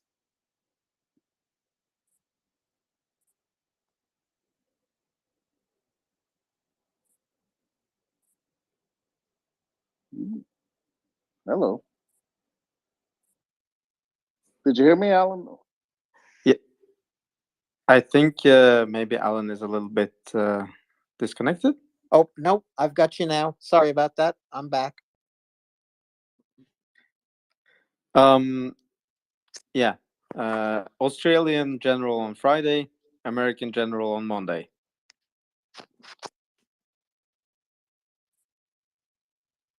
I just want to say to Anna before she leaves, Domen knows about the lunchtime European meeting next week. You guys can hook up on DMs, but he's probably gonna DM you, and I hope we can get some nurse panel or maybe even doctors or any sort of health worker panel up at the lunchtime date next week. I think that would be really, really good and a start of something very useful for you. And yeah. Yes, I'm very much looking forward to it. I think let's not just narrow it to nurses. I think nurses, doctors, the whole healthcare community would be an outstanding panel to have on here for sure. And thank you. No, the space is amazing. You know, talking to people is when you get the best ideas. Sitting and thinking, it's really difficult to think outside the box, but and reach out to people. But this platform is so amazing, and I think Charles wants to speak to this topic, so I'll give him the hand. Hey, good morning, everybody. It's 2:50 here in Central Europe. I'm not sure, Anna, if you have a few more minutes. I had a question for you. I'm sorry if you answered it already before, but I'm kind of curious, like the beginning of this journey for you. Like, what inspired you to make that first phone call, and who was that first phone call to, and kind of how did you get started? I know that you're doing so much now, but maybe could you tell me the origin story? Yes, absolutely. So the origin story, I'll take it back to how Ukraine even got on my radar was just through a network of um, actually foster care and kinship care parents in Virginia, and an adoption of a Ukrainian from Odessa that wasn't going so well. Um, and so that was back last December, about a year ago. Um, that put Ukraine on my radar. That also, once the war started, I began collecting medical supplies to send over. I work in a multi-specialty surgery clinic, and I run the clinics and the nursing staff for different specialty surgeons. I began collecting supplies for, a lot of it was wound care, wound vac consumables, and sending things over to Ukraine. I got scammed by a few NGOs that ended up leading to meeting Julia and Chris with the Renegade Relief Runners. I sort of have built my network through them, sending specialty supplies over and antibiotics and medications, connecting with specific healthcare workers, doctors, nurses in Ukraine. And the first soldier, I mean, it was an American soldier that was absolutely stuck within the healthcare system in Ukraine and wanted to save his leg. It was a random shot in the dark that somebody reached out to me and just asked me if I would help, if I would try to help save his leg. And I said yes, and it has grown into an enormous undertaking of different soldiers from different countries that also need the same sort of help. Thanks so much. Did you ever think at the beginning that it would get this, I don't know, this involved or this big, or that you could make this amount of difference? No, absolutely not. No, there's definitely no way that I thought that this was even possible. Um, I'm known professionally for keeping people's phone numbers and calling people directly, but I didn't think that I could get the absolutely clutch connections that I have. A lot of it is through Twitter, MriyaReport, people, and Ryan accidentally giving out my phone number at the beginning of You mean this. sheer insistence, Anna? Sheer insistence. Yes, absolutely. Axel knows too. And so no, I had no idea that this could be possible. Thanks so much. Yeah, I just find it I just find it inspiring. I know we talk about things like courage a lot, but sometimes I think I'm fascinated by just the small courage of, calling that person who's maybe in a position of authority or has certain supplies or can make certain decisions, or and and having the courage to just call them and insist and say, look, I need this stuff and here's why. And just doing that is often something that takes courage. I mean, do you find yourself when you're making those requests and you're trying to organize these things, do you feel yourself being brave, or somehow, or is it just normal for you? Well, so I do this for a living as well. And I make certain demands and justifications for the demands professionally and specifically with surgeons. But I also say 100% that with people that have worked with me, I make the ask first and then figure out exactly who you are afterwards. So like um I would say that Axel swooped in and helped me early on. And then we had a conversation where I asked him if he listened to MriyaReport a few days later because I didn't realize what who he was. And this is a true story. But I would, professionally for a living, I ask very specific questions and say, can you provide X, Y, or Z for me and how? So, um, but yeah, absolutely. There's been several times that I have walked away at the end of my day and said, "Oh my gosh, I cannot believe this person just picked up the phone, and I cannot believe that an ambulance will just show up at this location, and that this surgeon is going to just do the surgery, and I know that it's a real specialist." And then obviously I see the results of these soldiers getting up and walking. So it is unbelievable. Axel's always listening, by the way, always. I know. I see him right there. I can see him. I'm waiting for him to comment. I remember the night I accidentally gave out your number and added you to a group of a bunch of people, and then I quickly added both Axel and Yehuda to that group and told them I'm going to be out of communication for a couple of days no matter what. She's in charge. And I think you did a splendid job. That was your first patient, and you've had 6 more after that. And I hope you can help 60 more before this is done. Hope you won't need to, but I know that you will. Thank you, Ryan.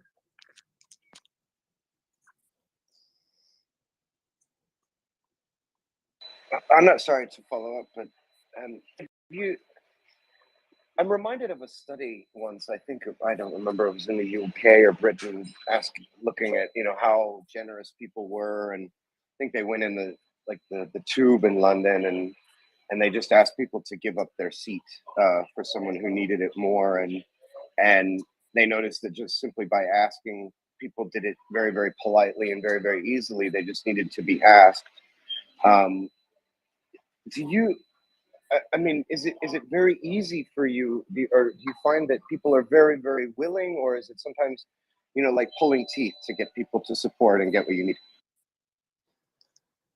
No, I haven't experienced anything with pulling teeth. I can tell you that through through Ryan and MriyaReport, um, the things that I've asked for that people are just willing to provide are absolutely remarkable. But like an example, the day before Christmas Eve in the morning, my morning. So this is the US East Coast is Ryan, I want crutches to show up in Poland at this address at before the end of the day. And it is that I think direct and specific question and there is someone that is willing to do it through this network.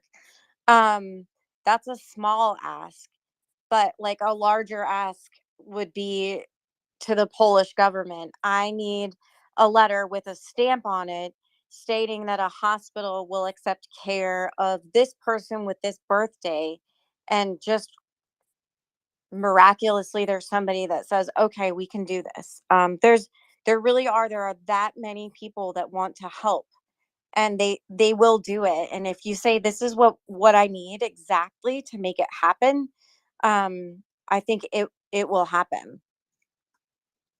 And I don't know why people keep saying yes or why they pick up the phone, but they do, and they're making a huge difference.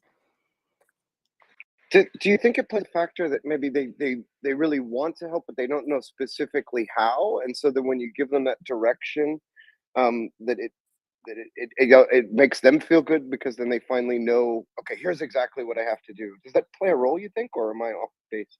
No, I mean you're not off base at all. People don't know what they need to do in order to help. And I mean, I didn't know that Ukrainian hospitals have different I in the US, you don't need a signature and a stamp to do everything. You can get a lot of things done, but I figured out that, and there's a lot of people that can speak to this, in Ukraine, and sometimes it's just a matter of asking, what would it take specifically for me to get this specific person to cross the border? And somebody will tell you that answer. So sometimes I don't know exactly what it is that I'm asking for, but when I can communicate it to somebody that has the means for it, this is what somebody on the other side of this line says that I need to make this happen. They will make it happen. Thanks, Anna. Thank you, Charles. Erilyn, your hand is up. Please go ahead. Erilyn? Well, Yeah. Alan, I'm kind of tweet in the nest that Vasil, one of our regular Ukrainians from Dnipro, posted, and I really liked this tweet. It says, "Photo of the day: Commander-in-Chief Zaluzhny in the Verkhovna Rada." It's General Zaluzhny sitting in one of the spectator seats in the Ukrainian Rada. It's a very good photo. This is a leader that I really admire, and I just wanted to give a shout out to Vasil and to Zaluzhny, and yeah, I don't want to interrupt Anna in the very important talk we have here, but yeah. Well, Erilyn, I saw that photo too, and I think you're going to have to bring me up to date on it, but I think that is Zaluzhny sitting in the Ukrainian Rada while Zelensky is giving his annual speech, and at that same speech, he presented the coin to the HIMARS captain that President Biden passed on to him after receiving the medals that this HIMARS captain in Ukraine had refused, and said to President Zelensky, "Please take this to Joe Biden." In return, he got a coin, a special coin. I believe it's called a challenge coin from the Yeah. president's office. Is that right, Daryl? Well, they call them challenge coins, but it's more. It's not necessarily a challenge.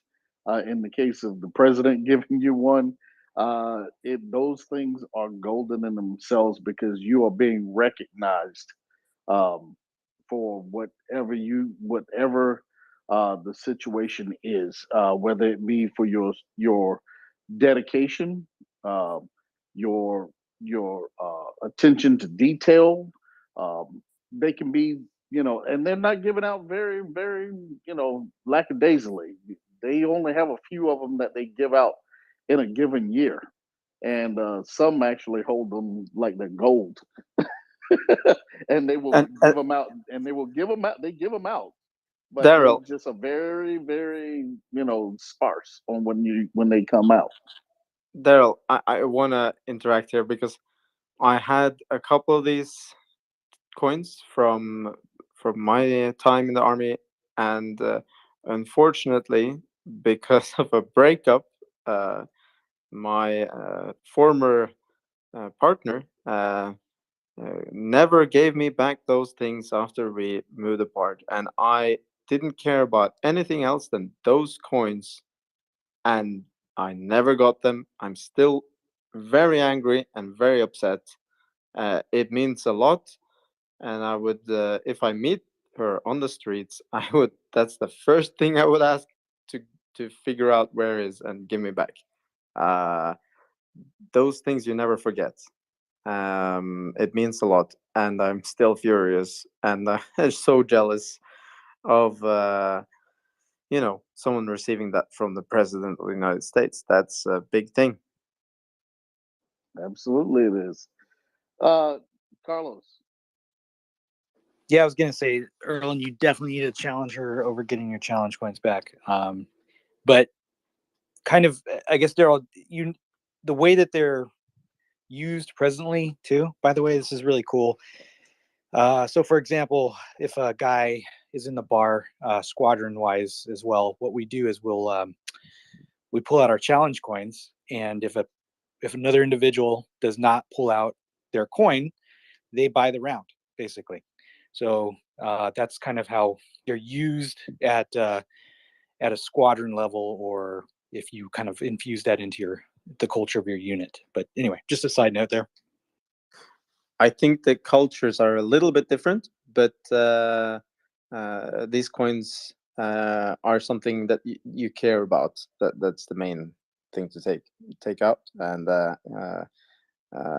remember very well when Biden received that medal, and he immediately knew what this coin was, and that really moved me when he said that he would present him with that coin. Well, I think that this is the most important trade that has taken place between Ukraine and the United States this year. From Ukraine, a battle flag that was flying in Bakhmut, and from Bakhmut, a medal President Zelensky was giving to a Ukrainian soldier. These two things came to the United States along with President Zelensky, who gave a great address before the joint session of Congress. And what went back, most importantly, was President Zelensky and a challenge coin from Joe Biden to this HIMARS captain.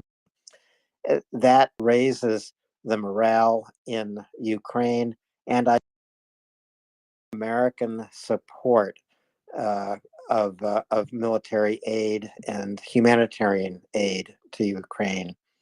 And so I think it's a pretty good trade. Anna? So I just wanted to say that I have to hop off of here, and I have absolutely enjoyed speaking to all of you tonight. Erland, I wanted to say before I leave, please, I'm hooked now. Get me your ex's information and let's get your coins back to you. I'll take that on as a volunteer side project. I'm totally invested now. I feel like I need to get those back. And I hope to speak to you guys all again soon. It's been my pleasure to be here. Thank you, Anna. I Safe wouldn't travels to want you. you to speak to that person. I would spare you for that. Well, yeah. If I meet her on the streets, that's the first thing I'm gonna ask. That's it. Absolutely. I support you. Anna, thank you very much for your time tonight. And I just want to remind folks what an important conversation we had here tonight, connecting Anna to, well, to several people. I mean, Erlen, George, Donnie, all of whom have medical contacts with hospitals or specialists around the world who can be called on uh, to to help injured Ukrainian soldiers. And this is what Anna is doing. She is an advocate for injured Ukrainian soldiers. These are soldiers of the International Legion, by and large. Uh, she finds a way to get these soldiers from Ukraine uh, to hospitals in the United States or in Europe where specialists can begin their rehabilitation and healing. This is incredible work. And Anna and Ryan do this through Renegade Relief Runners. There's a tweet in the nest so that if you want to connect with Anna, you are able to do that. This is what happens here at MriyaReport. People connect. People who care about Ukraine connect. People who can do something to help Ukrainians connect. And you can connect by retweeting MriyaReport. Get people in here to listen. Go to MriyaReport.org. Find out what we're all about. Go to MariaAid.org. Find out what you can do. Daryl, back to you. Hey, I have a simple question for the panel here. Being that President Zelensky was out of the country, if something was to happen to him, what was their line of succession? I just got to thinking about that as we saw Zelensky in the gallery there in the Rada, and I was just wondering, who would actually have taken his place um, in the event something had happened? Does anybody know? That is a really good question, Daryl. And of course, it's something we should know. You're stumping me. I don't think it would have been General Zelensky. And Zelensky brought a very high-powered delegation with him to Washington. I'm assuming there is a vice president that was left behind in Ukraine. I'm going to look it up because I think you stumped us, Daryl. Did I stump the panel?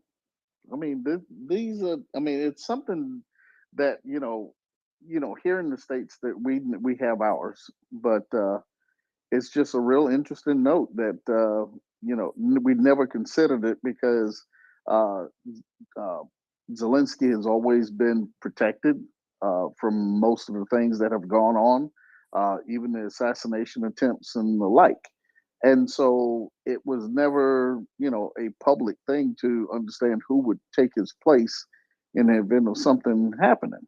And so seeing Zelensky, like I said, that image of Zelensky there, in most cases in the West, the military leaders don't take charge. And so that begs the question, who would? If anybody has an idea. Well, we all have internet, which is what I'm using right now. Let me see what the answer to this question is. Uh, you can't do this on Jeopardy.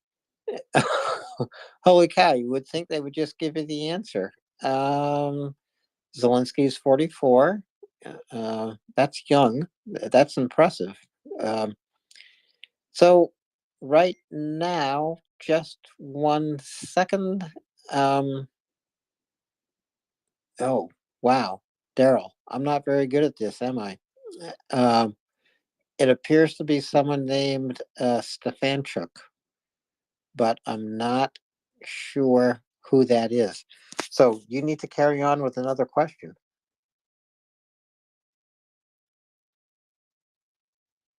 Daryl, you stumped yourself.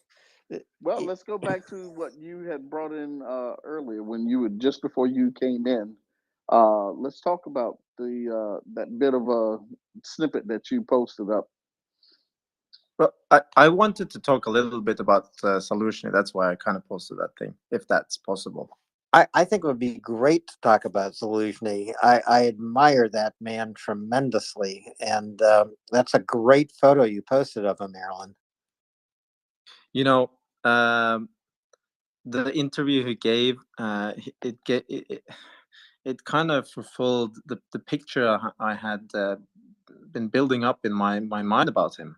And this picture, it shows a man who is well, in a moment of seriousness as a military man in the Rada, in the parliament, where you know, this is where he basically is the low ranking, because officers are under the politicians, and the moment of seriousness taking him in, it's a very strong picture. And I really like the tweet that our friend Vasil posted out. Vasil is one of our regulars, and that's why I really wanted to put it in the nest and give it a little shout out. So yes, I mean the Ukrainian military is under civilian authority, which is really important, as we all know for various reasons. But what also strikes me, and this is both, that I would love to know about the relationship between Zelensky and Zaluzhny. I mean, Zelensky is a young leader, as I just said, only 44 years old. He doesn't have military experience, so far as I know. He has learned how to become an inspirational leader in Ukraine, and he really takes the advice and the direction of his generals to run the war. I think that's the really important thing to say here. The generals who know what they're doing, who are the strategists and the planners, they are the ones running the war. I don't think Zelensky is like Putin and putting his finger on the map somewhere and saying, take this place, go through here, etc. So I would love to know more about that relationship. Well, I haven't read anything specific about that, but the way he talks about um, well, being a leader is something that I admire a lot. Knowing that he is not the all, you know, knowing that he relies so much on his generals and officers, and that he is there as a tool for the will of the people and the will of the politicians that are democratically elected. That everything that he has been saying in different interviews, it really makes me think about the ideal military leader of a Western army. And yeah, the guy is living up to. He's going to be some kind of a myth when this is over, in my opinion. Erlen, who does he mention as his greatest influence? Does he mention it there? He mentioned his a general of the Ukrainian army from before the Maidan revolution. I don't remember his name right now, but he definitely admired this this general. And I don't know anything about that general. Tried to Google him, but didn't really find anything useful in that relation. But that was the general who built up the Ukrainian army that defended against all the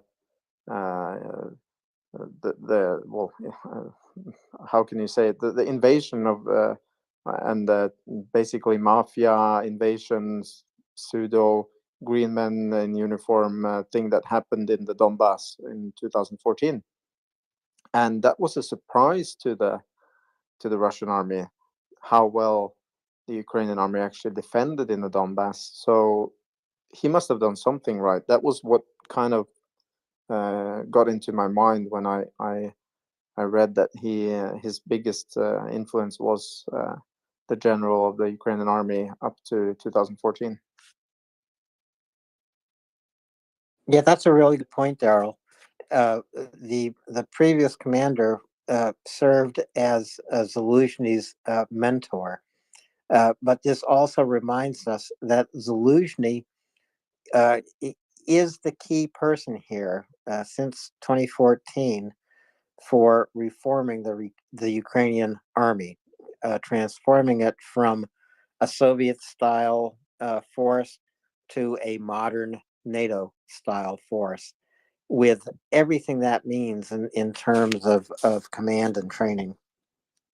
I think it's also too something that before this war, in 1991, it had to be if that general was leading at that time, it also was it was just like the American Revolution, where Washington had to create an army from scratch. I mean, yes, they had the former Soviet army uh, within the borders, and then once '91 came and the troops all left to go back to their own regions, it was left up to the first leader of Ukraine to create an army in its own likeness. So that is something in itself. I mean, for anyone that was in the Eastern Bloc, did the countries maintain their own armies, or were they conglomerates of everyone from the Union? And Ukraine was in a very strange situation back then. We know all, I guess a lot of us know what happened in Crimea back then. The armed forces was in kind of a disarray when the Russians. Well, I'm talking prior to 2014 though, Erlen. I'm speaking from '91. Even they had to create an army in their own likeness to even have something on the books for 2014. Well, and he was probably a part of that if he was the general of the armed forces into the 2014. So that Zaluzhny looks up to him, and he phrased something about a portrait that he has in his office, that he basically puts down on his desk when he is not pleased with what is going on, and he puts it back up. Or no, it was the contrary. When he's happy, he kind of faces him away, and when he needs to have his eyes staring at him, then he turns it against him on his desk. Something like that. This he phrased in his interview, and what that means for me, that this general was very important for him as a mentor. That's kind of how we use Axel, I think. I don't know, just one guy here speaking. Yeah, that was a great part of the interview, Erlen, and that was in The Economist. I think it's a couple of weeks old now, and of course, I print interviews like this out so I can read them at my leisure and use my reading glasses. But I'm going to go dig it out again. You know, the Daryl was going all the way back There to. is no leisure and leisure. There's only leisures when you have too much leisure. Well, what about leisure suits? Not that I've worn them. You should Wait a ask minute, me Alan. that. Wait a minute, Alan. I had a leisure suit. Now, come on. Well, you say leisure, I say leisure. Uh, also, there's ledger. Don't give me your tomatoes. So, just to go back to 1991, which is what Daryl was doing, which I think is really important. Uh, in 1991, the thing that needed most to be negotiated was not Ukraine's security and not Ukraine's future. It was the disposal or disposition of the nuclear weapons that were inside Ukraine and various other missile systems. These went back to Russia. And as we have learned in the course of this war, some of those missiles, not nuclear tipped, obviously, but some of those missiles have actually been shot back at Ukraine. I think probably some mistakes were made 30 years ago. Well, Ukraine wanted, because of Chernobyl, they did want to get rid of them, the nukes, and so that was the the the leading element to that.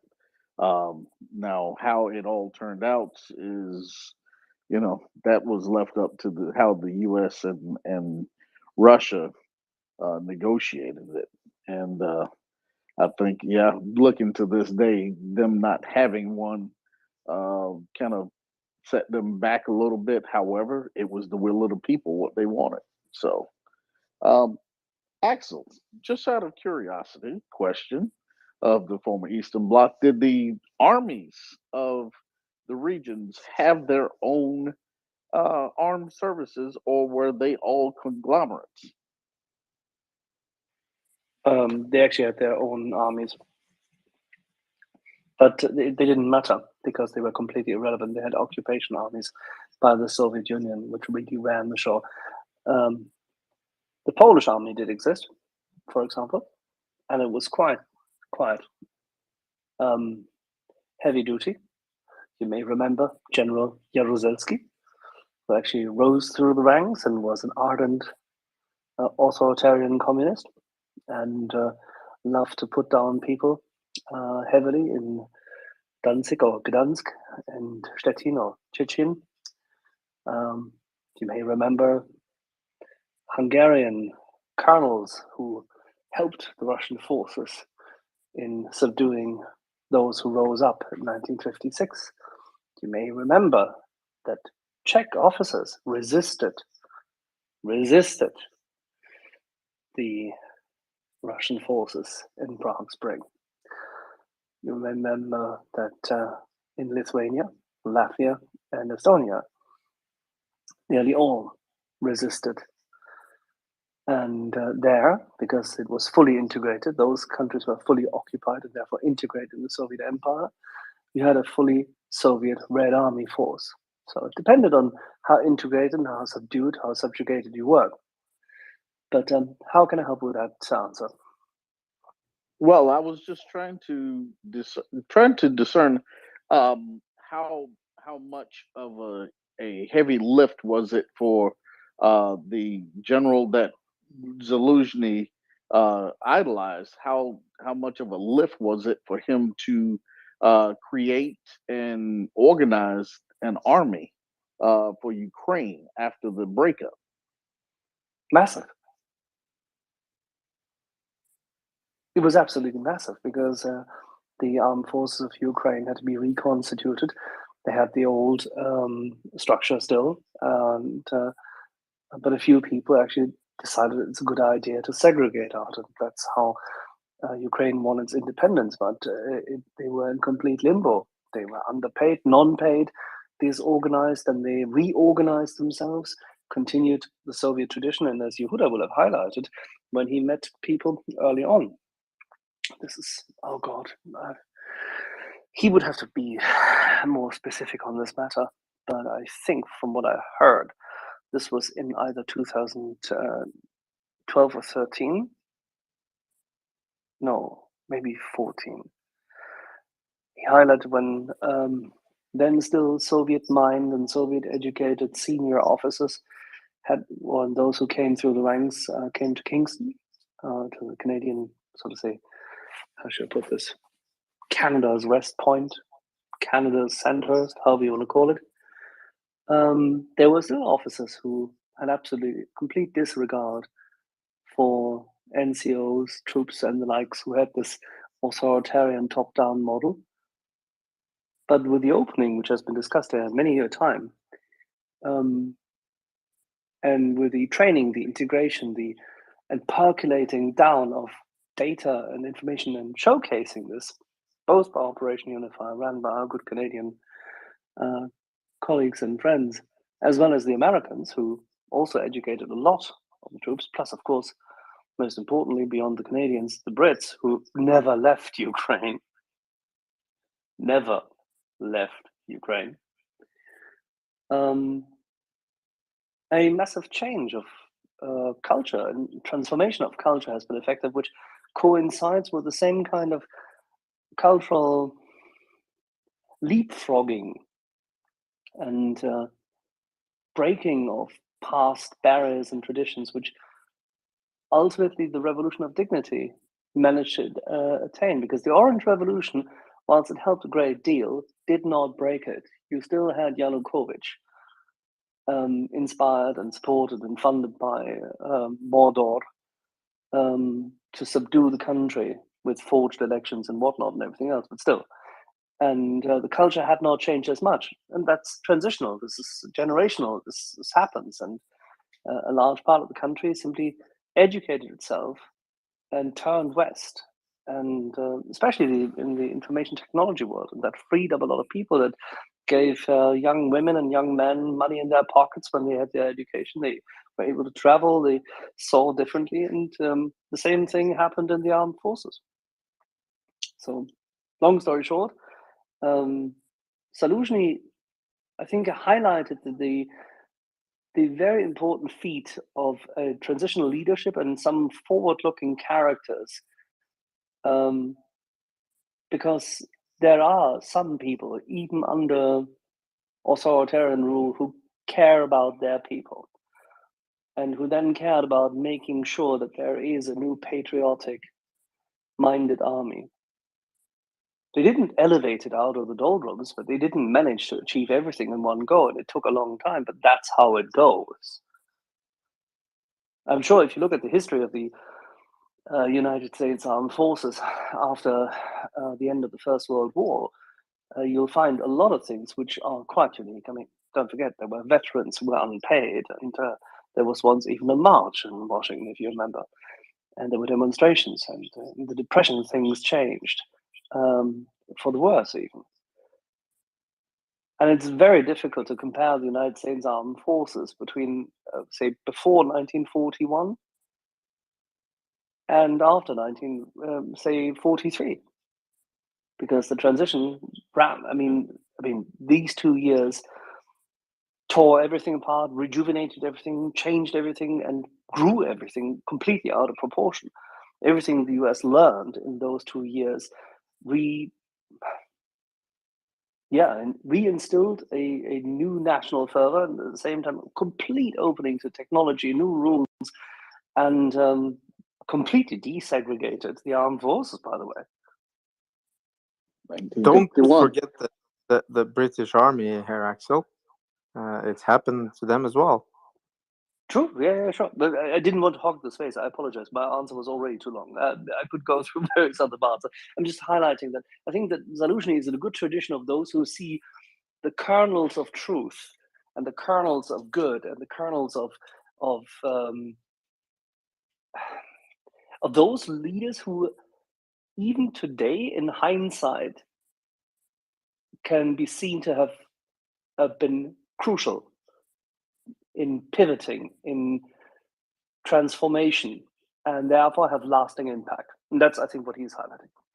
Sorry. Well, Axel, transformation of national militaries can have lots of effects on society. You're overstating things. If in the United States, and we're not gonna turn this into a conversation about the United States, but World War II did not desegregate the American military. It didn't even come close to it. And I don't think that actually was achieved during the Korean War. It might have been achieved. 1951. 1951. Well, there you go. But even in 1951, Daryl, although Truman signed an order to desegregate the military, I don't think it was accomplished in practice until the Vietnam War, really. That's true. By the way, that is true. And the Marine Corps was the last one to do it, unfortunately, as well. Just Yep. Yep. That I know. Yeah, it took years, and it was particularly bad in the southern states, in the bases around the southern states, because it was not only a military culture, it was also a social culture that had to be changed in that regard. But I digress. We're going to keep with the Ukraine here. But it's fair to say that without the changes in the run-up to D-Day and then the action thereafter, and without the fight in the Pacific, this monstrous, monstrous fight, which people always completely fail to acknowledge because it looked so far away and it doesn't have the flair seemingly, but it had all the more of the existential, completely atrocious monstrosity of war. I can only highlight, if anyone ever wants to visit this and wants to understand, by the way, what happens in Bakhmut, what happens in Kremina, what happens in Svatove, read, or if you can't read it and have no time, get the audiobook, it doesn't matter, With the Old Breed. Absolutely recommended. Follow the campaign of the Marines through the Pacific, With the Old Breed. I think to Axel's point too, if you don't mind, is just the setting of the conditions piece, right? Kind of what you gentlemen have been talking about over this time is the transformation that's happened, that General Saluzhny has kind of, as we reflect upon it, is the setting of these conditions have happened in an accelerated way, to be honest, right? So we've been talking about a much longer journey, if you will, with the United States and other armed services. But I think in this part of I don't want to call it a microcosm, but we see a really quick transformation, and even just over the past 4 years, right? I think I'd mentioned earlier with Erland about how Ukrainians had served as part of the coalition in Iraq, and that was my first exposure to working with the Ukrainian troops. And then later, of course, with the peacekeeping mission in Kosovo, they'd come to Germany to train at Hohenfels with us. And at each touch point here, there was vastly different transformation, even just from those time frames, which now speaks to the piece that we're talking about today. Somebody brought up in Japan, NCO, basically with the Patriots there, the level of detail they've gotten into having a professional army that has gone down to the NCO level. So we're seeing this incredible transformation take place in front of us. I would even venture to say during this war, you think about the different, they are now getting, different armaments that they didn't have, as far as, yes, they had the S-300 units, but they now have building a more strategic air defense network, once they begin to have the NASAMS and the Patriot batteries and things of that nature, because where you have the, I guess you want to call it the brigade level, with the S-300s would be more or less the brigade. Now you have something that's more strategic, and that's going to be a different level of servant, a different well, it's going to be the Air Force or the Army.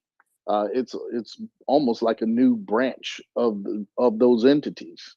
Um, and also too, who's going to control the drones, that type of thing. Is it going to be, um, a is it going to be kept where they are part of the units, or is it going to be something where they are totally going to be employed to go to the units as part of a separate team within the units? Much say like our medical guys, they are with us, but they are not attached to us in the Marine Corps.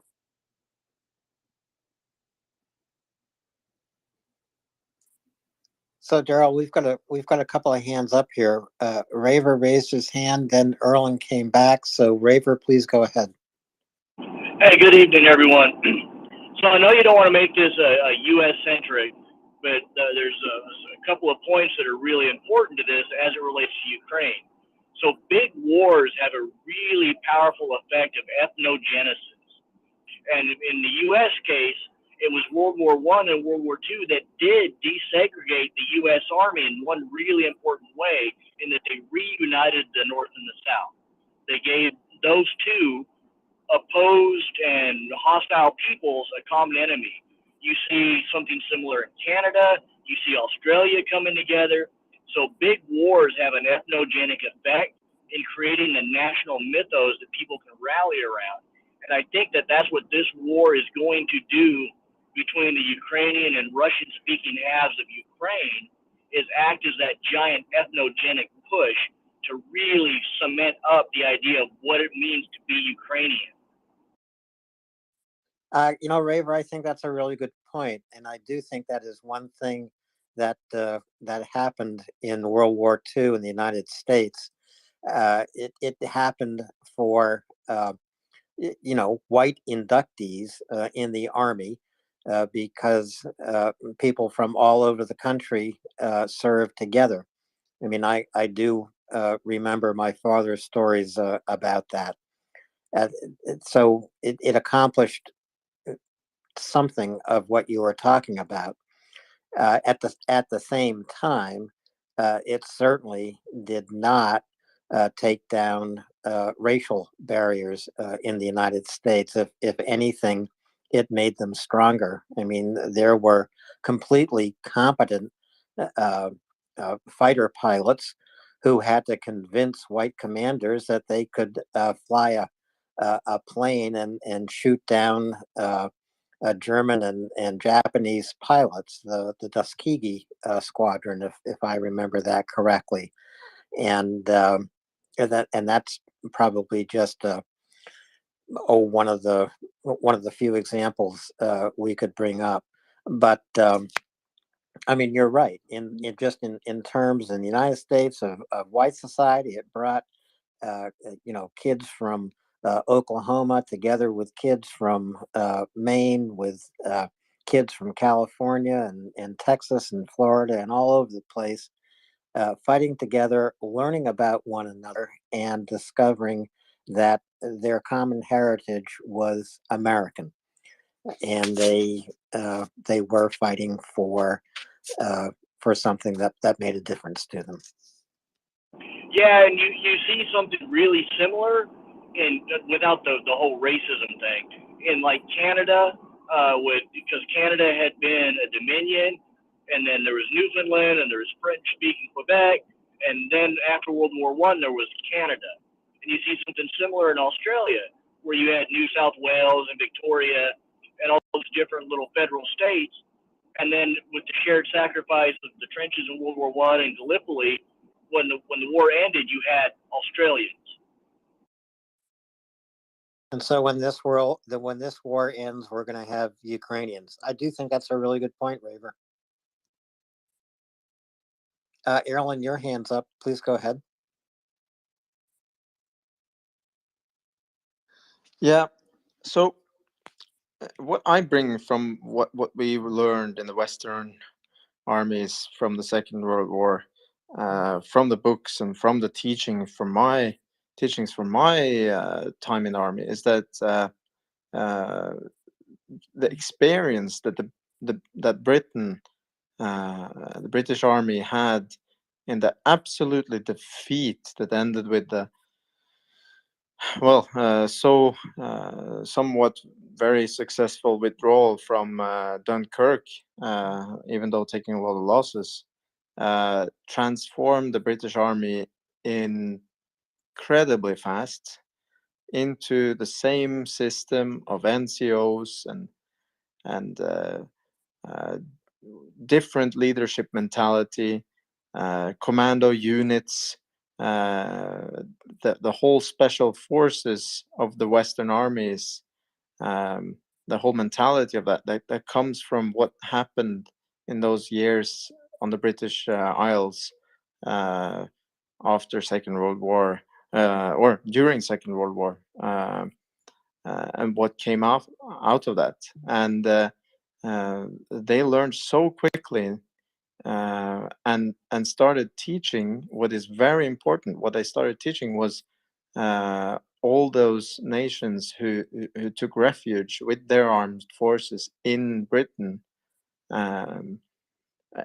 They transformed those minds of those generals and those leaders completely at the same time as they were learning how to fight the modern war. And Ukraine has in some way done the same. It all really started already in 2014.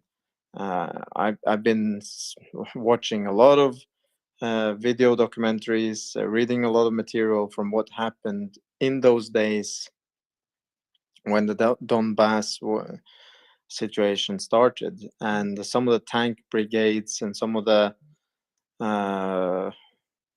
and now Konstantin is coming up, so he probably knows a lot more than me about this, but it seems like they were learning a lot from the experience of being attacked as well.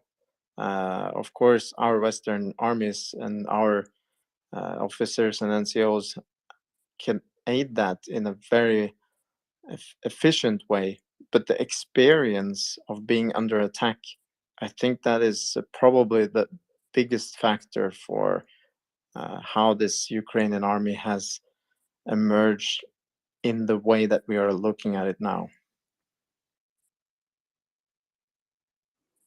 Yeah, I would agree with you, Erlen, completely. Daryl, what do you think of that?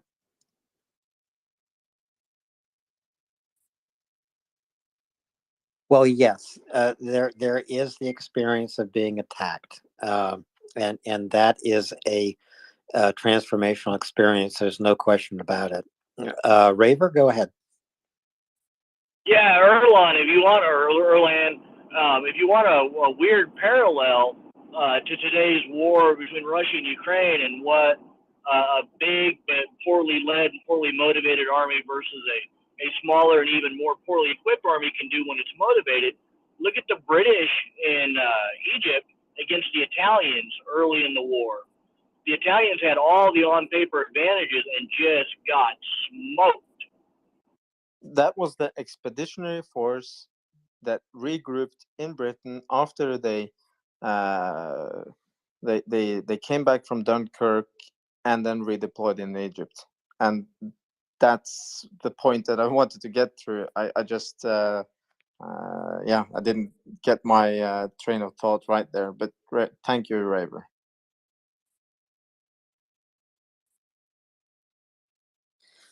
So, folks, please retweet this space. This is MriyaReport.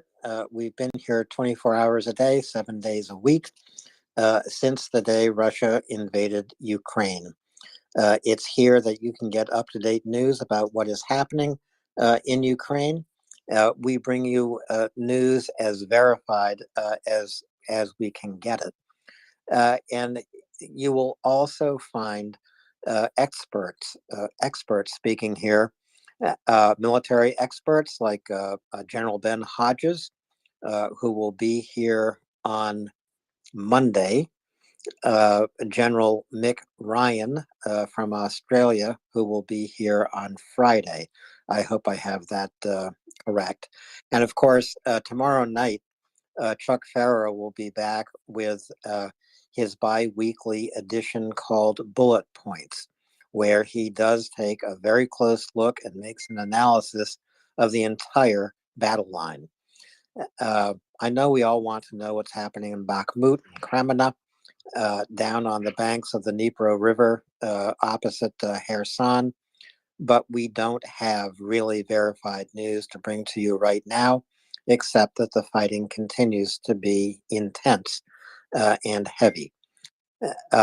So we hope the picture is clearer tomorrow night. So please retweet this space and go to MariaAid.org. Make a donation that will save lives in Ukraine. Daryl? Alan, what's the how does a police state go more police state by organizing a force just to clamp down on what they already have clamped down on? I'm talking Belarus with their new police state tactics that they're coming out with in light of the sabotage events that have gone on within their country.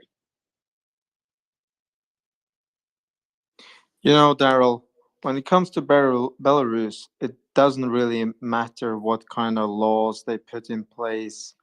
If the Oman police is instructed to take you, they would do the most absolute horrible things that you don't want to even imagine to you, even if it wasn't codified in the Belarusian code as a crime.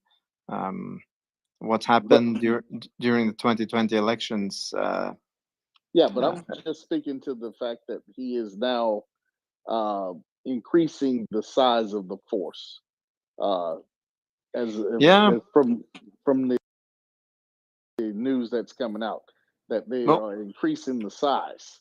I know. As if they did not have a police state already, they are looking for more enforcement of the same police state. You know, I have some Belarusian friends that I studied with, and the notion of a full mobilization and all that stuff, that's not something that they can feel. I asked them several times, have you heard anything about people getting called in? Nothing. I don't think they're doing it. I don't think he dares to do it.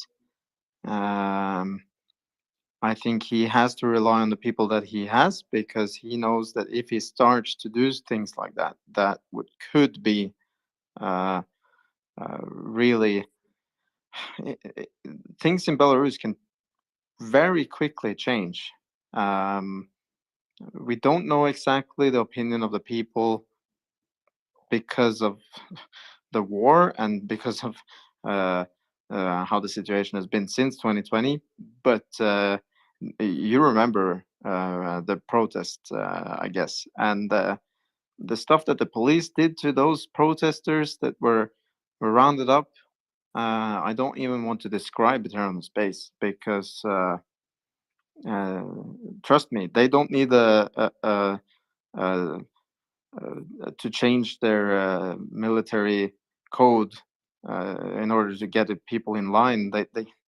The people they already know what happens to them if they get caught by the Oman police. That is it's the terror police force in Belarus, basically, and not anti-terror. It's the terrorist force that they use on their own people.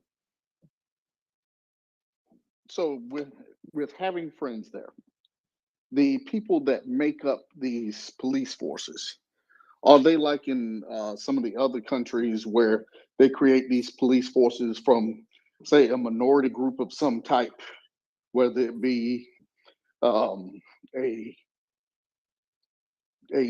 say like just a separate group of people that are dissatisfied, or are these people that are from a specific area? Where do they recruit those people from? Well, I asked the same questions, and so first of all, I want to disclaim that the people that I know, they're not in Belarus right now, but they have their families there, and they told me that the people that were, going to the police forces were either family of people in the armed forces or already in the police or at the KGB, because it's still called KGB in Belarus. They still have the big KGB building in Minsk with the same insignia on the door, and and and it's the same circles that are, you know, same family, same circles. You have a hot mic, Daryl, by the way. No, sorry. So what I've been told when I asked the same question was that it's the same circle, it's the same people. From the, your father was in the armed forces, you go in there as well. Kind of thing happening, and also the people that got brainwashed from the school system, because they put a lot of pressure in the school system for you to join up in this sort of pioneer kind of groups, which is a Soviet style Boy Scout thing, where they brainwash people into doing all these kind of activities that are very patriotic and Soviet style patriotic things. And some people continue into that and get completely brainwashed. That's the answers I got. I never got very. I never got my head around it because the people I met from Belarus were very enlightened people, some of the smartest people I've ever met. So me knowing those kind of people from Belarus and hearing those kind of stories, it didn't really match up.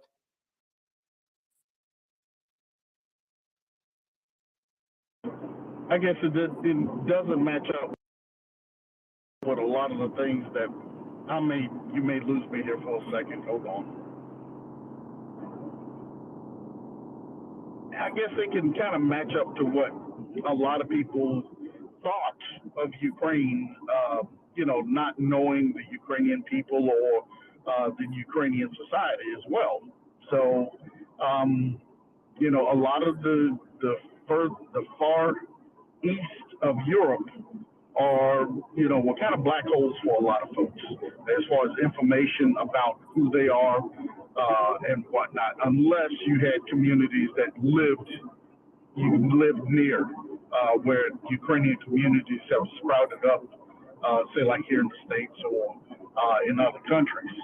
So just trying to understand how their societies got into the police state and how they came to be in some cases. These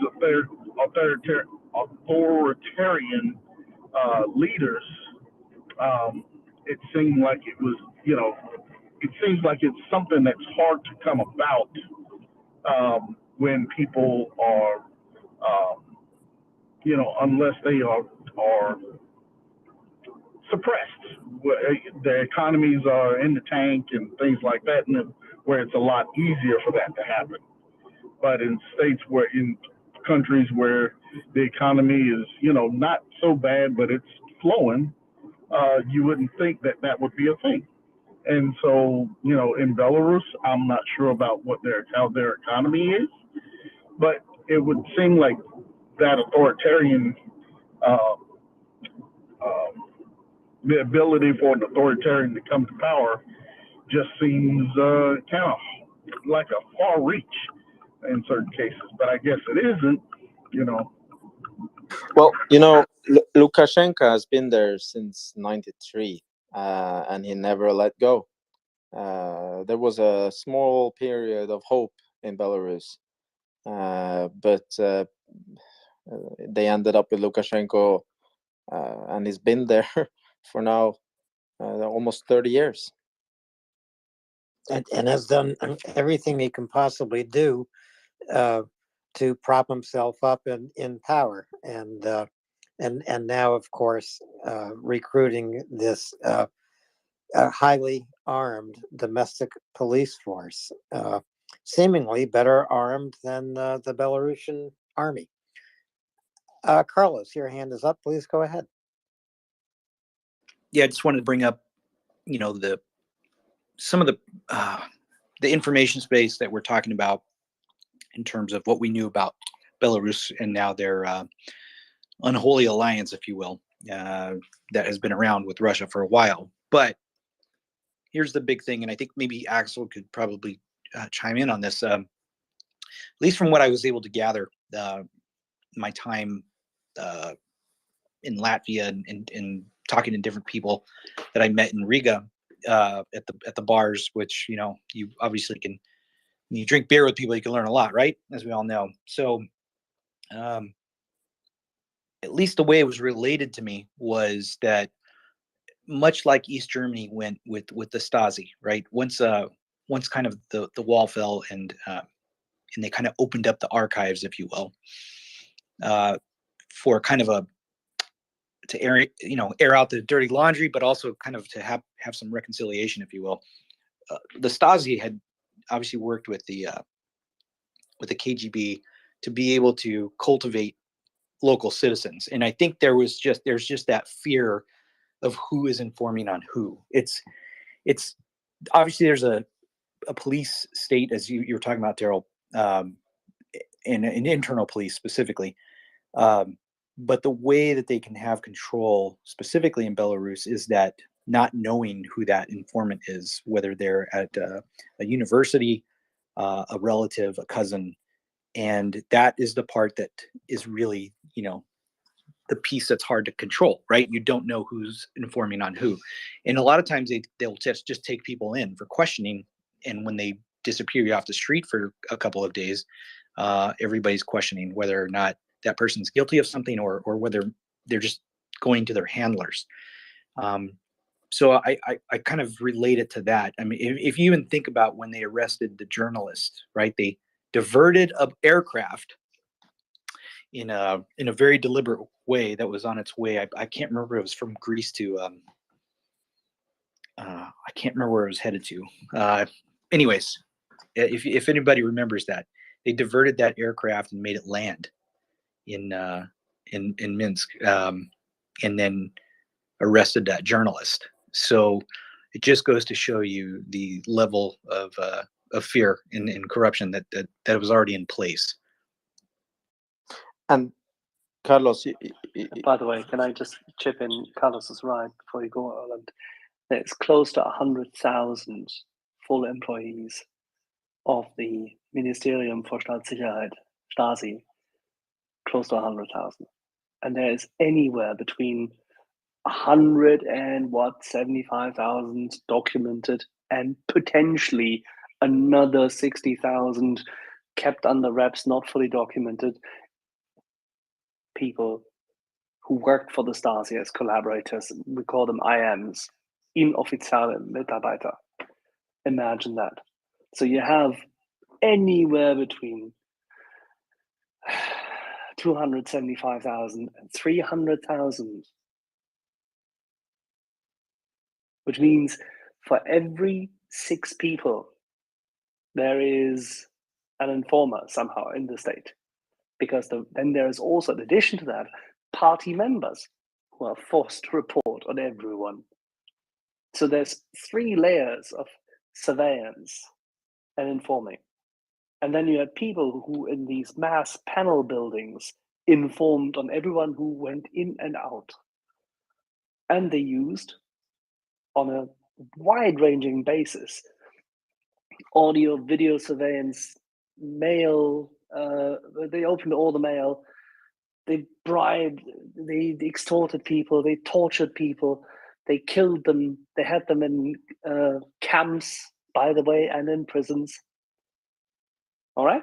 This is how it worked. And they had to do it because otherwise people would have fled, as they did before they closed it with the wall in 1961. And Axel, you know, in Russia today, I believe the ratio is 1 in 4. That 1 in 4 Russian citizens work for Russian security in one way or another and will inform on their neighbors. Well, I could be wrong about that. I don't know. I'm going to let Axel. That would be a big number with 142 million people. It would be a gigantic number, but it would also go to explain why anti-war activity in Russia is next to non-existent. I think the ratio is I think the ratio is different, but it doesn't matter.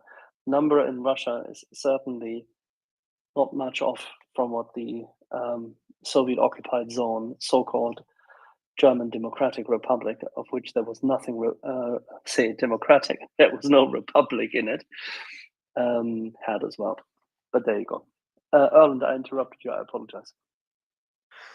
No, it was a very good point, and somewhat, comparing, the Stasi regime to Belarus, it's not far off from what the stories I've heard. In university, my fellow students that I studied with in Rome, they told me that, and those are people that they left Belarus forever, started a new life. They had to start their studies all over again because their study titles were no longer they weren't worth anything. And they told me similar stories. They told me that if you, for instance, brought up an idea in a class about things that were very normal for us, but could sound a little bit of a criticism or too democratic or too Western, you would either get some kind of a punishment, fail your class, sometimes even expelled from your class so that you had to read it again. It was not necessarily a physical punishment or something that would make you be able to go to the UN and complain, but you could have your future career severely damaged. And you could never know if it was one of your fellow students or the professor or your teacher that reported on you. And that is the thing that made those people go away, because they could never really understand who the people that sabotaged their lives and their futures were, because it's all about snitching there, and that's what is similar to the Stasi. But what is the motivation behind that society? It's a reward. Huh? It's a reward. You are loyal to the leader. You're loyal to the regime. You're loyal to the patriotic state of the great Soviet Republic of Belarus, because that's what Lukashenko is still on about. It's driven like a Soviet republic, in the same very model as the Soviet Union was. Daryl, Aaron, don't you think it's both reward and fear? I mean, if you look at the story of Dmitry Shostakovich, the Russian composer, the Soviet composer, during when Stalin during the Stalin regime, he eventually joined the party just so he could compose music. Well, maybe, but I think that from how I know Belarusians, they don't want to be like this. They do it more of fair, and 2020 was an eye opener for me. And I was talking a lot to my friends, ex-colleagues from university, and they, that there were many tears and of sorrow, because they really hoped that this would go through as a revolution, but it never went through. And in the kind of deep briefing I had with them afterwards, they all stated fear as the big problem. So that's what I get out of it. But I see Konstantin waving, so he probably really has something insightful here. Yeah, Konstantin, go ahead, and then we'll go to George. Konstantin? Yes, hello everyone. I just want to say that I don't exactly agree with that. There is a problem that when you speak, people who have relatives or can speak English, can have connections outside the Belarus. They are, they seem to have different opinions. But majority of Belarusians are not Belarus people. Sorry. Are pretty much the same, have the same mentality as Russians right now. They are, filled with the propaganda. They believe it. They have not seen anything else. They have not seen any other life, and they don't oppose Lukashenko. There was some movement, yes, but there was absolutely zero numbers that could prove or disprove the actual support of what was happening. It was only subjective like metrics by which you could judge. And unfortunately, when we speak with a lot of them, it's shockingly that they don't seem to learn it and to learn what is happening. And now, I'm talking about people who are, the average people, not those who know English, not those who have relatives outside Belarus, not those who can browse internet freely and find their sources. And that's the majority, unfortunately. Of course, I don't think that the numbers are just exactly like in Russia, but it's the majority. That's my take on it, because that's what we see. And once again, it's not set in stone. I'm just giving you the opinion as a Ukrainian, as someone who tried to reach out, as someone who has friends over there, as someone who I work in IT as well, and Belarus had IT sector which we worked with and communicated a bit with, and this is how I formed my opinion that I'm saying right now. Thank you very much, Konstantin, for that, because I tried to kind of mention it, that this is my impression from my friends, but the overall population is we don't know. We just saw what happened in 2020, and that's it. So thank you for that, Konstantin. Hey, Constantine, we were talking about the changes earlier in Ukraine and the army. And we were talking about how, Zelensky and his predecessor, his mentor, how they had to basically reform and redo the army from almost basically from scratch after 1991. And so I'm going to ask you.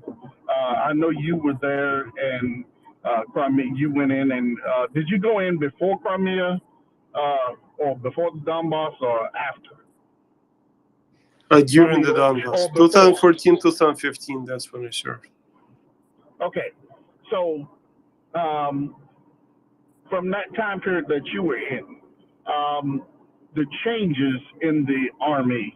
How much change did you see while you were in? I know you because we're just trying to, get an eyeball into how the services have changed and how Zelensky and his mentor, like I said, how they have had to redo and reconstitute the service. And so I know there's there can be bumps and bruises, but there can also be successes in doing so. And we know that some of the major successes came from their training with foreign armies. How much did you? From that, how much change did you see from your corner of the armed service there? So when I joined, the military was it was really in the really bad shape. It was not absolutely worst, because I joined in August, and the changes started to take place probably in June, July, and the army started changing dramatically. I'm like, I'm gonna say not popular opinion. People don't like to talk about it. Back then, we had President Poroshenko.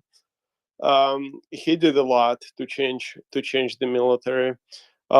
He did a lot to bring back respect to the military, because for us, in Ukraine before 2014, the general notion was that only idiots serve in the military who could not, find another way around. That has changed a lot. He reformed it, and during his presidency, um, there was Muzhenko, Ministry of Defense, the head chief Minister of Defense, Ukrainian Minister of the Defense, who did a lot of changes as well. He came from National Guard, and he spent 4 years doing a lot of reforms. My personal take on it, they were not sufficient. They could have done better job.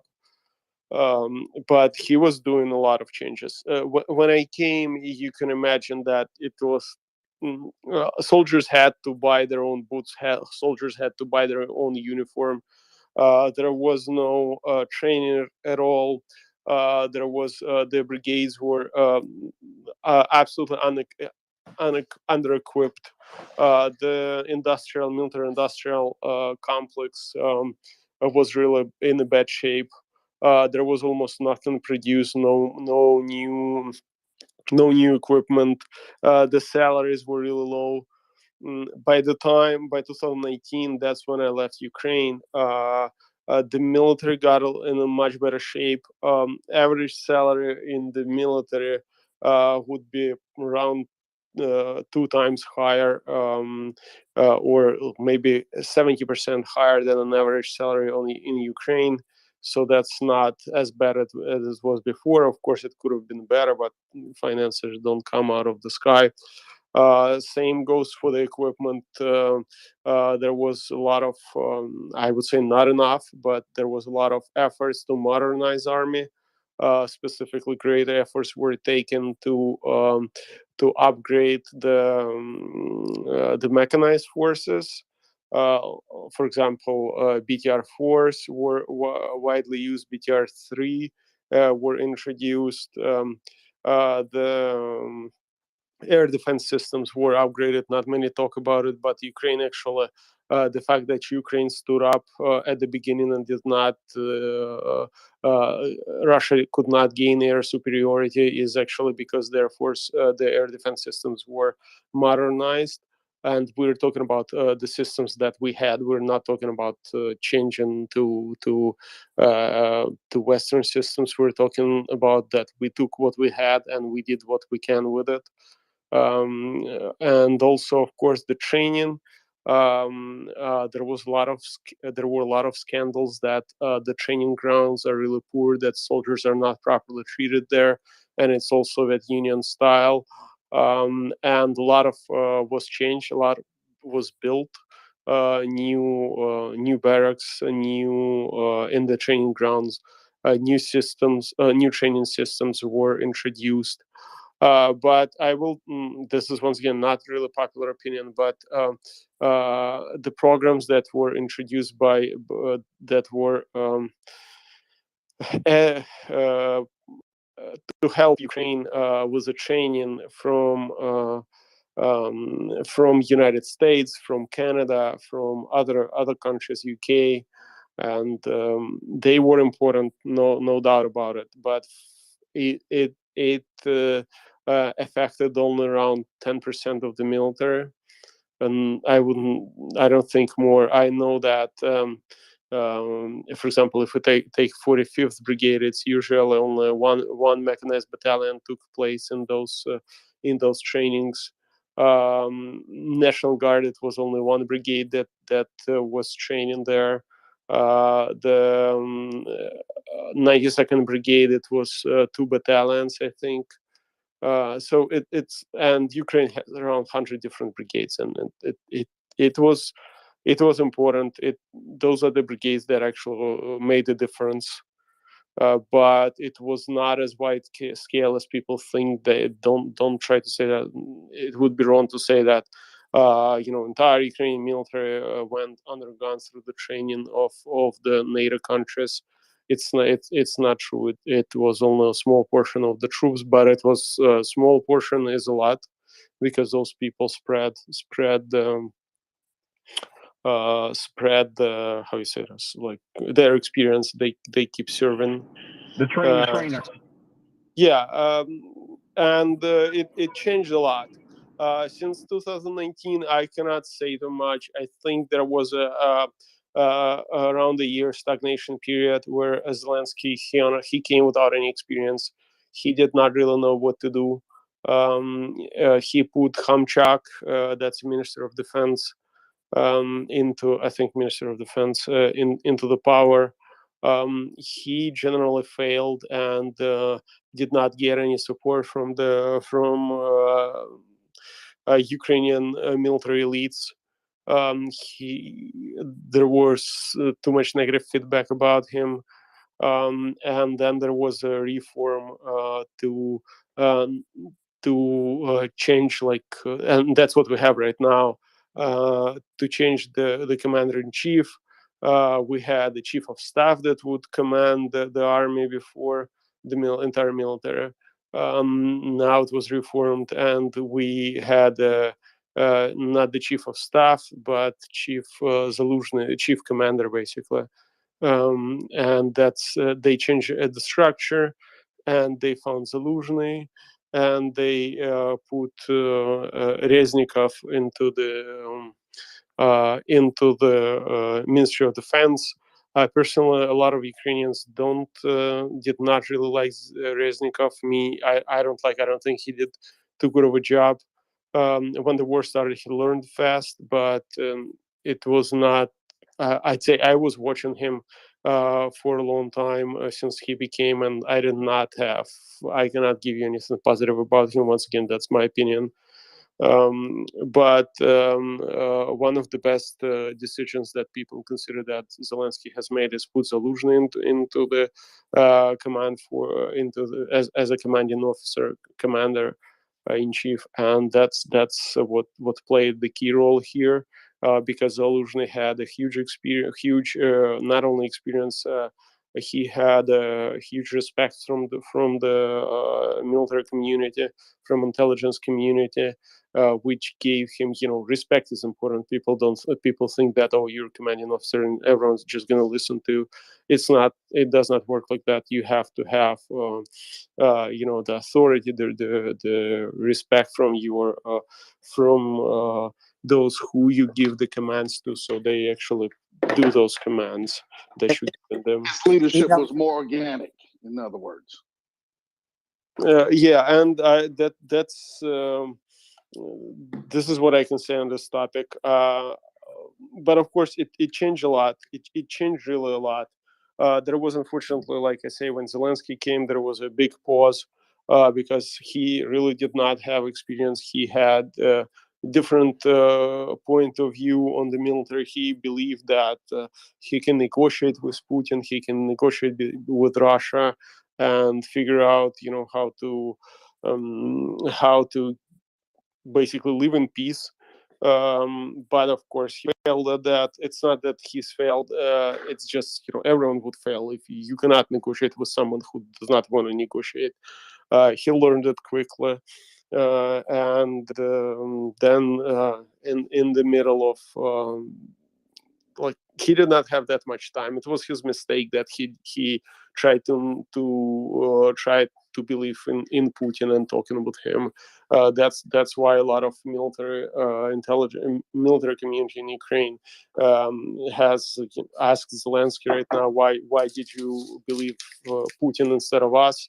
But once again, he learned, it appears, and now he's on the right track. And you can Yep. blame him, you cannot, but it's up to everyone. But we have what we have right now, and during this 8 years before the wide-scale invasion started, before the start of the war and the wide-scale invasion, the changes were super significant, just absolutely enormously significant. So Constantine and Erlen, especially, if we just pop up to a bird's eye view here, this conversation fascinates me because, in a way, we are talking about why Ukraine became an open society or a Western-looking society, a Euro-looking society, and Belarus has not. Why? What are the, I'll just say, top 3 or top 4 reasons why Ukraine ended up on a path so different from Belarus, but so much more like the Baltic states? And what I hear speakers here saying is actually military reform is one reason why, because this brought Ukrainians in contact with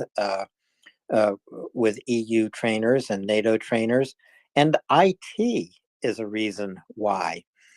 Information technology, in which Ukraine is very strong, and lots of young Ukrainians are finding a career in IT, that opened their eyes and a door to Western society.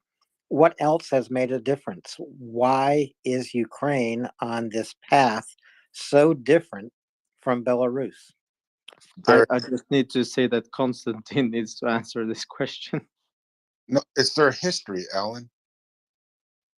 I understand it's their history and their culture, but there are certain current events within the last 10 years that are significant. Yeah. They didn't have a dictator. Oh, we did. We overthrew the dictator twice, and first time in 2004. Unfortunately, he manipulated and came back, and then in 2014 we overthrew him once again. But once again, we're different. We're a different nation. We have from Belarus. I don't know. There's, first of all, like, let's be real. Ukraine is a much bigger country than Belarus, which gives it certain leverage, right? Let's not forget about it. The size is important when you're trying to fight back. And also there is some luck in that, like someone said, there is no, at least in 2000, after the fall of Soviet Union, we did not have the dictator that came into power. We had bad presidents, I say, but they were maybe corrupt. They were incompetent, but they were never dictators. And they left when they lost. They left. There is nothing to add to that. It may be luck. It may be Ukrainians who, because we had when the guy tried to say that when the dictator came, we tried to overthrow him. And did it successfully 2 times. I don't know if you're talking about some events in the past 10 years. I don't really understand. I'm sorry, you have to specify.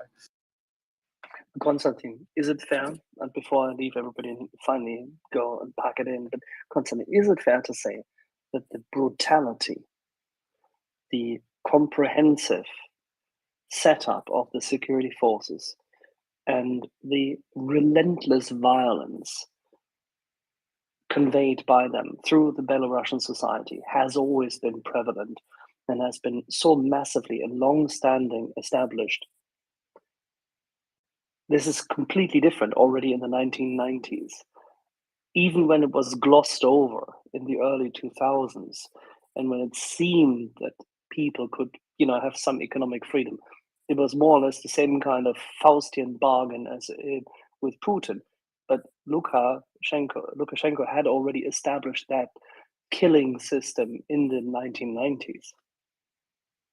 So I would not say he established it. He inherited it, and he never dismantled it. It was he left KGB as is. He did not change anything. There were no reform. He's a dictator. If you there are a couple of documentaries on him. He is really brutal dictator that has really shallow and brutal dictator that has support of the Russian that basically operates on the Russian support, which allows him to stay in power, and that changes a lot. Like I've said it all the time that when the Belarusian in Belarus there was the movement after protests. I said that there can be no peaceful protest in this society. You either take up your arms and fight with all the fierce might that you can have, or it's just gonna suppress you as a suppression machine is armed with guns and armed with ammo. Armed with everything that you can imagine, and simply peacefully talking on the street and gathering is not going to help. You will get people who will put you in jail, who will beat you up and throw you out. In Ukraine, once again, this is where this comes in. Ukraine is a much bigger country, a much bigger country, and we had the resistance movement since a long period of time before. And this would helped us to overthrow the society. We had mountains. If people don't know, there were even during the Soviet Union, they did not manage fully control the Carpathian Mountains. There was resistance movement up to 60s or something. I don't remember exact date when they claimed to have to take control over it. So it's a bit different, when you have the space, when you have the mountains, and the mountains are important as well. For example, if you look at Afghanistan, it's not so easy to to take down because the terrain allows you to do a lot of stuff, and it gives certain advantages against the totalitarian regimes as well, such as Lukashenko, such as Soviet Union.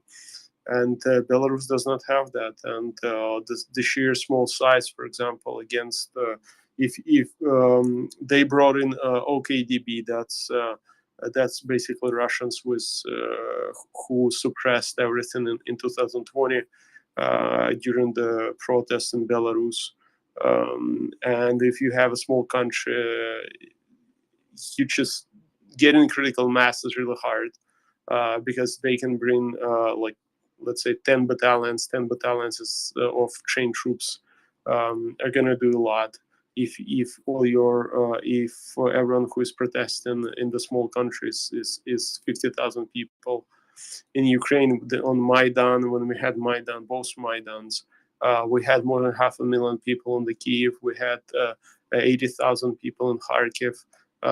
So you can imagine that the sheer numbers, because of the country, they allow you to at least the populace has much more power, and it mattered a lot compared to Belarus. In Belarus, even if they would want the OKDB Russian 5 battalions, what is Belarus population? Anyone remembers?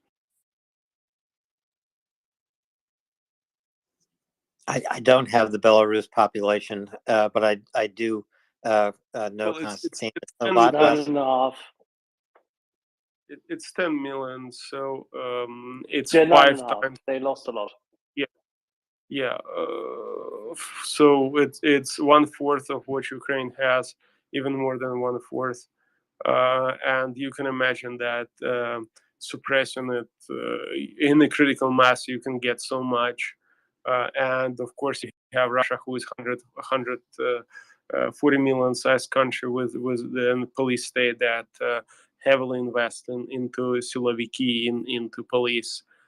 You can imagine that sending 10, 20 battalions to suppress population of 10 million people is quite much easier than suppressing population of 50 million yeah, it was 50 when we were 48 when we threw out Yanukovych the last time.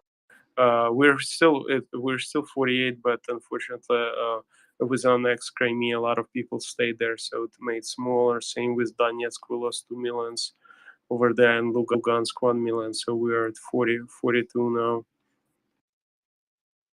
Konstantin, thank you very much. So that is, you helped me a lot to understand and to answer my question.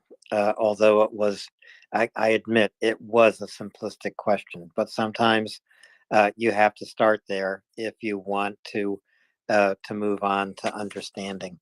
And so, Erlan and then George. Erlan?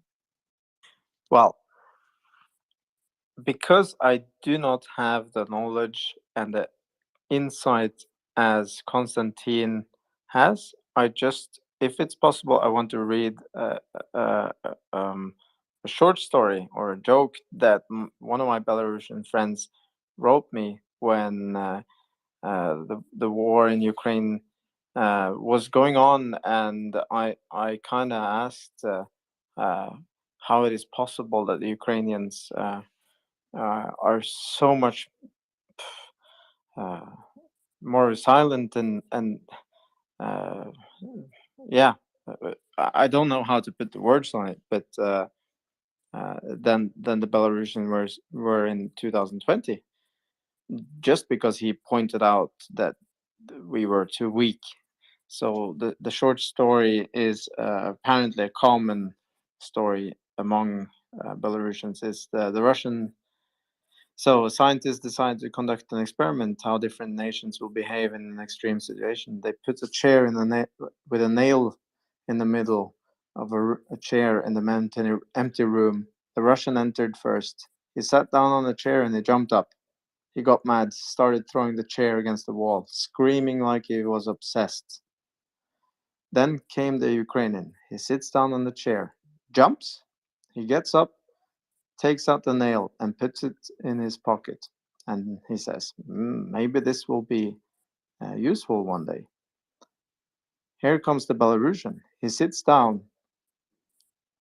don't really react. He gets up, looks at the nail. Maybe this is how it should be. And he sits down on the nail again. I think that kind of describes a little bit how the situation is in a very abstract and funny way. And I hate if I insulted your absolutely amazing insight, Konstantin. But I think this is from a Belarusian that wrote me this. It kind of explains a lot, doesn't it? And I think it explains a lot. Yes. I would love Konstantin to comment on this. I'd rather would. I mean, I can agree, but it's up to them. They have the power in their hands. People have the power in their hands. Right now is the best time for them to do something. Why they're not doing it? Why they're being? And I do believe that they're gonna join the war soon. And I don't know how it's gonna end for them, but it's. It is strange that they're doing this, but I don't. It's my personal take. I really don't try to make them here. I don't like when people make them martyrs and victims here because they still possess a lot of power and they have to fight. And either they fight Lukashenko and Putin right now, or they will come kill us. So I don't. When the question is like this, for me, it's no brainer, and it's their fault. I blame them for a lot. That's I can be thrown rocks at for this, but it's their choice. They have to start acting, and if they don't have the majority, to do this, well, then they're complicit with all this, with all what is happening, what Russia is doing, and there is not much for me to add here. Constantine, thank you very much. You've added a lot here. Thank you. We have a couple of more hands, and I bet some of them have questions for you. Carlos, then George. Carlos? Yeah, well, definitely for Constantine. I guess you touched on a piece that I kind of wanted maybe to get a little more information. So we talked about the transformation of the military, especially the professional military services. When Maidan happened, in particular, I know that kind of the fight against the protesters really came in the form of the Berkut. I don't know if I'm saying that correctly, but basically the police force that was there. And I know that it was obviously done in conjunction with this is basically the internal communication services being like the cell phone towers and everything that was connected, how they used the cell phones of the protesters within that square to be able to start the disinformation campaign. And of course, the SBU was also involved with that, right? It was, I think, a gentleman, I can't remember his name right now, but I think he actually shares a name with you, Konstantin Korsun or Korsun. I can't, anyways, it's somewhere in my notes, but he basically had before been in charge of basically the SBU's cybersecurity forces. And he reached out to his services to say, hey, that the vulnerability here against the people that's being used to try to fight the protesters was the information infrastructure, the cell phone towers and all this other stuff. So they set up a pirate station to be able to communicate, which was kind of an innovation. They had cut themselves off from the state and some of the commercial services that were now being overtaken. This is, of course, the first time we saw a lot of the Russian professional trolls kind of take over the information spaces. And I know that VKontakte, or basically the Facebook-like social media service, was particularly used.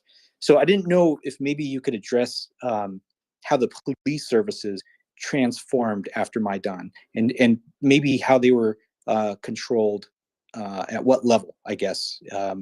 Where their allegiances were, and who maybe made up that those services. So the transformation of the police was quite, I would say, rapid. I would say it was almost one of the successful stories. It was, of course, not absolutely great success. There were a lot of problems. There's a lot of problems. I don't think there is a police force in the world that does not have problems. But it was, we had militia. We were in Soviet Union and in Russia as well. It was all called militia, which is translated as militia. That comes from the idea of back in Soviet Union that it's all people doing it. It's not actually, not a policing operation, but the people in communism doing all the job. It's self-governing, but of course it was completely not true. So we had a reform to transform it into actual police service. And it was renamed. Lots of people were fired. Lots of people were hired. There was a program to train police officers, to train patrol police specifically. It was one of the biggest parts of the reform. There was a reform that would open a lot of registries. So you can look up a lot of information for free without needing to go, for police to be transparent. There was like a relationship reform as well, which included like you could actually addressed to so the police would have to give you the answer in a really short period of time. If you address them, they could not ignore it, and it gave a lot of leverage for people. If you're being oppressed or anything like that, you can actually write the request demanding to explain it. So you would have some official writing you a letter, and then you could, no matter what this letter says, you can use it in the court, right? It's an official letter. So, and if they say, oh, there is no such cases, like you say, have happened, then you have the proof that it happened, then you can go to the court, and that officer who signed that letter would have to be responsible now for that. Instead of before, they could just ignore you and not answer you ever. It like the training happened, a lot of training. I think a lot of Western countries helped us with training the police officers. So it became really transparent that the reform was really big. The problem was that one of the big problems that actual economical police, that is, those who watch for financial crimes, were not really reformed. And there were some changes, but they were not transparent enough. But still something happened there, and a lot. It affected the lives of average person. Before the bribes, you would bribe every time someone stops you. You would bribe him instead of getting the fine for speeding tickets. After 2014, that almost all have gone.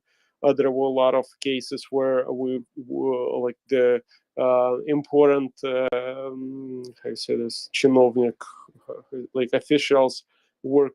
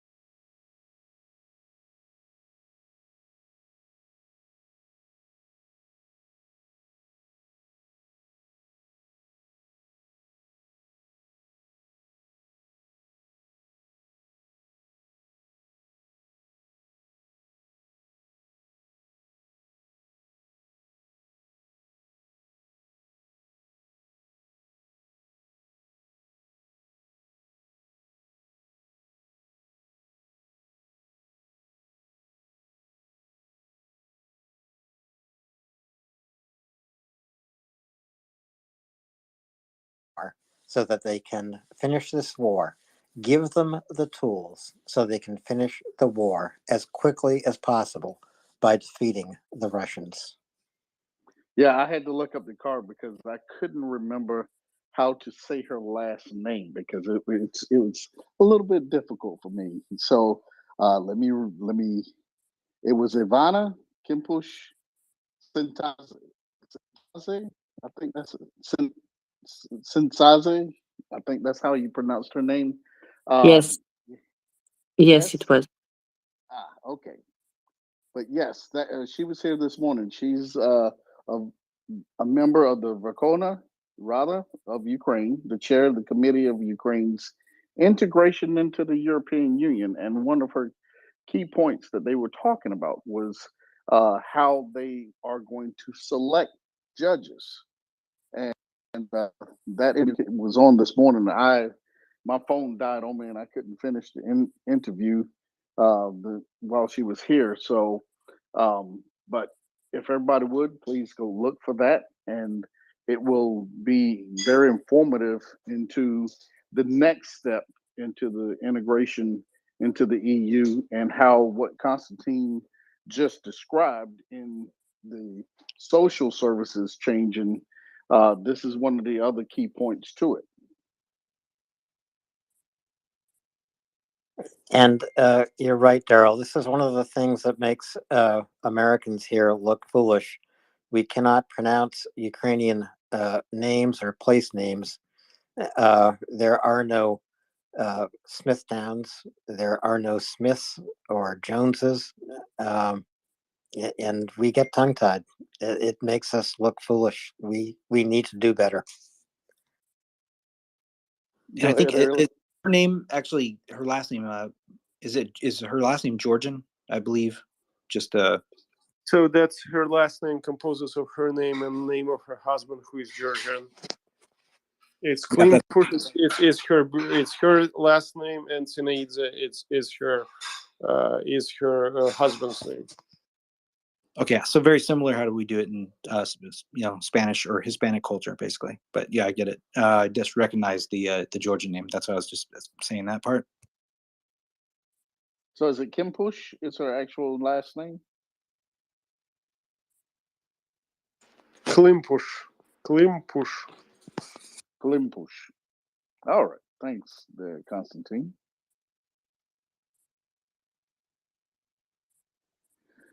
Well, we do have Anda and Charles here. It's that time where the balloon goes up for me and Alan. Yeah, I'm coming to you, Erwin. Just a second. Where me and Alan, our balloon blows up, and Anda and Charles come in and take our place. We just want to say we thank everyone for being here. We learned a lot about the movement of the troops in the healthcare, the way the healthcare system is working out for some of the troops getting care all around the world. We have talked about the changes in Ukraine and the society, Belarusia, and some of the changes that have gone on there. Kind of went around the world, went around the area there and what we've talked about. And we just want to thank everybody for being with us here and staying with us to discuss these matters. And we will see you guys tomorrow as we go forward. Alan? Thanks, Daryl. Yes, we did go around the world, or certainly around Ukraine. It was a good discussion tonight, but you're correct. Anda and Charles are here to save you and me, and most of all, our audience. Erlen, do you want to take us to the curtain here? Well, the reason why I ended up never going to sleep was that we had a great panel on in the late evening here in Europe that stayed on forever with Knukli, Dima, Carlos, and a lot of other. George came on and Daryl came on, and discussion just went on, and this is why MriyaReport is really bad for your sleep. Fortunately, I'm on holiday, so it's fine. But I just wanted to say that for those that are interested in kind of trying to learn a little bit how to pronounce some of those names and places names, studying the Ukrainian Cyrillic alphabet could help you a little bit. I'm not saying that I'm an expert, but at least it made me understand a lot better how things are pronounced. And I think that's a cultural thing that, it doesn't really take much. First time I started to study a Cyrillic alphabet, I was in university. I had to learn Russian. I never really learned Russian fully, but I know some, and I was okay. This is never gonna happen. But it took me just a few hours before I felt like okay, this is an alphabet that I can work with. And if you start with the Ukrainian, I think that in a couple of days, if you just look at it for half an hour for a week, you will at least start to understand how things are, how that works. There are many tools online which you can use free just to learn that. So then I'm gonna step down and get some sleep because when Anda and Charles comes up, that's a sign. Thank you very much, Erlen. Daryl, I think we've been challenged. We need to spend some time learning the Cyrillic alphabet and the Ukrainian language, so that when Chuck Ferrer is here tomorrow night, we can help him too, because there are a lot of us who are very creative. And which Is it Swatove or Savatove?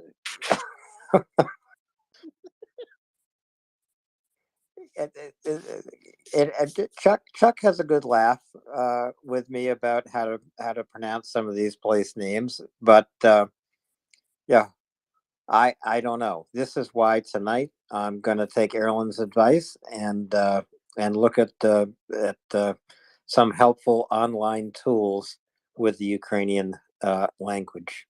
No question about it. So, Daryl, how do we want to hand over co-hosting duties to Anda and Charles? We could just all drop together. No. Well, no, No, that's no. that's already happened today. Yeah, I know. Yeah, I tried that method. I already did that I one. know. Yeah, Carlos and who is Erlen, both of y'all dropped at the same time. That was a mic drop together. Dual mic drops. Boom. It was a statement. It was a statement. Well, Daryl, I was going to say, I'll tell you what, I'll drop first because you're a lot younger than I am, and you don't need 8 hours of sleep. I just want to thank everyone who has listened with us tonight and who contributed to the conversation, because we did have a great conversation tonight, covered many, many issues. Most importantly, those medical issues that we discussed with Anna and Ryan earlier. And so with that, so Anda and Charles won't have to ask you. I'm asking you, please retweet MriyaReport. Come here to listen. Bring in your friends. Go to MriyaReport.org. Take a look at who we are and how this space came about. And go to MriyaAid.org. MriyaAid.org. It's a different place. It is a place where you can take action and send life-saving supplies to Ukraine. So please take a look. And with that, I want to thank Daryl very much for your time tonight. Look forward to listening to Anda and Charles. Good night, and Slava Ukraini. Good night, Alan. Get him, Slava. And that was the news.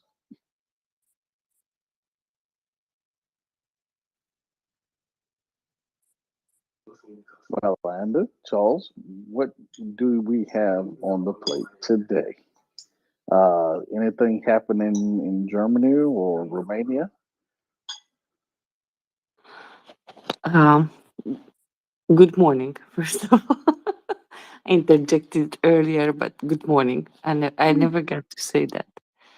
Well, good morning. You got your coffee? Yes, I did. And very happy about that. Prove it. So Prove it, Anda. Sorry.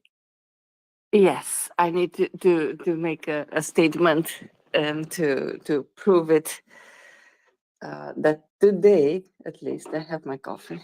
I will post it. I will post that. What I three things. I'm really happy to have all of you here on the panel. That first. Second, Daryl, you said something about replacing. We can never replace you. We can swap places in order to keep the space running, but I could never replace you. You have a lot of kids for once. I'm not sure I could survive. 1, 2, okay. You're on another level. So I have a lot of respect for you for that. And third, Charles and I have prepared some news updates. So if you want that, we can provide on that. So that's about it for the moment. What do you say, Daryl? All right. Well, I will drop the listen and I will let you guys go ahead and put out your news, and I'm going to just stand by and listen.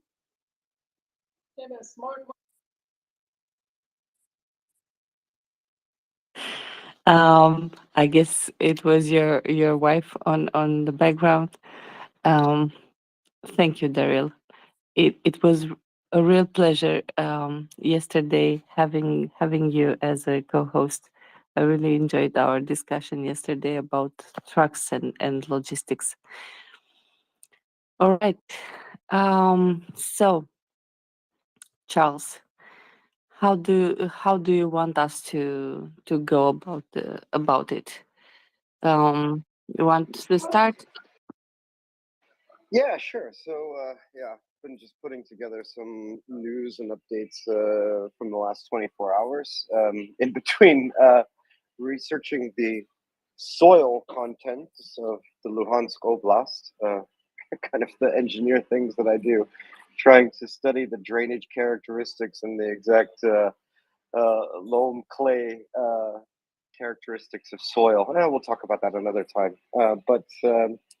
Yeah, so looking last 24 hours, I'm going to start with the humanitarian stuff today and kind of the situation in the occupied territories and attacks on Ukraine. So yesterday there was another drone attack, the Shahid drones on cities in Ukraine. There was also routine shelling of Kherson. They hit the maternity hospital. It reminds me of when they hit the maternity hospital in Dnipro. So continued violence against civilians. The UN High Commission of Refugees has reported that they estimate that 1/3 of Ukraine's population is currently displaced, 8 million external refugees, and 6.5 million internally displaced persons. So aid and need for displaced persons is critically needed, not only in countries like Poland or Romania or Germany, where most of the Ukrainian refugees have settled, but also within Ukraine itself. On that, the UN High Commission for Human Rights also has made an estimate that 6,900 civilians have died in the conflict since February. This includes 1,800 women and 400 children. This number is very low. In fact, the High Commission on Human Rights acknowledges that. They say that the actual numbers are likely very much higher. This is the kind of the confirmation of the data that they have. Humanitarian aid continues. The Technische Hilfswerke in Germany, so this is an organization that helps out during disasters. It's be similar to like a National Guard in the United States, but they don't carry guns. They're just for technical support like water purification, sandbags, and so on. They have delivered 480 generators to Ukraine. They've made 355 aid trips, so more than just generators, but this is helpful. Odessa has started, the city of Odessa has started the destruction of a statue to a monument for Catherine the Great, or Catherine the Second, let's call her that, Catherine the Second of Russia. She was, of course, the ruler who, in the late 1700s, ruled Russia and actually conducted the first annexation of Crimea and the destruction of the Crimea Khaganate in 1783. So that will be destroyed.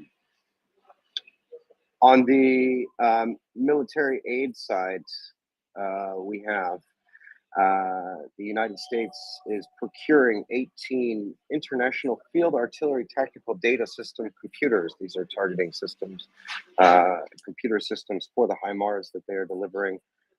This includes a 7-week training program, and I need kind of the experts here. I'm not sure if Carlos knows exactly what those do, or CJ, exactly how those integrate, what help they bring. The California National Guard is continuing to coordinate with their Ukrainian counterparts in the Ukrainian National Guard. They have a longer relationship about possible training in the future. The 40th Infantry Division of the California National Guard just finished training maneuvers in the United States, so they are ready to go. We will see what comes out of exactly how that goes. Please excuse the background noise. I'm traveling, so I have to do this from outside the home. We saw a nice convoy, a trainload of Humvees, LMTVs, and Hemets. These are all trucks in Poland heading towards Ukraine. This included a large number of generators and trailers. These are pieces of equipment that, that while they may not be used directly on the assault, are extremely helpful. On the economic political side, Finland has completed or has received a floating LNG terminal. It's scheduled to go into operation in mid-January. We saw a similar thing in Germany about 3 weeks ago. These are all efforts to reduce energy dependence on Russia. These floating LNG terminals are critical to that. At least in Germany, these LNG terminals have been in discussion for a long time, but the decision to actually make the investment wasn't made. Now, of course, that policy's changed, but now Finland has also received a floating LNG terminal. And the French foreign minister, Lecourneau, was in Kyiv yesterday to discuss support for Ukraine. Of course, I would hope that that would mean more military aid for Ukrainian forces. We talk a lot about the Leopards, but even if France were to send Leclercs, that would be helpful. On the military side, taking a lot of look at the weather, I must say, because the weather has been quite warm all across Ukraine for the past couple of weeks. It was very, very cold at the very end of November, first week of December. It was the temperature did not reach above the freezing point. This was when we saw a lot of these videos from drone videos of very unresponsive Russians. Those videos have largely changed a lot because the weather has been quite warm. So it hasn't really rained since the 14th of December in Luhansk and Zaporizhzhia Oblast, except for one day last week. So it has been warmer and drier, unseasonably warm across Ukraine. It rarely drops below the freezing point at the moment. So that's why I'm looking at the soil and the terrain, because the ground actually looks quite good watching the videos over the last week. Ukrainian attacks, northwest of Svatove, also around Kreminna. in the last 24 hours. Then on the Russian side, again, continued attacks against Bakhmut, routine shelling all along the southern front, and another attack in Avdiivka near Donetsk city. The ISW report this morning, which came out about an hour ago, is talking about how the Russians seems to be preparing for a decisive effort in Luhansk Oblast along the Svatove-Kremina line. And also that they believe that the Bakhmut attack,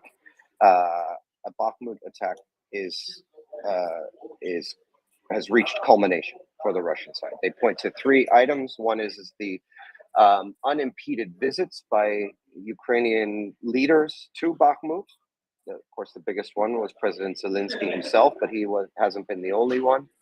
The fact that Russians have dropped down to these squad size attacks that we've talked about, these tactics, and that they're no longer able to muster a battalion size or company size attack. And finally, that the VDV, the Russian airborne, has been augmenting Wagner soldiers in recent days around Bakhmut. Along the Zaporizhia front and around the Donbass, the Russians continue to frantically try to dig field fortifications. The ISW is reporting that the Kremlin has allocated $467 million worth, this is in rubles, transferred from rubles, but $467 million to constructing fortifications, including offering janitors and trash and garbage, sanitation workers, garbage men, one-time payment and daily per diem if they go down to Ukraine and help dig.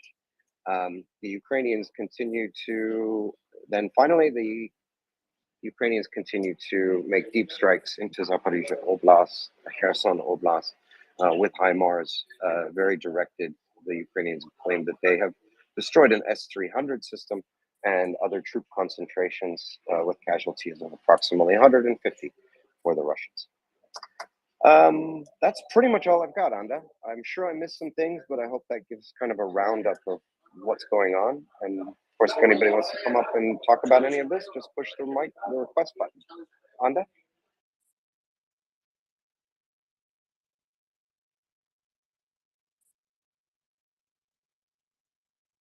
I'm here. I'm struggling with with technology. So I have a couple of more details. I think if I try to filter them out when you were talking. So there was a declaration made by President Zelensky yesterday that only a few civilians still live in Bakhmut, and that there is no place in the city that is not full of blood. Also, there are, as you said, reports of the Ukrainian army focusing on regaining Crimea. But the governor of partially occupied Luhansk region denied that the city was liberated. He said fighting is taking place near the city, and the command of the Russian echelon was moved to Rubizhne.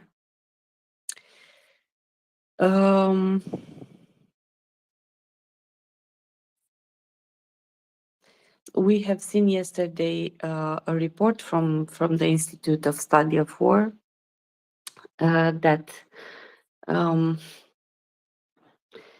Russia is continuing taking children, Ukrainian children, deporting Ukrainian children to Russia. That kind of upset me, but I really hope they will be brought back by the end of the war or soon after. What else? You talked about military aid. In the last days, I have seen a lot of support. In the last 2 weeks, for example, I have seen a lot of support for Ukraine coming in. And one of the things that popped up was Poland and the Polish people who have provided Ukraine and Ukrainians with some almost $9 billion in aid, basically. Some were for weapons, some were from as assistance from ordinary citizens of Poland. There was a fair amount of money allocated from Poland's budget to help Ukrainians. And there was also aid from local self-governed bodies and ONGs, which was also significant. All in all, Poland has proven from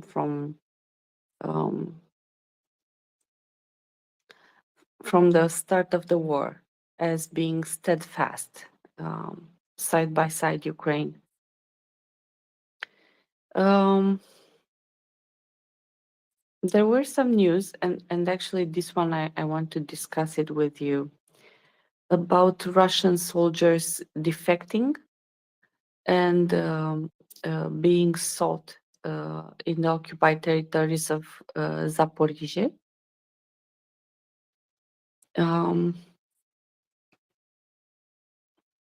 200 doesn't seem too much, so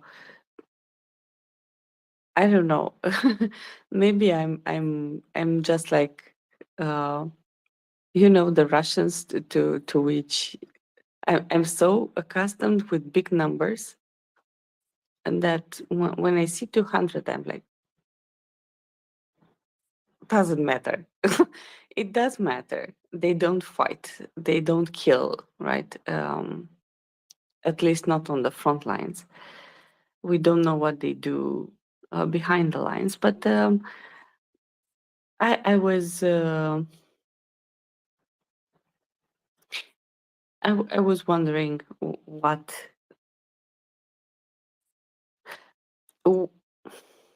Let's say, why is this a piece of news? Why do I see this as a frontline news in day 308? Like, is this a daily occurrence? Is this something that you saw, or anyone from the panel or from here in the room? Have you seen something like that regularly? Do you have any idea why would this be on front lines in Romania, for example, at this point? Because maybe I'm biased, but it doesn't impress. I don't know. Maybe I'm wrong. I'm open to discussions on this one. In general, not only on this one, but Yeah, no worries. I mean, let's kind of go into what we know about the morale of Russian soldiers, or at least what we can tell from the reports that we get and the images that we see and the videos that we get from the front lines. And maybe we can just kind of start there and get into the whole defection and surrender piece. So a few things that we have definitely seen, right? So we know that living conditions for Russian soldiers are horrible. Part of that is a lack of supply. Part of that is lack of leadership. Part of that is lack of individual personal discipline in terms of hygiene and so on. So, you know, when we see videos and images of Russian living conditions, even behind the immediate front line, they are abysmal. And I think Ryan can speak to that, having seen some of the liberated areas where Russians have been living, how horrible they are. When I think about morale in this case, well, let's kind of go to also to not just the living conditions. Let's go to some of the other things that we can certainly see. So we see some surrenders. We see these announcements of defection. We see high rates of fratricide and of violence within the ranks. I think just yesterday there was a story came out of a unit killing its commander, you know, fragging their own commanders. And we also know that in many cases there's a large degree of apathy within the Russian forces. So when they're given the task to make an assault or so on, they are not necessarily doing it with much motivation, if at all. That's why they're being overwatched by their own drones, and in some cases, blocking troops behind their own lines. We all saw the video a few days ago of the commander beating the soldiers for evacuating 2 casualties. So it's not a good situation. But before there's any kind of defection or surrender, there is this general just apathy and lack of not doing the mission. There's a lot of work that has to be done at the front lines. Even before you go into an assault, there's unloading things, there's transporting things, there's moving supplies, there's cleaning weapons, there's improving fighting positions, all of this stuff. And a lot of that is just simply not happening from what we can see. We see a lot of nasty weapons. We see, you know, disorganized uniforms and gear. There's no what we would call pre-combat checks, pre-combat inspections. That simply doesn't exist clearly in the Russian military. Whether that's because they don't have an NCO corps or not, that's debatable. But they're simply not going into the fight. But when it comes to actual surrender or defection, that's a huge decision for a soldier to make, and is very difficult for them to actually do, to desert or to defect or surrender. It's really hard. What's the difference between deserting and defecting? Yeah, maybe I used the wrong term. So let's just stay with desertion and surrender. So desertion is when you leave and you try to get within you move backwards. You stay within your own area of control. So these guys would maybe come off the line and they would hide somewhere. We have a lot of stories of them just hiding out, going to a house in some village and trying to stay away, trying to get home back to Russia. So that's desertion, is quitting, basically. And then there's surrender, which is when you actually go over to the Ukrainian side, or when they go over to the Ukrainian side and give up. That's the difference.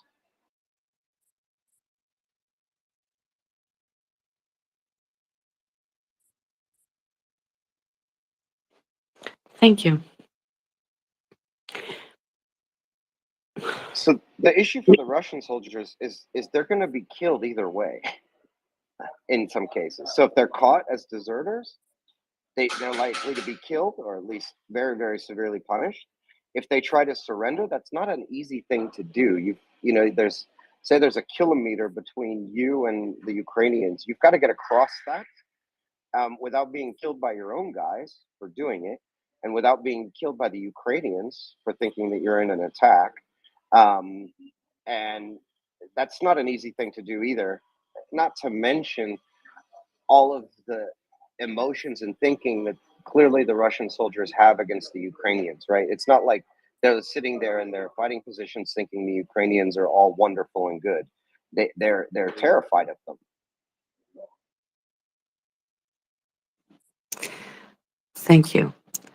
I think probably this is why the news said they have to be looked for. So they are not surrendering. They are hiding, trying to get home probably. And I suppose, actually, I not only suppose, I remember we have had a discussion about Bakhmut at some point, and you explained to me that if there is a group pressure, and if one guy wants to surrender or wants to hide, um, uh,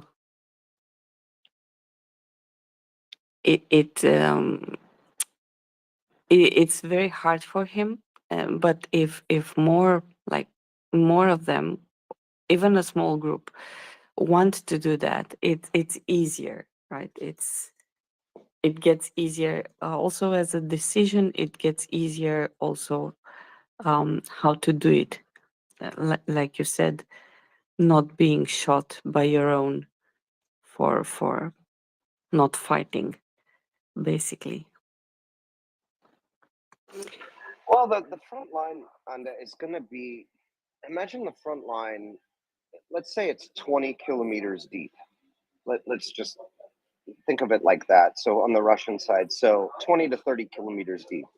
So if you're at the very, very front, at the very, very front position, and you wanted to try to desert and escape, you have to try to hide and run on foot,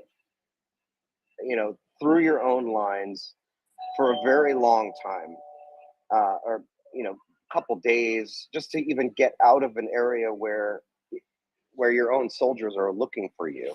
They're going to have checkpoints, so you can't move by car or anything like that. They're going to be military police. I mean, they may not be designated as military police, but they're going to be groups of people looking for deserters, searching settlements, searching houses for their own people, to capture their own deserters and bring them back. So it's not an easy thing at all. And during that whole time, they'd have to try to find their own water, find their own food, and so on. So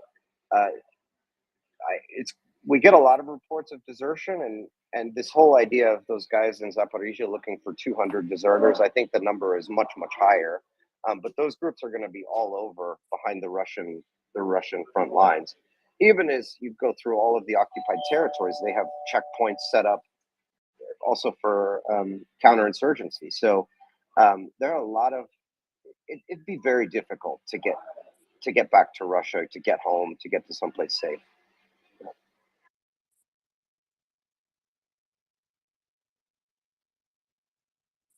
Thank you for explaining that to me. I often wondered, to be completely fair, I heard stories about that from the Second World War, about people deserting from our side, so Romanians who deserted at the Battle of the Don, and also Austrians. You can laugh about that, but and that guy in particular didn't like what was happening, so he decided if he cannot get out in any other way, he will desert. So I was wondering, I had this question in my mind, how does it work, and how can people actually do this in a safe way? Well, almost safe. It's never the safest of the ways. Um, I will. I have two other questions. Let put it this way: they're on other topics. So if anyone else has questions on this one, we can stay on this topic. If not, I have two other questions, and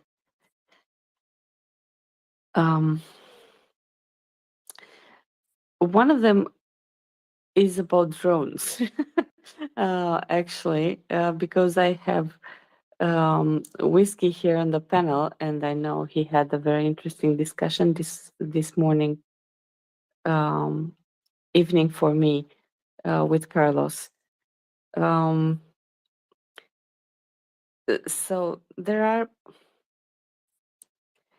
are some pieces of news in Romanian newspapers that Ukraine is trying to buy or already bought 1,400 drones, mostly reconnaissance, and that they plan to develop their own. And what they want is their own drones to be for battle. So not only surveillance or something, but actually for battle. And I know they used to have a very strong aerospatial and aeronautic industry. I was wondering how long would this take? How long would this fare to actually develop your own?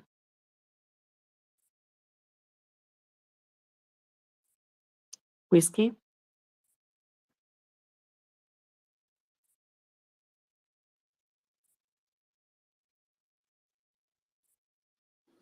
Whiskey, you up?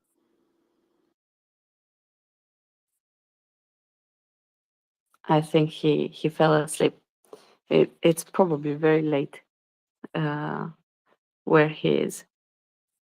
Gosh, you know what? I think if he's on the west coast of the United States, let's see, it's not that late. However, maybe I'll take a small crack at it just from from the stuff I've been reading, anyways, and just sort of. I think there's two different types. You were talking about the difference between, well, not necessarily asking about the difference between, but we can talk about the difference between a surveillance drone, let's just say, and like something that could be weaponized. We've seen obviously that the smaller drones, they've been able to put very simple mechanisms on them to be able to drop these. One of the examples is the 40 millimeter grenades, basically, and so that's weaponized, but that's also a very kind of off the shelf, not military grade per se way of weaponizing a drone. I think obviously they're talking about something that's more of a formal program, and so a program of record that is specifically built for military use of drones. The surveillance ones that we talked about, I think specifically Whiskey and I were talking about as well, were Puma Raven system, which maybe even Charles had seen used in Iraq and Afghanistan specifically. And these were fixed wing style drones that were not weaponized, but they were specifically developed for, we'll call it squad, platoon sized elements to be able to have some type of reconnaissance drone that could be anywhere between 2.5 to 4 to 5 hours of flight time, and they were very low auditory signature. They flew high enough too that they weren't really easily visually picked up, but were used to get pattern of life in various areas, and also be able to kind of like put them over key terrain, let's say an intersection that you wanted to watch, stuff like that. The development that they're talking about is having something more along the lines of not quite MQ style, if you will. So in other words, if you put a munition onto something, it obviously has to be able to carry it, right? Because there's a carriage limitation in terms of like the weight of that munition has to be carried by the asset. So this is where it becomes just a little more complicated and a little more robust of a system. And I think that's kind of where the direction that they're headed. So if you think about not having a suicide drone, so to speak, right? One that's going to be used as a munition itself and flies to a destination versus something that can employ and then be able to be recovered. And I think that's kind of the difference in what they're looking to accomplish.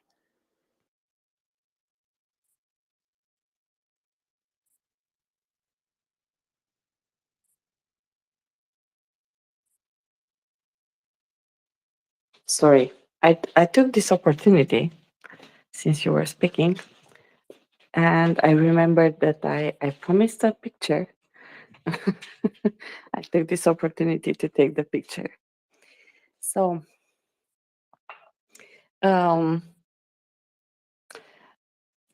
we talked about yesterday. I asked about the sound, the noise that they make, and today I saw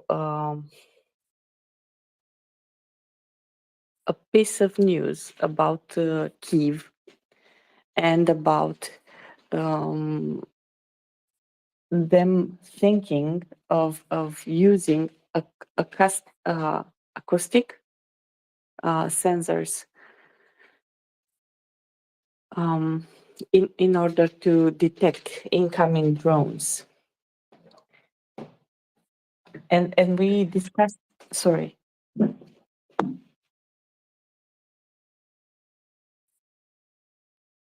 Yeah, sorry, yeah. So I saw that news.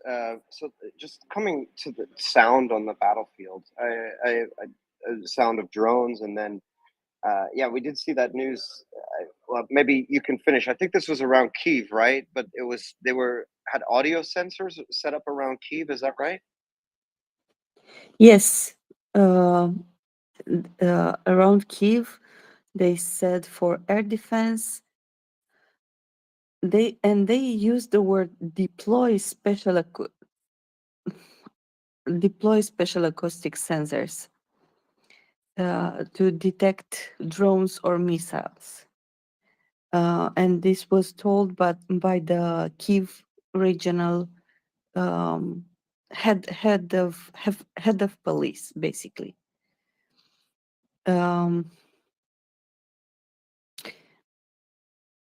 Yesterday we discussed yesterday evening for us, probably noon or around noon for Carlos.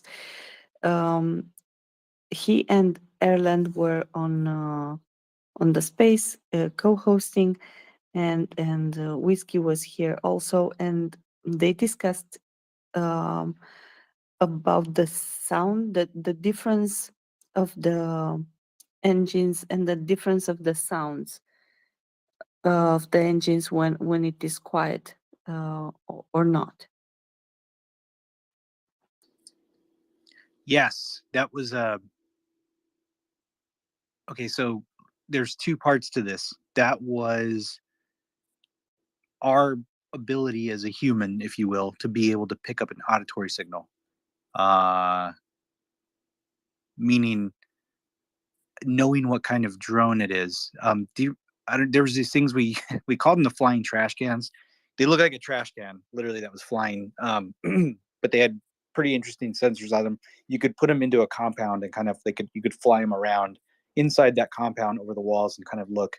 But it had a very distinct auditory signature. So obviously when the enemy heard that, they knew to be able to take cover and stop what they were doing. The drones that I was talking about, and maybe Charles, you've experienced this. I don't know, maybe how long you've been over in Germany if they do this. The real estate agents in the United States fly drones around to take pictures of homes nowadays. And it has a very distinct sound, right? Those little helicopter ones, basically, the rotary wing ones. They kind of have a buzz sound, so like a loud B, if you will. These have been used, and I just sent you the article, at least one of the ones that I found pretty immediately, to be able to use, they're calling it AI, but anyways, the point is acoustic detection. And this is very old technology, actually. You can use it, and believe it or not, though, I've heard the term sniffing. So sniffing, but as it applies to an auditory signal, that you can detect these things because everything has some type of resonance, if you will, almost the same way that a radar picture does of an aircraft. And I think that's what's kind of cool about this.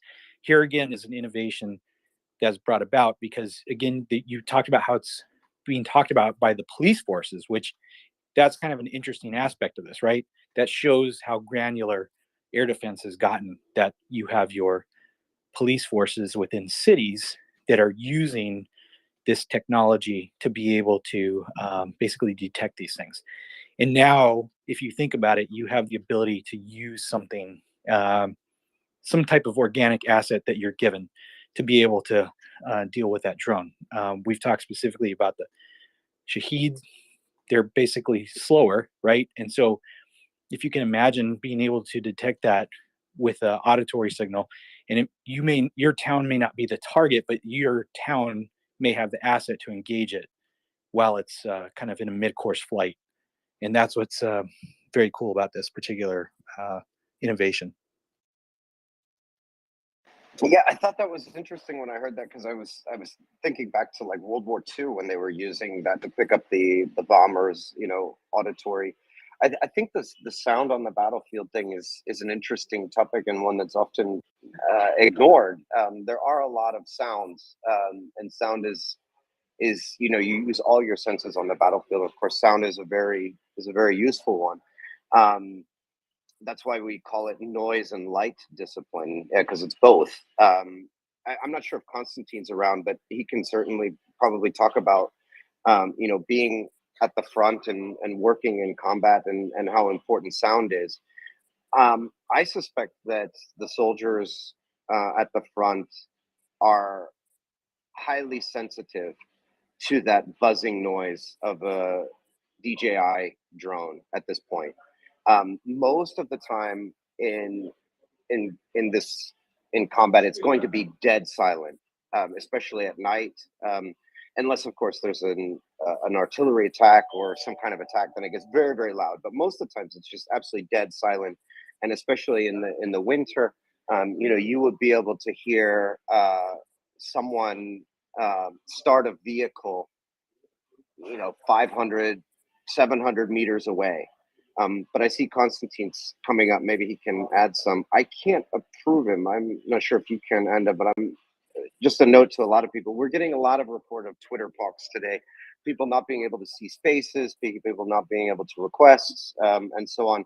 So apologize for that. But anyway, Konstantin, maybe you could talk about sound on the battlefield. So sound is important, specifically when in the lower intensity combat. When the intensity is really high, the sensors can work properly. For individual soldiers with the high intensity combat, it's really hard to understand anything. Especially in urban environments where the sound is reflected from the walls. So it all depends on the battlefield where you are. But sound is if you know what you're doing, those things are really important when the soldiers really trained and experienced, because even if you train to detect, to understand the sound, even you practice it, if you get into the combat environment, you will probably gonna be completely disoriented the first like three, 4 times you try to understand where it's coming from. You need to have a lot of experience, and by experience I mean it's like with absolutely everything that you do. When you start doing something at the beginning, you focus on yourself, like just surviving. You're like, if people have been diving, you look at yourself, you make sure that you're all right. You only obsess with yourself and your survival, and you lose the situational awareness. So your skills in understanding the sound as an individual soldier, they really perish after being in the situations long enough. You're actually, your mind starts understanding that, okay, you managed to survive. You know what to do, you know how to survive without intervention of your active mind. And then you can focus on your senses actually, and your environment. That's when the acoustic I don't know how to say it in English. The sounds, they come in, and they give you a lot of information. They and even if you're inside the city, um, if you've been, I imagine that if you've been defending Solidar or Artyomovsk or Bakhmut, for example, for extensive period of time, you actually develop those skills automatically. And you start understanding where the drone is flying from. You start understanding who is shelling you from which direction. Uh, and you must understand also that, for example, if you get a mortar shooting at you, or you have a howitzer shooting at you, uh, one of the methods to stop it shooting at you does not include destroying it. It's usually enough to just land a couple of shells in the radius of like 500 meters of it, because for the crew that is operating, it means that, okay, someone is on us, we have to pack up and leave. And that's why the sound is important, even though it cannot give you the exact precision where it's coming, where the artillery is coming from, but at the same time it can give you approximate direction. And by knowing approximate directions, you can take multiple actions. Not in any way I'm saying that, oh, I heard where you are and now we're gonna destroy you. It just gives you additional information that you can add up to the picture of the battlefield. Same for the drones. First of all, people can, who are experienced, once again, they can understand which drone is flying. Usually, if it's a quadrocopter, if it's a bigger quadrocopter, or a smaller quadrocopter that is closer, they can distinguish between Orlan drones, between Lancer drones, and of course react to that. And it's an important sound. Is very important. And now I'm sorry that I actually did not hear half of your question, so I just rambled about the sound of the battlefield. Perhaps you asked something else. Yeah, no, that was great, fun. I think I guess my assumption is at this point is that the soldiers at the front are very attuned to the sound of drones and can actually pick them up way more than. I mean, most of us live in an urban environment. There's a lot of noise pollution. There's a lot of sounds around the city. If you're around a combat area, it's often dead silent. And I'm assuming that the soldiers at this point would be very attuned to the sound of drones. What do you think, Konstantin? Definitely, the sound of drones is in everyone's mind, and it's one of the scariest. I would not say they're one of the scariest things, but it's definitely scary when you hear the drone. And you must understand that 99% of the troops don't really understand if it's our drone or if it's an enemy drone. and it's your body just learns to identify those sounds and react, and then your mind learns how to react to them. Yeah, this is, I mean, just from my experience, you know, this is one of the little measures of a good unit versus an inexperienced unit. Is, you know, if you're in a forested area, you can hear an inexperienced unit walking through the forest. It seems like from forever away. But soldiers, as they get more experience, they actually get very good at actually moving very, very quietly, and going down, taking a knee for a minute, being completely silent and just sensing the environment, using all of their senses, smell and sound and hearing and sight, to really perceive the battlefield. Your senses get very, very tuned to what you're doing. And it's almost becomes almost animalistic, is my experience. What did you think, Konstantin, when you were serving?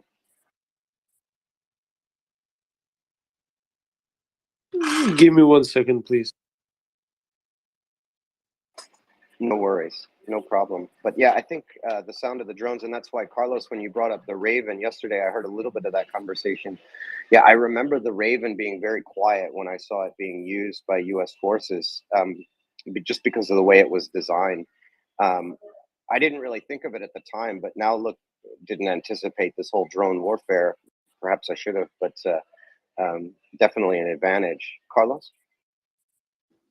Yeah, I guess I was going to say the effect that you can get with just flying them around is exactly what I think Constantine was talking about. Not knowing if they're yours or theirs, which again just kind of shows how this has changed the battlefield. I kind of spoke to the flying trash can that we flew in Afghanistan, and we used it mostly for that effect because we knew that it wouldn't be effective to get eyes on something because they could hear it, versus the Puma or Raven.